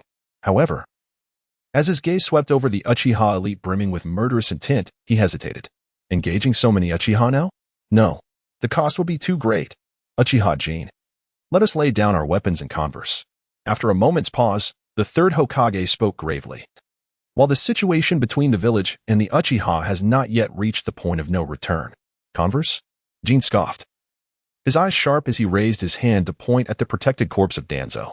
Am I to discuss matters with this dog? Who has stolen the bloodline of my Uchiha clan and used our kin's eyes as currency for revival? Or shall I negotiate with these parasites, whose minds are consumed solely by avarice and the siphoning of Konoha's lifeblood? Such slander. Third Rin and her companion trembled with rage, their voices piercing and frantic, akin to the hysteria of a heart laid bare. Is there more to this? The clan leaders, upon hearing this, stifled their impulses to intervene and chose to observe quietly. Hyuga Hizashi nodded gravely. Setting aside other matters, even as a prominent clan, the Hyuga had suffered significant losses within the village's finances. Many of their clansmen's legacies had mysteriously vanished. He had assumed the Hyuga had simply not investigated thoroughly. But now it seemed those assets may have been consumed by some nefarious individuals leveraging the village. Noting this, the third Hokage instinctively furrowed his brow. Had the village's financial authority truly faltered? And what did Jin mean by Uchiha eyes as currency for revival? Just as he was about to speak, he sensed an unusual gust of wind before him. The true insolence lies with you. This night, let Konoha see the true visage of you so-called elites. Before his words could dissipate into the air, Jin had darted past the crowd, plunging directly into the encirclement of the root. Bang, bang, bang. Several elite root members were sent flying as if struck by a colossal hammer, shrieking in agony. Stop him. A root captain's eyes bulged with fury. But it was too late. Jin's body moved like lightning, his foot crashing down upon the head of the deceased Danzo, even twisting the sole of his shoe for emphasis. You dare. As an old friend, Third Rin could no longer contain herself. She shouted to the Umbu behind her, what are you waiting for? Act. Swish. With a flurry of motion, over 10 shuriken were launched toward Jin. Crack. Yet, as they neared him, they unexpectedly halted midair. The elite members of Root recalled something and quickly cautioned, not good. He can rebound. But before they could finish, the shuriken ricocheted back. Thud. One Umbu member, caught off guard, was struck. Is this ability derived from those eyes? They pondered in disbelief. Wasn't such power only achievable when the Sharingan evolved to the next tier? How could Jin possess such a gift at his tender age? The third Hokage's brow furrowed deeply. As one of Konoha's rare long-lived individuals and a disciple of the second Hokage, he was aware of many secrets surrounding the Uchiha clan, including the Mangekyou Sharingan. Yet, he could hardly fathom that Jin, at such a young age, had already unlocked the Mangekyou and discovered a unique ocular technique. He took a deep breath, his right hand instinctively clutching his pipe. The wavering of his heart began to lean towards a troubling realization. The might of the Uchiha clan was indeed formidable. Should this confrontation continue, Konoha would likely suffer mutual devastation. With this thought, he slowly raised his head, signaling the Umbu behind him to halt their actions. He stepped forward once more, his voice solemn. Jin, perhaps we can truly engage in a dialogue. You would not wish for Konoha to suffer irreparable harm, would you? He emphasized the words Konoha, attempting to awaken the remnants of innocence within Jin. I recall you as a delightful child. Have you been misled? I know of Danzo. Though stubborn, his intentions were always for Konoha's sake. In his eyes, there are those among the Uchiha like Itachi and Shursui, who are truly good-hearted. And you, Jin, I have known since you were small, a child with great potential to embody the will of fire. All for Konoha? Jin repeated, his foot pressing down upon Danzo's head as he inquired curiously. Is he right, you scum? Silence. The motionless Danzo lay as if lifeless. Yet Jin was acutely aware that this man had not perished. Ever since Orochimaru's defection and the acquisition of part of his research, Danzo had been scheming to obtain the Sharingan, particularly from those clansmen whose fates remained uncertain on the battlefield. How truly patient you are. What if I were to crush your skull instead? Jin chuckled, suddenly lifting his right foot, infused with enough chakra to shatter boulders, descending towards Danzo's head. This blow could cleave mountains and split stones. Stop. The third Hokage could no longer restrain himself. Danzo must not die. This was a crucial element of his dominion. However, just as he prepared to act, he sensed something amiss. Beneath Jin's foot, Danzo, who had seemed to be unconscious, suddenly surged to life. He could no longer maintain his guise, forming hand seals and inhaling sharply. Wind release, vacuum sphere. In an instant, chakra coalesced within his mouth and was violently expelled. Uft, uft, uft. A barrage of white energy, akin to a machine gun's fire, surged towards Jin. Is it all too much for you, scum? Jin regarded him with disdain, entirely unfazed by the wind release as he continued to press down. Uft, uft. The sharp wind blade struck his foot, but left no mark, not even scuffing his shoe. He had managed to block Danzo's wind release with mere flesh. Tkk Rin and her companion stood frozen, their eyes now wide with clarity. As old friends, they understood the sheer power of the vacuum sphere. Its might was such that not even an ordinary earth release could withstand it. Likewise, the third Hokage's pupils constricted sharply. A technique of the Uchiha clan that relied on physical prowess? How rare. After a brief pause, he began to slowly form seals with his hands hidden behind his back. If it comes down to raw strength, then it is up to you, Saru. Chapter 62. The journey begins for Hiruzen and Saru. Gulp, gulp. I must be losing my mind to witness such a scene. The esteemed Danzo, a figure I hold in the highest regard, is now being effortlessly subdued by a mere boy of approximately 10 years. Apologies, I only know him as a chatterbox. Upon witnessing the scene before them, nearly 100 Umbu agents in front of the Hokage building swallowed hard, utterly astonished. Who could have anticipated that the seemingly untouchable Danzo would be effortlessly brought low by such a young lad? Particularly those Umbu who had previously surveilled this boy. Their eyes nearly bulging from their sockets in disbelief. Is this truly the same Jin? The loquacious Jin? Wasn't he merely known for his incessant chatter and basking in the sun? When did he ever train? Their confusion was palpable. In stark contrast, the root members remained far more composed. They uttered no words, merely springing into action to rescue Danzo, albeit in vain. Every attack aimed at Jin vanished without a trace. In that moment, Danzo was compelled to form hand seals once again, accelerating his speed and intensifying his chakra. Drawing in a deep breath, he unleashed a powerful technique, wind release, vacuum great sphere. What had begun as a bullet evolved into a mortar shell. Yet, even as the projectile made contact with Jin, it simply ceased to exist, creating not even the slightest ripple, vanishing effortlessly as if blown away by a gentle breeze. Was it that conventional ninjutsu was ineffective? As a battle-hardened aide to the Hokage, Danzo soon discerned the underlying issue. If mere ninjutsu would not suffice, then he must resort to weaponry. He muttered to himself, rolling away from the ground, creating distance of 3 zhang. Swiftly, he produced a shuriken from his hand, infusing it with a rich layer of chakra, akin to a faint yellowish-white glow. Wind release, vacuum blade. With blinding speed, he thrust it directly towards Jin. If ninjutsu failed, then weaponry would suffice. Observing this scene, Jin nearly burst into laughter. Truly, Danzo was remarkable, the shuriken wielder of the Susanoo. In times of uncertainty, he simply resorted to thrusting his shuriken. With a grin, Jin watched as Danzo approached. 3 zhang, 1 zhang, half a zhang. As the shuriken drew ever closer, a surge of joy erupted on Danzo's serious countenance. Was there truly no reaction from Jin? Could it be that this boy had been merely posturing? Haha. Indeed, the shuriken was the mightiest weapon. In his excitement, Danzo quickened his pace. However, just as he reached Jin, he suddenly perceived a glimmer of disdain, or perhaps mockery. Why? Snap. He froze for a moment, then beheld his shuriken disintegrating inch by inch. With a gust of wind, it was reduced to mere ashes, disappearing without a trace. Danzo was rendered speechless.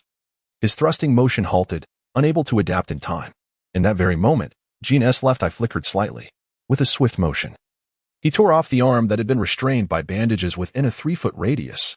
Ah, curse it.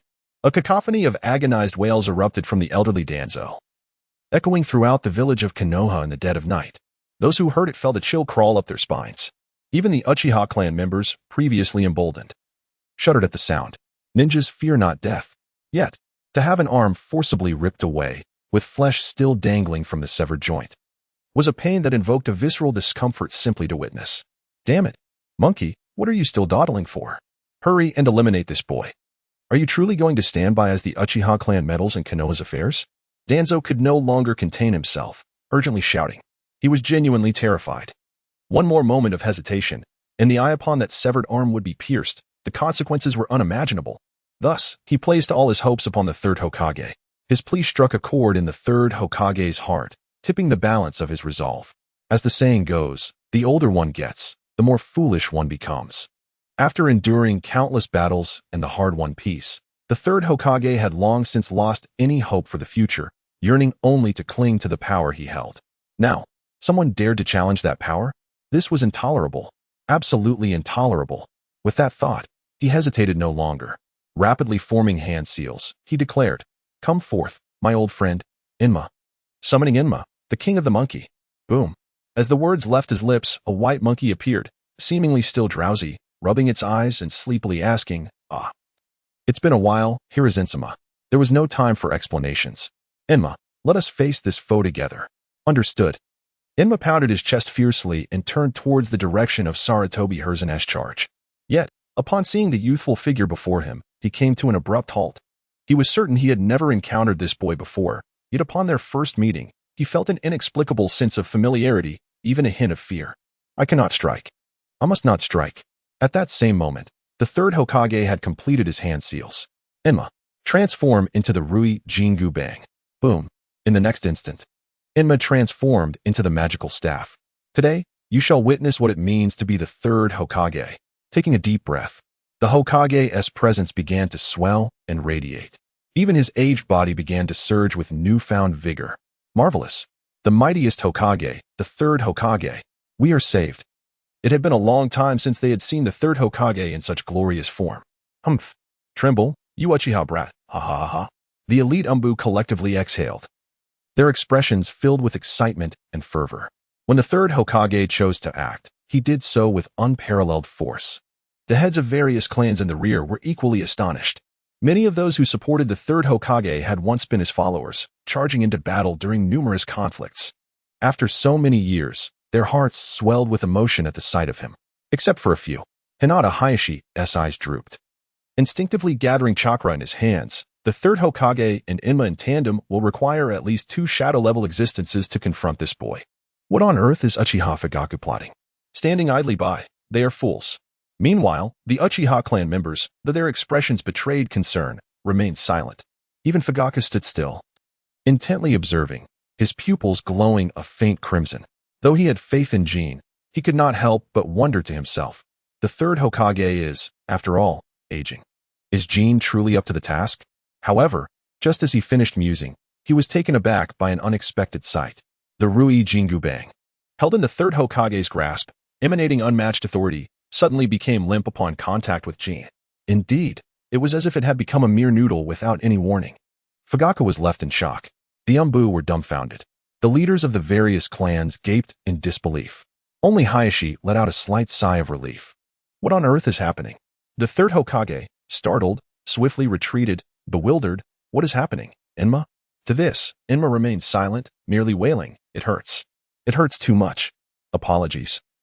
Old friend, I must." Chapter 63, An Arm in the Sharingan? The Day of Change in Konoha. Boom. Just as the words left his mouth, the once invincible Inma vanished without a trace, leaving no pause for thought amidst the gathering onlookers. This scene left the numerous members of the Umbu, Root, and clan leaders utterly speechless. Who among them was unaware of the deep bond forged between the Sage of the Monkey and the Third Hokage? They had fought side by side for years, preserving each other's lives. Yet now, merely a fleeting encounter had resulted in such a decisive blow? Not even a chance to retaliate. Could it be that this young Uchiha had become so formidable? Gradually, the murmurs of unrest began to swell. The elite Umbu operatives multiplied, surrounding the Hokage building of Konoha like a thick shroud. Everyone was prepared for action. If matters could not be resolved peacefully, then they would exert their full strength. "Oh, esteemed Third Hokage, are you intending to perform some sort of acrobatics for me?" Jin sneered contemptuously, raising his arm high, ready to reveal the deeds of the esteemed Shimura Danzo, the leader of Root. The tension had reached its peak. It was time to expose Danzo's true face. The display of force was necessary, and the psychological dominance had to be established. He was determined to inject new blood into Konoha. No, no, no. Stop. Danzo's expression grew erratic as he attempted to halt the unfolding events. but he found himself utterly incapable of controlling his own body, forced to watch helplessly. With a resounding tear, the bandages were ripped away. In the moonlight, the arm was laid bare before all the ninjas, clan leaders, advisors, and Sarutobi Hiruzen. The world fell silent in that instant, no noise remaining. What a ghastly sight it was! Pale, twisted, and covered in sealing runes. And upon the deathly white skin were embedded countless blood-red, tightly closed Sharingan. They glistened malevolently under the moonlight, resembling foul tumors. 10, perhaps even more. Sharingan. Such sinister tomo. Surely these were Sharingan. My heavens. So many Sharingan. Even one with 3 tomo. Those are the eyes of our kin. No wonder my father's body was never returned after his death. Damn it, my child's eyes must have been little Gas2 tomo. Upon seeing this arm covered in Sharingan, the Uchiha clan erupted with heart-wrenching cries of rage and sorrow. Boom. Danzo, you wretched dog. You deserve death. Fugaka's body ignited with the fiery skeleton of the Susanoo. Shock resurged within him like gunpowder. He was torn between hesitation and resolve. But he could not tolerate the desecration of his clan's dead. The elders of the 2nd and 4th clans wept openly. Demon. Danzo, how dare you steal the Sharingan? The eyes of Hyuga Hisashi trembled violently, all gazes fixated on that arm, drained of color. As members of a prestigious clan of Dojutsu, if the Sharingan was coveted, then what of their Byakugan? Could it be that their missing kin had met such a fate? Hiss. The Akimichi clan gasped in horror, aghast at the revelation. The theft of bloodline abilities was strictly forbidden. No wonder Danzo had been secretly plotting the annihilation of the Uchiha. Everything suddenly made sense. This villain had indeed stolen the eyes of the Uchiha. Kurama Shikaku and Mito Minju were struck as if by lightning. Their faces drained of color as they took a step back. Especially upon recalling Jin's earlier words, they were left utterly dumbfounded. Their minds went blank. Not out of concern for their comrades, but for themselves. With Danzo exposed, what were they to do? Jin's rallying cry had included them both. Clatter. Sarutobi Hiruzen's pipe clattered to the ground. He felt as if he had plunged into an icy abyss, his parched lips quivering, unable to utter a word. Even the abrupt departure of the Sage of the Monkey was forgotten, his mind consumed by a singular thought. Danzo truly committed such an act? And was now publicly exposed. 3 minutes. An agonizing 3 minutes. Before the Hokage building, an oppressive silence reigned. Did you see? Jin resembled a judge in the dark of night. His words were cold and unfeeling. Upon finishing, he lifted the ashen-faced Danzo for all to witness. This is the root of Konoha, the thief of our brethren's power, the architect of the Uchiha clan's demise. This is the high-ranking official to whom you pledge your loyalty. Now, what do you have to say? His gaze swept over everyone like a blazing torch. Yet, whether they were Hokage, Umbu, or members of various clans, upon encountering those blood-red eyes, they instinctively lowered their heads, unwilling to meet his gaze. Since you have nothing to say, let Danzo speak for himself. With that, his pupils suddenly contracted. Around him, the moonlight surged forth, enveloping Danzo.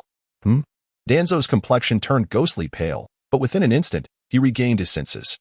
He knew that if he exterminated the Uchiha clan, all would be suppressed. The third Hokage would assist him. With that thought, he hesitated no longer, ready to pull down his right eye's pupil. But just as he was about to act, his mind halted abruptly, as if struck by a massive hammer. Then, he pointed unsteadily at his right eye, recalling, "This I belong to my friend Uchiha Kagami. This I belong to Uchiha Rigon, who perished in the Third Great Ninja War. And this one by one, the numerous malevolent deeds of the past decades poured forth." Listening to these words, Jin's gaze grew ever calmer. He controlled everything within a 3-foot radius, naturally including the alteration of others' wills. Chapter 64, The Fall of Danzo. The world fell once again into silence. The entire village of Konoha seemed shrouded in a gloom. As night deepened, the murkiness thickened. The elite of Konoha dared not utter a word, only listening intently to the self-explosion before them. Meanwhile, Hokage Hiruzen wore a face of shock. He knew his old friend had done some questionable things, even turning a blind eye at times. But no one had informed him of such a plethora, especially the audacity to stand there and proclaim such heinous acts. In stark contrast to their silence, the reaction of the 2 Hokage advisors was markedly more pronounced. Damn you. Danzo, how can you be so heartless? Quickly, someone kill this scoundrel. He deserves no mercy. They were nearly beside themselves with rage, appearing as righteous avengers. Yet, the Umbu merely glanced at the third Hokage, remaining motionless. At that moment, Danzo continued to ramble. Not just the eyes, but the lives lost in war, the inheritance. Old thief Danzo, you truly deserve death. Hearing this, Kurama Shikaku could no longer contain herself. She quickly drew forth a shadow, hurling a shuriken. Whoosh. Simultaneously, Mito Minju spewed forth a torrent of water. Their target, the unprepared Danzo. But the elite Umbu surrounding the area inexplicably hesitated, merely watching as their attacks surged toward Danzo.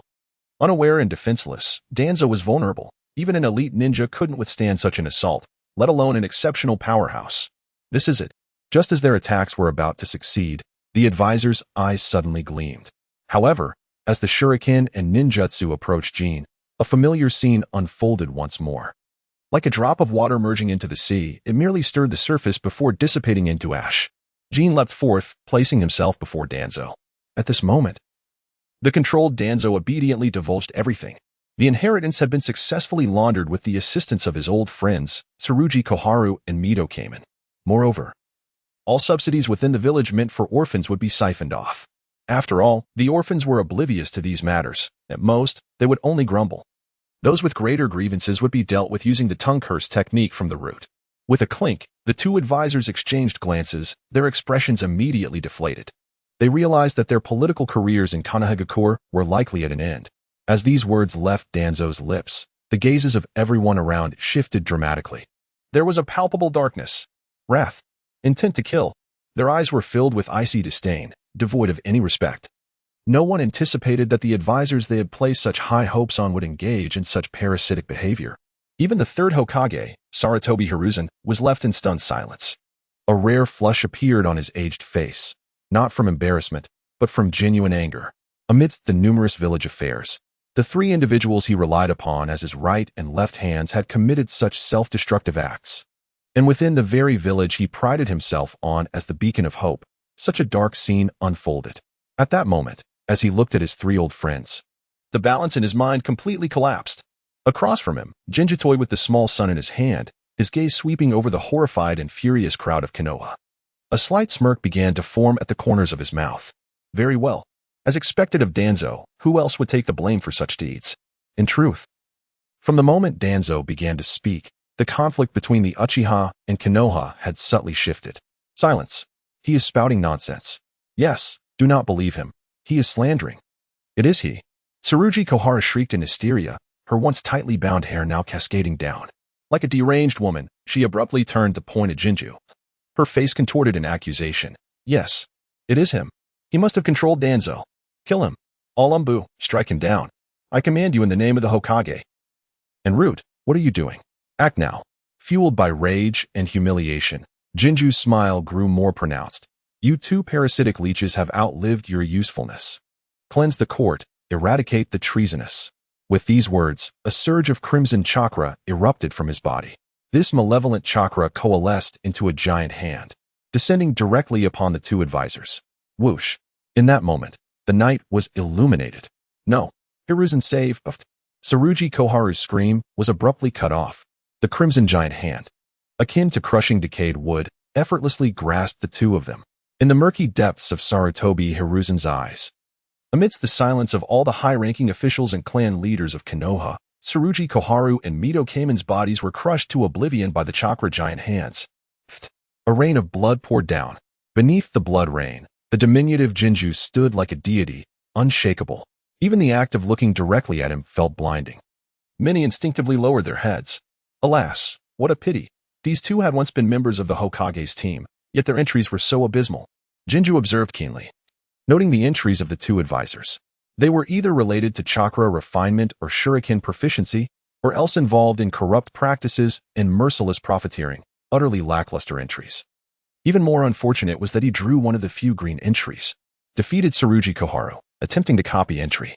Copy successful. Congratulations to the host for acquiring the excellent entry corrupt official. Green, you possess an exceptional talent for embezzlement and wealth accumulation. Defeated Mito Kamen. Congratulations to the host for acquiring the excellent entry Fairweather Friend. Green, humanity is perfectly illustrated at this moment. It merged, without a moment's hesitation. He seamlessly fused the two entries. Utterly inconsequential. He then took a deep breath, unceremoniously throwing Danzo, like a dead dog, to the ground. Crack. That night, he placed a foot upon Danzo's head, one finger pointing at that arm steeped in sin. In the dead of night, his small figure stood beneath the blood rain and moonlight, his voice booming like a bell heralding a new era, resounding throughout Konoha with the blood of treachery. I honor the departed souls.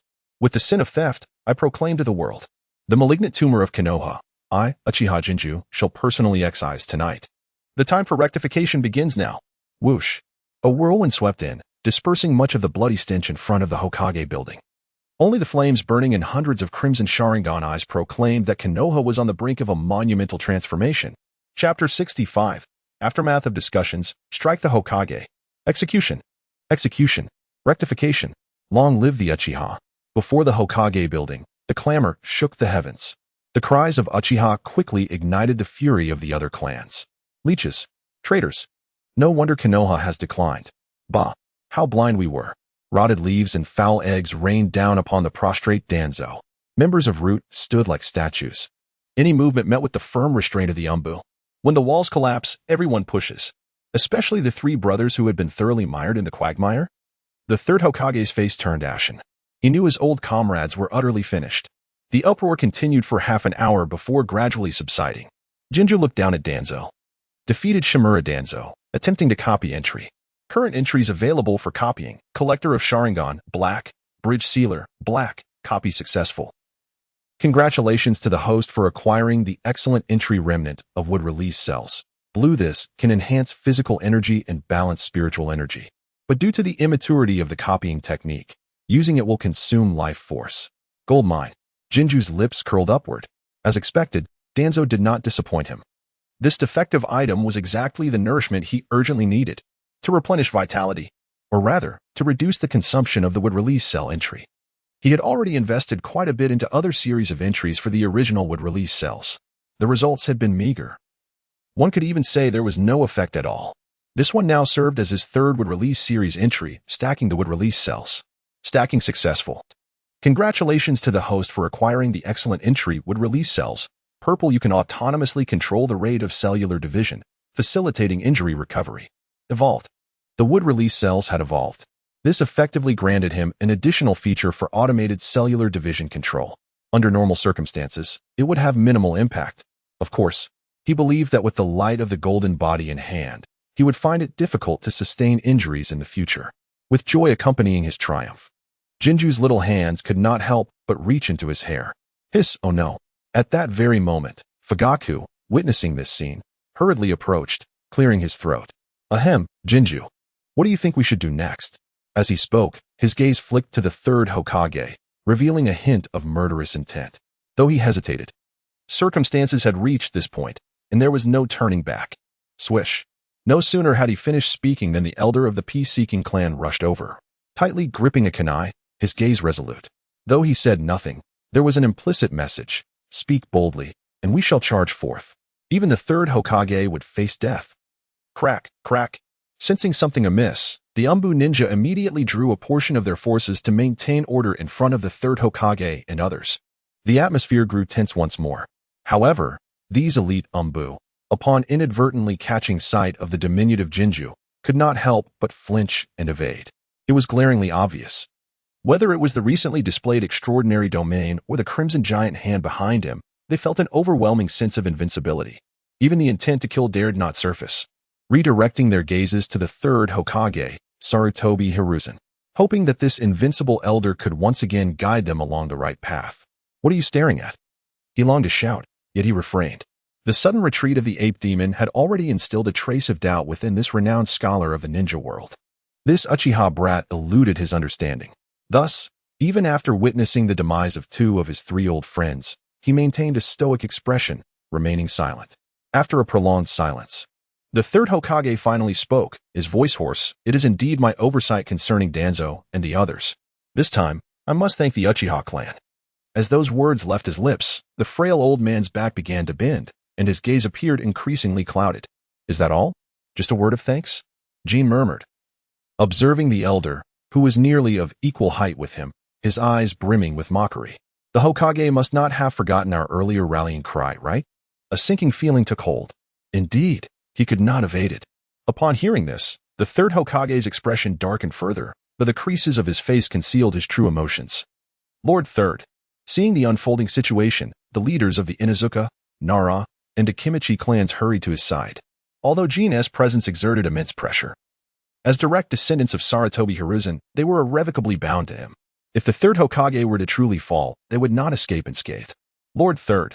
Hokage-sama. Gradually, several more clan leaders stepped forward. While figures like Danzo and Tsunade's advisor were merely part of Konoha's upper echelons whom they respected, they would not gamble their family's fates. However, Sarutobi Hiruzen was different. He was a Hokage who had served for decades, deeply entrenched in the very fabric of Konoha. Particularly in a ninja world that heavily relied on bloodlines, he was indispensable. The intricate web of power dynamics often rendered the daimyo of the Fire Country a mere puppet. At this moment, if the Uchiha clan truly turned against the Hokage, a fierce battle could ensue. The original 20 or so clans that had gathered were now halved, with the Hyuga clan standing prominently at the forefront. Ahem, sensing the atmosphere shift, Hyuga Hisashi coughed twice and softly remarked, "Jin, if the Uchiha have any demands, please voice them.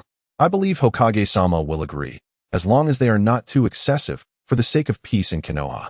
His voice was quiet, yet it captivated many, causing the Third Hokage's countenance to darken even further, the wrinkles of his face trembling. Demands? He would agree? In his heart. The Third Hokage cursed furiously, knowing that if he rebutted, it would incite dissatisfaction among the village's clans. But to remain silent, boom. At that moment, a violent wave of air surged forth.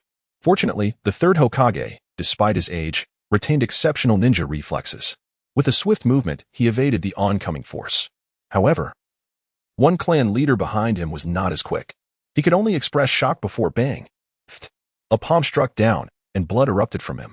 He gasped, his insides racked with pain, his gaze darting between Jin and the Third Hokage, utterly at a loss for whom to blame. Should he resent Jin for his merciless strike? Or the Third Hokage for his swiftness? Ultimately, he concluded, weakness was the original sin. He blamed only himself for reacting too slowly. After dodging, Sarutobi Hiruzen immediately regained his composure, glaring at Jin. "Uchiha Jin, what do you intend by confronting the Hokage?" "What do I intend?" Jin grinned mischievously. "To deal with you." Chapter 66. Divide and Conquer. Harvesting the chives, the small clan leader clutched his chest, coughing blood as he slumped to the ground, extinguished in his desire to intervene. This blow not only injured him, but also shattered the last flicker of courage among the wavering clans to resist the Uchiha.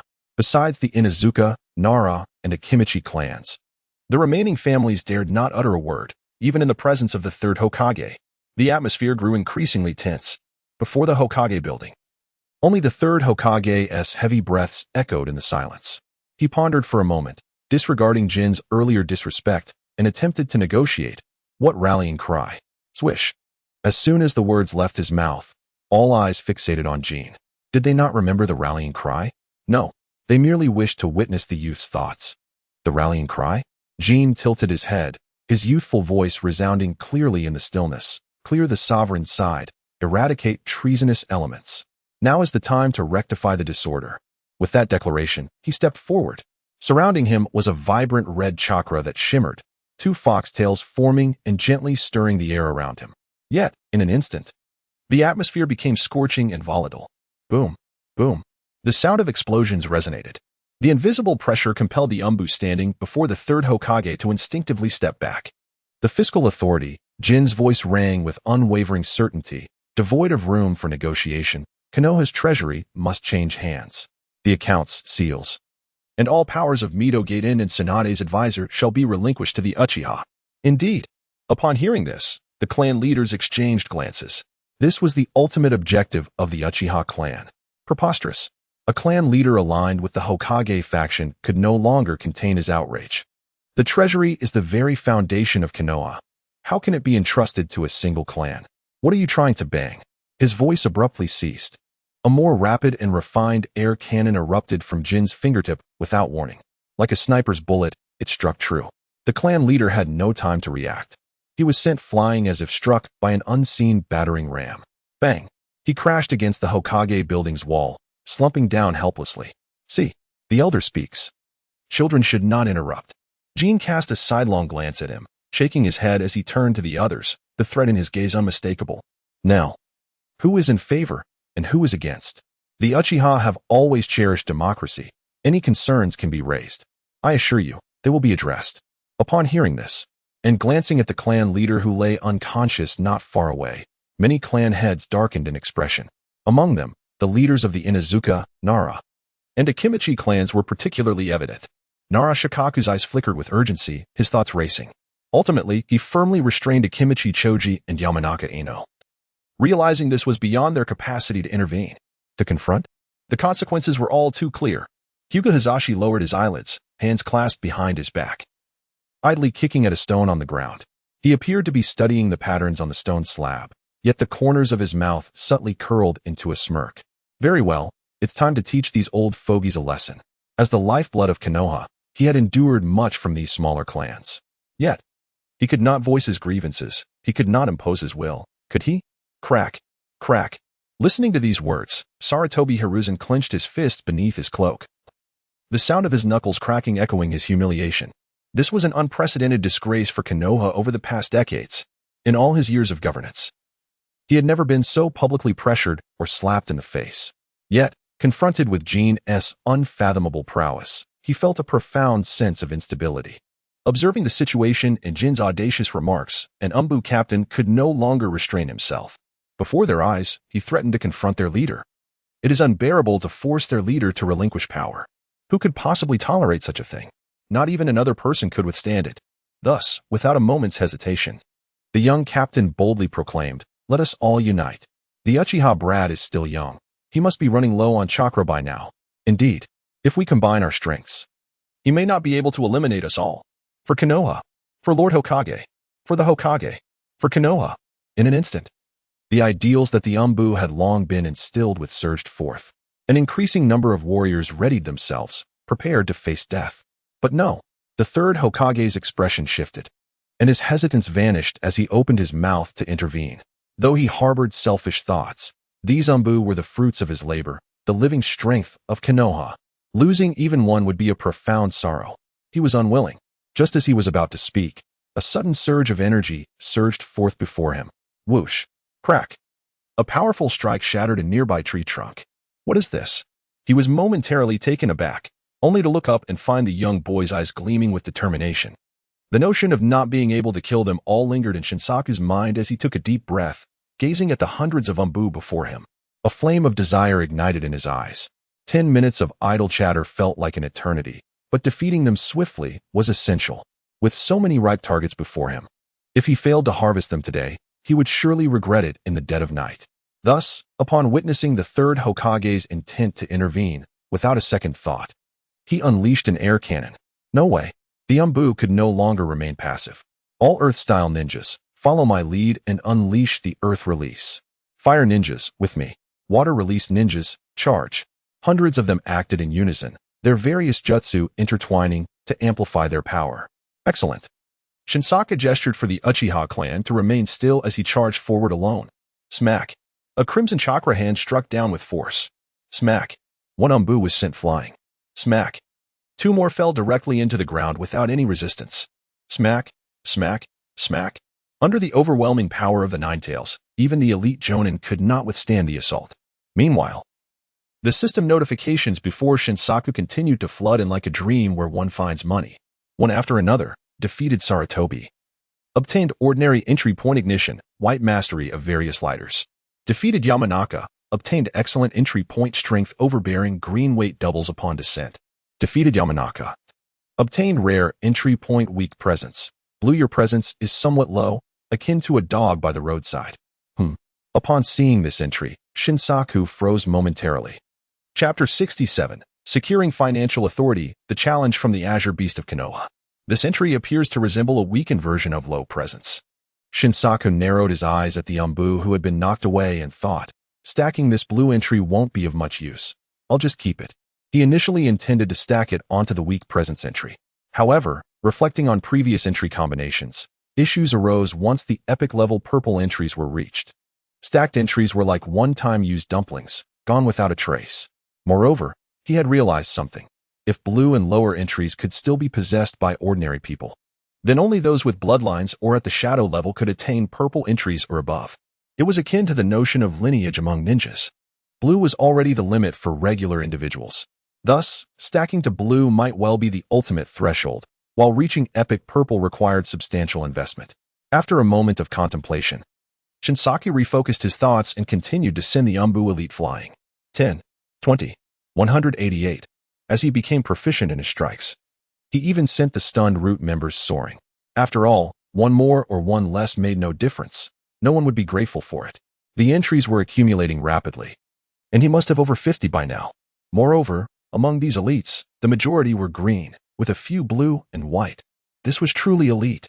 The smile in Shinsaku's eyes grew increasingly evident. He then waved his hand, feeding all these entries to the Flying Thunder God technique.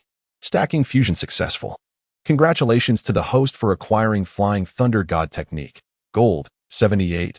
Maximum teleportation distance 1000 to 2000. Chakra consumption 1000 to 2000. Stacking, fusion successful. Congratulations to the host for acquiring Flying Thunder God technique. Gold, 89. Maximum teleportation distance 2000 to 4000. Chakra consumption 2000 to 4000. Stacking, fusion successful. Congratulations to the host for acquiring Flying Thunder God technique. Gold, 910. Maximum teleportation distance 4000. Chakra consumption 4000. The Flying Thunder God technique? Looking at the peculiar entries, Shinsaki was momentarily stunned. After a brief contemplation, realization dawned upon him, and a profound joy illuminated his face. Infinite. Or rather, the teleportation distance of the Flying Thunder God was finally unbound. The distance now solely depended on chakra. Could it be that I can finally set sail? The youthful visage of Shinsaku radiated with delight. The Flying Thunder God had transformed from mere flickering to genuine teleportation, ignoring the range of teleportation. This was the Flying Thunder God technique that made Minato invincible, instilling fear in ninjas across all nations. He took a deep breath, holding onto the remaining entries and directly infused them into his ocular technique, within 3 feet before him. Stacking moments later, as one entry after another vanished. He felt a slight warmth in his eyes, as if a flow of heat surged within him, accompanied by a faint tingling sensation. But soon, it dissipated. He blinked and sensed the 3 feet before him. There seemed to be no change. Stop, stop, stop. Simultaneously, the third Hokage, Sarutobi Hiruzen, could no longer endure it and repeatedly called for a halt.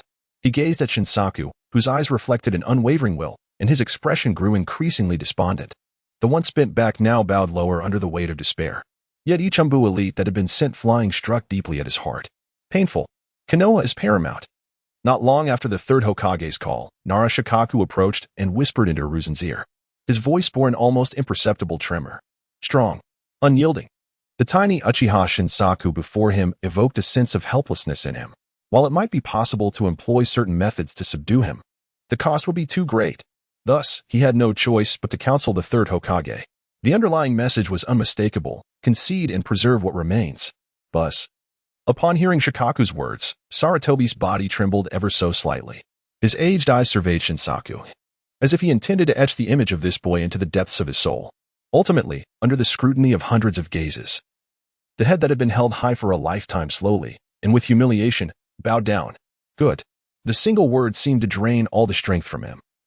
Raspy and barely audible. The financial authority is to be transferred to Uchiha's management. In that moment, the aged man had utterly relinquished the pride he held within. His tone lacked the confidence and composure he once possessed. Yet Shinsaka clearly did not wish to leave it at that. He corrected him, not management. The control should rightfully belong to the Uchiha clan, one of the founders of the village, granting them the ultimate decision-making authority. Upon hearing this, the third Hokage, Sarutobi Hiruzen, abruptly raised his head, an undeniable spark of anger igniting in his eyes. If control were to be relinquished, it would effectively cede a significant portion of Konoha's power. Moreover, he was already constrained by the daimyo in matters of finance, and now, constrained by the daimyo? Suddenly, Sarutobi's mind faltered. The weight he had carried felt considerably lighter. Perhaps it would not be so bad to hand over the financial authority? After all, the endless bickering with that daimyo was rather exhausting.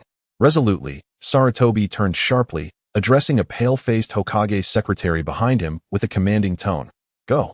Bring all the ledgers, seals, and keys from the finance office immediately. Yes, yes. The secretary, who had long wished to flee, scrambled into the building.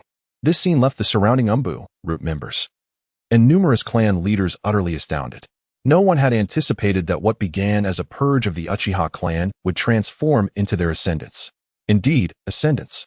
From being marginalized as a fringe clan, they had surged forward to seize control of the village's lifeblood. It is crucial to note that financial authority is something every household seeks to curry favor with. Realizing this, several previously silent clans exchanged glances and quietly stepped forward. If not now to pledge allegiance, then when? Just as they prepared to speak, a thunderous voice rang out from outside the village. With me, the Azure Beast. Who dares to show disrespect to the Hokage? Chapter 68. Might Guy and his 8 gates. Oh dear, it seems something significant has occurred in the village. Indeed. Should we go take a look? It appears to be towards the Hokage building. As these elite Umbu hesitated, a languid voice suddenly emerged from the treetops. The mission is to stay here obediently. You are not permitted to go anywhere. Kakashi adjusted his position to lie more comfortably. Even though his beloved paradise of affection lay before him, he had lost the will to gaze upon it. His exposed eye frequently drifted towards the village center, the Hokage building. He could sense the turmoil brewing there.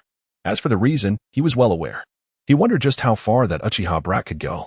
Muttering to himself, he envisioned the figure of Jin. Despite his young age of merely 10, he had already far exceeded Kakashi's expectations. But upon their encounters, Jin had consistently shattered limits. Thus, upon realizing the potential chaos that could ensue, Kakashi voluntarily requested to safeguard Naruto, forgoing even his own duties. Just then, a green figure suddenly appeared beside him. Kakashi frowned. Guy? Isn't he supposed to be on a mission? Why has he returned? If he were to confront the Uchiha boy, that would not bode well. He closed the book in his hands and contemplated for a moment. Ultimately, he turned and pursued Guy. Before the Hokage building, the proclamation rang out. With me, the Azure Beast, who dares to show disrespect to the Hokage. A youth clad in green, radiating a verdant glow, leaped forward like a shooting star. The Azure Beast of Konoha. Guy. His talent in taijutsu far surpassed that of his father, might die. And if he were to unleash the 8 gates? Upon seeing him, the third Hokage's expression shifted. His previously hunched posture straightened. And even the ki he had extended retracted silently. To be honest, had it been possible to prevent this, he would never have relinquished his financial authority. Danzo, the advisor, was one of his own. Yet the Uchiha were complete outsiders. Bang. The green fireball ultimately descended, creating a substantial crater upon impact. Might Guy turned to glance back at the third Hokage, confirming that all was well, before releasing a sigh of relief. He then faced the Uchiha clan members, his aura ablaze with green light. Come on, passionate Uchiha, let us fight like men. With a spirited shout, he clapped his hands together, producing a crisp sound of collision between his fingers. Upon witnessing Guy, the usually reticent Fugaku swiftly positioned himself in front of Jin, quietly warning. This man's father once kicked to death 4 members of the 7 ninja swordsmen. He is said to possess a formidable taijutsu. He could not allow his child to stand in harm's way.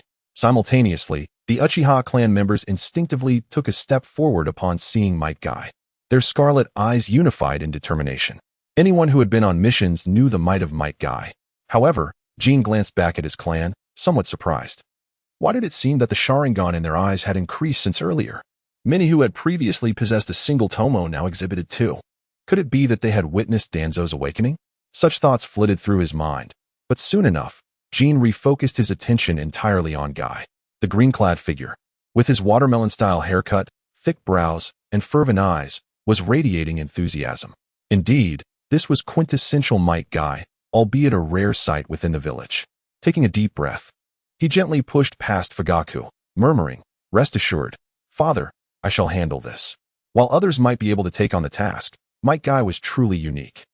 As Konoha's master of taijutsu, he possessed little ninjutsu beyond some basic techniques in the 8 gates. This was an opportunity not to be missed. Cough, cough.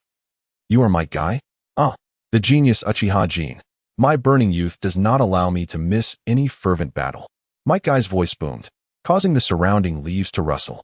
Let us engage in a contest that wagers our youth. As always, energy surged within him. After declaring this, he raised his fist, ready to charge forward. He had seen Jin before, after all. As the Uchiha brothers had once made quite a commotion in the village while chasing after and being chased by dogs.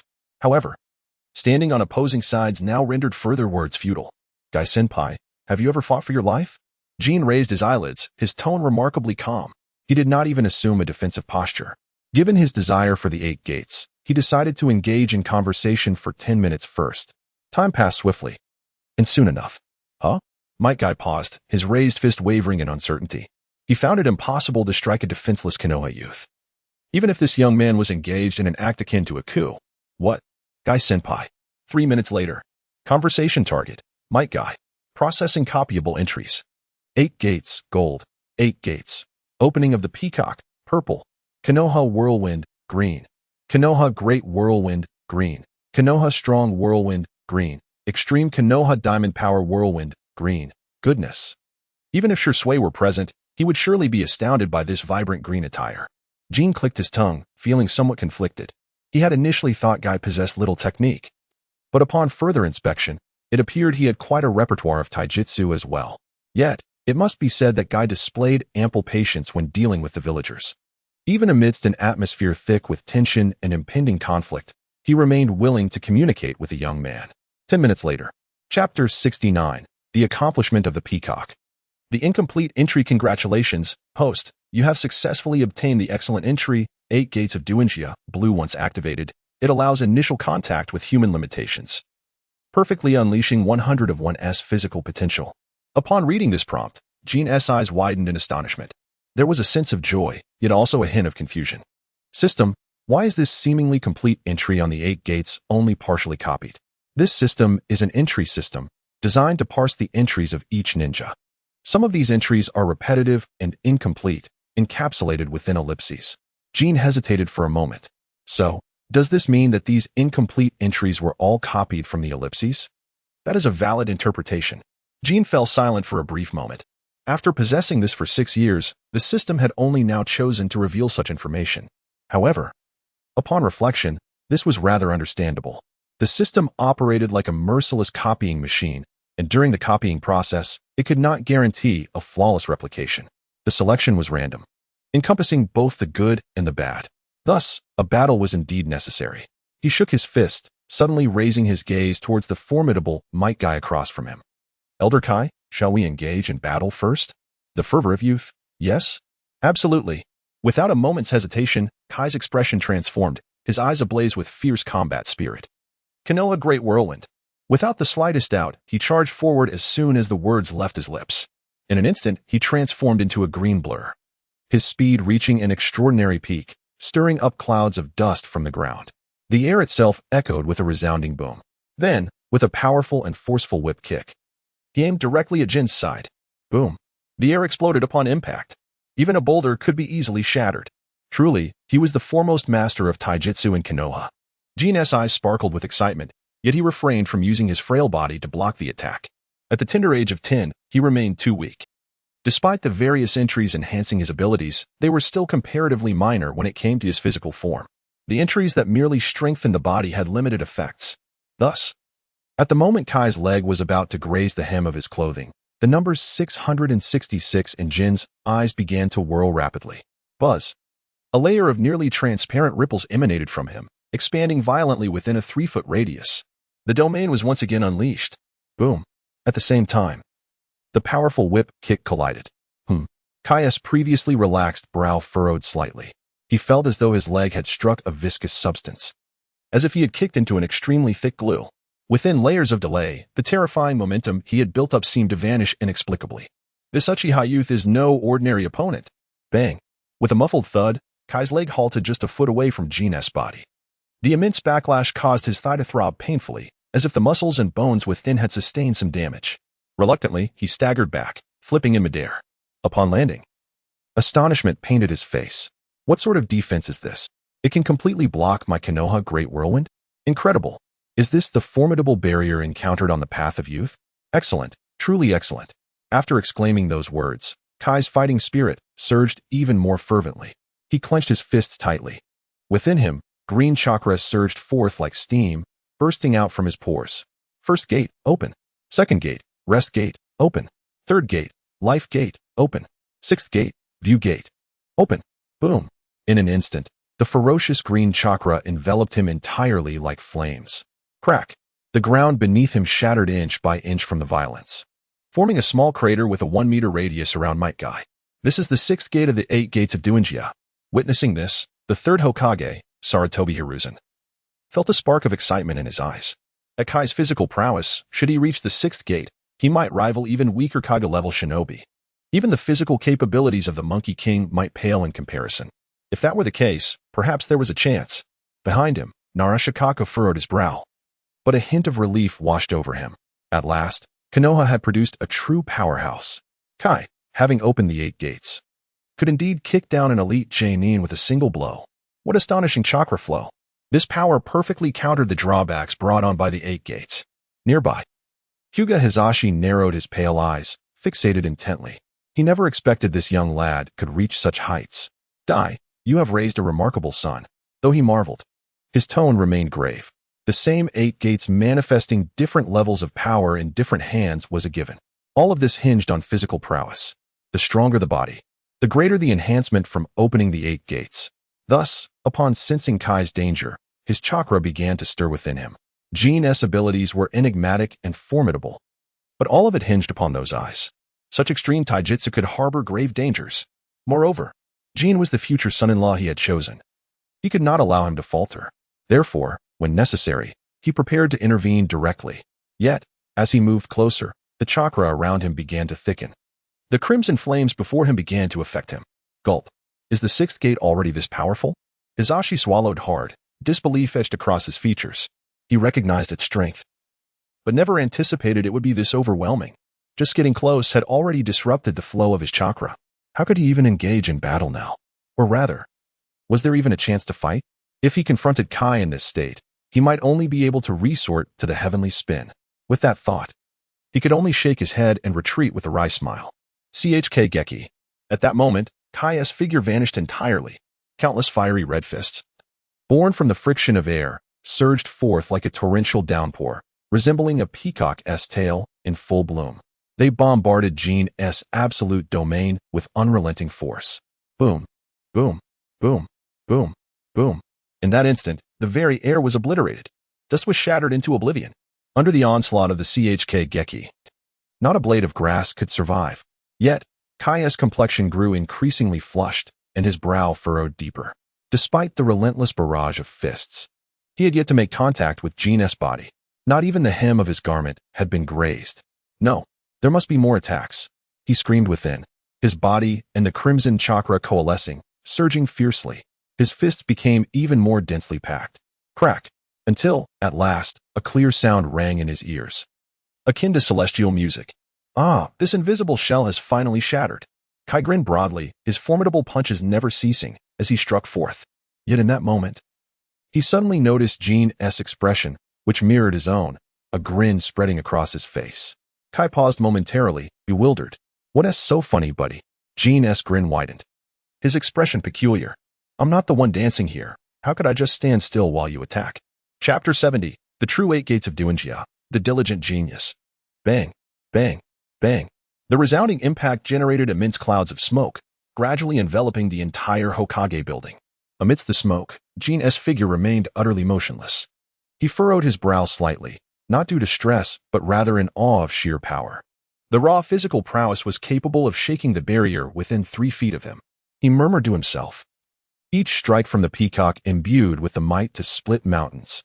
Although still obstructed by the domain, the residual shockwaves caused the air within to shriek. He could even distinctly sense a slight warmth radiating from his left eye, a sign of his ocular technique being fully unleashed. Merely facing the peacock had stirred the 3-foot radius of his eye technique. What about the area beyond that? Indeed, standing idly by to be struck was a foolish choice. As the wind picked up, the dust began to settle. He huffed, panting heavily. In just 3 brief minutes, he had unleashed no fewer than 1,000 punches. Even after the last blow landed, he still maintained the stance of striking. Beads of sweat trickled down his forehead like a gentle stream, plopping onto the scorched earth and instantly evaporating into wisps of white steam due to the intense heat. Exhausted, utterly drained, he gazed at the peacock, which remained unscathed, even steadfast in its position, his eyes betraying a mixture of astonishment and fervor. Yet, there was no defeat, only a more fervent flame of determination. Senior Kai, shall we continue? Jin spoke softly, his expression calm as he regarded Kai. His tone remained even, yet beneath it lay a newfound respect. If the fourth generation represented the pinnacle of civilian ninjas, then Kai epitomized personal perseverance. Was the Eight Gates technique not formidable? Indeed it was. But why was it that only my guy had nearly delivered a fatal blow to Madara, while Madara's arrogance played a role? It was primarily due to the relentless sweat poured forth by Kai, solidifying his foundation. Without a doubt, youth does not permit surrender. Upon hearing Jin's words, Kai stood up abruptly, flashing his signature radiant smile. In that moment, the sweat upon his brow seemed to glisten under the setting sun. The once-green steam enveloping him suddenly shifted to a deep blue, reminiscent of a blazing ocean. The gate of shock, now unlocked. In an instant, a terrifying chakra surged skyward, sending tremors through the air. The immense pressure bent the trees surrounding the Hokage building at their waists. The atmosphere felt as though it had solidified, only to be violently thrust apart. A few nearby root members turned pale, some even spitting blood from the sheer force of the released chakra. This was the seventh gate. In this state, Kai transcended the limits of humanity, resembling a tailed beast. Daytime tiger. With a roar, Kai's form became a blur. A massive, pure shockwave, compressed to its utmost, materialized as a magnificent white tiger, descending upon Jin with the force of a divine being intent on annihilation. The howling echoed, shaking the very heavens.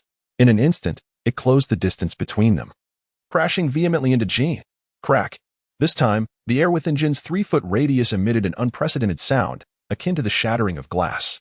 Following this, the first and second milky white cracks clearly appeared on the surface of the domain. Truly, an exaggerated display of personal power. Jin inhaled deeply, marveling. But I am not a fool standing still. 3 feet. Repulsion. As the gentle moonlight cascaded down, a pure, luminous glow rippled before him. That brilliant orb suddenly released a peculiar wave of energy. In an instant, Kai's expression shifted as he felt a stinging pain intensifying in his fists. The previously overwhelming chakra felt like it had sunk into a quagmire, sticky and sluggish. Even more astonishing was how the opposing force resembled a steel wall, unyielding and rebounding. Bang! In that moment, he was uncontrollably flung outward. The once mighty daytime tiger emitted a mournful cry before abruptly halting. Bang! He collided against the Konoha building like a colossal cannonball. Crack! The entire Hokage building, its barrier barely activated, was obliterated under the residual force of the daytime tiger and a faint, luminous glow. Boom. Ultimately, the Hokage building collapsed amidst the complex gazes of the onlookers, reducing it to ruins. Indeed, it was all for naught, sighed the third Hokage, his murky, aged eyes once again falling into silence. The hope he had just harbored now transformed into profound disappointment. However, as he prepared to hand over responsibilities, a faint tremor emerged from the ruins. Buzz. Thud. The sound of a heartbeat quietly resonated, akin to a heavy hammer striking a drum, deep and powerful. The sound pierced through the debris and smoke of the Hokage building, striking the hearts of all present. They found themselves drawn to it once more. Could it be Kai? It must be Senior Kai. He is unharmed. Ha ha ha, truly, Senior Kai is a beast. The elite members of the Umbu lifted their heads to gaze at the ruins, their eyes suddenly alight with an extraordinary brilliance. A strong warrior. A warrior from their ranks. How could they not revere him? Boom. In an instant, the ruins explosively erupted. Countless fragments of stone and wood were sent flying. Amidst the chaos, a figure slowly rose.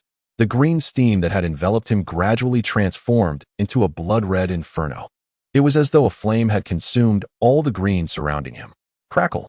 Due to the intense heat, or perhaps the overwhelming force within him, his skin could no longer withstand the strain, cracking open. Drip. Blood seeped forth, but the moment he emerged, it was instantly evaporated by the terrifying crimson steam. In that moment, he resembled a death god emerging from the depths of hell. This technique was originally meant for Kakashi, his voice rasped, akin to sandpaper grating, each word laced with the agony of flesh tearing. However, perhaps now, I shall let you witness it first. Boom. As he spoke, a column of blood-red light shot skyward. An indescribable tempest of energy surged forth, engulfing the entire area. The air was violently displaced, forming visible shockwaves. Those Umbu members positioned too close were blown away like mere paper. Crack. Crack. The ground fractured and collapsed with each tremor. At the edge of the collapse, Kakashi, who had just arrived, froze. He stared at Kai at the center of the devastation, then glanced at the surrounding shockwaves. Struggling to raise his arm and point at himself. Huh? Me? Chapter 71. Vidra Lockdown. Hard control of 8 gates. You. Kakashi tightened his fists. wishing to intervene but finding himself unable to approach the center of the destructive energy storm. Not far away, the third Hokage, Sarutobi Hiruzen, staggered back a step, his aged face paling. He had never anticipated that Kai would reach such heights. For the sake of his dignity as Hokage, he was willing to expend his very life. Is this what it means for youth to burn at its zenith? No wonder that guy fellow could almost deliver a fatal kick to 4 members of the 7 ninja swordsmen. Hinata Hisashi's Byakugan pulsated violently, devoid of chakra pathways. Only shock remained. This force transcended comprehension. It even sent shivers through his very soul. He believed that even his family's ultimate technique would be utterly powerless to withstand this strike. There was simply no comparison. This is not good, he thought, uncertain if Susanoo could withstand it. Meanwhile, Fugaku, behind Jin, furrowed his brow deeply, his heart racing anxiously, though he had unwavering faith in his own abilities. The imposing aura of Guy was simply overwhelming. This was a true culmination of everything. He was even prepared to summon the Susanoo to shield himself. Ha, ha. The sound of Guy's voice was strained, rasping like sandpaper. Each word was laced with the agony of flesh being torn apart. Yet, he resolutely declared, 8th gate, death gate. Boom. Just as he was about to unleash his final brilliance, a golden chain suddenly materialized. Like a nimble serpent, it plunged directly into Guy's abdomen. Clang, clang. Following closely were the 2nd and 3rd chains. The golden chain showed no signs of hesitation, directly penetrating Might Guy's abdomen and back, swiftly ensnaring him. In the blink of an eye, he was wrapped up like a large rice dumpling. With the mysterious runes inscribed on the adamantine chains. The once blazing crimson chakra flames were extinguished as if doused in water. There was no resistance whatsoever. Gasping, Guy struggled desperately, attempting to escape the clutches of the chains. But the adamantine chains seemed to possess a magical force, tightening their grip even more. What is this? Seeing this scene, the third Hokage's pupils constricted instantaneously. Uncontrollable memories flooding his mind. Though he was aged, his memory was sharp. Such a powerful and bizarre chain could only be summoned by one existence throughout his entire ninja career. Adamantine sealing? How could this child wield the sealing technique of the Uzumaki clan? Fugaku's spinning crimson kaleidoscope vanished in an instant, leaving behind only a trembling sensation. As Jin's father, he had never witnessed Jin exhibit this ability. But when did Jin learn the Uzumaki clan sealing techniques? He was bewildered, profoundly perplexed. Even feeling a sense of disorientation, was Jin not his child? Of course, this thought was fleeting. Equally recognizing this technique was Kakashi, who had just arrived. As someone once warmed by the sun-esque couple, he was acutely aware that these adamantine chains could only belong to his beautiful teacher, who had long, orange-red hair. Teacher, he murmured, a tear escaping from the corner of his eye, realizing why Jin had always looked after Naruto, and why he had felt dissatisfaction toward him. But in a moment of reflection, he quickly wiped away the tears, his expression growing peculiar. As a thought surged uncontrollably in his mind, could it be that Jin is the descendant of the teacher? What about Minato-sensei? Just then, the once audacious guy could no longer sustain himself. Completely bound, he plummeted into the deep pit. The arena fell into a hush. As the dust slowly settled, Jin's small figure stood quietly at the edge of the pit. His abdomen was firmly restrained by 3 chains, his aura merely fluctuating slightly. It seemed as though he had merely performed a trivial task. Tick-tock. As time progressed, Jin's eyes gradually brightened. Defeating Might Guy, copying entry. This time, the copying entry appeared to be slightly delayed. However, it still pertained to the 8 gates. Now, after unlocking the first gate, he was able to liberate his mind. If he were to open the rest, it would thrust him into a state of perfect bodily control, akin to an unyielding machine. Just the thought of this sensation was intoxicating. Jin sighed deeply, the peculiar swirling light in his eyes slowing as he gazed into the pit. There lay Guy. Wrapped like a rice dumpling, his once vibrant crimson steam long dissipated. Only a charred silhouette remained, curled at the pit center like a candle flickering in the wind. Might Guy had utterly burned out. Even without executing his final strike, the moment he opened the death gate, his internal organs had sustained immense damage. Had he not been bound by the adamantine seal, he would likely have been reduced to mere ashes. Uncertain of what lay within 3 feet before him, Jin paused momentarily, his thoughts becoming more agile. He then lifted his leg and walked directly toward it. What do you intend to do? Seeing this, the third Hokage's expression darkened. Rushing towards Jin, Might Guy's status in his heart had risen dramatically. He was a formidable force capable of overwhelming even the Kage level. Dying here would be a grave loss. However, As he reached out to grab Jin, an inexplicable force propelled him back. Whoosh! Bang! He rolled across the ground for several dozen meters before finally coming to a halt. This scene left the heads of nearby clans astounded. Who would have thought that the third Hokage would be unable to withstand even a single move? Buzzing. Jin waved his hand dismissively, as if swatting away a fly. Once within 3 feet, he halted, activating his 3-foot domain and would release cells. Buzz, buzz, buzz. Under his control, a radiant silver light soon enveloped Guy. Sizzle, sizzle. The once flickering candle in the wind began to transform slowly under the silver light. Flesh sprouted. New skin spread. Indeed. The 3-foot domain combined with would release cells possessed healing capabilities. Jin's eyes sparkled even brighter. This meant that in the future, he could potentially assume multiple roles. Self-sustaining? Even if he couldn't nourish an entire village by himself, he could at least care for several individuals, right? With this thought, he exhaled a breath of stale air. Growing ever more eager for the potential of his 3-foot world, capable of defense, offense, and healing. He just wondered when he would be able to fly. Raising his head, his gaze swept across the crowd, ultimately settling on the ashen-faced Third Hokage. His expression was extraordinarily calm. Third Hokage, the financial authority of Konoha, surrendered or face death. Chapter 72, A Declaration Among the Ruins? 8th Gate, Death Gate. Someone bring the key and documents to him. Sarutobi Hiruzen's body trembled violently. His voice was hoarse and dry, and the few words seemed to drain him of all his strength. Clang. Soon, the Hokage's secretary hurriedly retrieved a metal cabinet from the ruins. Despite being tossed about by the shockwave, it appeared miraculously intact. Third Hokage, you are quite perceptive. Jin nodded but did not move. Behind him, Fugaku immediately understood. With a swift step, he appeared beside the metal cabinet, took the key, and directly opened the cabinet door. Clang. He quickly pulled out a thick stack of ledgers, several ancient seals, and a scroll glimmering with sealing runes. After briefly scanning these items, he walked behind Jin and said, "These are the genuine articles." MHM. Jin did not look but nodded again. The war god then turned to the numerous clan leaders behind him and spoke softly, "Hyuga clan leader."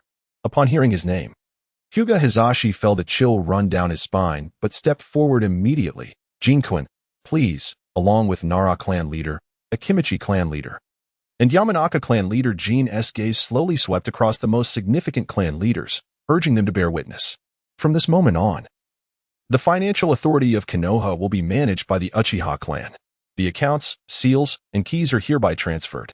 In just a few succinct sentences, he spoke plainly. Yet his tone carried an irresistible pressure. The clan leaders he named felt a heavy weight upon them. Even Nara Shikaku, a staunch ally of the Third Hokage, could only exchange glances with the others before silently nodding in agreement. At this moment, dissenting voices held no significance. They would only lead to destruction. If the Third Hokage had surrendered, what could they do? Replace the Third?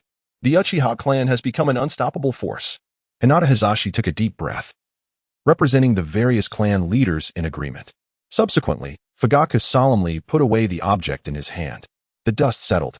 From this night onward, the atmosphere of Konoha changed irrevocably. Jin's gaze once again traversed space, landing on the Third Hokage. "Lord Third," he said with a hint of a smile, his voice teasing, "It's late.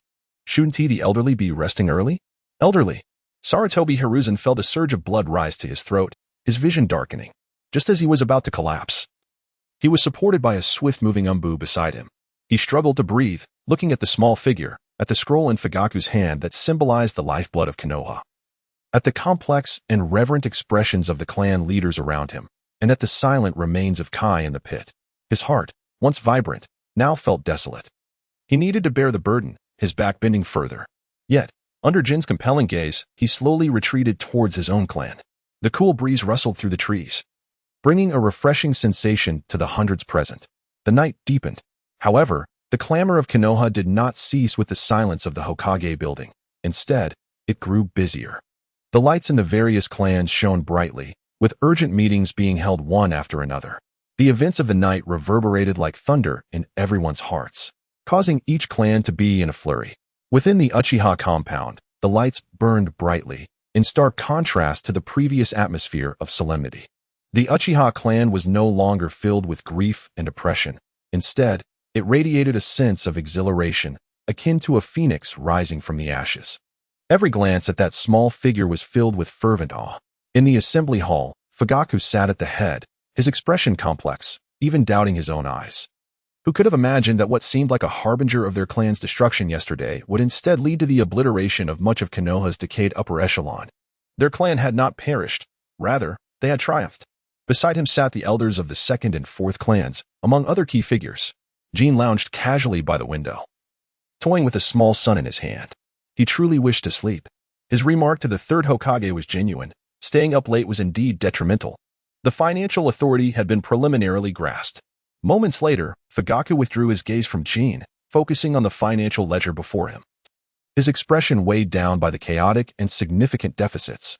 If scrutinized, it could undoubtedly incite considerable unrest. The commotion of the night had been immense, leaving the village in a state of anxiety, with each clan observing cautiously. Mishandling this financial pouch could render them targets of scorn.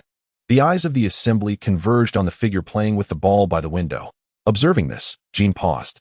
First, he began, his voice clear yet not loud, compensation. Disperse condolence money to all injured villagers, signaling our stance. We are purging parasites, not Konoha's ninjas. Second, immediately allocate funds to reconstruct the Hokage building. The speed must be swift, allowing villagers to see a fresh beginning. Third, dispatch personnel to investigate the financial expenditures for orphans and the bereaved. Ensure that they return every penny. As for the remaining financial allocations and the reform of the task system, you may handle them as you see fit. It would be best to establish a Konoha management committee, inviting the heads of each clan to participate. After speaking for a while, he grew somewhat disinterested. Surely, he wouldn't be delivering a grand speech amidst the ruins of the Hokage building? Such wasted breath would be better spent unleashing a tailed beast bomb. Naturally, as these words fell upon Fugaku's ears, they sparked both surprise and hesitation. Compensation and reconstruction are manageable, but the issues of orphans and task remuneration are too broad, potentially disturbing the interests of some prominent clans. Interests? Jin waved his hand dismissively.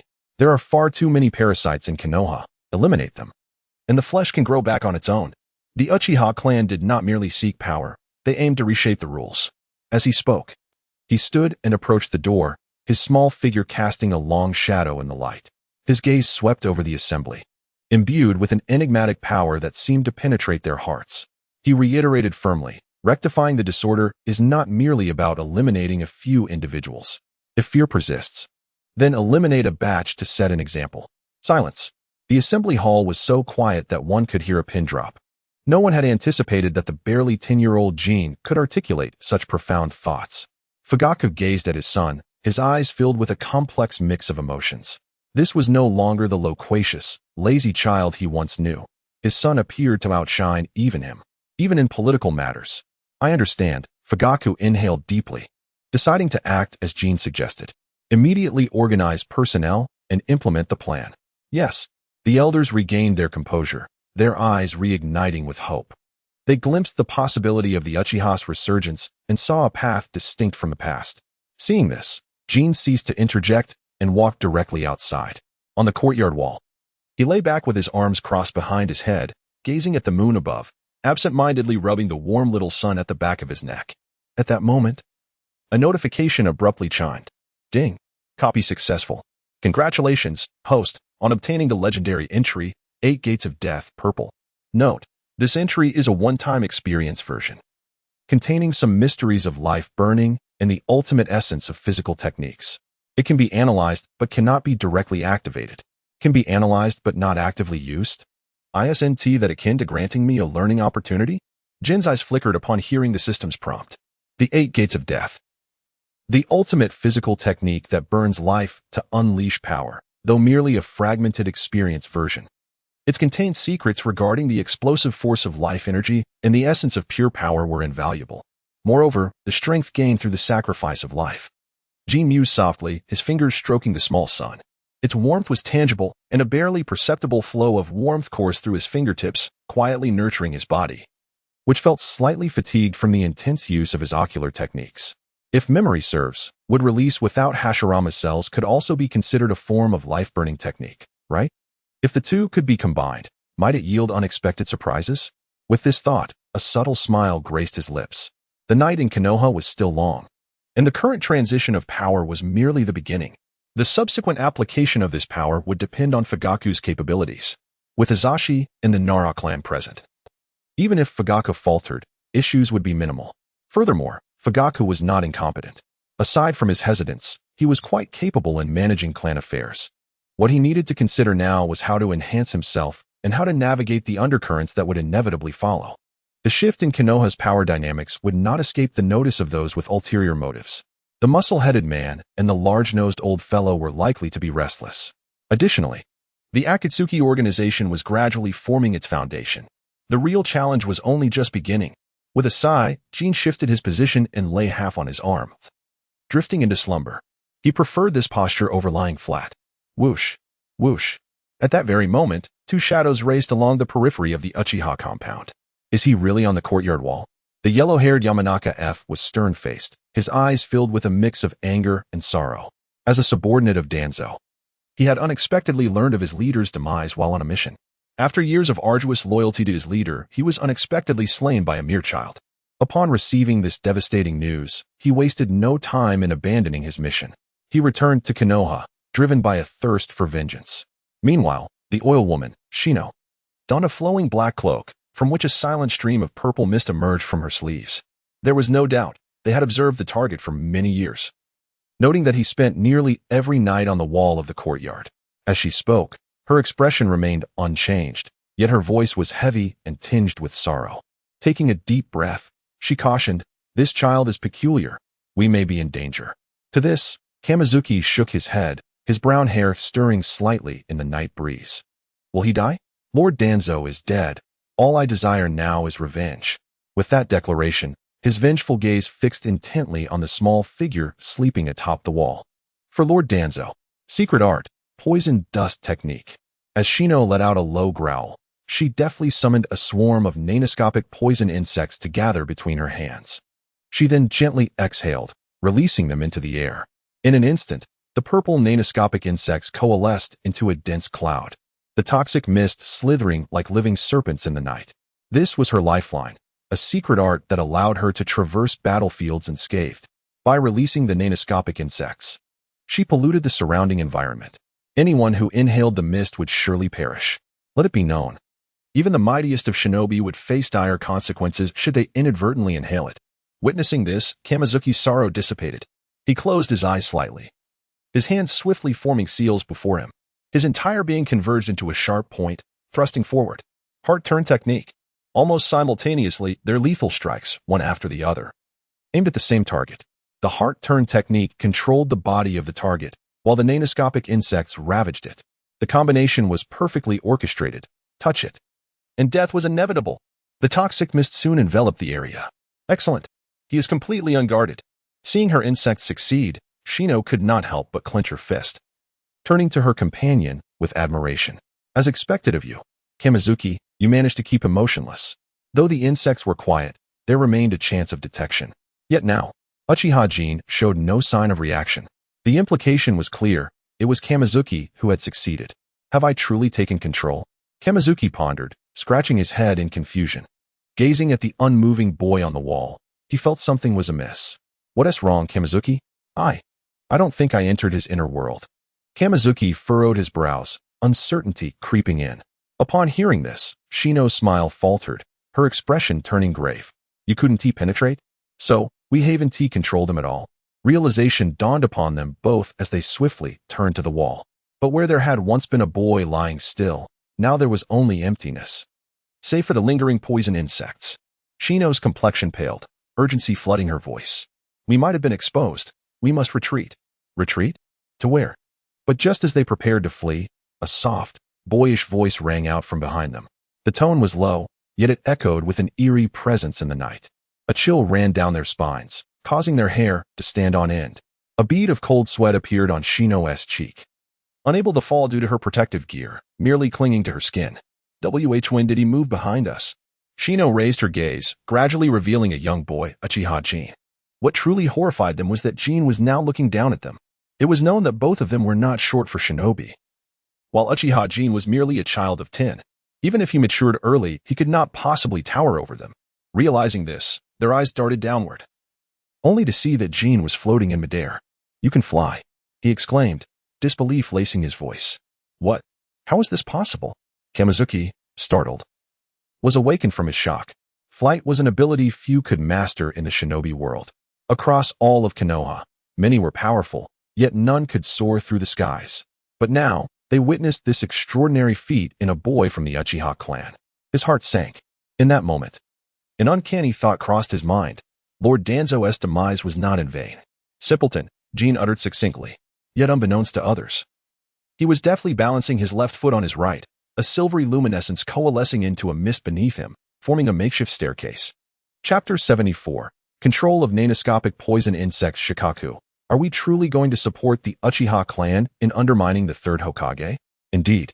The Third has contributed immensely to the village over the years. This is evident to all. What right does a mere child have to call back seasoned Nin from their missions? I doubt the Uchiha's endeavors will yield any fruit. Simultaneously, at the ruins of the Hokage building in Konoha, an increasing number of people began to gather. The Nara, Akimichi, and Yamanaka clans, the prominent families, arrived one after another. After the initial chaos, the heads of these clans gradually regained their composure, their thoughts shifting. With a sigh, Nara Shikaka remarked, "It's futile. You have not witnessed the strength of that individual. Thus, I hope everyone will cooperate." Cooperate? With what? Shino's expression flickered. The Uchiha had already begun comparing accounts and subsidies. Everyone knew what that implied. Upon hearing this, others fell silent. Those present had all been significantly entangled with the Third Hokage, and many had strong ties to Danzo as well. The financial situation of Konoha had heavily favored their clans. In other words, a considerable part of Konoha's financial deficit had fallen upon their shoulders. Now, suddenly facing an investigation? How could they proceed? Were they to surrender the wealth they had amassed over the years? Unthinkable. This would not be permitted. Hearing this, Yamanaka and Noichi's expression turned peculiar. Well, the Uchiha have already stirred up trouble once. If we all just play along, this should blow over. I believe the Uchiha clan will not sever ties with all of us simply over these financial issues. Upon hearing this, many families wore expressions of apprehension. Play along. There was neither a direct confrontation nor a willingness to relinquish their wealth. Once the new officials settled in, the Uchiha would surely sweep the matter under the rug. Sensing this, Nara Shikaka wished to persuade further, but the other clan heads had already shared knowing smiles and turned to leave, satisfied at last, ready to rest easy. In the blink of an eye, only the Nara and Akimichi clans remained. Alas, Shikaka sighed, I hope I am merely overthinking this. Within the Uchiha clan, Jin felt a surge of delight as he balanced on his left foot, now truly suspended in midair. Just moments ago, as he contemplated the 3-foot domain before him, an idea sparked. If he could solidify the space into a firm staircase beneath his feet, could he achieve levitation? The results proved him correct. He was indeed floating. As if standing upon rippling water, shimmering with a faint glow, Jin felt as though, should he unleash a force beneath him, he could propel himself into the sky. At that moment, a sudden sound of writhing insects emerged from behind. The toxic mist collided with an invisible barrier, emitting a sizzling noise. Soon, the air was thick with the stench of decaying corpses under the sun. Had they failed? Yun's expression flickered momentarily, observing the prized phosphorescent worms being scorched en masse. He found an unexpected tranquility within, as still as a stagnant pool. Not a ripple disturbed his composure. Rather, his entire focus was on his companion beside him. The heart-turn technique. Shansong Feng narrowed his eyes slightly, his body springing into a straight line. So close now, success and control was certain. If he could seize but a moment, his friend's poisonous insects could penetrate the skin of the youth. At that point, the outcome would be theirs to dictate. However, despite the proximity, his mental assault from the heart-turn technique struck Jin's mind like a mud cow diving into the sea, creating not even the slightest ripple. More. Shansong Feng gritted his teeth, extracting every ounce of spirit from within. Just a deeper probe, and hope would emerge. Yet, at that very instant, his brain felt as though it had been struck by a hammer. Dizzy and dazed, darkness clouded his vision. With a cough, blood spurted forth, leaving his head throbbing as if someone were incessantly jabbing at his brain with a syringe. Another failure? Yun clenched his teeth, compelled to push harder. Buzzing. In that moment, a finer, denser purple mist surged from his sleeve, attempting to infiltrate. The unwavering determination of the two was met with Jin's disapproving headshake. A disturbance in the peaceful night. Slowly, he extended his hand towards them, softly uttering, "Divine law of heaven." Bang, bang. A formidable repulsive force burst forth within 3 feet of him. The two felt as if they had been struck by a giant serpent, their bodies flung backward like broken sacks, crashing heavily into a nearby tree. Bang! With a thud, they lay like two puddles of mud, unaware of their fate. A flicker of thought surged within Jin, and the steps beneath him emitted a slight repulsive force, propelling him towards the tree. Unsteadily, he looked down upon the two. The loyal hound of Danzo? A grin spread across his face as he slowly descended onto their arms. Let us see some gold coins. Defeating Yunv, attempting to replicate entries. Current replicable entries. Toxic art, purple. Nano-level insect control, blue. Toxic dust technique, blue. Insect affinity, green. Poison resistance, green. Defeating Shanzhongfeng, attempting to replicate entries. Current replicable entries. Heart turn technique, purple. Heart turn puppet technique, blue. Mastery of the Great Blade, blue.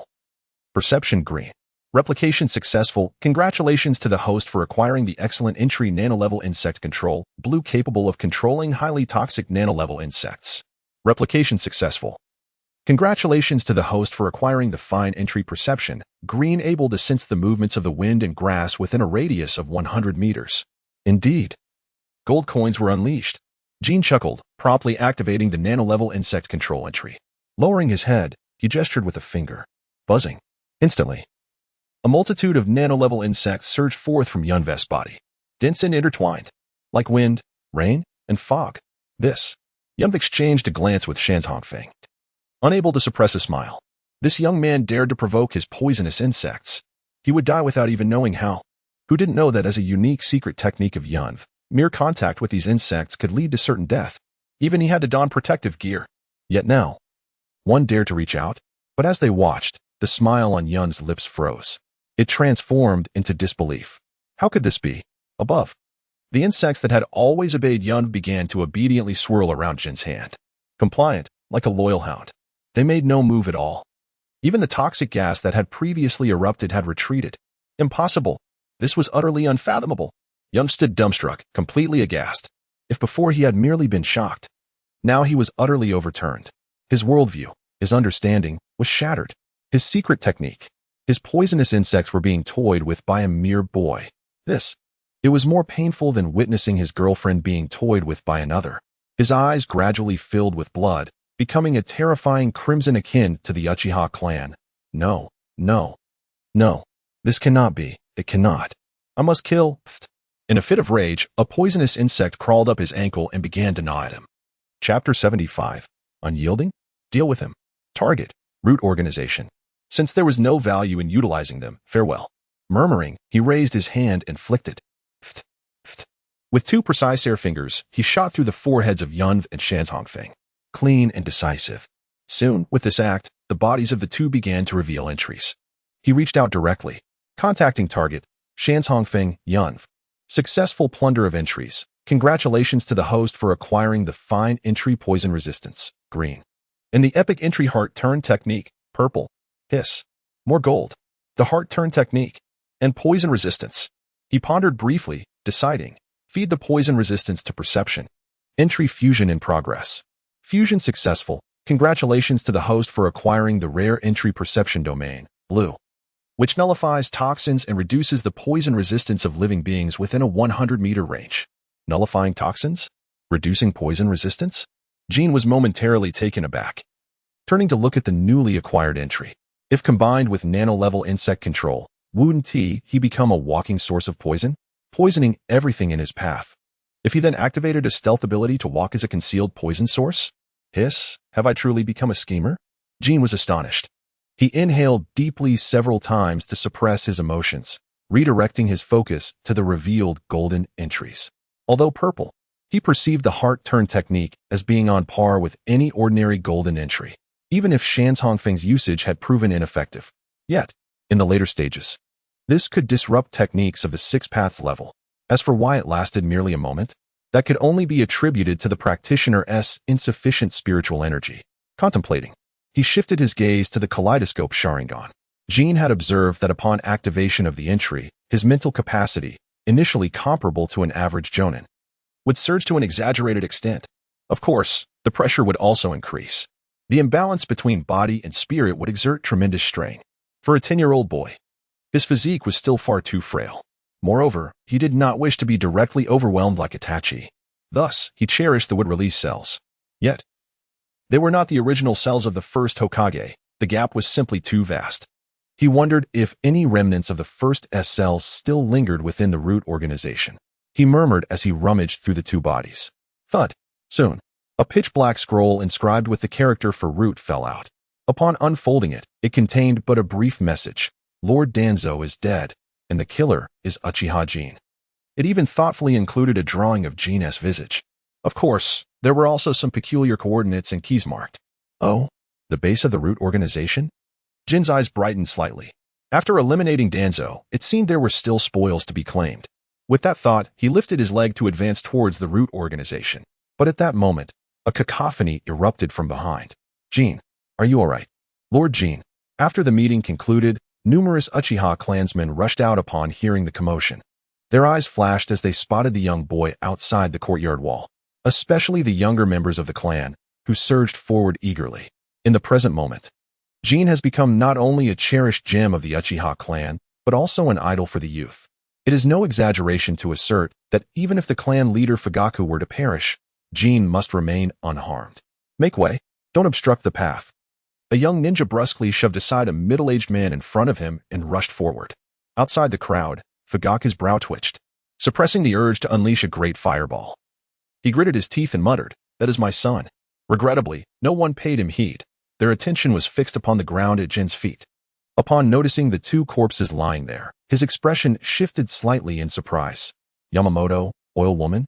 It seems the remnants of the root organization have not been fully consolidated by the Third Hokage. Just then, a clan member hurriedly approached from outside the village, breathless. Leader. Fugaku turned to see it was one of the elders responsible for the financial communications among the clans, and his eyes widened with a sudden sense of foreboding. Upon seeing Fugaku, the individual quickened his pace, exclaiming, "Leader, the financial expenditures from the Yamamoto, Oil Woman, and Longma clans are mere trifles." Gradually, the Uchiha clan members became aware of the reactions from the other families. Their expressions were varied. Were they cooperating yet deliberately stalling for time? After a brief contemplation, Fugaku found himself indecisive. He wished to cut through the chaos decisively, but was also concerned that such actions might provoke resentment from other clans within the village. For decades, he had tirelessly endeavored to integrate the Uchiha into Konoha, yet to little effect. If it were not for Jin's extraordinary performance tonight, he feared, shaking his head. He glanced at Jin and asked, "Jin, what do you think we should do?" "Me?" Jin looked at his father in surprise, gesturing toward the two corpses on the ground. He replied, "Isn't there a ready-made reason right here?" Fugaku questioned. The clan member added, "Could it be?" Jin waved his hand. Retrieving the scroll from the ground, he drew out a letter and inscribed the Yunin mark. The Yamamoto and Oil Woman clans conspired with Yunin, intending to assassinate the Uchiha clan's young leader. I implore the esteemed leader to dispatch people to detain these two clans. A palpable tension surged among the Uchiha youth. Their spirits ignited. This was the leader they had longed for. An altercation? Then let us act decisively. In an instant, hundreds of eager eyes turned toward Fugaku, filled with anticipation. Seeing this, Fugaku clenched his teeth and declared, "Cough. Very well. Elder of the 9 clans, gather your men and proceed to the Yamamoto clan. Elder of the 2 clans, elder of the 4 clans, take your people to the Oil Woman clan. Tonight, we shall detain them all." With that, he turned and strode away. As dawn approached, the fervent Uchiha welcomed another night of revelry. Observing their retreating figures, Jin turned his gaze to the other side. The coordinates on the scroll. The root organization? I eagerly anticipate what awaits. With that thought, his form gradually vanished, akin to smoke dissipating in the wind. Chapter 76. The reception of the remnants of the root organization. The smiling boy sighed outside Konoha. Before an exceedingly concealed crevice in a canyon, a low hum reverberated. Amidst the oscillation, a figure gradually materialized. Is this the lair of the root organization? How did it come to be here? Could this be the true root organization? He was somewhat taken aback. If memory served correctly, he had seen Danzo just a few days prior in the village. How cunning of him to have multiple hideaways. Contemplating this, he raised his gaze. The sides of the canyon were rugged and steep, as if cleaved by a giant axe. The moonlight filtered through, barely illuminating the area, enhancing its eerie stillness. Ahead, the entrance was narrow, allowing only one person to pass through, but by turning sideways, one could easily slip inside. He activated his Sharingan and Byakugan, peering into the depths ahead. The once desolate entrance now revealed a starkly different scene. A layer of nearly imperceptible chakra barriers enveloped the entrance like a spider's web. Above, intricate sealing runes flowed languidly. The air at the entrance was thick with a faint, decayed odor, filtered through the barrier. A rat's nest in the sewers, Jin remarked, striding directly toward the seemingly empty crevice. As he stepped into the barrier's range, the runes suddenly glowed with a blinding red light. Invisible energy walls surged toward him like a high-voltage electric net, pressing and slicing. Feeling the terrifying force upon his skin, he could not help but mutter, "This could easily sever a Kakashi in an instant." No wonder the Third Hokage, fully aware of Danzo's demise, did not seek to claim his lair. He must have known it was perilous to enter. He shook his head and activated the body of light. In an instant, moonlight poured down, enveloping him in a radiant glow. It appeared as though he remained in place, yet he had transformed into light. The slicing red light that had previously threatened him passed right through, unhindered, failing to even trigger an alarm. His steps did not falter soon. He completely vanished into the narrow crevice, leaving behind only a few strands of moonlight that had yet to dissipate. Inside the cave, the ceiling was irregularly adorned with stalactites, occasionally dripping a pale liquid. Ahead lay a rough, sloping passageway hewn by human hands. The air was damp and cold, saturated with a pungent, earthy scent and the sterile odor reminiscent of disinfectants from his past life. "I've arrived." Detecting this scent, the gleam in Jin's eyes intensified. The presence of disinfectants indicated the existence of various organs. Organs? Suddenly, his forward momentum halted. "System, does touching organs count as touching corpses?" "System." After a brief pause, there was no response. Jin pouted and continued onward, though his pace quickened slightly. Boom. At some point, he triggered an explosive seal trap beneath his feet. Just as the flames ignited, a vortex whisked him away. Kamui, transfer. As he progressed, the walls around him suddenly shot forth poisoned Sunbon. Jin remained silent, solely activating Kamui. Thousands of Sunbon densely filled the space of Kamui. Soon, he arrived at the end of the passage. Before him stood a heavy metal door, engraved with intricate sealing runes. He squinted, veins protruding at the corners of his eyes. The indentations on the door became starkly apparent to him. Quickly, he identified several critical rune nodes. Pressing them gently, the door swung open.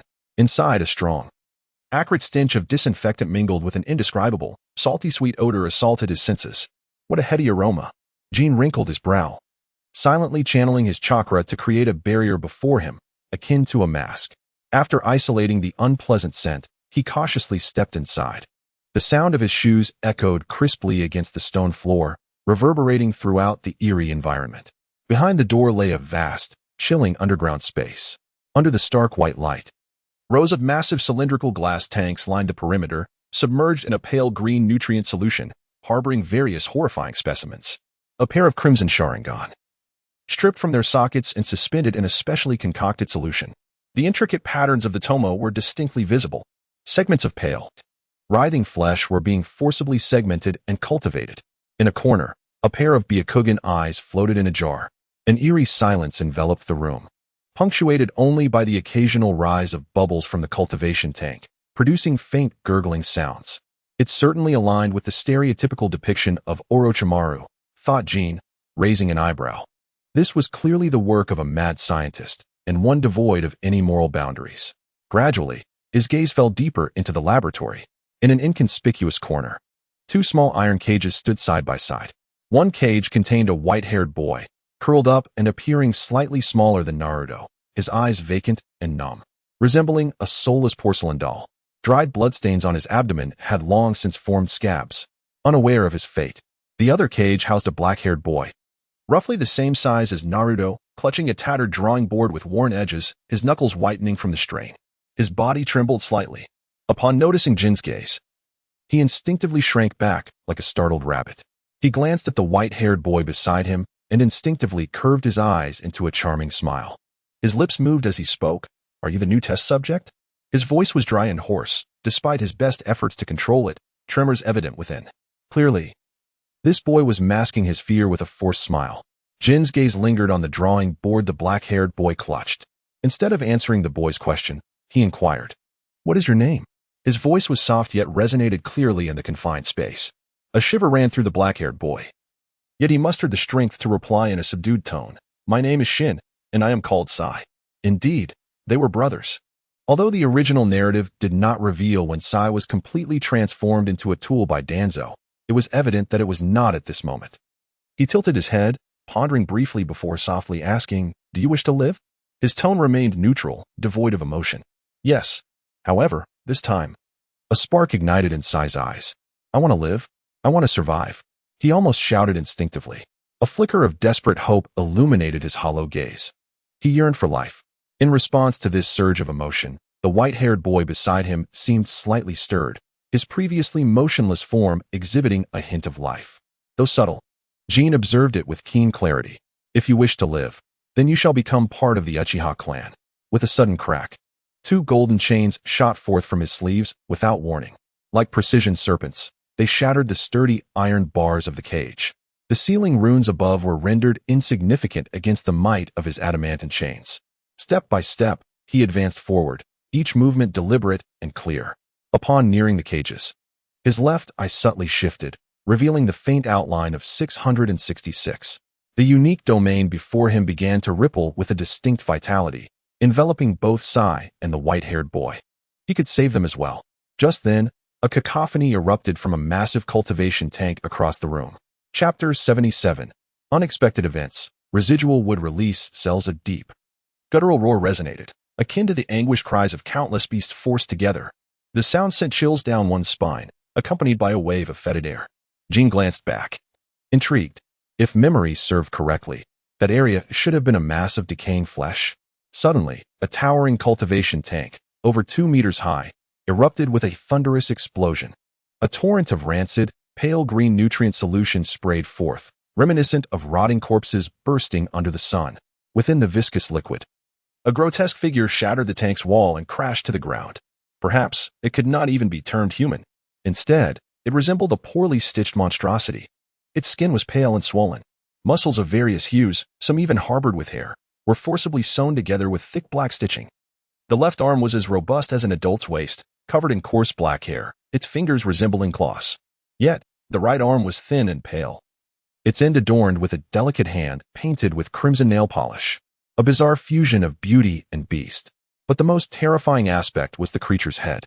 3 faces of varying ages and genders, each expressing either agony or rage, were crudely stitched together on a single skull. 3 heads and 6 arms. No, it was 3 faces and 2 arms. Each face bore 2 murky human eyes, 2 crimson Sharingan, and even a single pale Byakugan. At that moment, they spun wildly upon the fractured skin, locking onto Jin with an intense gaze. "He, I shall consume you," it muttered, its mouth moving in a disjointed manner, producing garbled sounds. Experiment Subject 0. The recently revived Sai recoiled rapidly, huddling at the edge of the cage and clutching the drawing board tightly. He had seen this creature before. It effortlessly tore apart disobedient subjects. Meanwhile, Shin, just regaining consciousness, reached out to pat his brother's head, offering quiet reassurance. The two nestled closely together, separated by the iron bars. Jin shook his head in exasperation at this scene. The cages had been shattered, yet they remained unaware of their freedom. Of course, bringing them into the Uchiha fold was merely a casual whim of his. He was indifferent to it.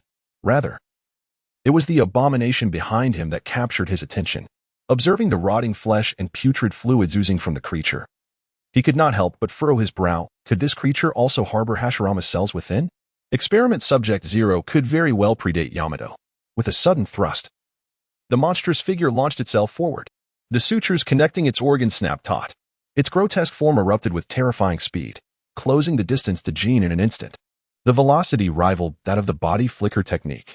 With a thunderous roar, the massive claw, resembling an adult's arm, was raised high, ready to strike down. The claw tip shimmered with a faint, ominous glow, clearly laced with venom. The mere rush of air was enough to leave Sai breathless. He instinctively bowed his head, unwilling to gaze further. A violent clash echoed in his ears. With a resounding crash, the gigantic claw halted mere inches from Jin's form. Instantly, a swirling silver ripple surged outward. Kamui, transfer. In an instant, the massive, thick arm akin to an adult's waist was wrenched off and sent into the Kamui dimension. Naturally, At the moment of disposal, he did not forget to unleash an air cannon, reducing the severed limb to mush. The stench of decay permeated the air. This creature might very well keep a Beto awake at night. Perhaps even provide Black Zetsu with a meal, Jin mused with a hint of dark humor, as he extended his right hand to delicately manipulate the space before him. Within that sphere of influence, repulsion surged forth. Or rather, it resembled Shinra Tensei. Although limited in range, its destructive capability was unparalleled. The flesh of the stitched monstrosity emitted a series of cracking sounds under the immense strain. Its entire body was contorted at unnatural angles as it was flung backward. The colossal form collided violently against another cultivation tank, shattering the glass into a million shards. The creature's three faces displayed simultaneous expressions of pain and utter confusion. Its limited mind could not comprehend why it had been so violently cast aside. The creature opposite had yet to make contact. The grotesque being elicited a slight frown from Jin, not out of fear, but sheer disgust. The stench emanating from this amalgamation of flesh, mingling formaldehyde with decaying meat, was perhaps only appealing to the likes of Baiju. Suddenly, the creature snapped back to reality, letting out a deafening roar. It extended its remaining right arm, adorned with a painted woman's hand, raising it violently with fingers splayed toward Jin. Within the palm, flesh writhed and split apart. Soon, a rapidly spinning crimson triple tomo Sharingan emerged. The ocular power concentrated. A dark red beam of chakra, imbued with an ominous aura, shot forth like a venomous serpent, aimed straight at Jin's forehead. A Jinjutsu attack from the Sharingan? Jin paused, scrutinizing the eye across from him. A smirk of derision spreading across his youthful face. Did it think it could compete with a full-fledged Sharingan? With a mere thought, he subtly altered the direction of the repulsive force within his domain. The dark red beam, originally aimed at his forehead, was suddenly redirected as if manipulated by an invisible hand. It ricocheted back. The beam struck the creature's own twisted claw with a resounding impact. The amalgam let out a cacophony of roars before collapsing to the ground, never to rise again. Had he truly dispatched Subject Zero so effortlessly? Behind him, Zaya's previously curled form had unfurled, his bright eyes wide with disbelief. His pale face was a canvas of incredulity. This terrifying experimental creature, which had torn through countless members of the squad, was so easily toyed with. Who was this man, who appeared to be of similar stature? At that moment, Zai's heart swelled with curiosity and a tinge of fear, intertwined with a barely perceptible admiration and reverence. Nearby, the recently restored Shin, though silent, trembled with astonishment. This youth, despite his tender age, possessed strength rivaling that of an elite jonin. He could not fathom how Lord Danzo would permit such a monstrosity to enter their ranks. As an elder, he harbored far more knowledge than Zai. Yet, the more he knew, the deeper his trepidation grew. An elite jonin. For the two brothers, this was akin to a deity, to be gazed upon from afar. However, Jin paid them no mind, his gaze transcending the creature to focus on the shattered base of the immense cultivation tank. Beneath it, a dark compartment still held a few drops of viscous green liquid, which, under the harsh white light, seemed to pulse with a disturbing vitality. What is this? The moment he glimpsed the liquid, Jin's pupils constricted sharply. That aura was all too familiar. Would release cells, and they were far purer than those he had copied from Danzo's arm. Danzo, that old fox, had indeed concealed genuine treasures. He murmured to himself, hastily gathering the precious droplets. Just then, a cold system notification echoed in his mind. Ding. High purity would release cell residues detected. Attempting to analyze. High purity would release cells? Upon reading the prompt, a thought surged in Jin's mind. Wasn't this akin to Hashirama's? With that realization, he abruptly turned his attention to the other cultivation vessels. His eyes gleamed with a chilling light. Chapter 78. Advanced would release cells, Zai and Shin. So, this creature was sustained by cells derived from Hashirama? No wonder it spewed forth a torrent of bodily fluids yet remained alive and well. It was the would-release cells beneath that provided its vitality. With this insight, Jin silently activated the power of the nine tails. Two crimson chakra tails materialized behind him. With a swift motion, he uprooted the surrounding cultivation vessels. The green liquid spilled everywhere, revealing the verdant cells hidden within the base. Though scarce, they existed. Indeed, they were there. Confirming their presence, Jin hurriedly set about collecting them. Yet, at that moment, a disturbance erupted behind him. A harrowing, twisted roar ripped through the air of the laboratory. The creature was engulfed in a chaotic explosion of chakra. It erupted like a tempest. Its bloated form expanded rapidly, muscles beneath its skin writhing in a grotesque display. Snap! The black stitching threads began to snap one by one. Soon, a ferocious force detonated outward from its center. Boom. The tremendous sound reverberated throughout the laboratory. A wave of debris, glass shards, metal scraps, and foul liquid shot forth like cannon fire in all directions. The underground space trembled violently. The stalactites above groaned under the pressure, crumbling down. The storm slammed against the barrier before Jin, causing the translucent silver screen to quiver. Ripples spread wildly, hinting at the potential rupture from this destructive energy. It was going to self-destruct? Jin furrowed his brow. The chaotic chakra within the creature was already volatile, and the self-detonation's magnitude could rival that of forbidden techniques. Boom, boom, boom. This was bad. It would collapse. Behind him, Zai, eyes tightly shut, turned as pale as a sheet. He could only cling desperately to the drawing board. Huddled in a corner, face contorted in despair, the white-haired youth, Shin, was likewise stunned by the violent tremors, fear reflecting in his once vacant eyes for the first time. Crack. Above, a massive fissure suddenly appeared, resembling a black serpent, swiftly spreading across the laboratory's ceiling and walls. Debris cascaded down like a torrential rain. This was troublesome. Jin cast a glance at the crumbling laboratory, his feet shifting slightly. In an instant, numerous figures surged toward the various cultivation tank bases.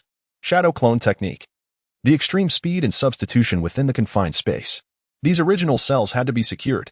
As he touched the original cells, the green liquid seemed to come alive, swirling within his palm.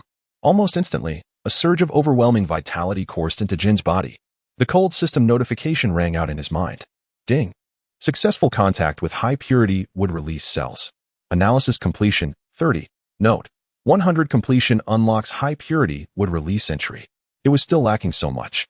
It seemed the remaining 70 would depend on Orochimaru. Jin narrowed his eyes. The high purity would release cells, or rather, the original cells, were essential. And the moment for growth was imminent. In his previous life, his parents encouraged him to consume milk and bones. How could he fall behind now? If he were to resemble those in the island nation at merely 1.60 meters, it would be catastrophic.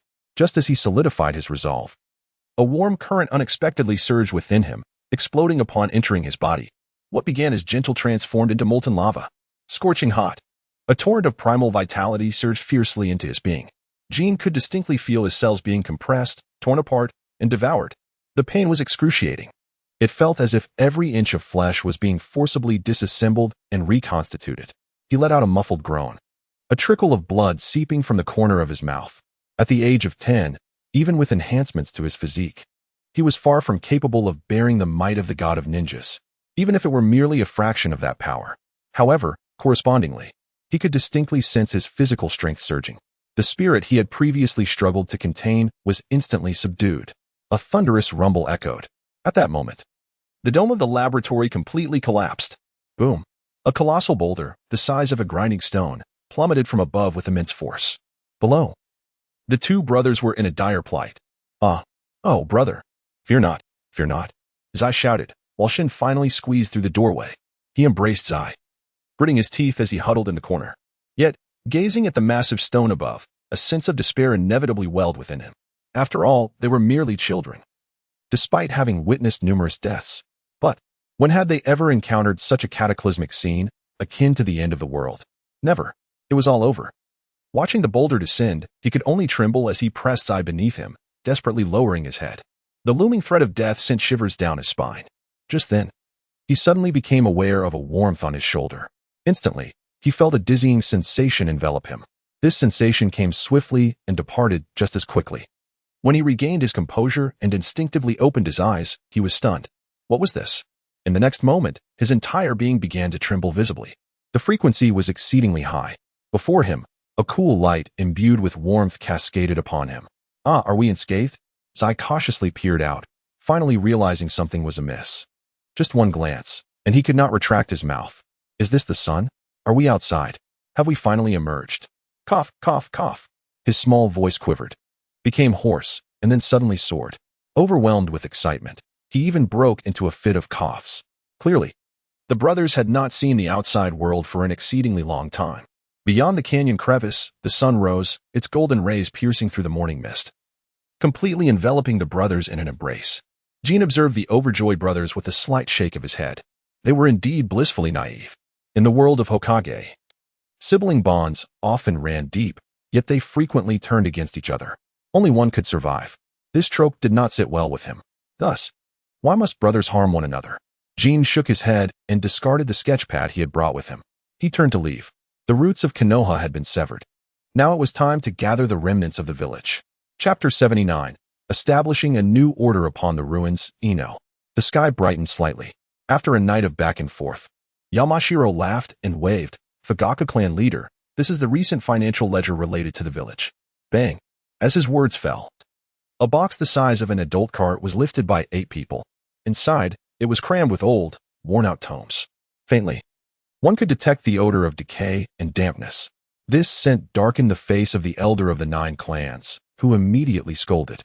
You can't possibly have included 3 sheets of toilet paper used in the restroom, can you? He was furious. As a prominent clan of Konoha, they were being treated with such disdain. Had he been treated dismissively before the clan leader's arrival, now that the leader was present? How could they dare to be so flippant? Did they truly believe that the Uchiha had no temper at all? With that remark, the elder's eyes turned, revealing a pair of spinning 3 tomo. He was genuinely enraged. With this motion, over 50 Uchiha clansmen also stirred. The atmosphere grew tense in an instant. In response, Yamashiro was unperturbed. He merely glanced at a few individuals, cleared his throat, and said, Fugaku clan leader, I trust you can see that the villagers are watching. Let us extend mutual respect. If things escalate poorly, it may tarnish the Uchiha's reputation. He fell silent thereafter. The Uchiha, already criticized within the village, could not afford to create conflict on their first day in power. Such news would inevitably plunge their reputation to an all-time low. This was precisely why Fugaku had been hesitant to act, even though he held Yamashiro in check. Observing the silence from the opposite side, Yamashiro exhaled in relief. He had no desire to truly clash with the Uchiha. He merely wished to keep certain matters concealed. He then continued, I believe everyone must be tired. Shall we rest? Fear not, my Yamashiro clan will surely cooperate with you. The elder of the 9 clans clenched his fists, wanting to voice something. Ultimately, however, he merely directed his gaze at Fugaku. Swiftly, dozens of Uchiha turned their eyes toward him, awaiting Fugaku's decision. With a single command, they would undoubtedly act. Yet, in the end, they did not receive the response they desired. Fugaku remained silent. During such a time, to remain silent was telling. Seeing this, Yamashiro felt an increasing sense of relief. As long as Fugaku hesitated, it indicated they were entitled to negotiate. Cough, cough, Fugaku clan leader, if there are no further matters, I shall take my leave. The day is still early, and yesterday was tiring. As he spoke, he did not wait for a response and turned to leave. However, just as he was about to pull the door shut, a sudden fluctuation appeared behind him. Buzz, buzz, buzz. The early morning air still carried a hint of mist. As it rippled, it sent forth waves. What is this? Yamashiro paused, instinctively taking half a step back. Then he saw a figure suddenly materialize before him, leaning casually against the Yamashiro clan house with hands in pockets. He was taken aback. For some inexplicable reason, he felt a sense of familiarity with this fluctuation. In contrast to Yamashiro's hesitation, Fugaku's eyes widened in an instant. His originally clear gaze turned a vivid crimson. He stared at the small figure, overwhelmed with astonishment. Is this the Flying Thunder God technique? Indeed, it was unmistakably Minato's Flying Thunder God. But when had Jin learned it? If Jin's strength had already left him in awe, the recent display of the Flying Thunder God had utterly rendered Fugaku speechless. The Uchiha, upon hearing this, began to murmur among themselves. The Flying Thunder God? Isn't that the technique of the Fourth Hokage? The one that forced squads from various nations to abandon their missions during the Third Great Ninja War? Yes, that's the one. But it's said to require exceptional talent, perception, and reaction speed. Gasp. When did the young clan leader learn this? I always believed the young clan leader was a sage. Now he is not even pretending. The Flying Thunder God technique was a powerful ninjutsu that seemed to exist only in legends.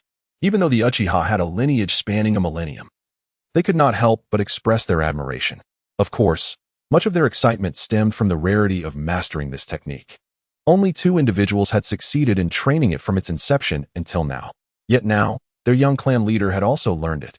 How could this not incite their exhilaration? Indeed, it was the Flying Thunder God. Similarly, the hearts of Yamashiro and others began to sink. With such formidable strength and the possession of this space-time ninjutsu, it could be said without exaggeration that he was nearly invincible. Fortunately, the Flying Thunder God consumed a significant amount of chakra, and considering his age, he likely had limited chakra reserves. With that thought, Yamashiro breathed a slight sigh of relief. Should he truly possess the terrifying chakra of the Uzumaki clan, Konoha would undoubtedly have no means to counterbalance him. This was a stroke of misfortune amidst fortunate circumstances. Naturally, upon witnessing Jin's appearance, his imposing aura slightly diminished.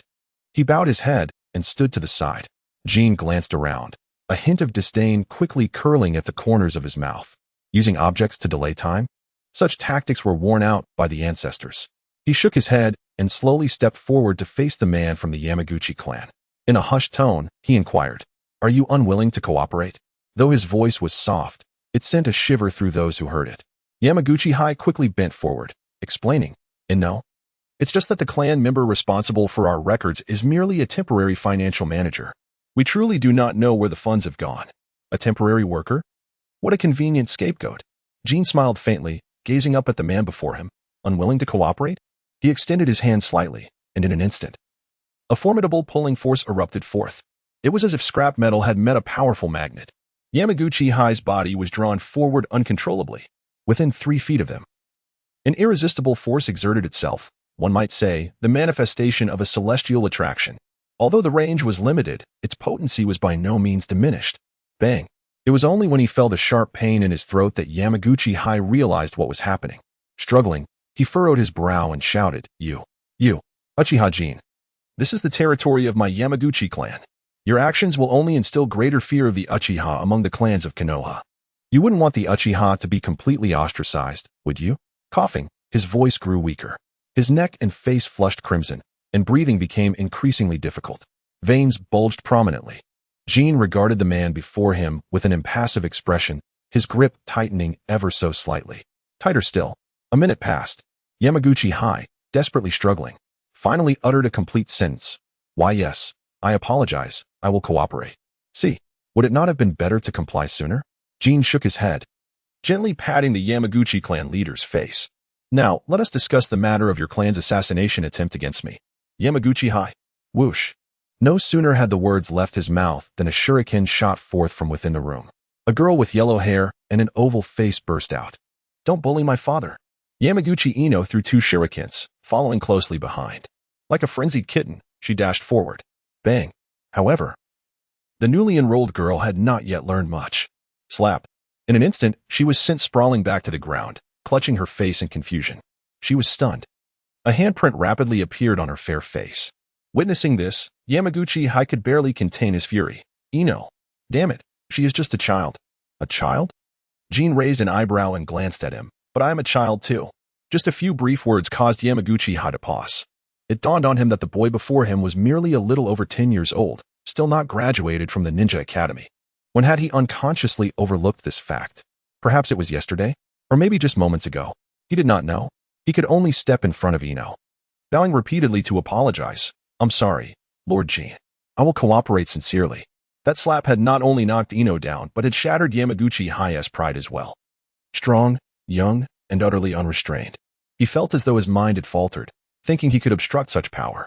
Seeing this, Jin paid him no mind, merely observing the scene before him. Defeated Yamaguchi Ino, attempting to replicate entry. Defeated Yamaguchi High, attempting to replicate entry. Replication failed. A rare failure. After achieving a success rate of 75, he had not encountered a failure in quite some time. And now, 2 failures. This instantly dampened his spirits. He waved his hand and departed. The Yamaguchi clan had faltered, but there were still other clans. At the Oil Woman clan's stronghold, deep within the ancient and grand estate, the atmosphere was somewhat oppressive. Oil Woman Shirui sat at the head of the table, her expression as dark as a stormy sea. Surrounding her were the clan's elite J Neen and CH Neen, each of their sleeves subtly quivering, faintly emanating a buzzing sound. Clan leader. The Uchiha second clan leader has brought people to demand we submit 10 years' worth of task remuneration distribution details and records of compensation payouts. In the silence, a clan member hurriedly approached, whispering a report, his tone laced with tension. "Still waiting? Let them wait."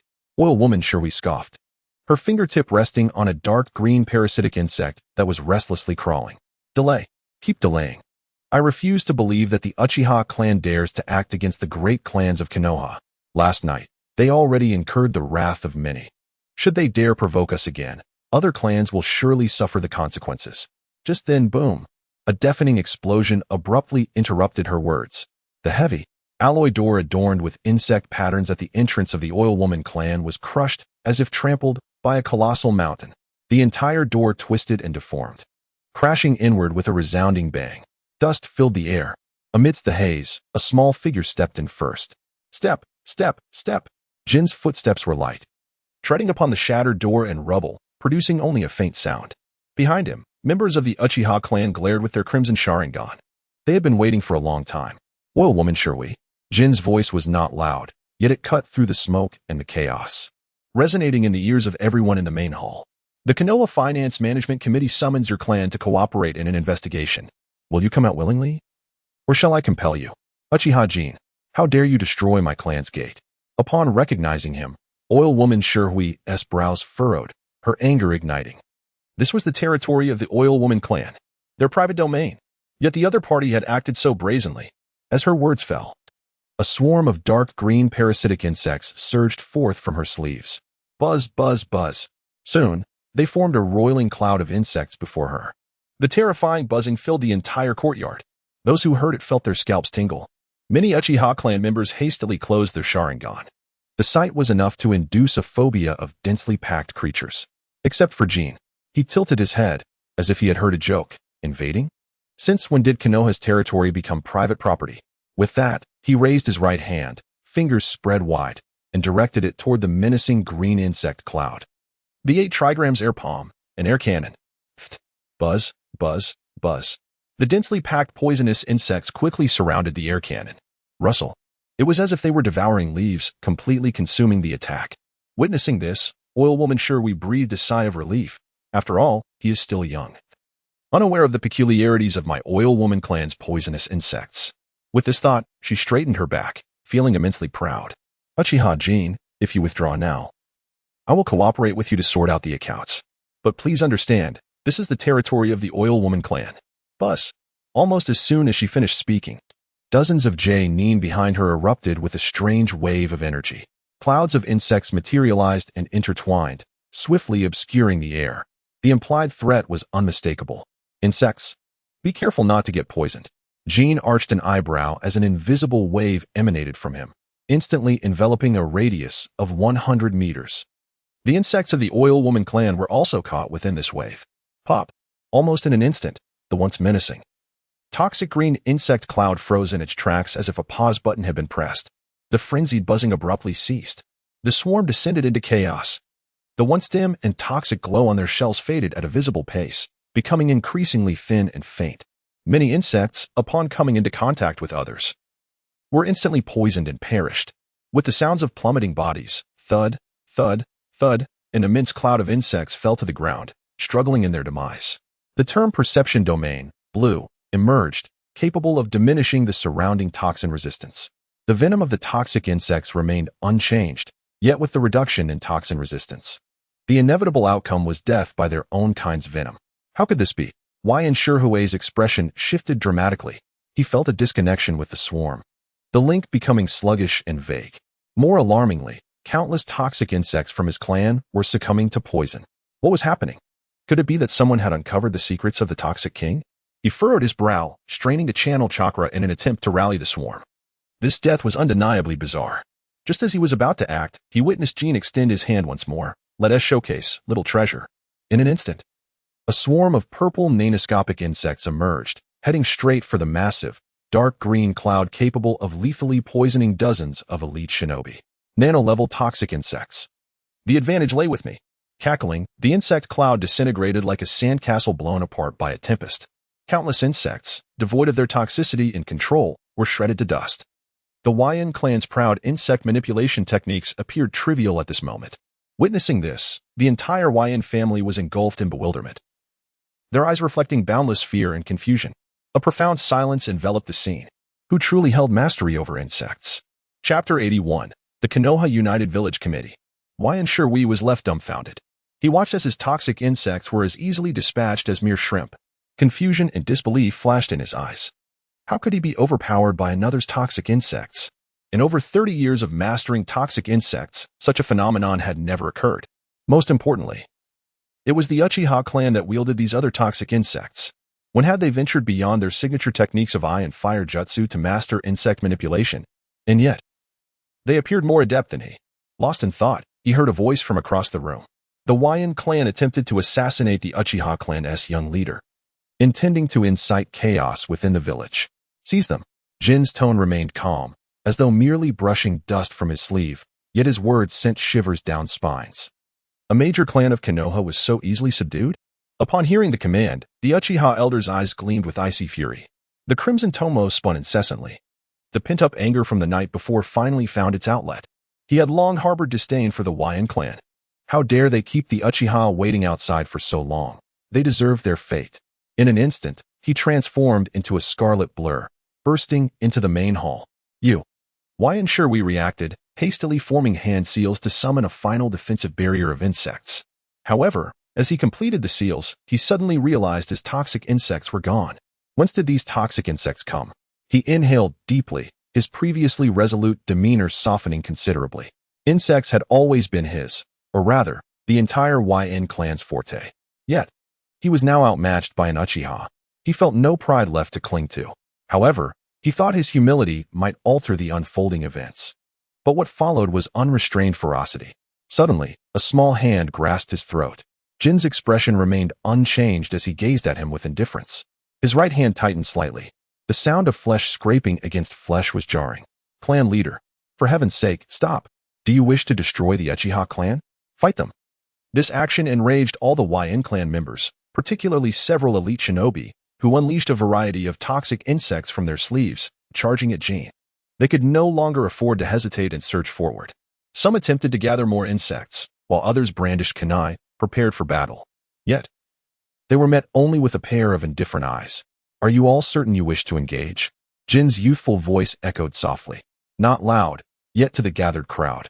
It sounded like thunder, reverberating ominously. Huayan Shui's throat emitted a strained groan, yet he still managed to interject. Wait. Hold on. To resist? He had considered it before. Unlike other clans, the Huayan heavily relied on insects. With countless insects at their disposal, even Danzo he believed they could withstand. But now, in the face of absolute power, the pride of the Huayan clan felt as futile as an ant attempting to stop a chariot. They were no match. It was then he finally comprehended why the Third Hokage, a figure of such pride, had so easily relented the previous night without engaging in true combat. Suddenly, he recalled the mysterious vanishing of the Monkey King from the previous night. Perhaps the disappearance of the great Monkey Lord was not due to injury but rather a retreat in fear? In murmurs, he glanced at the young boy standing before him, barely reaching his neck. His eyes were filled solely with terror and dread. It was unfathomable that he felt a fear not even directed at the Third Hokage. Thus, he desperately organized his clan members. Yet, as a great battle loomed, the Huayan clan's movements were met with swifter actions from the Uchiha clan. In the blink of an eye, dozens of Sharingan appeared. Fire style, Great Fireball Technique. Fire style, Phoenix Fire Technique. The Uchiha clan initiated their assault with fire jutsu directed at the advancing Huayan clan. The sounds of explosive ninjutsu, collapsing structures, and anguished cries intertwined. The defensive barrier of the Huayan clan crumbled like paper. In less than 5 minutes, flames engulfed the entire clan territory. And the core area of the Huayan clan ignited under the gaze of countless families. The sounds of crackling, splintering wood, and screams echoed through the air, creating a scene of utter devastation. The resistance was thoroughly crushed. Jin cast Huayan Shui to the ground, looking down upon him. Sunlight filtered through the smoke, casting a cold outline on his small figure. It seems, he remarked, his voice is flat as if commenting on the weather, that your clan's pride, like your insects, is utterly fragile. Elder of the second clan, inventory all storerooms, ledgers, and keys, apprehend any root members. Should there be any concealment or failure to report. He paused, scanning the surroundings, his voice echoing through the silent courtyard. Those who are found guilty of treachery against the village will be dealt with on the spot. The final 4 words carried a chilling weight. As he finished speaking, a thought crossed his mind. Nano-level insect control, blue. A wave of invisible command was dispatched. The purple nanoscopic insects swiftly scattered. Uffed. In a corner of the Huayan clan territory, a masked and sunglasses-wearing ninja's sleeve suddenly exploded. Inside, A concealed root mask was revealed. The young ninja's arms swelled ominously. Before he could utter a word, he collapsed, foaming at the mouth. Swiftly, observant Uchiha clan members subdued him. This scene ignited fury among the YN clan, yet none dared to speak out. They could only watch helplessly as their kin were taken away. Indeed, power emerges from the barrel of a gun. Jin averted his gaze, no longer lingering. He turned towards the Nara clan. To solidify the Uchiha's position within Konoha, other clans could be violently subdued, but the Nara clan was a different matter altogether. In a certain sense, the father and son were a pair unto themselves. Chapter 82. The intersection of old and new orders. The Nara clan. The heart of the Nara clan's territory was enveloped in an unusual tranquility, so profound that one could hear the sound of pine needles gently descending to the ground. However, at that moment, a hurried figure darted past, Yamanaka Hachiro, his face reflecting a hint of impatience. The Nara clansmen were no strangers to such occurrences. As one of the three clans of the Ino-Shikacho alliance, their bond with the Yamanaka clan was deeply intertwined, and the two clan leaders shared a close friendship. Thus, the intrusion was hardly surprising. Before long, Hachiro entered the courtyard, which exuded an ancient charm, accompanied by the faint aroma of tea. His closest friend, Nara Shikaku, was seated in the main position, his expression calm yet his fingertips unconsciously tracing the warm edge of a teacup. Opposite him, Akimichi Choza was busily unwrapping a new pack of snacks. Hachiro? What brings you here in such a state? Noticing Hachiro's demeanor, Shikaku paused momentarily before speaking. In response, Hachiro fell silent for a moment, then managed a wry smile. The Yamanaka clan is finished. Uchiha Jintai is terrifying. His voice was dry, and fatigue from the recent ordeal was etched across his face, mingled with an unmistakable fear. At that very moment, smoke still billowed from the Yamanaka clan's territory. The cold decisiveness of that young boy hung like a sharp blade over the Yamanaka clan. With no other options left, Hachiro sought Shikaku's assistance. Choza, upon hearing Hachiro's words, let out a muffled grunt, shoving a handful of chips into his mouth, chewing with exaggerated fervor as if he were battling some unseen anxiety. That Uchiha brat is not human. His voice trembled slightly, clearly affected by the indelible impressions left from the previous night's conflict. He is human, Shikaku interjected, pouring another cup of tea, clarifying. But the power he wields is on an entirely different level. After speaking, he suddenly raised his gaze, peering beyond the courtyard walls, as if he could glimpse the small figure approaching. Power itself is not frightening. What is truly terrifying is when such power is held by a calm yet deranged individual. This boy from the Uchiha clan may very well become a figure akin to that. After a brief silence, he cast a glance at the other two, recognizing their silence and lack of rebuttal before continuing, and Jihue simply fails to comprehend this balance. From a distance, he could already see the thick black smoke rising from the Yamanaka clan's estate. The reasons behind it were all too apparent. Just as he finished speaking, the distinct sound of footsteps echoed from outside, clear and deliberate, drawing closer, unhurried. The wooden shoes made a subtle sound as they trod upon the stone path strewn with pine needles, each step resonating like a taut string in the hearts of the three clan leaders. They exchanged glances, immediately recognizing one truth: someone was arriving. And it was indeed the person they had been discussing. With a soft creak, the courtyard door slid open, revealing a small figure framed by the morning light, which cast a deep shadow over the black Uchiha clan attire he wore. The newcomer was none other than Uchiha Jintai. At that moment, his face bore no particular expression, yet there was an unmistakable hint of weariness. Despite his tender age, he had already begun to burn the midnight oil. However, when his calm gaze swept over them, the three felt an invisible pressure descend upon them abruptly. Choza and Shikaku exchanged a look, their expressions stiffening. Such pressure was something they had only felt from the Third Hokage himself. Meanwhile, Hachiro trembled slightly, quickly bowing his head to avoid eye contact. The recent events still loomed vividly in his mind. To him, Jintai had already become synonymous with invincibility. Nara clan leader, Jintai directed his gaze solely at Shikaku. Cutting to the chase. The Konoha Financial Management Committee requires someone capable of untangling the accounts and rectifying the chaos, someone who can root out the parasites within Konoha. His tone was not loud, even somewhat subdued, yet each word struck Hachiro like a hammer, particularly the mention of parasites, which left his complexion paling. Wasn't that a veiled reference to their own Yamanaka clan? Next to him, Shikaku appeared momentarily taken aback. He had initially assumed Jintai's purpose for visiting was akin to previous encounters, to showcase power, to flex muscles, to coerce or recruit. Yet, hearing Jintai's words, it seemed he had underestimated the situation. Taking a deep breath, Shikaka set down his teacup and slowly rose, maintaining a low posture that was nonetheless dignified. Lord Jintai, the Nara clan is willing to cooperate. However, raising his head, he fixed his sharp gaze upon Jintai's eyes. Eliminating parasites requires a swift blade. Yet, governing Konoha, especially addressing the long-standing financial issues, demands not just a swift blade, but also a clear understanding of the underlying connections. Otherwise, the direction of the blade might not target the malignancy, but rather the very roots of Konoha itself. With that, Shikaku fell silent, his eyes fixed intently on Jintai. Observing the shifts in his expression, Shikaku was probing, or rather, demonstrating the value of the Nara clan's insights, that insight being the very map of connections. While others may not be aware, as the right hand of the third Hokage and a close friend to the fourth, Shikaku had long held opinions regarding Konoha's entrenched issues. Unfortunately, he had been unable to confront those in control of the village's finances.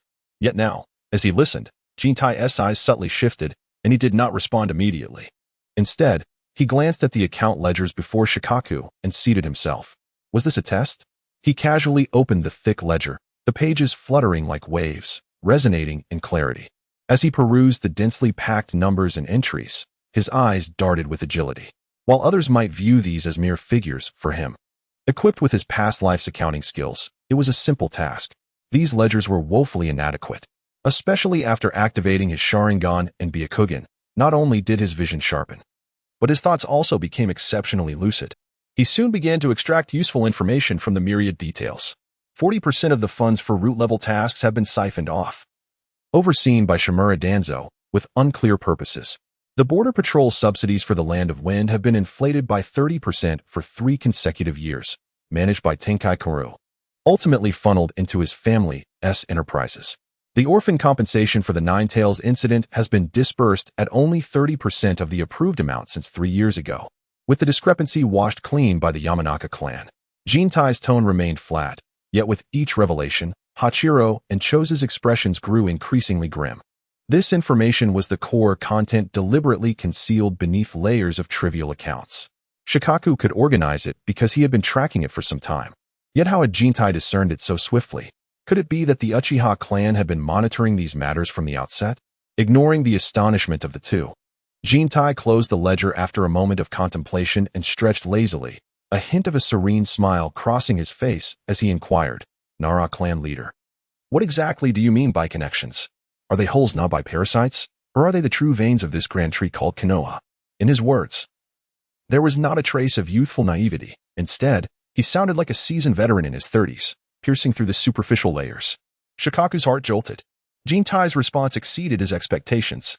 The question posed was, in essence, probing the very map of connections the Nara clan possessed. Were they merely the flaws of the old order? Or were they the foundations of a new order? Chapter 83, The True Nexus Map, Godly Attribute 6-6 Deshun, Dirgyo fell into silence, momentarily at a loss for words. His heart raced with a palpable intensity.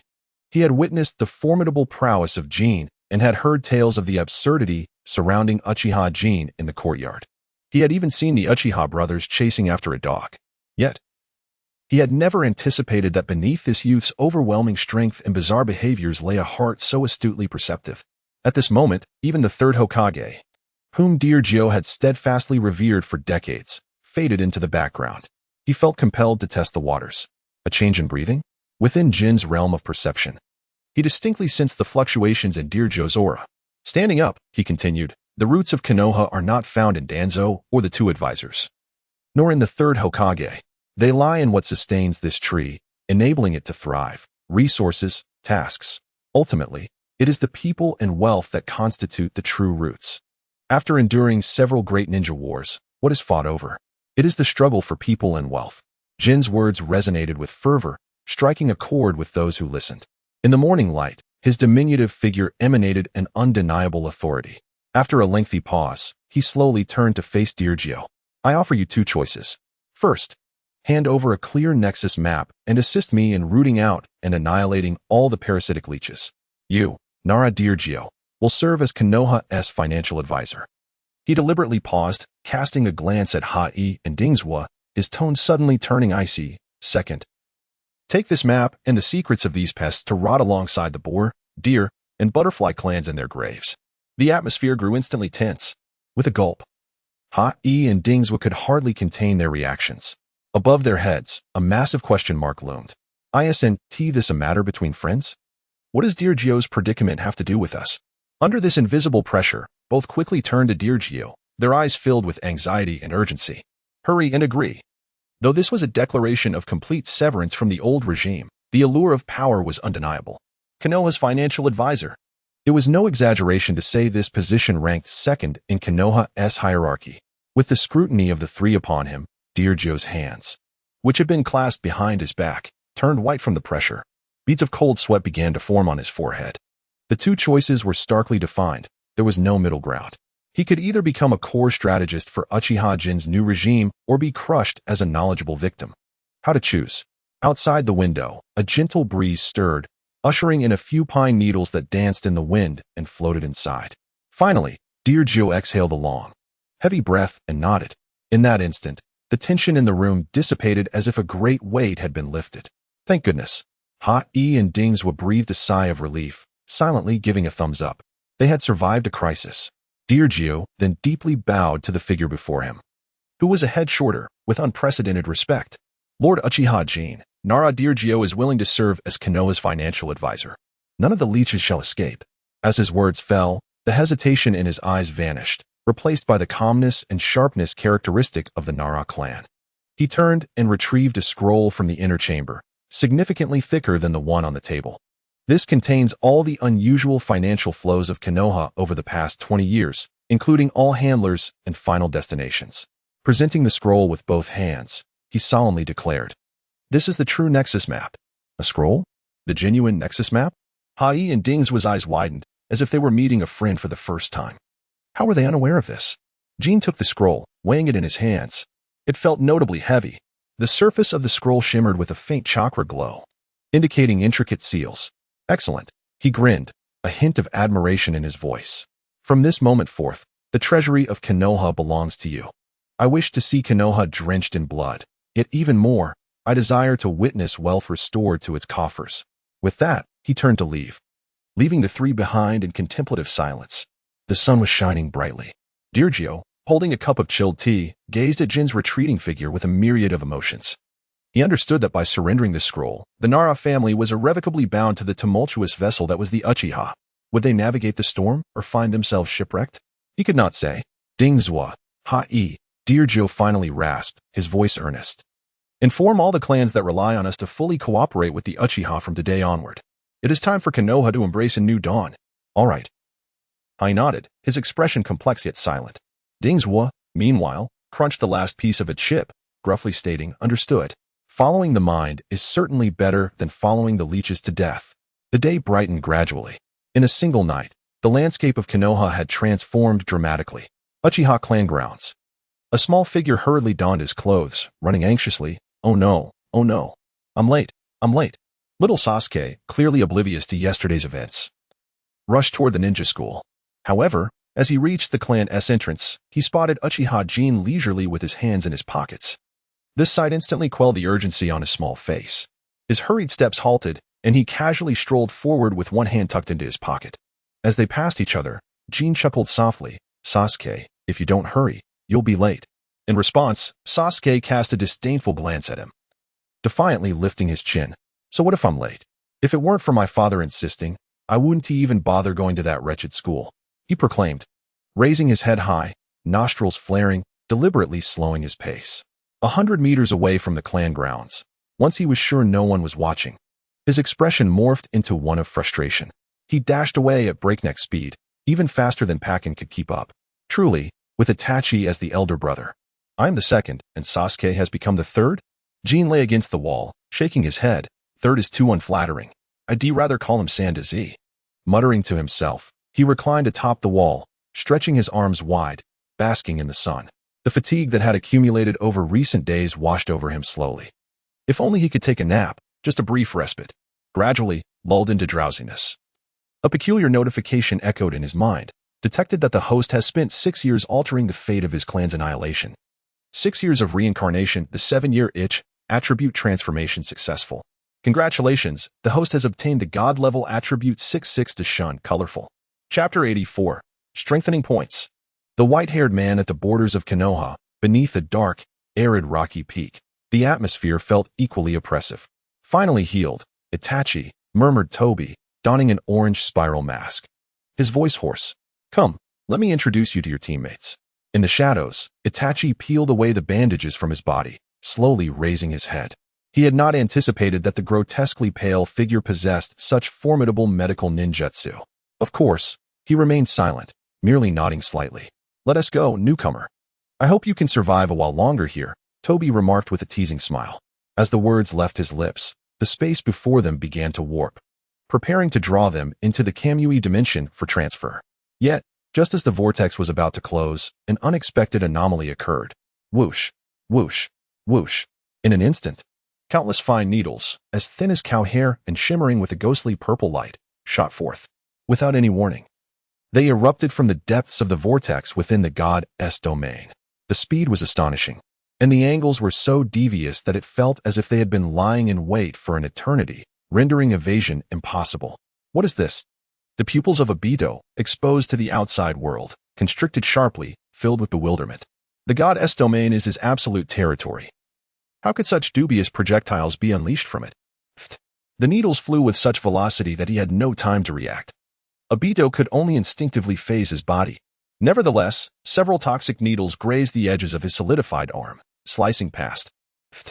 The specially crafted fabric of his red cloud-black robe was instantly corroded, leaving charred holes.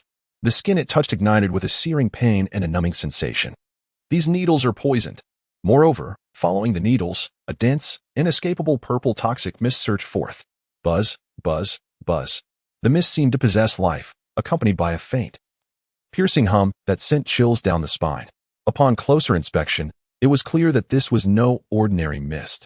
Rather, it was a swarm of nearly invisible nano-poisonous insects rampaging wildly, akin to piranhas sensing blood, charging directly at Obito and Itachi. Fire style, great fireball technique. Itachi's expression shifted slightly as he unleashed a fire technique and promptly retreated. Simultaneously, a hint of confusion flickered in his eyes. What on earth is this guy up to? Previously, he had opened a portal and released half a river's worth of water. Now, it was an uncountable number of poison needles and insects. Would a figure of such ancestral stature truly resort to such tactics? He increasingly felt that the Uchiha Madara before him was not the genuine article. Don't use fire. Seeing Itachi employ a fire technique, Obito shouted in exasperation. This cursed thing will explode upon contact with fire. The poison has already spread throughout my domain. That would be disastrous. As he spoke, he cursed inwardly. Kakashi, what the hell do you think my god's domain is? He was on the verge of madness. The god's domain was his greatest trump card, also serving as a repository filled with the resources he had gathered over the years. Yet now, it was overrun by such bizarre and terrifying poisonous insects and needles. The volume was overwhelming. Does he truly see this place as a garbage dump? Amidst his tumultuous emotions, several poisonous insects penetrated the gaps in his phasing body, viciously biting down on his solidified ankle. Zzz. In an instant, the horrifying venom combined with neurotoxic agents erupted, causing even Obito, whose body was enhanced by Hashirama's cells, to experience a dizzying disorientation and excruciating pain. He staggered, his movements slowed significantly. On the other side, as the poisonous insects and needles appeared, Itachi had already distanced himself using his crow clone technique. He observed the beleaguered Obito, his Sharingan slowly rotating. Is there a moment of solidification upon release? It seems that this so-called invincibility of Uchiha Madara does possess weaknesses. However, those poison insects, he gazed at the roiling purple mist and the nano-insect swarm within, a grave and unexpected expression emerging in his crimson eyes. The method of controlling these insects instantly reminded him of the Yamanaka clan. Yet, the Yamanaka clan's insects could not wield such power. Furthermore, they shouldn't have appeared suddenly in this masked man's mysterious domain. He was perplexed, and abruptly, the visage of Jinchuriki flashed through his mind. Just as he was lost in thought, Obito decisively charged forward, dragging Itachi along as he fled. He dared not open the god's domain again. After these encounters, he was too wary to take that risk. Who knows what other surprises Kakashi has in store? Buzz. Buzz. Buzz. As the two departed, the disturbances in this space gradually calmed, leaving only a layer of purple residue upon the rocks, awaiting the next unfortunate soul. In Konoha. Under the setting sun, the orange-red glow cast a layer of weary gold over the village for the first time after the chaos. Lioli Dajuan. Color. Those who change fate may receive a different degree of enhancement points every 6 days, 6 weeks, 6 months, and 6 years. Enhancement points can be used to directly enhance attributes. Yuli Dajuan? Enhancement points? Upon seeing this message, Jinch's eyes narrowed. For words flashed in his mind. Deep blue, attribute points. With this, the transformation of his wood-style cells into Hashirama-S form might soon be within reach. The power of the Nine Tails would no longer require a lottery. Combining would release with the Uchiha clan's ancestral Susanoo. He could hardly fathom the magnitude of his potential. Taking a moment, Jinch inhaled deeply, turning to close his eyes. The sunlight before him felt particularly gentle. He fell into a deep, sweet slumber. Swish, swish, swish. Huh? It wasn't he until the darkness enveloped the sky that he was startled awake by sounds not far from the clan grounds. Is there still someone outside the village? With a puzzled glance, he stepped forward. On the back mountain, Jinch soon spotted the blonde youth, Naruto Uzumaki, tirelessly training his shadow clone technique. The Nine Tails Jinchuriki. Also the prophesied child of Konoha's future. But who would have thought that this savior was currently nothing more than a failure, who couldn't even master the shadow clone technique? Just then, a teasing and languid voice echoed from behind. Hey, peeking isn't good habit, kid. Jinch's pupils constricted. Someone had approached. He spun around abruptly. There, perched on a tree, sat a tall man with white hair. Chapter 85, The Returning Dragon. The contracted towed the returning dragon to the sea. The sea does not welcome me, Jiraiya. Upon sighting the man hanging from the tree, 2 phrases instantly flashed in Jinch's mind. In the tree, the man had 2 prominent red markings painted across his face, with the kanji for oil clearly inscribed on his forehead.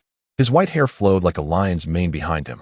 He carried an exaggeratedly large scroll on his back, and his striking red outfit stood out prominently. In the entire Naruto universe, there was only one person fitting this description, the legendary Sannin, Jiraiya, a true hexagonal warrior. He was also the sole elder who had caused countless tears to flow.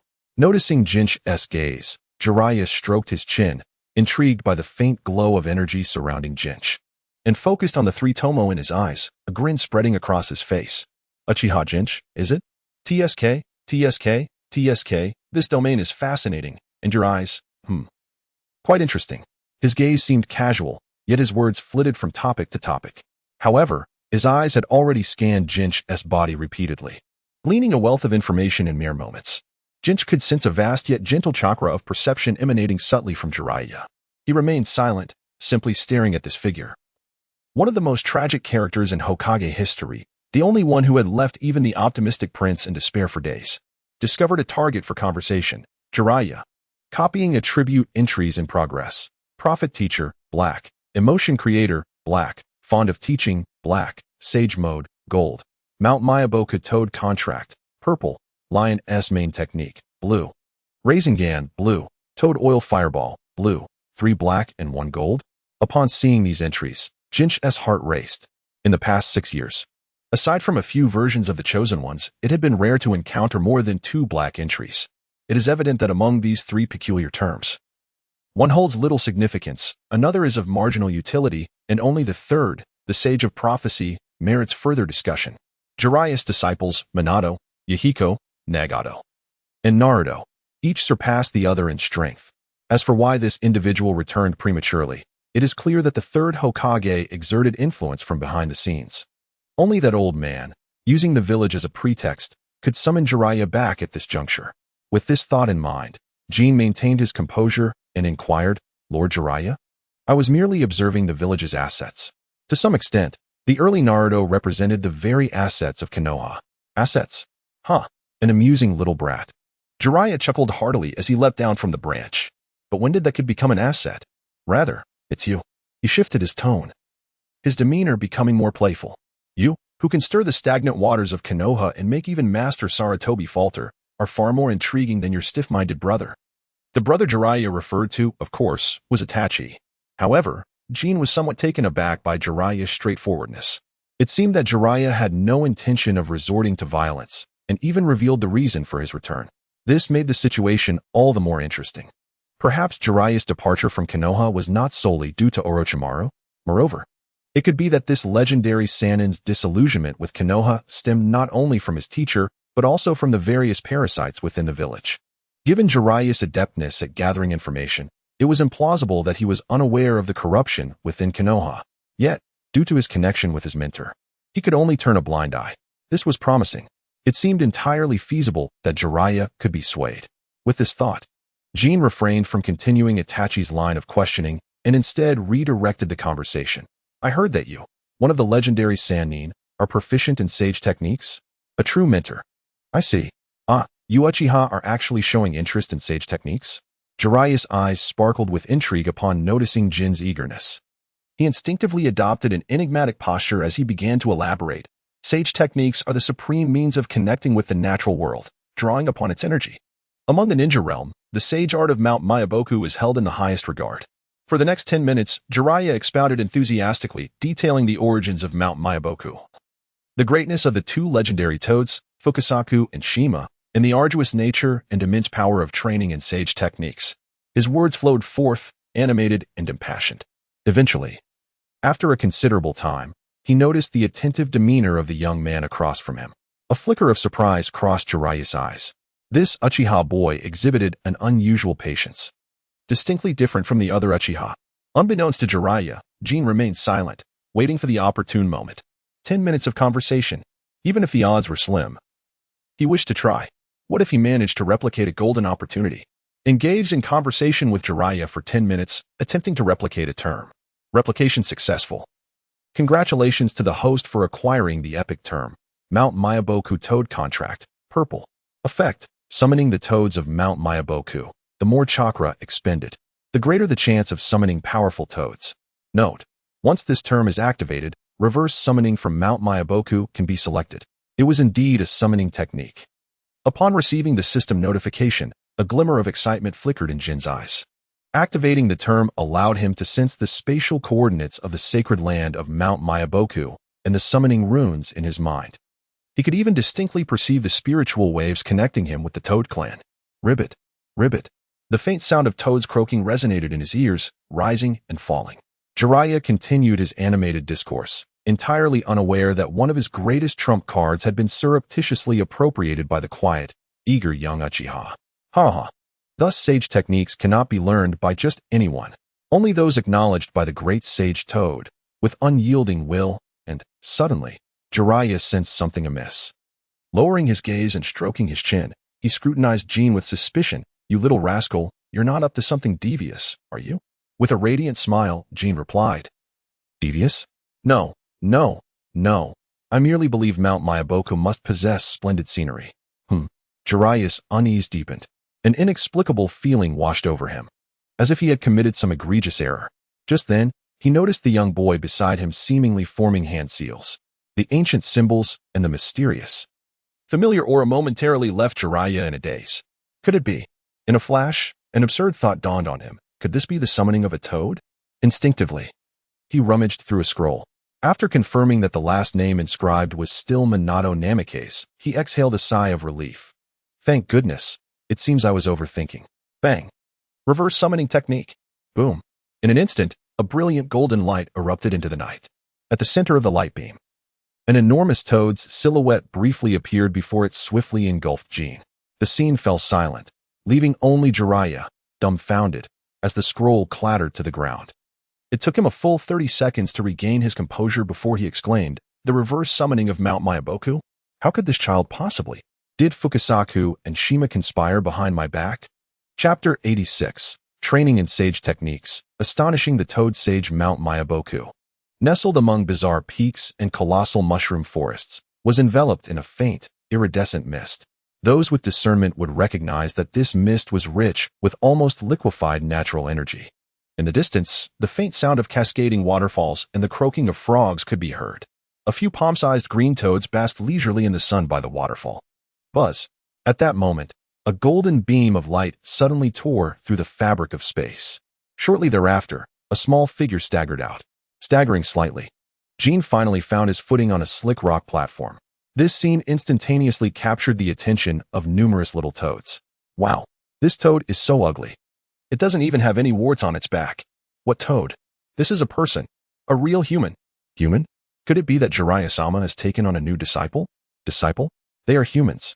Proper, dignified humans. They gathered around, chattering excitedly about Jin. However, their conversations quickly devolved into a dispute over the identity of humans versus disciples. Jin remarked, "The toads of Mount Myaboku are indeed lively." He smirked, surveying his surroundings. Amidst the ethereal aura, the chorus of frog calls resonated. This was Mount Myaboku, the very birthplace of sage techniques. Observing his surroundings, Jin's expression was a blend of novelty, complexity, and surprise. It appeared somewhat different from his expectations of Mount Myaboku, yet it also aligned perfectly with them. This was indeed Mount Myaboku. Pausing for a moment, he took a deep breath. Boom. Just a single breath drew in an unimaginable surge of natural energy. It permeated through the pores of his mouth and into his body. This power was far more violent and weighty than the chakra normally refined through mental and physical means. Upon sensing this natural energy, he instinctively mobilized his chakra to match it. Yet even so, his skin and limbs began to stiffen, as if petrified. The stone-like rigidity was a consequence of absorbing sage energy. Inhaling only a couple of times had already left him immobile. Jin furrowed his brow, glancing down at himself. After the recent surge of natural energy flowed into his lungs, he sensed a change within himself. The breath, following the path of his lungs, surged downward through his veins. Gulp. This sensation prompted him to glance down, and his expression darkened instantaneously. His feet felt rigid, even his fingers seemed to struggle to move. Indeed, he was petrifying. He could feel the relentless influx of formidable energy from the outside world continuing to pour into him. Were it not for his possession of advanced wood-release cells and the potent spirit of the kaleidoscope, he would have likely been assimilated into stone by this natural energy. Yet, a hint of confusion lingered. Wasn't it customary to apply toad oil on the skin to attune oneself to nature before absorbing its energy? What was happening to him? In his hesitation, he casually initiated a flying thunder god technique. Then, releasing his restraints, he activated the kaleidoscope and wood-release cells. Since he could not resist, he might as well let it all go. Crack, crack. Soon, he heard the sound of popping emanating from within. It seemed that his body was undergoing a profound transformation under the onslaught of this wild natural energy. His cells danced with joy. Yet they also endured a pain akin to tearing. Pain mingled with pleasure. Oh, a perceptive little fellow. At that moment, a voice, ancient yet robust, emerged from nearby. On the edge of a massive lotus leaf sat a diminutive blue toad, puffing on a pipe, its weathered eye scrutinizing him with bewilderment. Especially as it observed him inhale natural energy effortlessly, its eyes widened in astonishment. Could it be possible to sense natural energy without toad oil? Was this little fellow perhaps a child of nature? Even the prophesied child, Minato, had needed a month of oil application to attune to natural forces, didn't he? How arduous was it to grasp this power? As a second-generation sage toad, he understood this well. Even under the tutelage of the toad sage, he had invested a significant amount of time and oil to connect with natural energy. But now, this newcomer, a human boy, merely lingered a while longer and absorbed natural energy. And due to the overwhelming amount, he exhibited signs of petrification. This was utterly absurd. At this realization, the sage toad's pipe fell from its grasp. Beneath its clothing, a myriad of bumps began to emerge on its back. Lacking the seal of the toad contract, it could still perform complete reverse spirit summoning. It also seemed to possess would-release fluctuations similar to that child Minato. However, upon witnessing the technique the boy had executed, the toad's eyes widened once more. He had finally deduced the identity of the youth before him. Little one, are you the descendant of Minato? Jin, huh? Me? He looked at the sage toad, bewildered. How did this connect? Wasn't he a member of the Uchiha clan? He then raised his head, a pure smile illuminating his face, radiating youthful sincerity. Sage toad, my name is Uchiha Jin. Ribbit. Several small toads leapt away in fright at the mention of his name. Clearly, even in the sacred land of Myaboka Mountain, they were aware of the Uchiha legacy.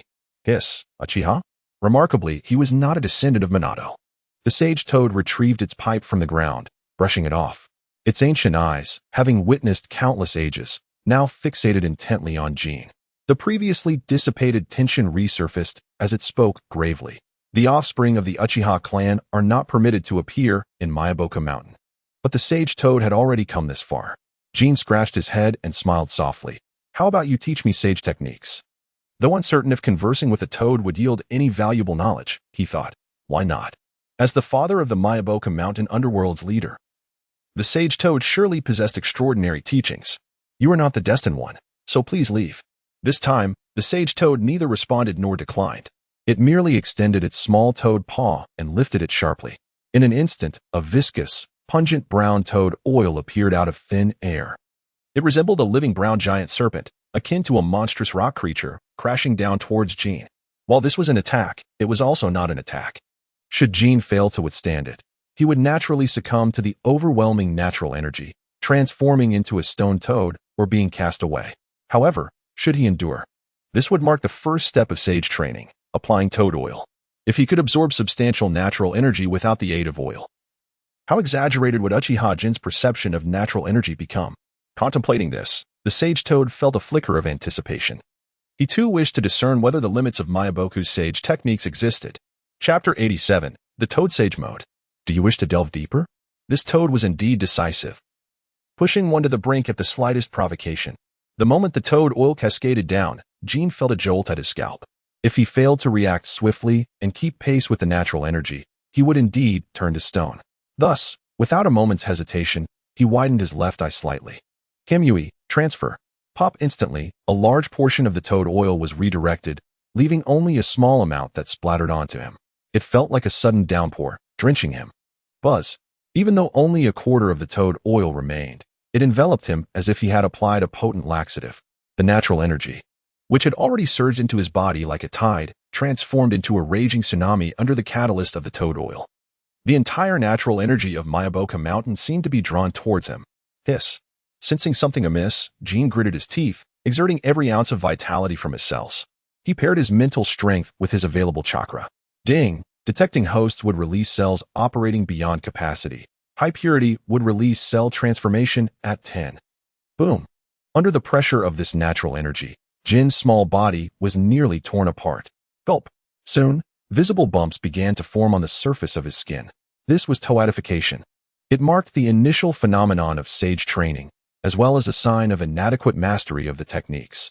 Sizzle. During this process, dense white steam began to rise from his body's surface.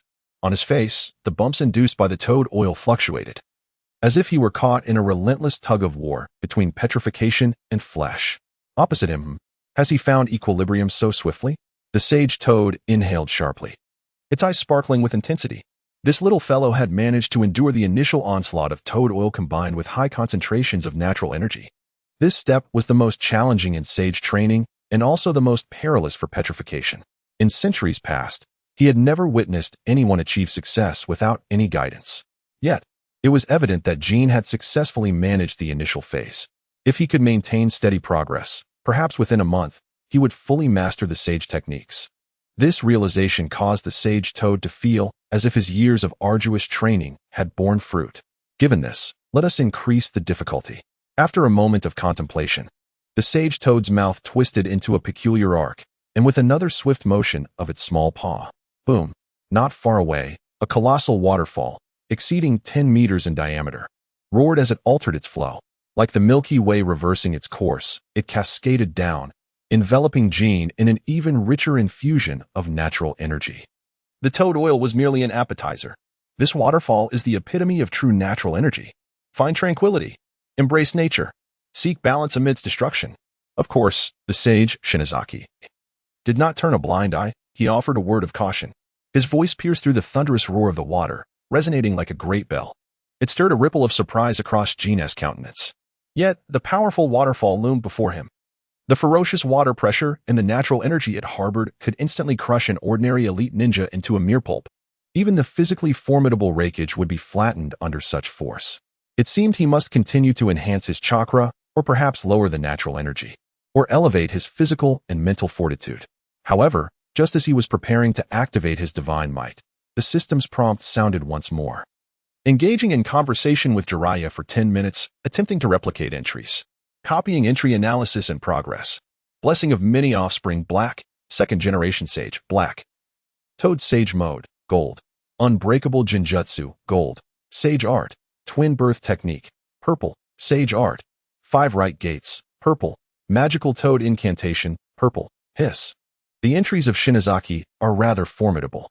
Upon seeing the black, gold, and purple auras enveloping Shinozaki, Jin felt his eyes almost blinded. What is this? This is not merely a toad. It is a living golden legend. Those 2 black entries, he smirked, casting a curious glance at Shinozaki. Truly, he is a being who has sown an entire mountain range. The blessing of many offspring entry holds no flaws. Copy successful. Congratulations to the host for acquiring the epic entry. Toad Sage Mode, Gold. Effect, an energy level surpassing chakra, significantly enhances ninja body genjutsu damage. While the inflicted damage is often difficult to recover from, Jin, he actually managed to acquire a sage entry from Shinozaki. After the Night of Annihilation, his luck seems to have taken a turn for the better. Merely through conversation, he struck gold. Without hesitation, he activated the Toad Sage entry. Buzzing. As the entry activated, the once chaotic torrent of natural energy that was tearing at his body became much clearer. Though still violent, it no longer petrified him. Instead, it converged within him like a reservoir of energy. The first phase of Sage Mode stabilized completely. Boom. Beneath the waterfall, the signs of petrification on Jin's body gradually receded like a receding tide. Beneath his skin, vibrant green veins glowed intensely, interwoven with golden energy, forming a resilient energy membrane. He continued to withstand the tremendous water pressure and the onslaught of natural energy. His body trembled violently. Yet, his spine straightened little by little. His crimson eyes pierced through the water curtain, locking on to Shinozaki. Seeking balance? Amidst the waterfall's roar, the corners of Jin's mouth began to curl upward, forming a subtle arc. Declaring, "But I shall assert control."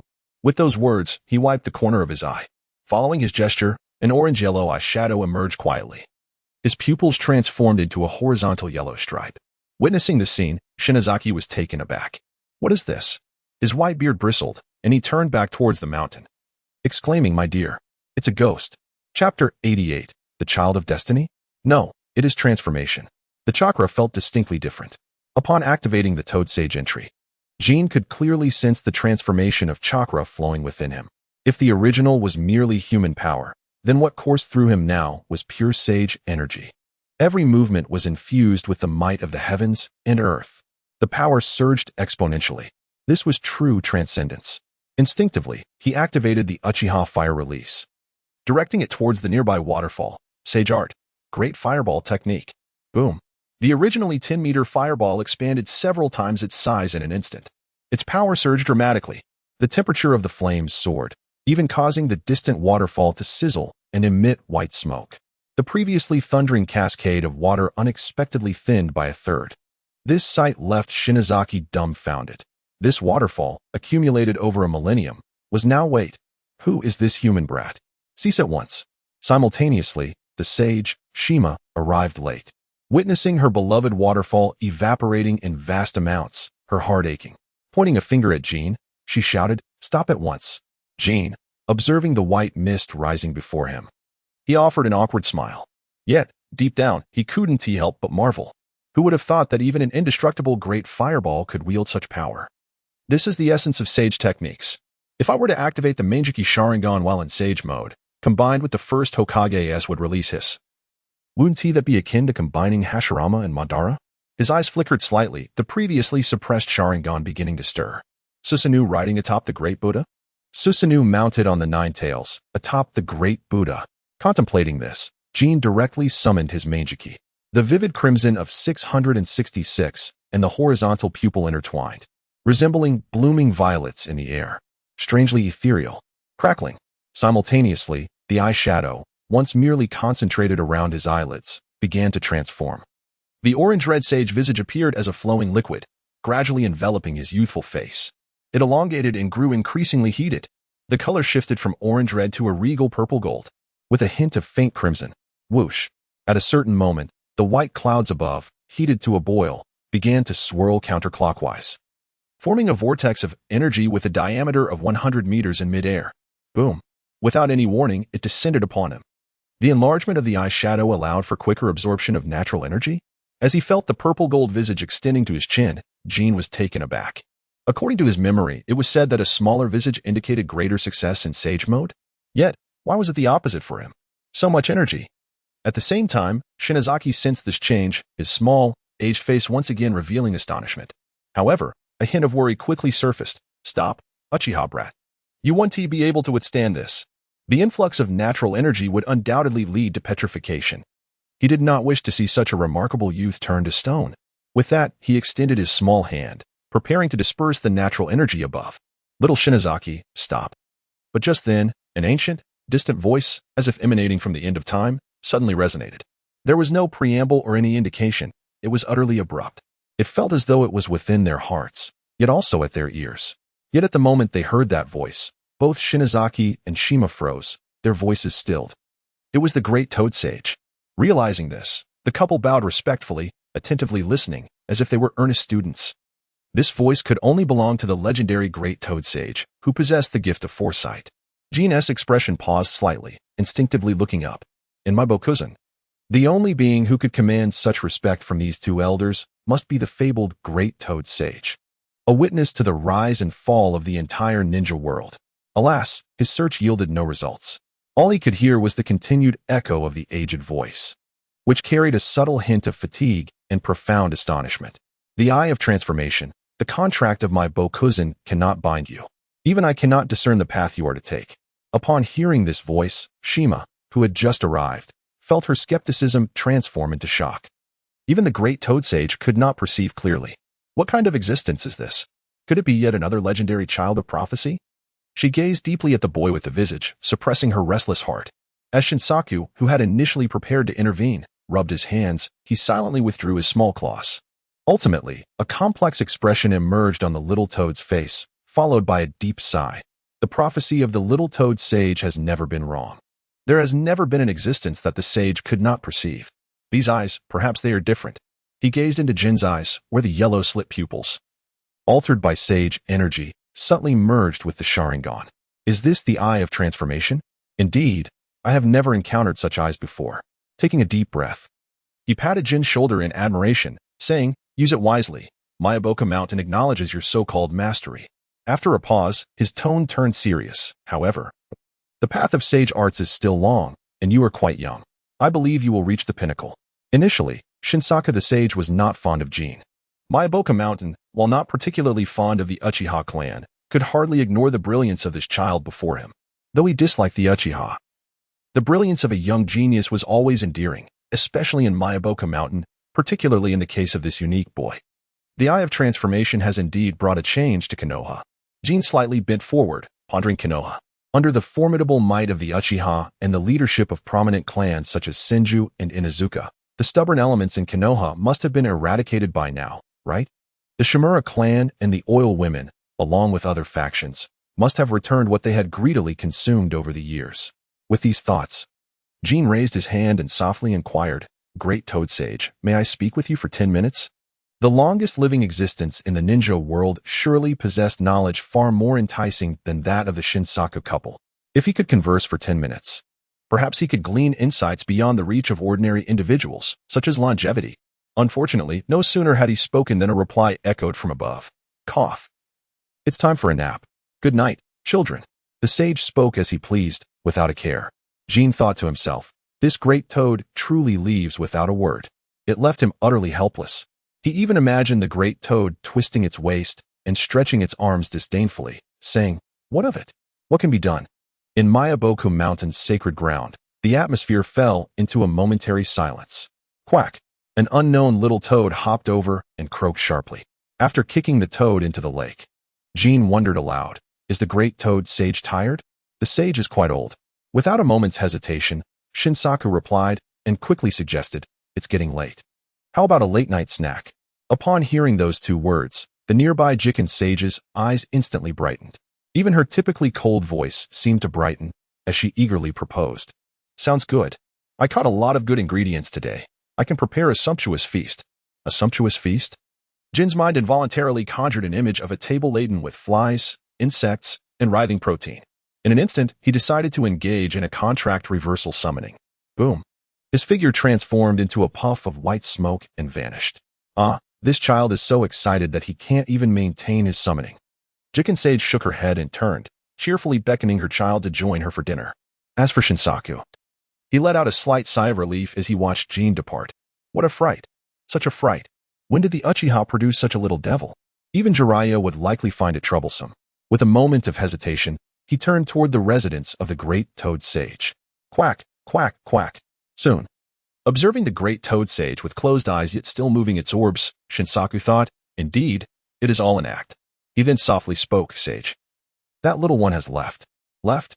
Upon hearing the voice, the great toad sage slowly opened his eyes. In his aged gaze, murky and profound, there flickered a hint of wisdom that seemed to pierce through all. This was the essence preserved over a millennium. He stared into the infinite void, as if contemplating for a long while, murmuring, that little one is extraordinary. I see transformation and light within him. It appears that the ninja world is about to be unsettled once more. Transformation and light? The ninja world is unsettled. With just those two phrases, Shinsaku's eyes widened in alarm. Just as he was about to speak, he realized the great toad sage had fallen into a deep sleep. This time, it was genuine slumber. He fell into silence for a long while before issuing a command.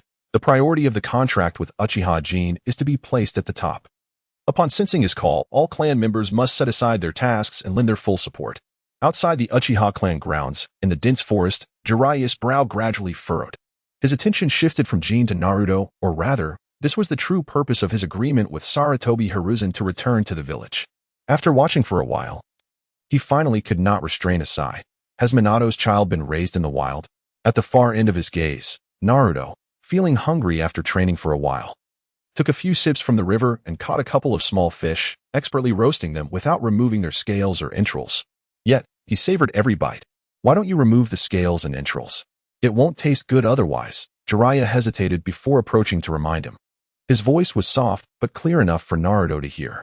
Scratching his head, Naruto looked at the suddenly appearing white-haired middle-aged man and instinctively asked, Huh? Why should I? Because it will taste bitter, astringent, and fishy. Jiraiya clenched his fists.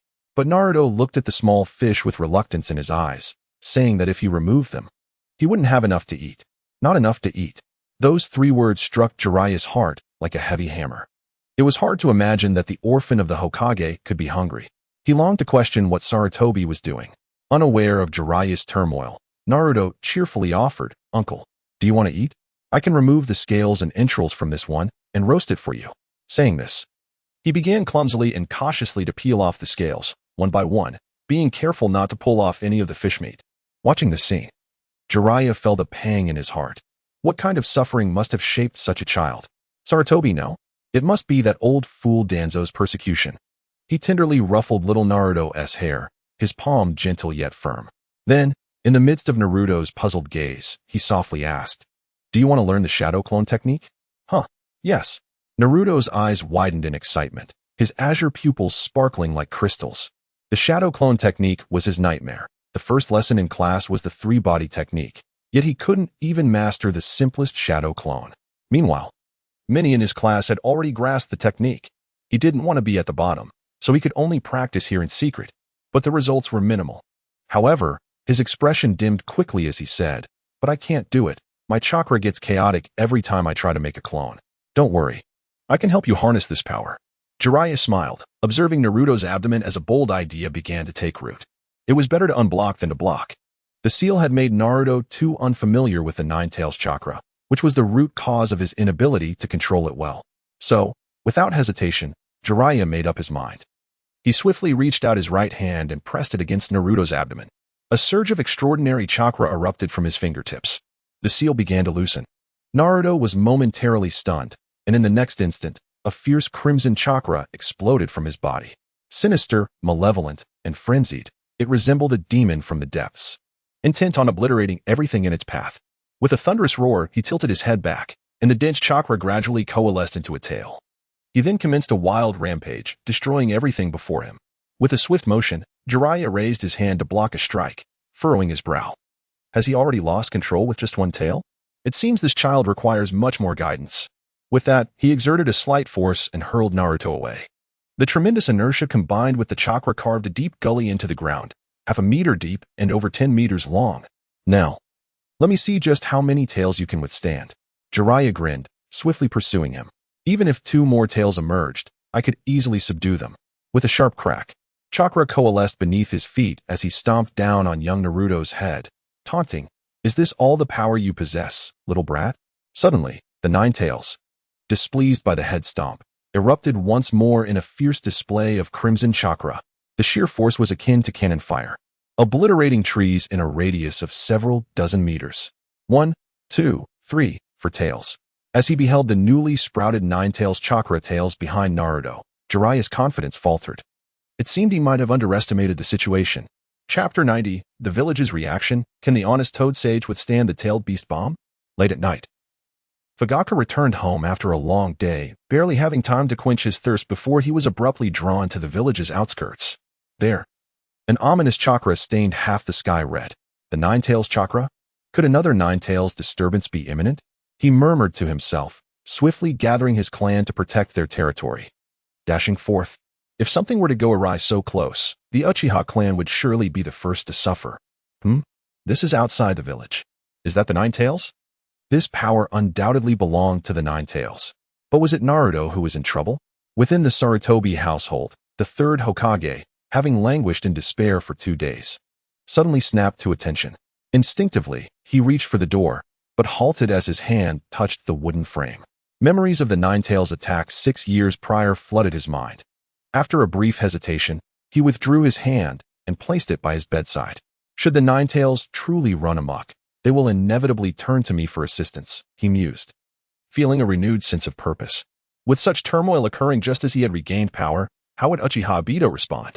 Meanwhile, within Konoha, Uchiha Obito found himself at the center of the storm. Many wavering clans chose to align with him, yet he could not act with force. However, should the Nine Tails rampage inflict damage upon the village, those indecisive clans would certainly remember the Sarutobi clan's leadership. In that case, Konoha would still remain under the Third Hokage's dominion. With this thought, Sarutobi felt a sense of ease. He even allowed himself to nod and hum a little tune. This power feels awry. At the same time, Nara Shikaku rubbed his temples, momentarily setting aside his ledgers to glance outside. Is that the power of the Nine Tails? Indeed, it was the very essence of the Nine Tails.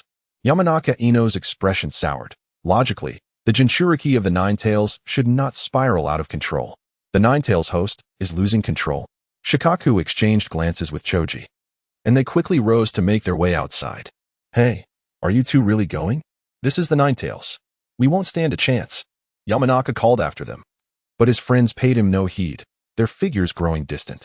Determined, he gritted his teeth and bolted after them. You two are going to get me killed. Soon. Konoha's streets were filled with figures, all heading toward the source of the malevolent power. The safety of the village was at stake. Even if some clans were dissatisfied, they would still take action. Of course, there were also families who locked their doors, indifferent to the fate of Konoha. Bang! A burst of white mist illuminated the night. Uchiha Obito's small figure materialized quietly. Oh, still in the same place? This reverse summoning seems rather practical, he mused, taking in his surroundings. But as he spoke, his attention was suddenly seized by a distant roar. Boom! If you keep this up, I might just have to feed you your own pants. What? You dare slap me? You think I, the Toad Sage, am to be trifled with? Obito turned his gaze, momentarily taken aback. He recognized both individuals, the transformed Naruto and Jiraiya. Upon returning, he found Naruto mercilessly assaulting Jiraiya, each punch striking fiercely against his face. A wave of confusion washed over him. What had Jiraiya done to provoke Naruto into manifesting 4 tails, even teetering on the brink of a 5th? If Jiraiya were to hear this, he would surely lament.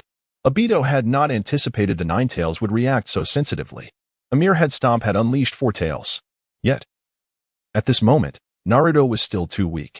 The chakra from the 4 tails was already scorching his skin, and Jiraiya dared not employ any larger jutsu. This ultimately led to the conclusion that Naruto was left fleeing in a panic. After observing for a while, Obito shook his head and approached. Though it was a viable strategy, young Naruto was suffering greatly. Swish. After a brief skirmish, Naruto, his skin charred and muscles exposed, took a deep breath. Inside, the chaotic chakra of the Nine Tails surged towards his mouth, forming a dark red-tailed beast ball. This has truly spiraled out of control. Jiraiya, witnessing the tailed beast ball's formidable presence and glancing back at the village, felt a wave of dread wash over him. Summoning Gamabunta, he could evade this strike, but he could not escape unscathed. Otherwise, the residents of Konoha, just 100 meters behind him, would undoubtedly suffer the consequences. He hesitated, uncertain how much force would remain after traveling 100 meters. After a moment of deliberation, he hastily formed hand seals and summoned a massive toad to shield himself. Bang! A giant toad, bearing a massive pot and wielding a fork, appeared in response. Jiraiya, long time no see. No, wait, he began, but was abruptly captivated by the overwhelming force behind him. Turning around, he was met with a wave of sweat on his purple face. What a tremendous force. Jiraiya, you can't expect me to battle him, can you? I'm rather simple-minded and might not prevail.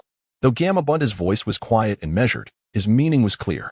Don't worry, Gamabunta. You can definitely block this attack. Jiraiya encouraged, patting the toad's webbed hand. Is that so? Gamabunta wiped the sweat from his brow, speaking softly, I'll do my best.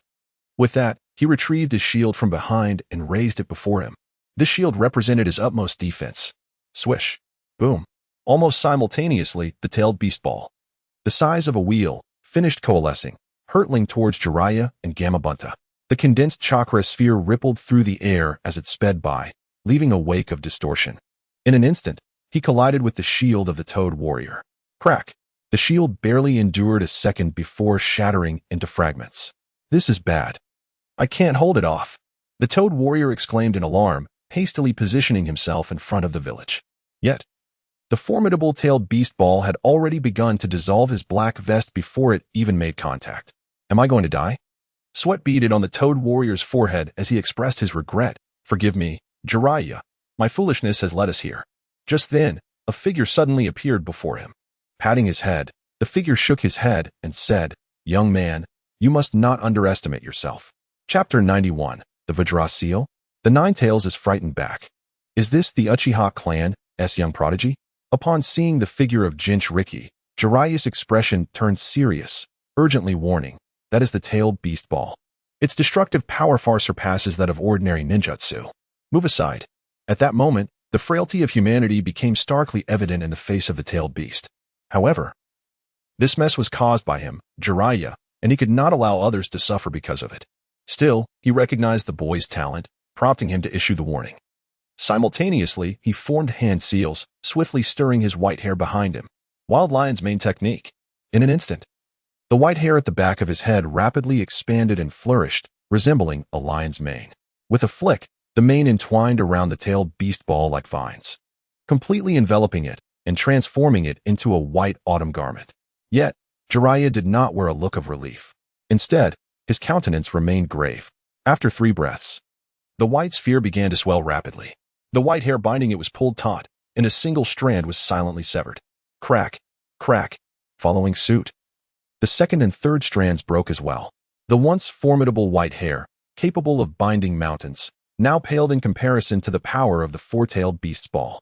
Of course, the potency of the tailed beast ball was significantly diminished in the process. During this struggle, Jiraiya could not afford to be distracted. He shouted to the two. Run.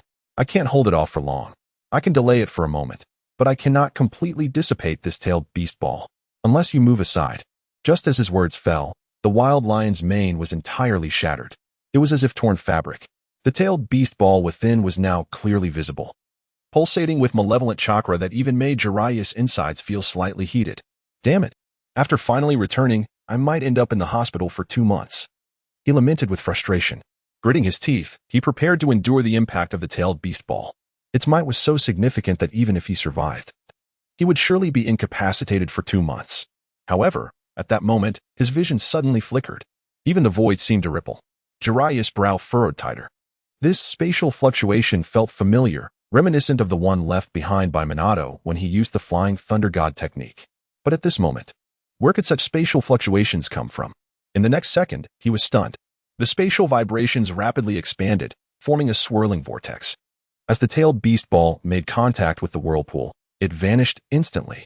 Indeed, it simply vanished, as if it had been pulled into another dimension. The crisis dissipated. Is this a space-time ninjutsu? Jiraiya snapped back to reality and hurriedly turned to look at Uchiha Jin. More precisely, he focused on Jin's eyes. Among the 3 present, only one possessed the capability to wield such space-time ninjutsu and ocular technique belonging to the Uchiha clan. Sure enough, your Sharingan is unlike that of other Uchiha members. So, you possess the Manjiki Sharingan? Gazing for a moment, Jiraiya was struck with astonishment, his mood becoming complex, even somewhat bittersweet. A 10-year-old wielding the Manjiki, causing Sarutobi-sensei to be defeated by him. Does it not seem unfair? In that instant, this great warrior experienced a rare moment of defeat. At that very moment, ninjas from the village began to arrive in succession. Uchiha Fugaku's gaze instantly fixed upon Jin, worry flashing across his brow. The Manjiki in his eyes began to spin. However, when he noticed the white-haired man beside Jin, he paused. Lord Jiraiya? How could he have returned? Perhaps it was due to the village's significant upheaval. From behind, a faint voice chimed in. Narashikaku and others followed closely. More clan ninjas continued to stream in, positioning themselves between the village and the tailed beast Naruto. Observing this, Fugaku decisively took a step back, ceding his position to Shikaku. Comparatively, his judgment of the battlefield's dynamics was indeed lacking. Shikaku paid no mind to this, scanning the situation around him before promptly stating, "Is the sealing team present? Prepare to execute the sealing technique. The medical team should be on standby. All Earth-style ninjas, combine your efforts to enact the Earth Flow Wall." Commands were quickly disseminated. Gigantic earthen walls rose along the periphery of the dense forest. Once everything was nearly in place, Shikaku turned his attention to the center of the battlefield and reminded, "Lord Jiraiya, Lord Jin, the area has been secured. Please feel free to unleash your strength." He could tell that both were constrained due to the village behind them. Is that the little one from the Nara clan? Quite impressive. Upon hearing the voices from behind, Jiraiya sighed in relief. He then patted Jin on the shoulder, exuding confidence. "Young man, now you shall witness the might of this sage." However, before he could finish his sentence, he suddenly found several chains appearing before him. Chains that shimmered with golden light. Above them, a potent sealing aura radiated, even stronger than any he had encountered before. Upon closer inspection, he froze. The toad's eyes squinted into slits as he gasped, "The Vajra seal. Young man, do you possess the bloodline of the Uzumaki clan?" Such a formidable sealing technique based on blood inheritance can typically only be executed by those of the Uzumaki lineage. The Uchiha clan clearly cannot. Having spoken, he swiftly turned to look at Fugaku, his gaze laden with hesitation and scrutiny. "Fugaku, although I'm unsure why, I can't shake the feeling of being offended. But soon." He had no time to ponder. Or rather, nearly 100 ninjas present widened their eyes in astonishment. Especially Jiraiya, whose eyes fluctuated between widening and narrowing. The once invincible Four-Tails Naruto, who had previously sent him fleeing, trembled uncontrollably upon witnessing the Vajra seal. Indeed, he trembled. Even the crimson fibers of his muscles seemed to quiver. It was as if these chains appeared to him as the embodiment of terror. Evidently, the Nine Tails had been schooled by the Vajra seal. Jin smiled slightly, beckoning downwards. Boom. 3 chains, like elongated serpents, swiftly coiled around the Four-Tails Naruto. The golden sealing aura spread rapidly upon contact. Before long, it enveloped Naruto entirely. A howl erupted, abruptly silenced. The 4 crimson, eerie tails that once flared with power began to diminish gradually. Jin slowly approached Naruto. As Naruto was on the verge of losing consciousness and collapsing, Jin gently reached out to catch him. Observing the young one's skin in a state of decay, he sighed and tapped his forehead, saying, "Nine Tails. Care to come out for a chat?" Silence. Stillness. In that moment, the surroundings seemed to freeze, devoid of all sound. It appeared as though Jin was speaking to himself. Noticing this, he raised an eyebrow and smiled. "If you choose not to come out, I may just have to venture in to find you." Nine Tails. Chapter 92. One-handed defeat of the Nine Tails. Kaibai. Here I come.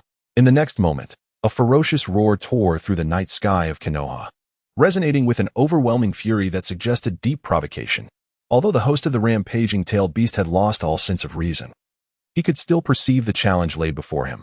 Naruto, who had previously been unconscious, found himself once again enveloped by a crimson chakra.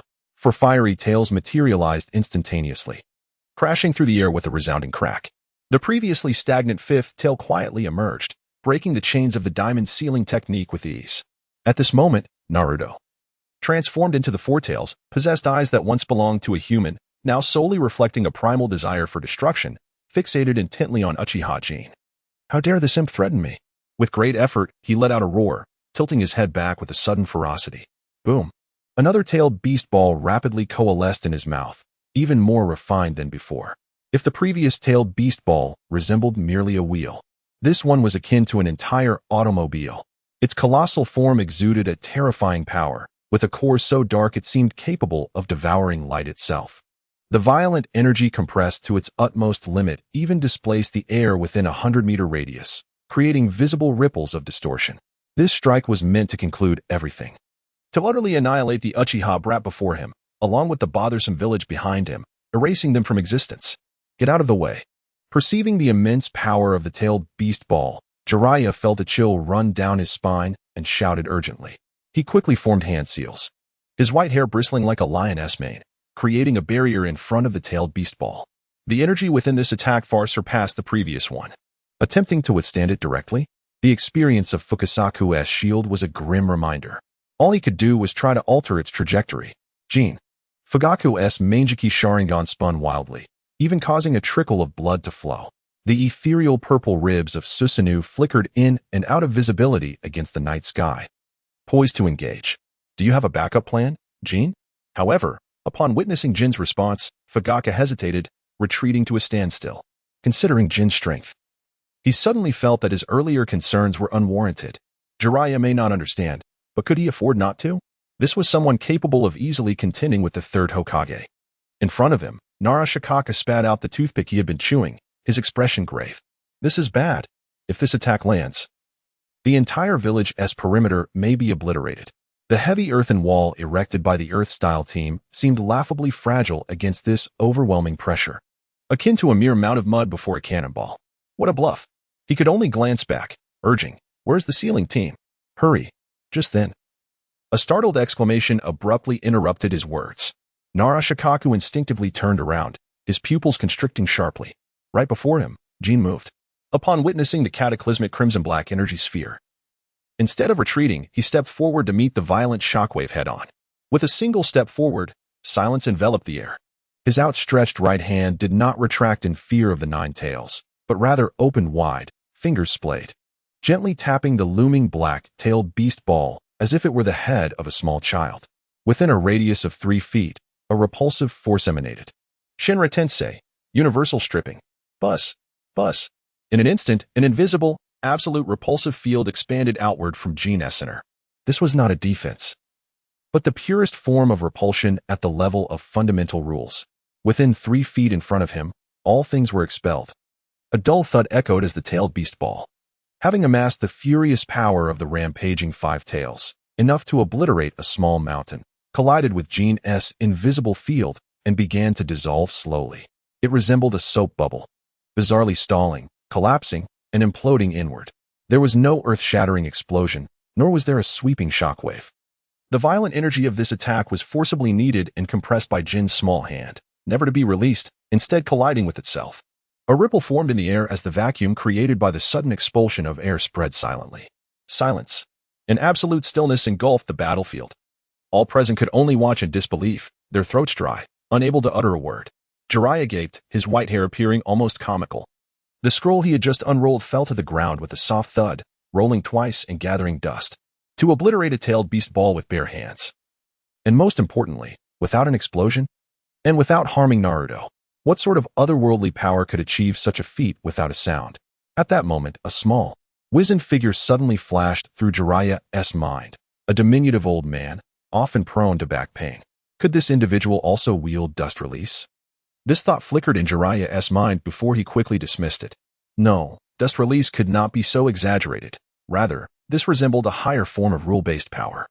He glanced once more at the diminutive Uchiha Jin, sensing an aura of mystery enveloping the child. Phew, Fugaku breathed a sigh of relief. The Susanoo rib phantom he had just summoned dissipated instantly. The muscles on his face twitched uncontrollably, a manifestation of profound shock and an unrecognized fervor. Is this Jin's power? Is this the true pinnacle of the Uchiha? Could it be that all members of the Uchiha clan could attain such strength? At that moment, the indecisive man felt an unprecedented ambition ignite within him. Remarkable. Truly remarkable. Naruto stood in awe.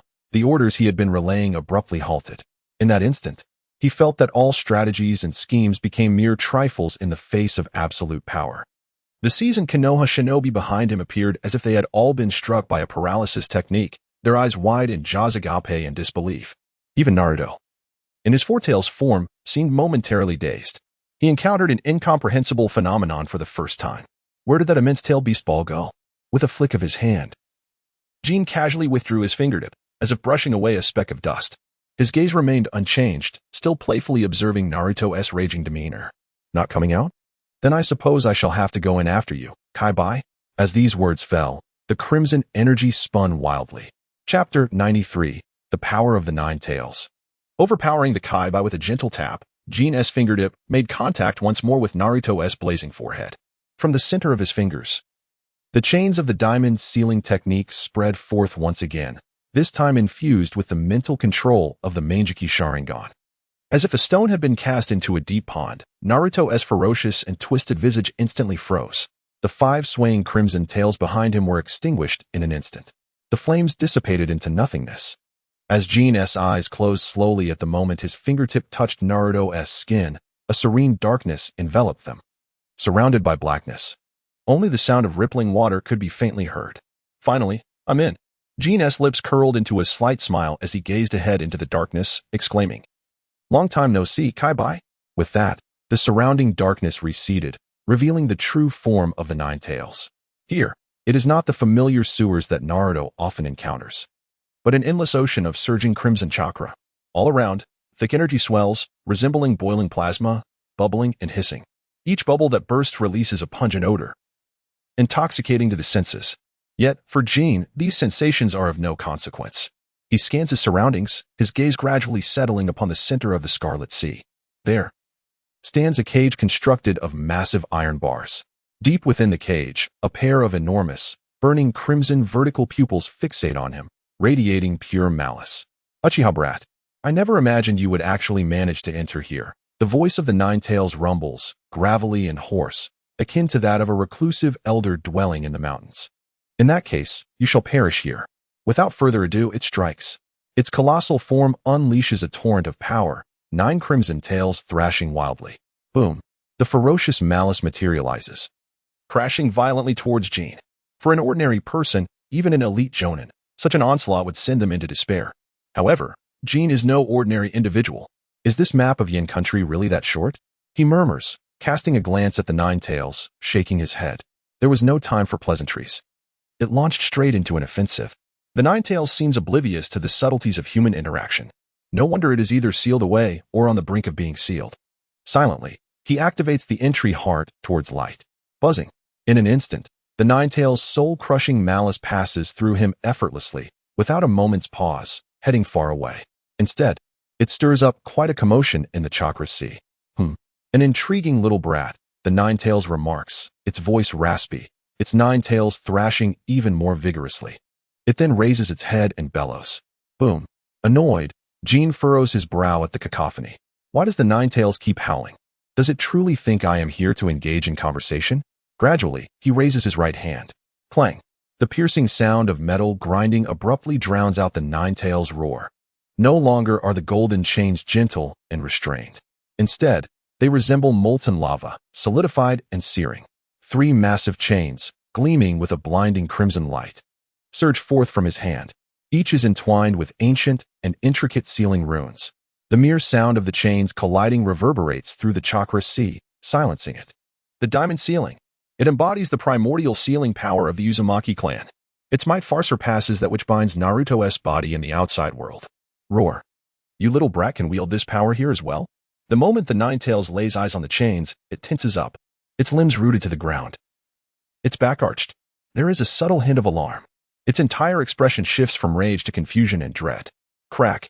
Then, instinctively, it takes a half-step back. It wishes to evade, but it is too late. The crimson chains, like a venomous dragon possessing life and intent, whirl and lunge forward. Bang. In an instant, they ensnare the Nine Tails' shoulders, waist, and limbs. Even 2 of its tails are caught within the chains. The sealing runes spread rapidly along the Nine Tails' chakra pathways like maggots gnawing on flesh. The crimson chakra attempts to burn, yet is extinguished each time, completely and utterly. Ack. Another tremendous roar erupts. This time, however, it carries a note of fear rather than fury. Why? Why does your chakra surpass mine so much? This is not the first time it has encountered the diamond sealing chains. Yet, few possess the ability to suppress it so effortlessly. Even the previous red-haired woman required considerable effort to do so. After numerous exchanges, it understands that the potency of the diamond sealing is primarily dependent on chakra.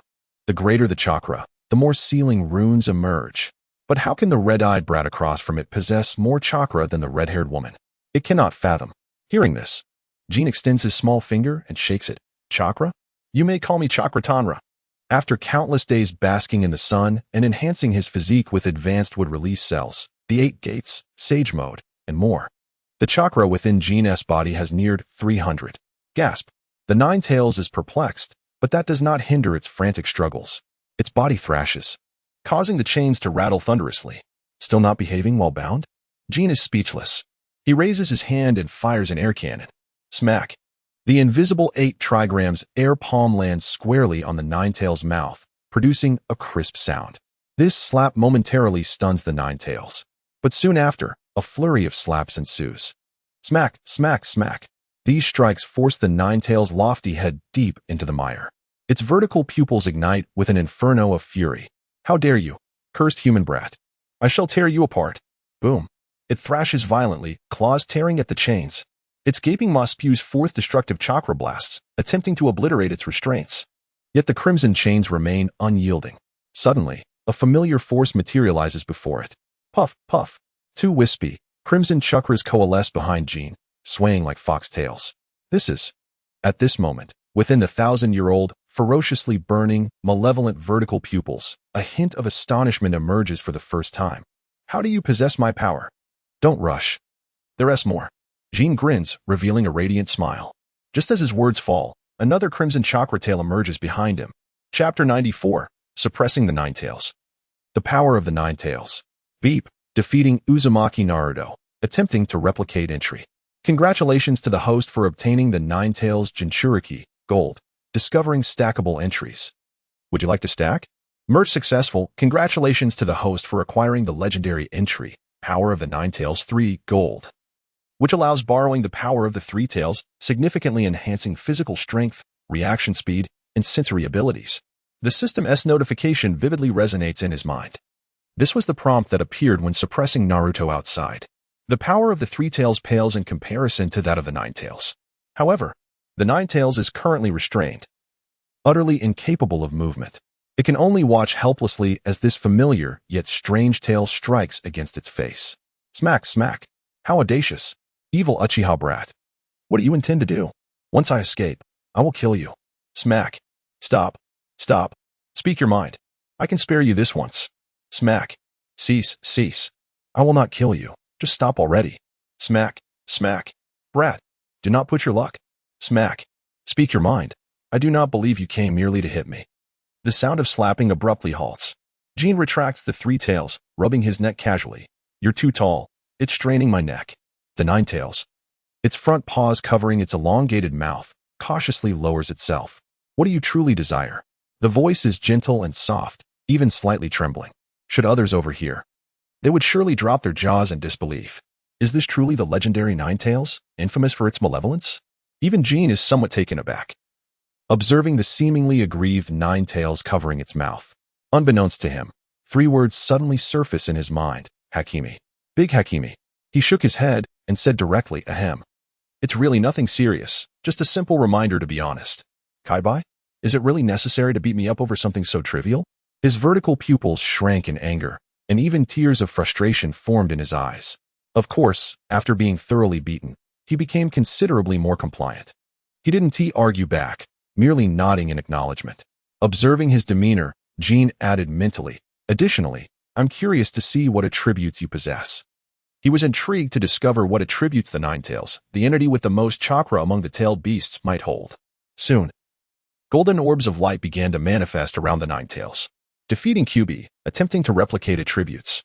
Current replicable attributes: Hatred Breeding, black. Undying, black. Sundra Hakimi, black. Infinite Chakra, gold. Tailed Beast Ball, purple. Tailed Beast Cloak, purple. Malicious Perception, purple. Chakra Erosion, purple. Hatred Breeding? Upon seeing this attribute, Jin suddenly recalled how the 9 tails had drawn strength from the intense negative emotions of surrounding beings. It was no exaggeration to say that the more hatred existed, the stronger the 9 tails became. No wonder in later fanworks, the 9 tails appeared so weak. It seemed that prolonged exposure to the prince's body had deprived him of negative emotions. Or could it be said that he had been cleansed to the point of weakness? He shook his head, feeling helpless at the absurdity of it all. The once great prince, now so burdened with duties that he couldn't even perform a few shadow clones, was quite the laughingstock. Replication successful. Congratulations to the host for acquiring the epic attribute Tailed Beast Cloak. Purple. Effect. Can cover one's own chakra over another, forming a chakra cloak with strong defensive and healing capabilities. The moment Jin laid eyes on this attribute, his eyes widened in astonishment, even sparking a sense of joy within him. Setting aside the unique nature of the cloak, its healing function was precisely what he currently lacked. In terms of defense, he possessed the body of light. For stealth, he had a minimal presence. Regarding speed, he wielded the Flying Thunder God technique and the Body Flicker technique. For damage, he had the ability to sever anything with his godly might. He had formidable techniques in every aspect, yet he lacked healing capabilities. Even he could only rely on the self-recovery of his advanced would-release cells. However, such recovery came with significant drawbacks and could not be used to heal others. The Chakra-Tailed Beast Cloak, however, was different. He could act as a long-distance healer. Thus, after obtaining what he desired, Jin wasted no time and turned to leave, leaving the Nine Tails to clutch his nose, stunned as he gazed at his retreating figure. In his large eyes, disbelief and confusion flickered. Is he truly leaving? Was this all just to give me a beating? He was bewildered. It took him a moment of blinking to realize that the terrifying little human had indeed vanished. Ah. He has finally gone. In that instant, the Nine Tails felt as though he could soar with joy. But soon, his elation faded. In his excitement, when he tried to stand upright, he discovered that his legs were still bound by chains of the adamantine sealing technique. Hey, wait, you need to unchain me. Outside the Hidden Leaf Village, after a brief moment of shock, Jiraiya quickly regained his composure. He dashed toward Naruto and Jin. Whoosh. Bang. However, just as he rushed forward, a figure appeared in front of him. Uchiha Fugaku. He stood in the way, eyeing Jiraiya warily. Lord Jiraiya, please wait. Matters concerning his second son's life and death could not allow him to pass so easily. As long as Jin was within Naruto's mental space, no one else could approach. Uchiha Fugaku, you wish to block my path? Jiraiya frowned. He had no intention of confronting Jin. His only concern was Naruto. Having undergone the transformation into the Four Tails and then the Five Tails, such explosive power could be devastating for the young Naruto. Thus, he needed to find a way to return Naruto to the village for treatment. However, just as he finished speaking, several figures emerged behind Fugaku. Narashikaku, without hesitation, rushed forward to intercept. He bent down and said, Please, Lord Jiraiya, stop. He glimpsed a different future in Uchiha Jin, a future where Konoha flourished. Akimichi Choza and others followed suit. Meanwhile, Yumeka Inoichi, who had personally been reprimanded, hesitated for a moment, gritted his teeth, and joined the blockade. This scene left Jiraiya momentarily dazed. He could hardly distinguish the young boy standing 10 meters ahead as either a member of the Uchiha clan or the Hokage. Of course, he had no intention of causing harm, merely shaking his head in resignation to explain, but Naruto's condition is critical. Rest assured, the medical team has been prepared for some time. Narashikaku waved his hand behind him, signaling the three-member medical team to rush forward. They radiated soft green chakra, enveloping Naruto's injured form. Moments later, the medical team's leader's expression grew somber. Advisor Shikaku, this child's muscles have been eroded. He needs to return to the village for treatment urgently. Return to the village? Shikaku's brow furrowed even deeper. He glanced at Jin, still resting on Naruto's brow, his expression momentarily wavering. Returning to the village meant they would have to move Jin away, but the potential dangers of such an action were unknown to them all. Just as the atmosphere grew tense, everyone suddenly heard a youthful voice say, It's fine. No need to go back. Chapter 95. If you can do it. So can I no need for rescue? Who is talking nonsense? Do you believe I am just anyone? Jin Dano. Upon hearing these words, the medical team leader's expression darkened. However, as he spoke, he raised his head and caught sight of Jin, causing his sentence to falter. Simultaneously, the others turned to Jin, their expressions varied. Jin, you're awake. Jin Dano. Excellent. Since you're awake, let us quickly get him back to the medical department. The reactions of the group were diverse, but most were filled with relief, especially Shikaku, who immediately gestured for the medical team to act quickly. The medical team leader breathed a sigh of relief, thinking he had misheard earlier. He then turned to prepare to place Naruto on a stretcher for transport. However, just then, a soft voice came from behind again. It's fine. There's no need to go back. This time, The medical team leader's brows truly knitted together. He turned to Jin, suppressing his anger as he explained, "Jin Dano, you've seen this Jinchuriki's injuries. His age is still young, and his recovery ability is weak. If we don't return for treatment immediately, he may truly be beyond saving." His tone was unmistakably laced with irritation. Yet, upon reconsideration, everyone relaxed. Medical ninjas were not inclined to indulge anyone. As long as there was interference, even the Hokage could find themselves reprimanded. After all, every village cherished such special talents. For no one could guarantee they would remain unscathed throughout their lives. Cough, cough. Sensing the awkward atmosphere, Shikaku stepped forward to mediate. Jin Dano may not fully understand.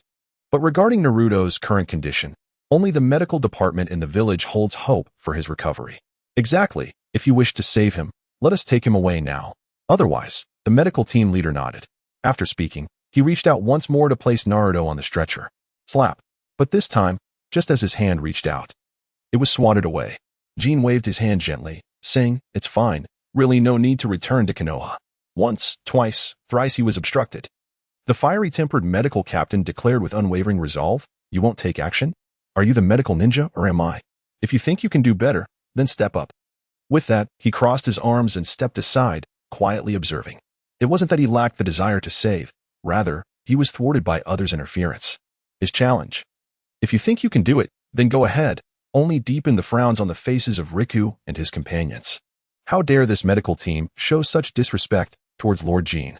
Of course, some among them were sympathetic to Jin's plight. Riku inhaled deeply, attempting once more to reason with him. "Lord Jin, Naruto is a Jinchuriki. We can trust him."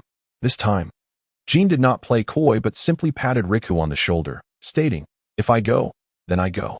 This reaction left the Leaf Ninja in astonishment. Riku forced a smile, attempting to articulate, "Lord Jin, while your abilities are indeed extraordinary, the act of healing the injured." He trailed off. But the implication was clear. Killing and saving lives are fundamentally different tasks. High combat prowess does not guarantee the ability to heal. The medical captain glanced over with skepticism, laced with a hint of derision, thinking, does he not understand that expertise is specialized? Does he truly believe our medical ninjas are mere decorations? His dissatisfaction stemmed not only from Jin's lack of faith in his judgment, but also from the reckless treatment of a young life.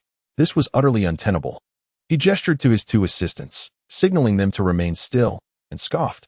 "Well, if you insist on trying, just know that if you fail and the boy dies, we want to take responsibility." Resolutely, he vowed that even if he had to leap into danger, he would not save that boy. This was the pride of a medical elite. Just then, Jiraiya managed to squeeze his way in, clutching his chest in an attempt to dissuade them. However, upon catching Jin's icy gaze, he fell silent. That gaze was chilling. Let us just let the frogs take care of it if things go awry, he thought. Yet, as he pondered, a sudden outcry erupted from the front, capturing his attention. He quickly looked up to see a crimson chakra surging from Jin's hand. Was this the chakra of a tailed beast? What was the Uchiha child attempting to do? This question echoed in the minds of all present. Is this just a ruse?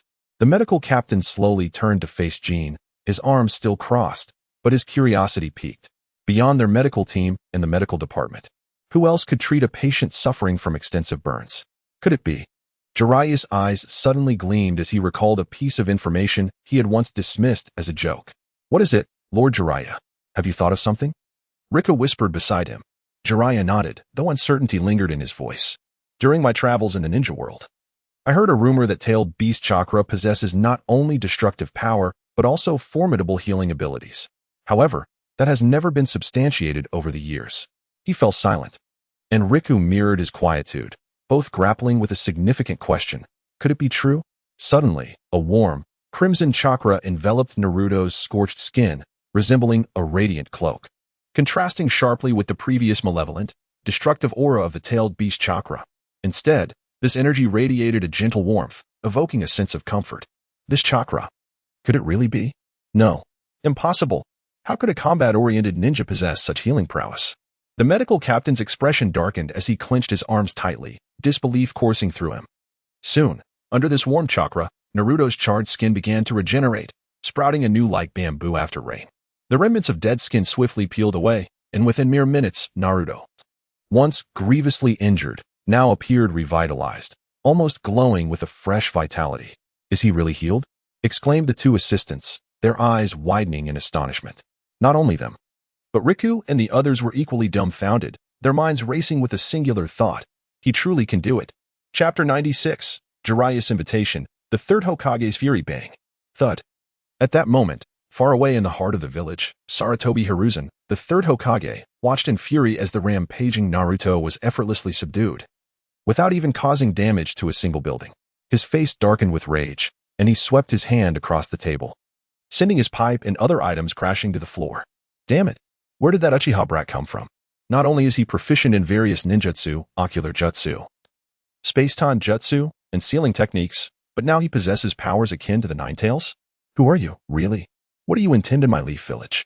His gaze fixed intently on the sole remaining crystal ball on the table, his eyes darkened ominously. However, upon hearing Jin's audacious declaration, "I will do as I please," he couldn't help but burst into laughter. Ha! What an arrogant little brat. Does he really think the medical team is just idle? He slowly picked up his pipe from the ground, igniting it and placing it in his mouth, his expression steeped in disdain. These medical ninjas were all painstakingly cultivated by him. How dare he undermine them and insist on handling everything himself?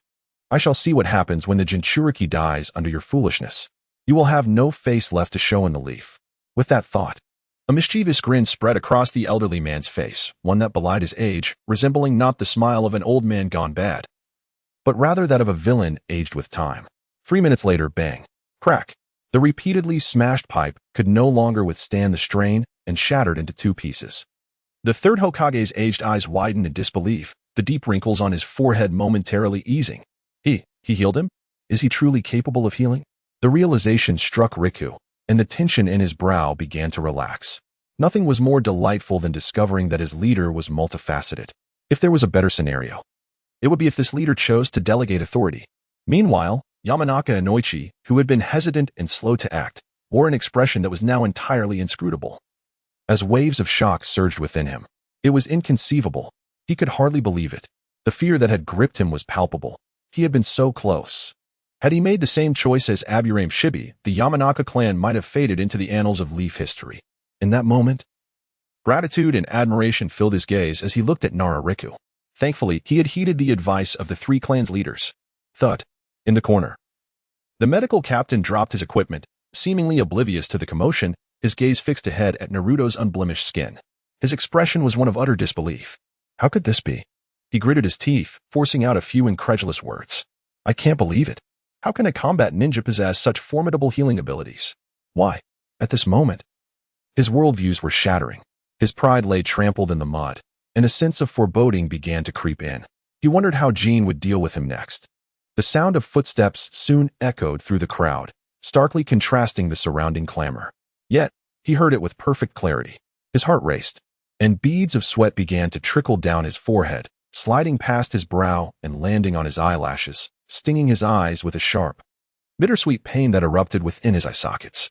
However, he dared not make any movement, not even to rub his eyes, resembling a lamb awaiting judgment, silently biding his time. In that moment, he had never felt time stretch so interminably. Behind him, the head of the Akimichi clan, Dingswa, was about to plead for mercy, but was abruptly halted by Nara Shikahisa. Shikahisa shook his head, signaling for silence. Let us observe first. But the medical unit is an indispensable and precious resource for us in Konoha. Dingswa hesitated but could not suppress a soft murmur. Medical ninjas are treasured resources, protected in any ninja village, or one might say, are of strategic importance. Even though Konoha is grand and prosperous, this remains true, especially for the Akimichi clan, which often suffers injuries due to their unique abilities. They relied heavily on these medical ninjas for survival. He genuinely feared that if Jin became enraged, he might kill him. Yet, in the face of Shikahisa's obstruction, he could only stand obediently, despite his reluctance. Soon, Jin's voice cut through the tension. Look, can't I just step up too? He elevated himself step by step, standing in front of the squad leader in a precarious manner, gently patting his shoulder. Naruto's external wounds are healed. I'll leave the nutrition to you. And with that, he turned and walked away, evidently not intending to take a life.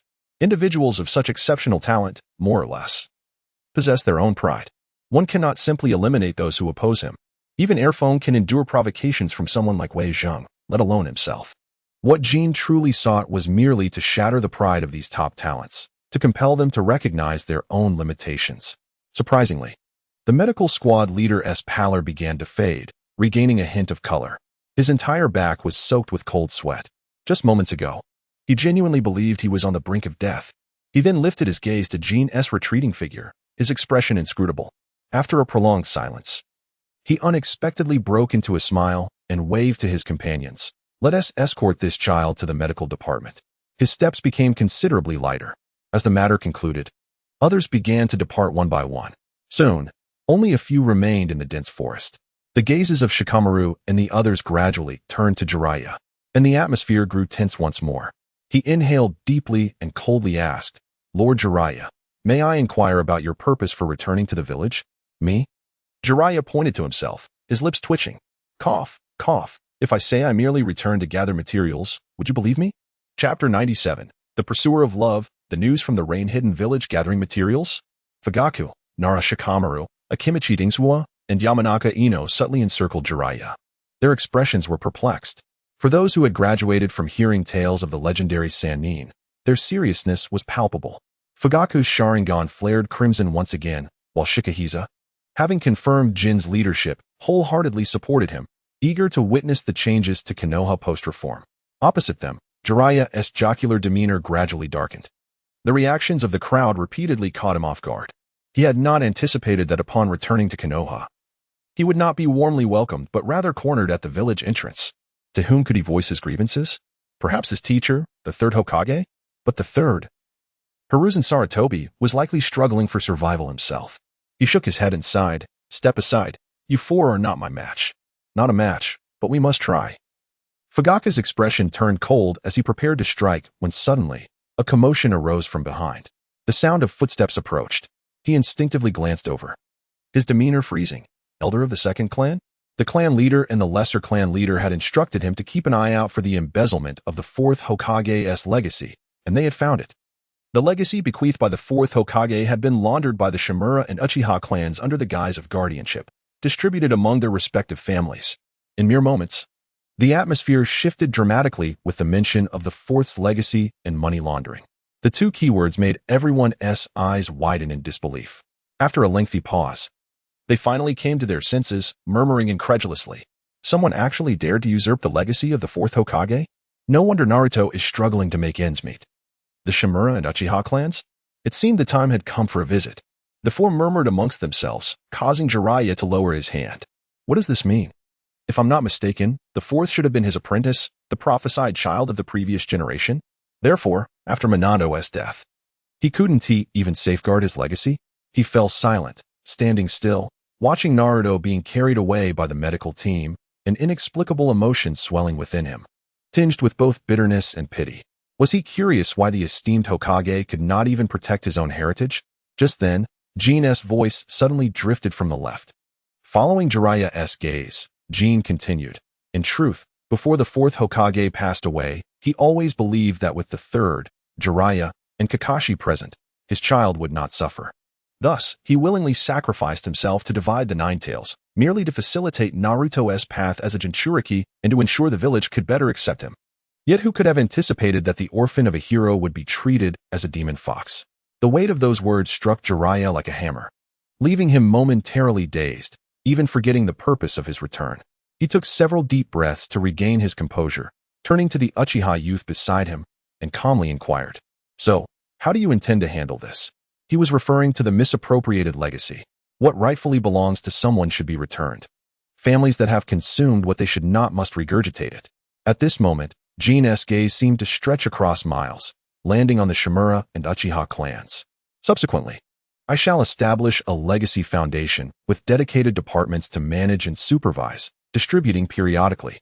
Perhaps as the village grows and the legacy expands, various forms of embezzlement will arise. However, with the Foundation's name, those orphans will always be able to claim their rightful inheritance. This time, when the wind blew, there was no chill, only clarity. Jiraiya's tumultuous heart gradually found peace. He suddenly turned to Jin and asked, "May I be permitted to observe?" His voice was soft, tinged with a hint of request. Upon hearing this, a slight smile tugged at Jin's lips. "Of course, I welcome your observation." It is the apathy of your absence that I fear. The rift between the third Hokage and his 3 disciples had long existed. If employed wisely, it could yield 3 exceptionally powerful talents: medical expertise, intelligence, technology. Besides, he owed a debt to little Naruto. If he were to repay it, he certainly could not personally educate him. Certainly, Jin would never admit that he was merely looking to continue grinding for entries 7 days later. The cooldown for the deceased was a year, far too lengthy. For the living, however, the cooldown was merely 7 days for the same individual.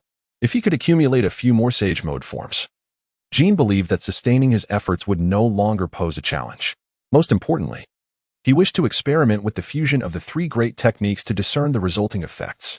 Just as he was lost in contemplation, Jiraiya suddenly interjected, "Are you familiar with the Rain Village?" The unexpected voice caught Jin off guard. The Rain Village? Indeed. It was a nation perpetually shrouded in rain and one of the catalysts for the Second Great Ninja War. Listening to Jiraiya's remarks, Jin remained silent, patiently awaiting further information. Jiraiya continued, "Recently, I discovered that the leader of the Rain Village seems to have changed." Changed? Yes. It appears to be the leader of a mysterious organization. Jiraiya nodded, hesitating as he glanced at Jin, and added, "Moreover, I encountered a peculiar individual nearby, entirely clad in white, who seemed rather abnormal." He left a half-formed thought unspoken, hinting at his desire to invite Jin along. Initially, he intended to observe from a distance, only intervening if the situation escalated severely. Yet, due to the perpetual rain in the Rain Village, information was exceedingly scarce. A reckless visit would not guarantee his safe return. However, now, after witnessing Jin's formidable prowess, a long-buried idea suddenly resurfaced, becoming uncontrollable. Uchiha Jin's strength, particularly that mysterious space-time ninjutsu, was unparalleled for espionage. Coupled with the reverse summoning technique, they would have no cause for concern. This approach would allow him to escort this young one away from Konoha, preventing further trouble, while ensuring their safe return from the Rain Village. On the other side, Jin's expression remained calm from the outset. Yet ripples of thought began to stir within him. He never anticipated that Jiraiya's intelligence would so swiftly uncover the Akatsuki organization. And that strange individual in white must be the White Zetsu, right? Chapter 98, The Akatsuki Organization and Obito, Orochimaru's Defection? Within the Sarutobi family residence, the third Hokage, Hiruzen Sarutobi, sat in darkness, the light of the crystal ball before him long since dimmed. He remained seated in silence, devoid of any illumination. The pipe clenched between his lips had burned out without a single puff taken. The tobacco lay cold and ashen. The final image reflected in the crystal ball lingered in his mind, haunting him. He attempted to take a deep breath but felt as though he inhaled shards of ice. Chilling to the bone, the pent-up frustration within him not only failed to dissipate but instead settled more heavily in his chest, deepening the already accumulated wrinkles on his face, which appeared to have developed mouths and noses, obscuring his once clear eyes. Uchiha Jin, the power you demonstrated, was it the entirety of your capabilities or merely a fraction? The crimson depths of those eyes rendered his understanding utterly opaque, single-handedly extinguishing a tailed beast bomb. Space-time ninjutsu. The power of the Nine Tails. Diamond lockdown. Healing abilities. Just how many of these powers does Jin truly command? He exhaled heavily, closing his eyes and leaning despondently against the chair's back. Outside the window, the sparse lights of Konoha flickered intermittently, piercing his senses painfully. At this moment, he felt as if he had truly run out of options. "I hope Jiraiya can provide me with a surprise." "I'm not going," Jin replied, his voice clear and resolute, devoid of hesitation. Who would invite someone along without any benefits? Did he truly think he was as selfless as Naruto? Thus, despite his rejection, a smile lingered at the corner of his eye as he regarded Jiraiya, showing no inclination to depart. This scene did not escape Jiraiya's notice, who immediately leaned in closer and whispered, "Rest assured, the rewards are substantial." He patted his chest, revealing an air of utmost confidence. "Such as?" Jin's question swiftly dismantled Jiraiya's bravado. "Such as?" Jiraiya's smile faltered momentarily. His earlier fervent invitation felt like a stone cast into a tranquil lake, creating but a faint ripple. Nothing more. Observing this, Uchiha Jin smiled knowingly and suggested, "How about I accompany you on your journey, and you accompany me on mine?" Jiraiya's eyes brightened, and he readily agreed. "Absolutely." Jin nodded, refraining from specifying their destination. After all, at this stage, he was solely seeking Orochimaru. At this juncture, He remained uncertain whether Orochimaru had defected from the Akatsuki or not. Only upon reaching the Rain Village would he discover the truth. This village, often referred to as the Land of Rain, was not merely the Akatsuki's headquarters, but also the domain of Nagato and Konan. Most crucially, it was the domain of Obito, who was still masquerading as Uchiha Madara, making it an ideal location for him to replicate skills. If he could also locate the deceased Madara's body and obtain a few of his abilities, he dared not contemplate such possibilities. Since arriving here, he had not ventured beyond the confines of the village, so Jiraiya's willingness to act as a guide was indeed fortuitous. Thus, he tilted his head toward Jiraiya and feigned curiosity, asking, "Oh, a nation perpetually drenched in rain? It sounds quite humid. Are there various fungi?" Jiraiya's lips twitched slightly. It seemed Uchiha's curiosity was rather peculiar. Moreover, the transition in topic felt quite abrupt. He took a deep breath, suppressing the urge to scoff, and replied earnestly, "Not just humid. The atmosphere there is quite unsettling. I lingered on the outskirts once, and even the rain that fell upon me made me feel observed, as if it were not mere raindrops, but countless eyes hidden within the showers." He paused momentarily, his expression betraying an unusual gravity. "And that strange individual in white, who appears far from normal, seems to be monitoring the Rain Village, or perhaps guarding something." Upon hearing this, Jin comprehended immediately. Who could this individual be? Apart from White Zetsu, that gluttonous creature, who else could it be? As a living weapon of Kaguya Otsutsuki, an intelligence expert, and a being that scatters spores everywhere, White Zetsu was indeed an apt choice for reconnaissance. It appeared that Obito's control over the Rain Village was more stringent than he had previously imagined. Perhaps even Nagato and Konan had not anticipated the extent of his influence beneath their very noses. After this exchange, silence enveloped the two, while the members of the Konoha Finance Committee behind them reacted differently. Fugaku's brow furrowed deeply as he spoke solemnly. "Jin, the Rain Village is Hanze's territory. He is known as a demigod. The situation is unclear. It would be too perilous for you to venture there." This was his heartfelt opinion. As a father, he did not wish for Jin to recklessly embark on such a dangerous endeavor. Moreover, the Uchiha clan had begun to regard Jin as their pillar of support. Should he leave now, the morale of the Uchiha would undoubtedly suffer. After he finished speaking, Narashikaka pondered briefly before adding, "Lord Jin, the internal affairs of Konoha are just beginning to unfold. Whether it be financial audits, addressing corruption, or the allocation of inheritance, your presence is crucial. Leaving now may prove detrimental." Yes, I concur," echoed Yumeka Inoichi and Akimichi Choza, nodding in agreement. At this moment, reforms had just begun to show promise. Would the leader abandon ship? If not for the chaos, who would suppress it? Thus, their instinctive desire was to prevent Jin from leaving. The reactions of the crowd struck Jiraiya deeply, stirring massive waves within him. He had not anticipated the level of reverence Jin commanded in their eyes. "So, Sarutobi-sensei, what have you been doing all these years?" A question arose in his mind. While his loyalty to the Third Hokage remained intact, a subtle shift had occurred. Beside him, Jin smiled slightly, shaking his head at the few individuals. "With you all in Konoha, chaos shall not ensue." His voice was soft, almost subdued. "Riku, the financial committee is entrusted to you. The accounts and ledgers are in your hands. During my absence, investigate what needs investigating, apprehend what needs apprehending, and eliminate what requires elimination. If you encounter difficulties, seek help from my father or the Hyuga clan. Do not hesitate." At this point, a rare hint of murderous intent surfaced in his tone.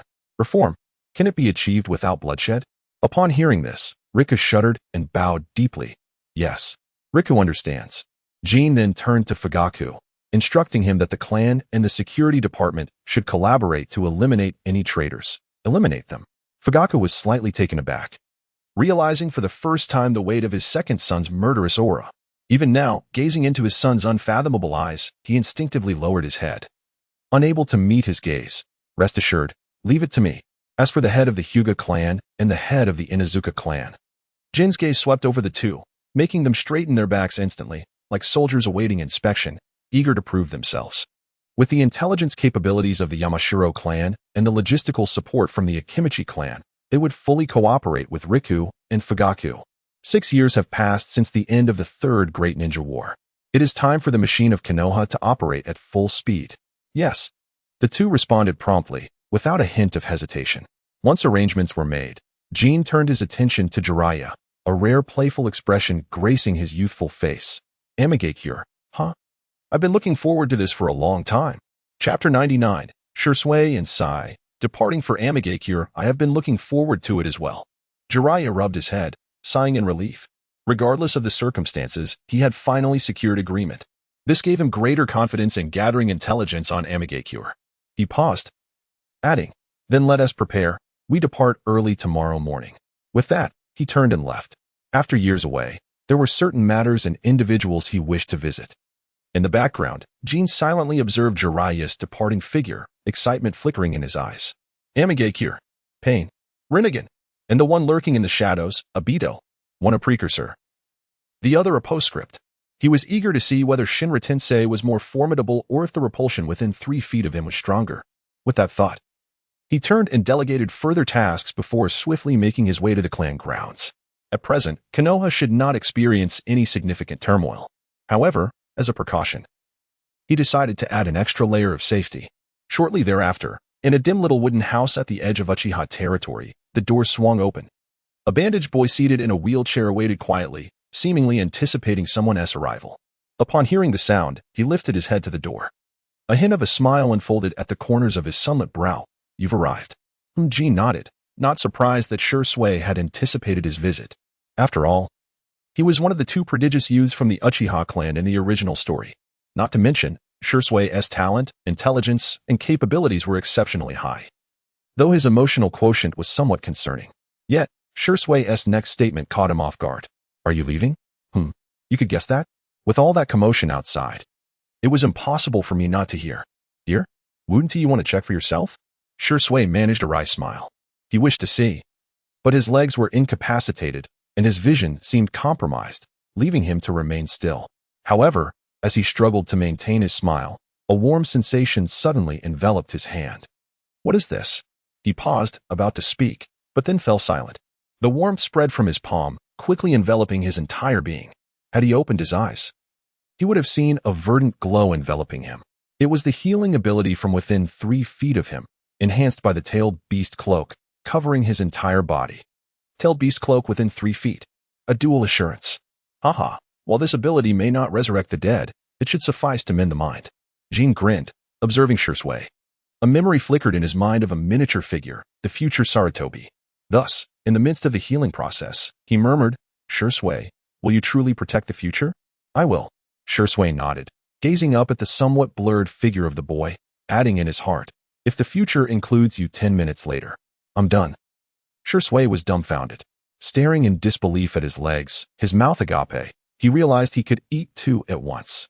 He truly hadn't expected that the injuries he sustained had genuinely healed. Moreover, most importantly, he blinked his right eye, watching as the figure before him gradually came into focus. A tidal wave of excitement surged within him once more. Not only had his legs healed, but the right eye he thought lost had returned. Since the other eye was with Itachi, he had been missing one for several days. Yet, soon Shisui sensed something was amiss. Although he could indeed see clearly, there seemed to be a hint of rejection. This eye, he realized, was not quite right. Pressing down on it.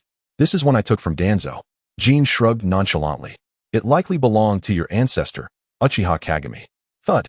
Ancestor, Uchiha Kagami. Shisui's hand froze, the action suddenly stopping as he was rigid for over 10 seconds before relaxing. Moments later, Jin patted his shoulder. "All right, once you adapt, follow me. I'll introduce you to 2 new companions." "New companions?" Shisui narrowed his eyes and followed him out. Soon, in another guest room of Uchiha territory, the silhouettes of 2 young ones gradually came into view. Upon seeing the fair-skinned, strikingly handsome Sai, Shisui instinctively narrowed his eyes. Particularly, noticing the peculiar glint in Sai's gaze towards Jin, he furrowed his brow slightly. "This child, something is off." "Jin, who are they?" "Big brother, who is he?" Shisui and Sai's voices almost synchronized, their tones carrying an undercurrent of hostility. "Huh?" Their reactions left Jin somewhat bewildered. What is going on? Why are they ready to clash upon meeting? The original story never mentioned a conflict between Sai and Shisui. However, despite the influence of certain individuals, Shisui, being the bright and sunny boy he was, quickly suppressed his emotions. A slight smile graced his lips as he extended his hand, offering a perfectly practiced smile. "Hello. I am Uchiha Shisui. From now on, I will be in charge of guiding you." A practiced smile, indeed. Upon seeing this, Sai took a deep breath. In the realm of practiced smiles, he believed he was no less capable than anyone else. He then narrowed his eyes slightly, a broad smile spreading across his face as he shook Shusui's hand. "Hello, Uncle Shursui. I am Uchiha Sai, Jin." When did Sai change his surname to Uchiha? Shursui? No, how have I become an old man? Thus, a pair of adults and a child formed here. With the presence of a barrier, Jin felt assured that Zhuji would not stray. He waved his hand, leaving the three to nurture their bond. Meanwhile, he slowly ascended the courtyard wall outside the clan leader's abode. Bathed in the gentle moonlight, his heart was enveloped in tranquility. Tomorrow, the journey to Rain Hidden Village begins. It is time to witness the true pinnacle of combat prowess in the early Naruto world. Chapter 100, Rain Tiger's Free Technique. This one is quite substantial. The next day, as dawn broke, Jin gradually awoke atop the wall amidst a series of system alerts. He turned a glance back at the place he had called home for several years. Perhaps it was the early morning, or perhaps the victory in Konoha's struggles, but at that moment, the Uchiha clan's territory radiated peace. The atmosphere was devoid of the usual tension and impatience, with a few children dashing to the restroom and hurrying back. Lying on the floor, he closed his eyes and resumed his dreams. For some reason, witnessing this scene, 3 words suddenly surfaced in Jin's mind. How wonderful. Such serene scenes are what normal lives should embody. At that moment, not far away, a tall man in wooden clogs with white hair leapt down from a tree. Observing the dark circles under his eyes, Jin couldn't help but glance sideways. Is he seeking a fight? However, upon reflection, there seemed to be few individuals in Konoha qualified to spar with Jiraiya, and those who did would likely be left battered and bruised unless Jiraiya refrained from retaliating. The thought illuminated Jin's eyes. In Konoha, it appeared there was only one matter that could render Jiraiya unable to fight back. He raised an eyebrow and directly inquired, "Jiraiya, did you truly come back to the village last night to find someone?" Coughing lightly, Jiraiya, clearly feeling a bit guilty, quickly shifted the topic. "Let us go, while the weather is still cool." Jin nodded, choosing not to embarrass this lonely old man, and silently followed behind. Before long, the two figures vanished from the outskirts of Konoha. Days later, at the border of the Land of Rain, within a dense forest, 2 silhouettes swiftly traversed the terrain. Ahead, Jiraiya occasionally glanced back at the young boy behind him, his breathing becoming increasingly labored. What was more tumultuous, however, was his inner turmoil. To his astonishment, the boy's stamina at such a young age was remarkable. Days of relentless speed. Even he, a seasoned ninja and one of the legendary Sannin, began to feel his breath falter. Continuing at this pace would soon render him unable to sustain it. Yet Jin, trailing behind, showed no signs of fatigue. What was more astonishing was that the boy would occasionally vanish, only to reappear behind him moments later. This led Jiraiya to suspect that Uchiha Jin found him too slow and was amusing himself elsewhere. Suddenly, a thunderous roar echoed from above. As they drew closer to Rain Hidden Village, the sky grew increasingly dark. The relentless rain cascaded down like a gray curtain, enveloping the entire Land of Rain. The air was not only humid and sticky, but also tainted with a peculiar metallic scent. "Do you sense it?" Jiraiya lowered his voice, wiping the rain from his face. His expression grave. "This rain is strange. It seems to contain subtle fluctuations of chakra." Jin remained silent, merely responding with a soft hum. The reason he occasionally disappeared was merely to sketch the Flying Thunder God technique. If they could share vision, one would notice the dense green on the map within his pupils, extending a green line for hundreds of miles. The green represented Konoha, and the green line traced the path leading to the Land of Rain. Gradually, Jin activated his Byakugan, revealing the chakra flow within the raindrops over a 2-kilometer radius. In this omnipresent, drizzling rain, countless faint, almost imperceptible strands of chakra intertwined, weaving a web that conveyed all information obscured by the rain to the depths of Rain Hidden Village. Indeed, it was Pain's Rain Tiger Free technique. With a flicker of thought, he discreetly scattered a small number of purple nanoscopic venomous insects along the rainy veil. These served as his extended eyes and ears. Just as he had extended them, Jin's footsteps abruptly halted. Jiraiya instantly became alert. "What's wrong?" Taking a break, Jin casually replied, leaning against a tree. His gaze focused solely on the system prompt. Just then, a new system notification appeared. "Ding! 6 days have passed. Congratulations to the host for obtaining 1 epic enhancement point. After usage, it can enhance epic level and below attributes." Attribute enhancement points. More accurately, it was a special attribute born from the 6-6 good fortune. Hearing this prompt compelled Jin to pause and investigate. So, can I only enhance purple and below attributes now? After a moment's hesitation, he glanced at his personal attributes. Chakra, 3, 591, 015. Attributes, 1,000 years of pain, black, light's golden body, color, weak presence, color, 6 good fortune, color. 3 feet in front, gold, tailed beast coat, purple, Mount Myaboka toad contract, purple, phantom instantaneous technique, purple, Mangeki Sharingan, purple, Byakugan, purple, diamond lock residue, purple. Cloud flow technique, purple, heart turned body technique, purple, phantom no trace, purple. Unbeknownst to him, he possessed golden attributes that were difficult for others to attain. Even shadow-level powerhouses had only 1 or 2 golden attributes, and now he found it overwhelming. Of course, his primary goal was to enhance his purple attributes. Eventually, he settled on Phantom No Trace. This attribute had been pivotal in his agile growth over the past 6 years. The ghostly speed it conferred was invaluable, especially in unfamiliar territories. System enhancement, enhance Phantom No Trace, purple. Ding, enhancing. Congratulations to the host for successfully enhancing Phantom No Trace, gaining the legendary attribute phase charge. Body flexibility increased from 100 to 200, speed increased from 100 to 200, reaction time increased by 50. Additional effect, short distance instantaneous movement in 3 segments. Generating 3 afterimages at the original location. Upon reactivation, the user can return to any of the 3 afterimages and detonate the other 2. Upon reading this prompt, Jin's mind momentarily stalled. Was this akin to the Fierce Dragon/Phantom instantaneous technique? The difference was that this was even swifter and seemingly had a smaller range. He grinned, and before Jiraiya's astonished gaze, he executed it. Whoosh! In an instant, 3 violet-blue shadows were cast forth. So fast, Jiraiya rubbed his eyes vigorously, his pupils nearly popping out. This speed exceeded ordinary comprehension. Even that muscle-bound man renowned as the fastest in the ninja world would likely struggle to keep pace. And these 3 were shadow clones? Yet something felt off. Perhaps only through close contact would the distinction become apparent, he murmured, his habit of gathering intelligence prompting him to instinctively reach out and touch one. Then, boom, boom. The brilliant fireworks erupted in the most unadorned manner. Damn. Jiraiya's expression changed drastically, and with the reflexes of a top-tier ninja, he swiftly withdrew. Yet, he was still left with a head of wild, black curls. He furrowed his brows, poised to speak when his gaze suddenly froze. Before him, a grand tree was slowly being toppled, revealing behind it an eerie figure. Entirely pale and devoid of clothing. Initially crouched on the ground, savoring a delectable morsel, the strange being halted, gradually turning its head. The corners of its lips curled into a vibrant orange smile.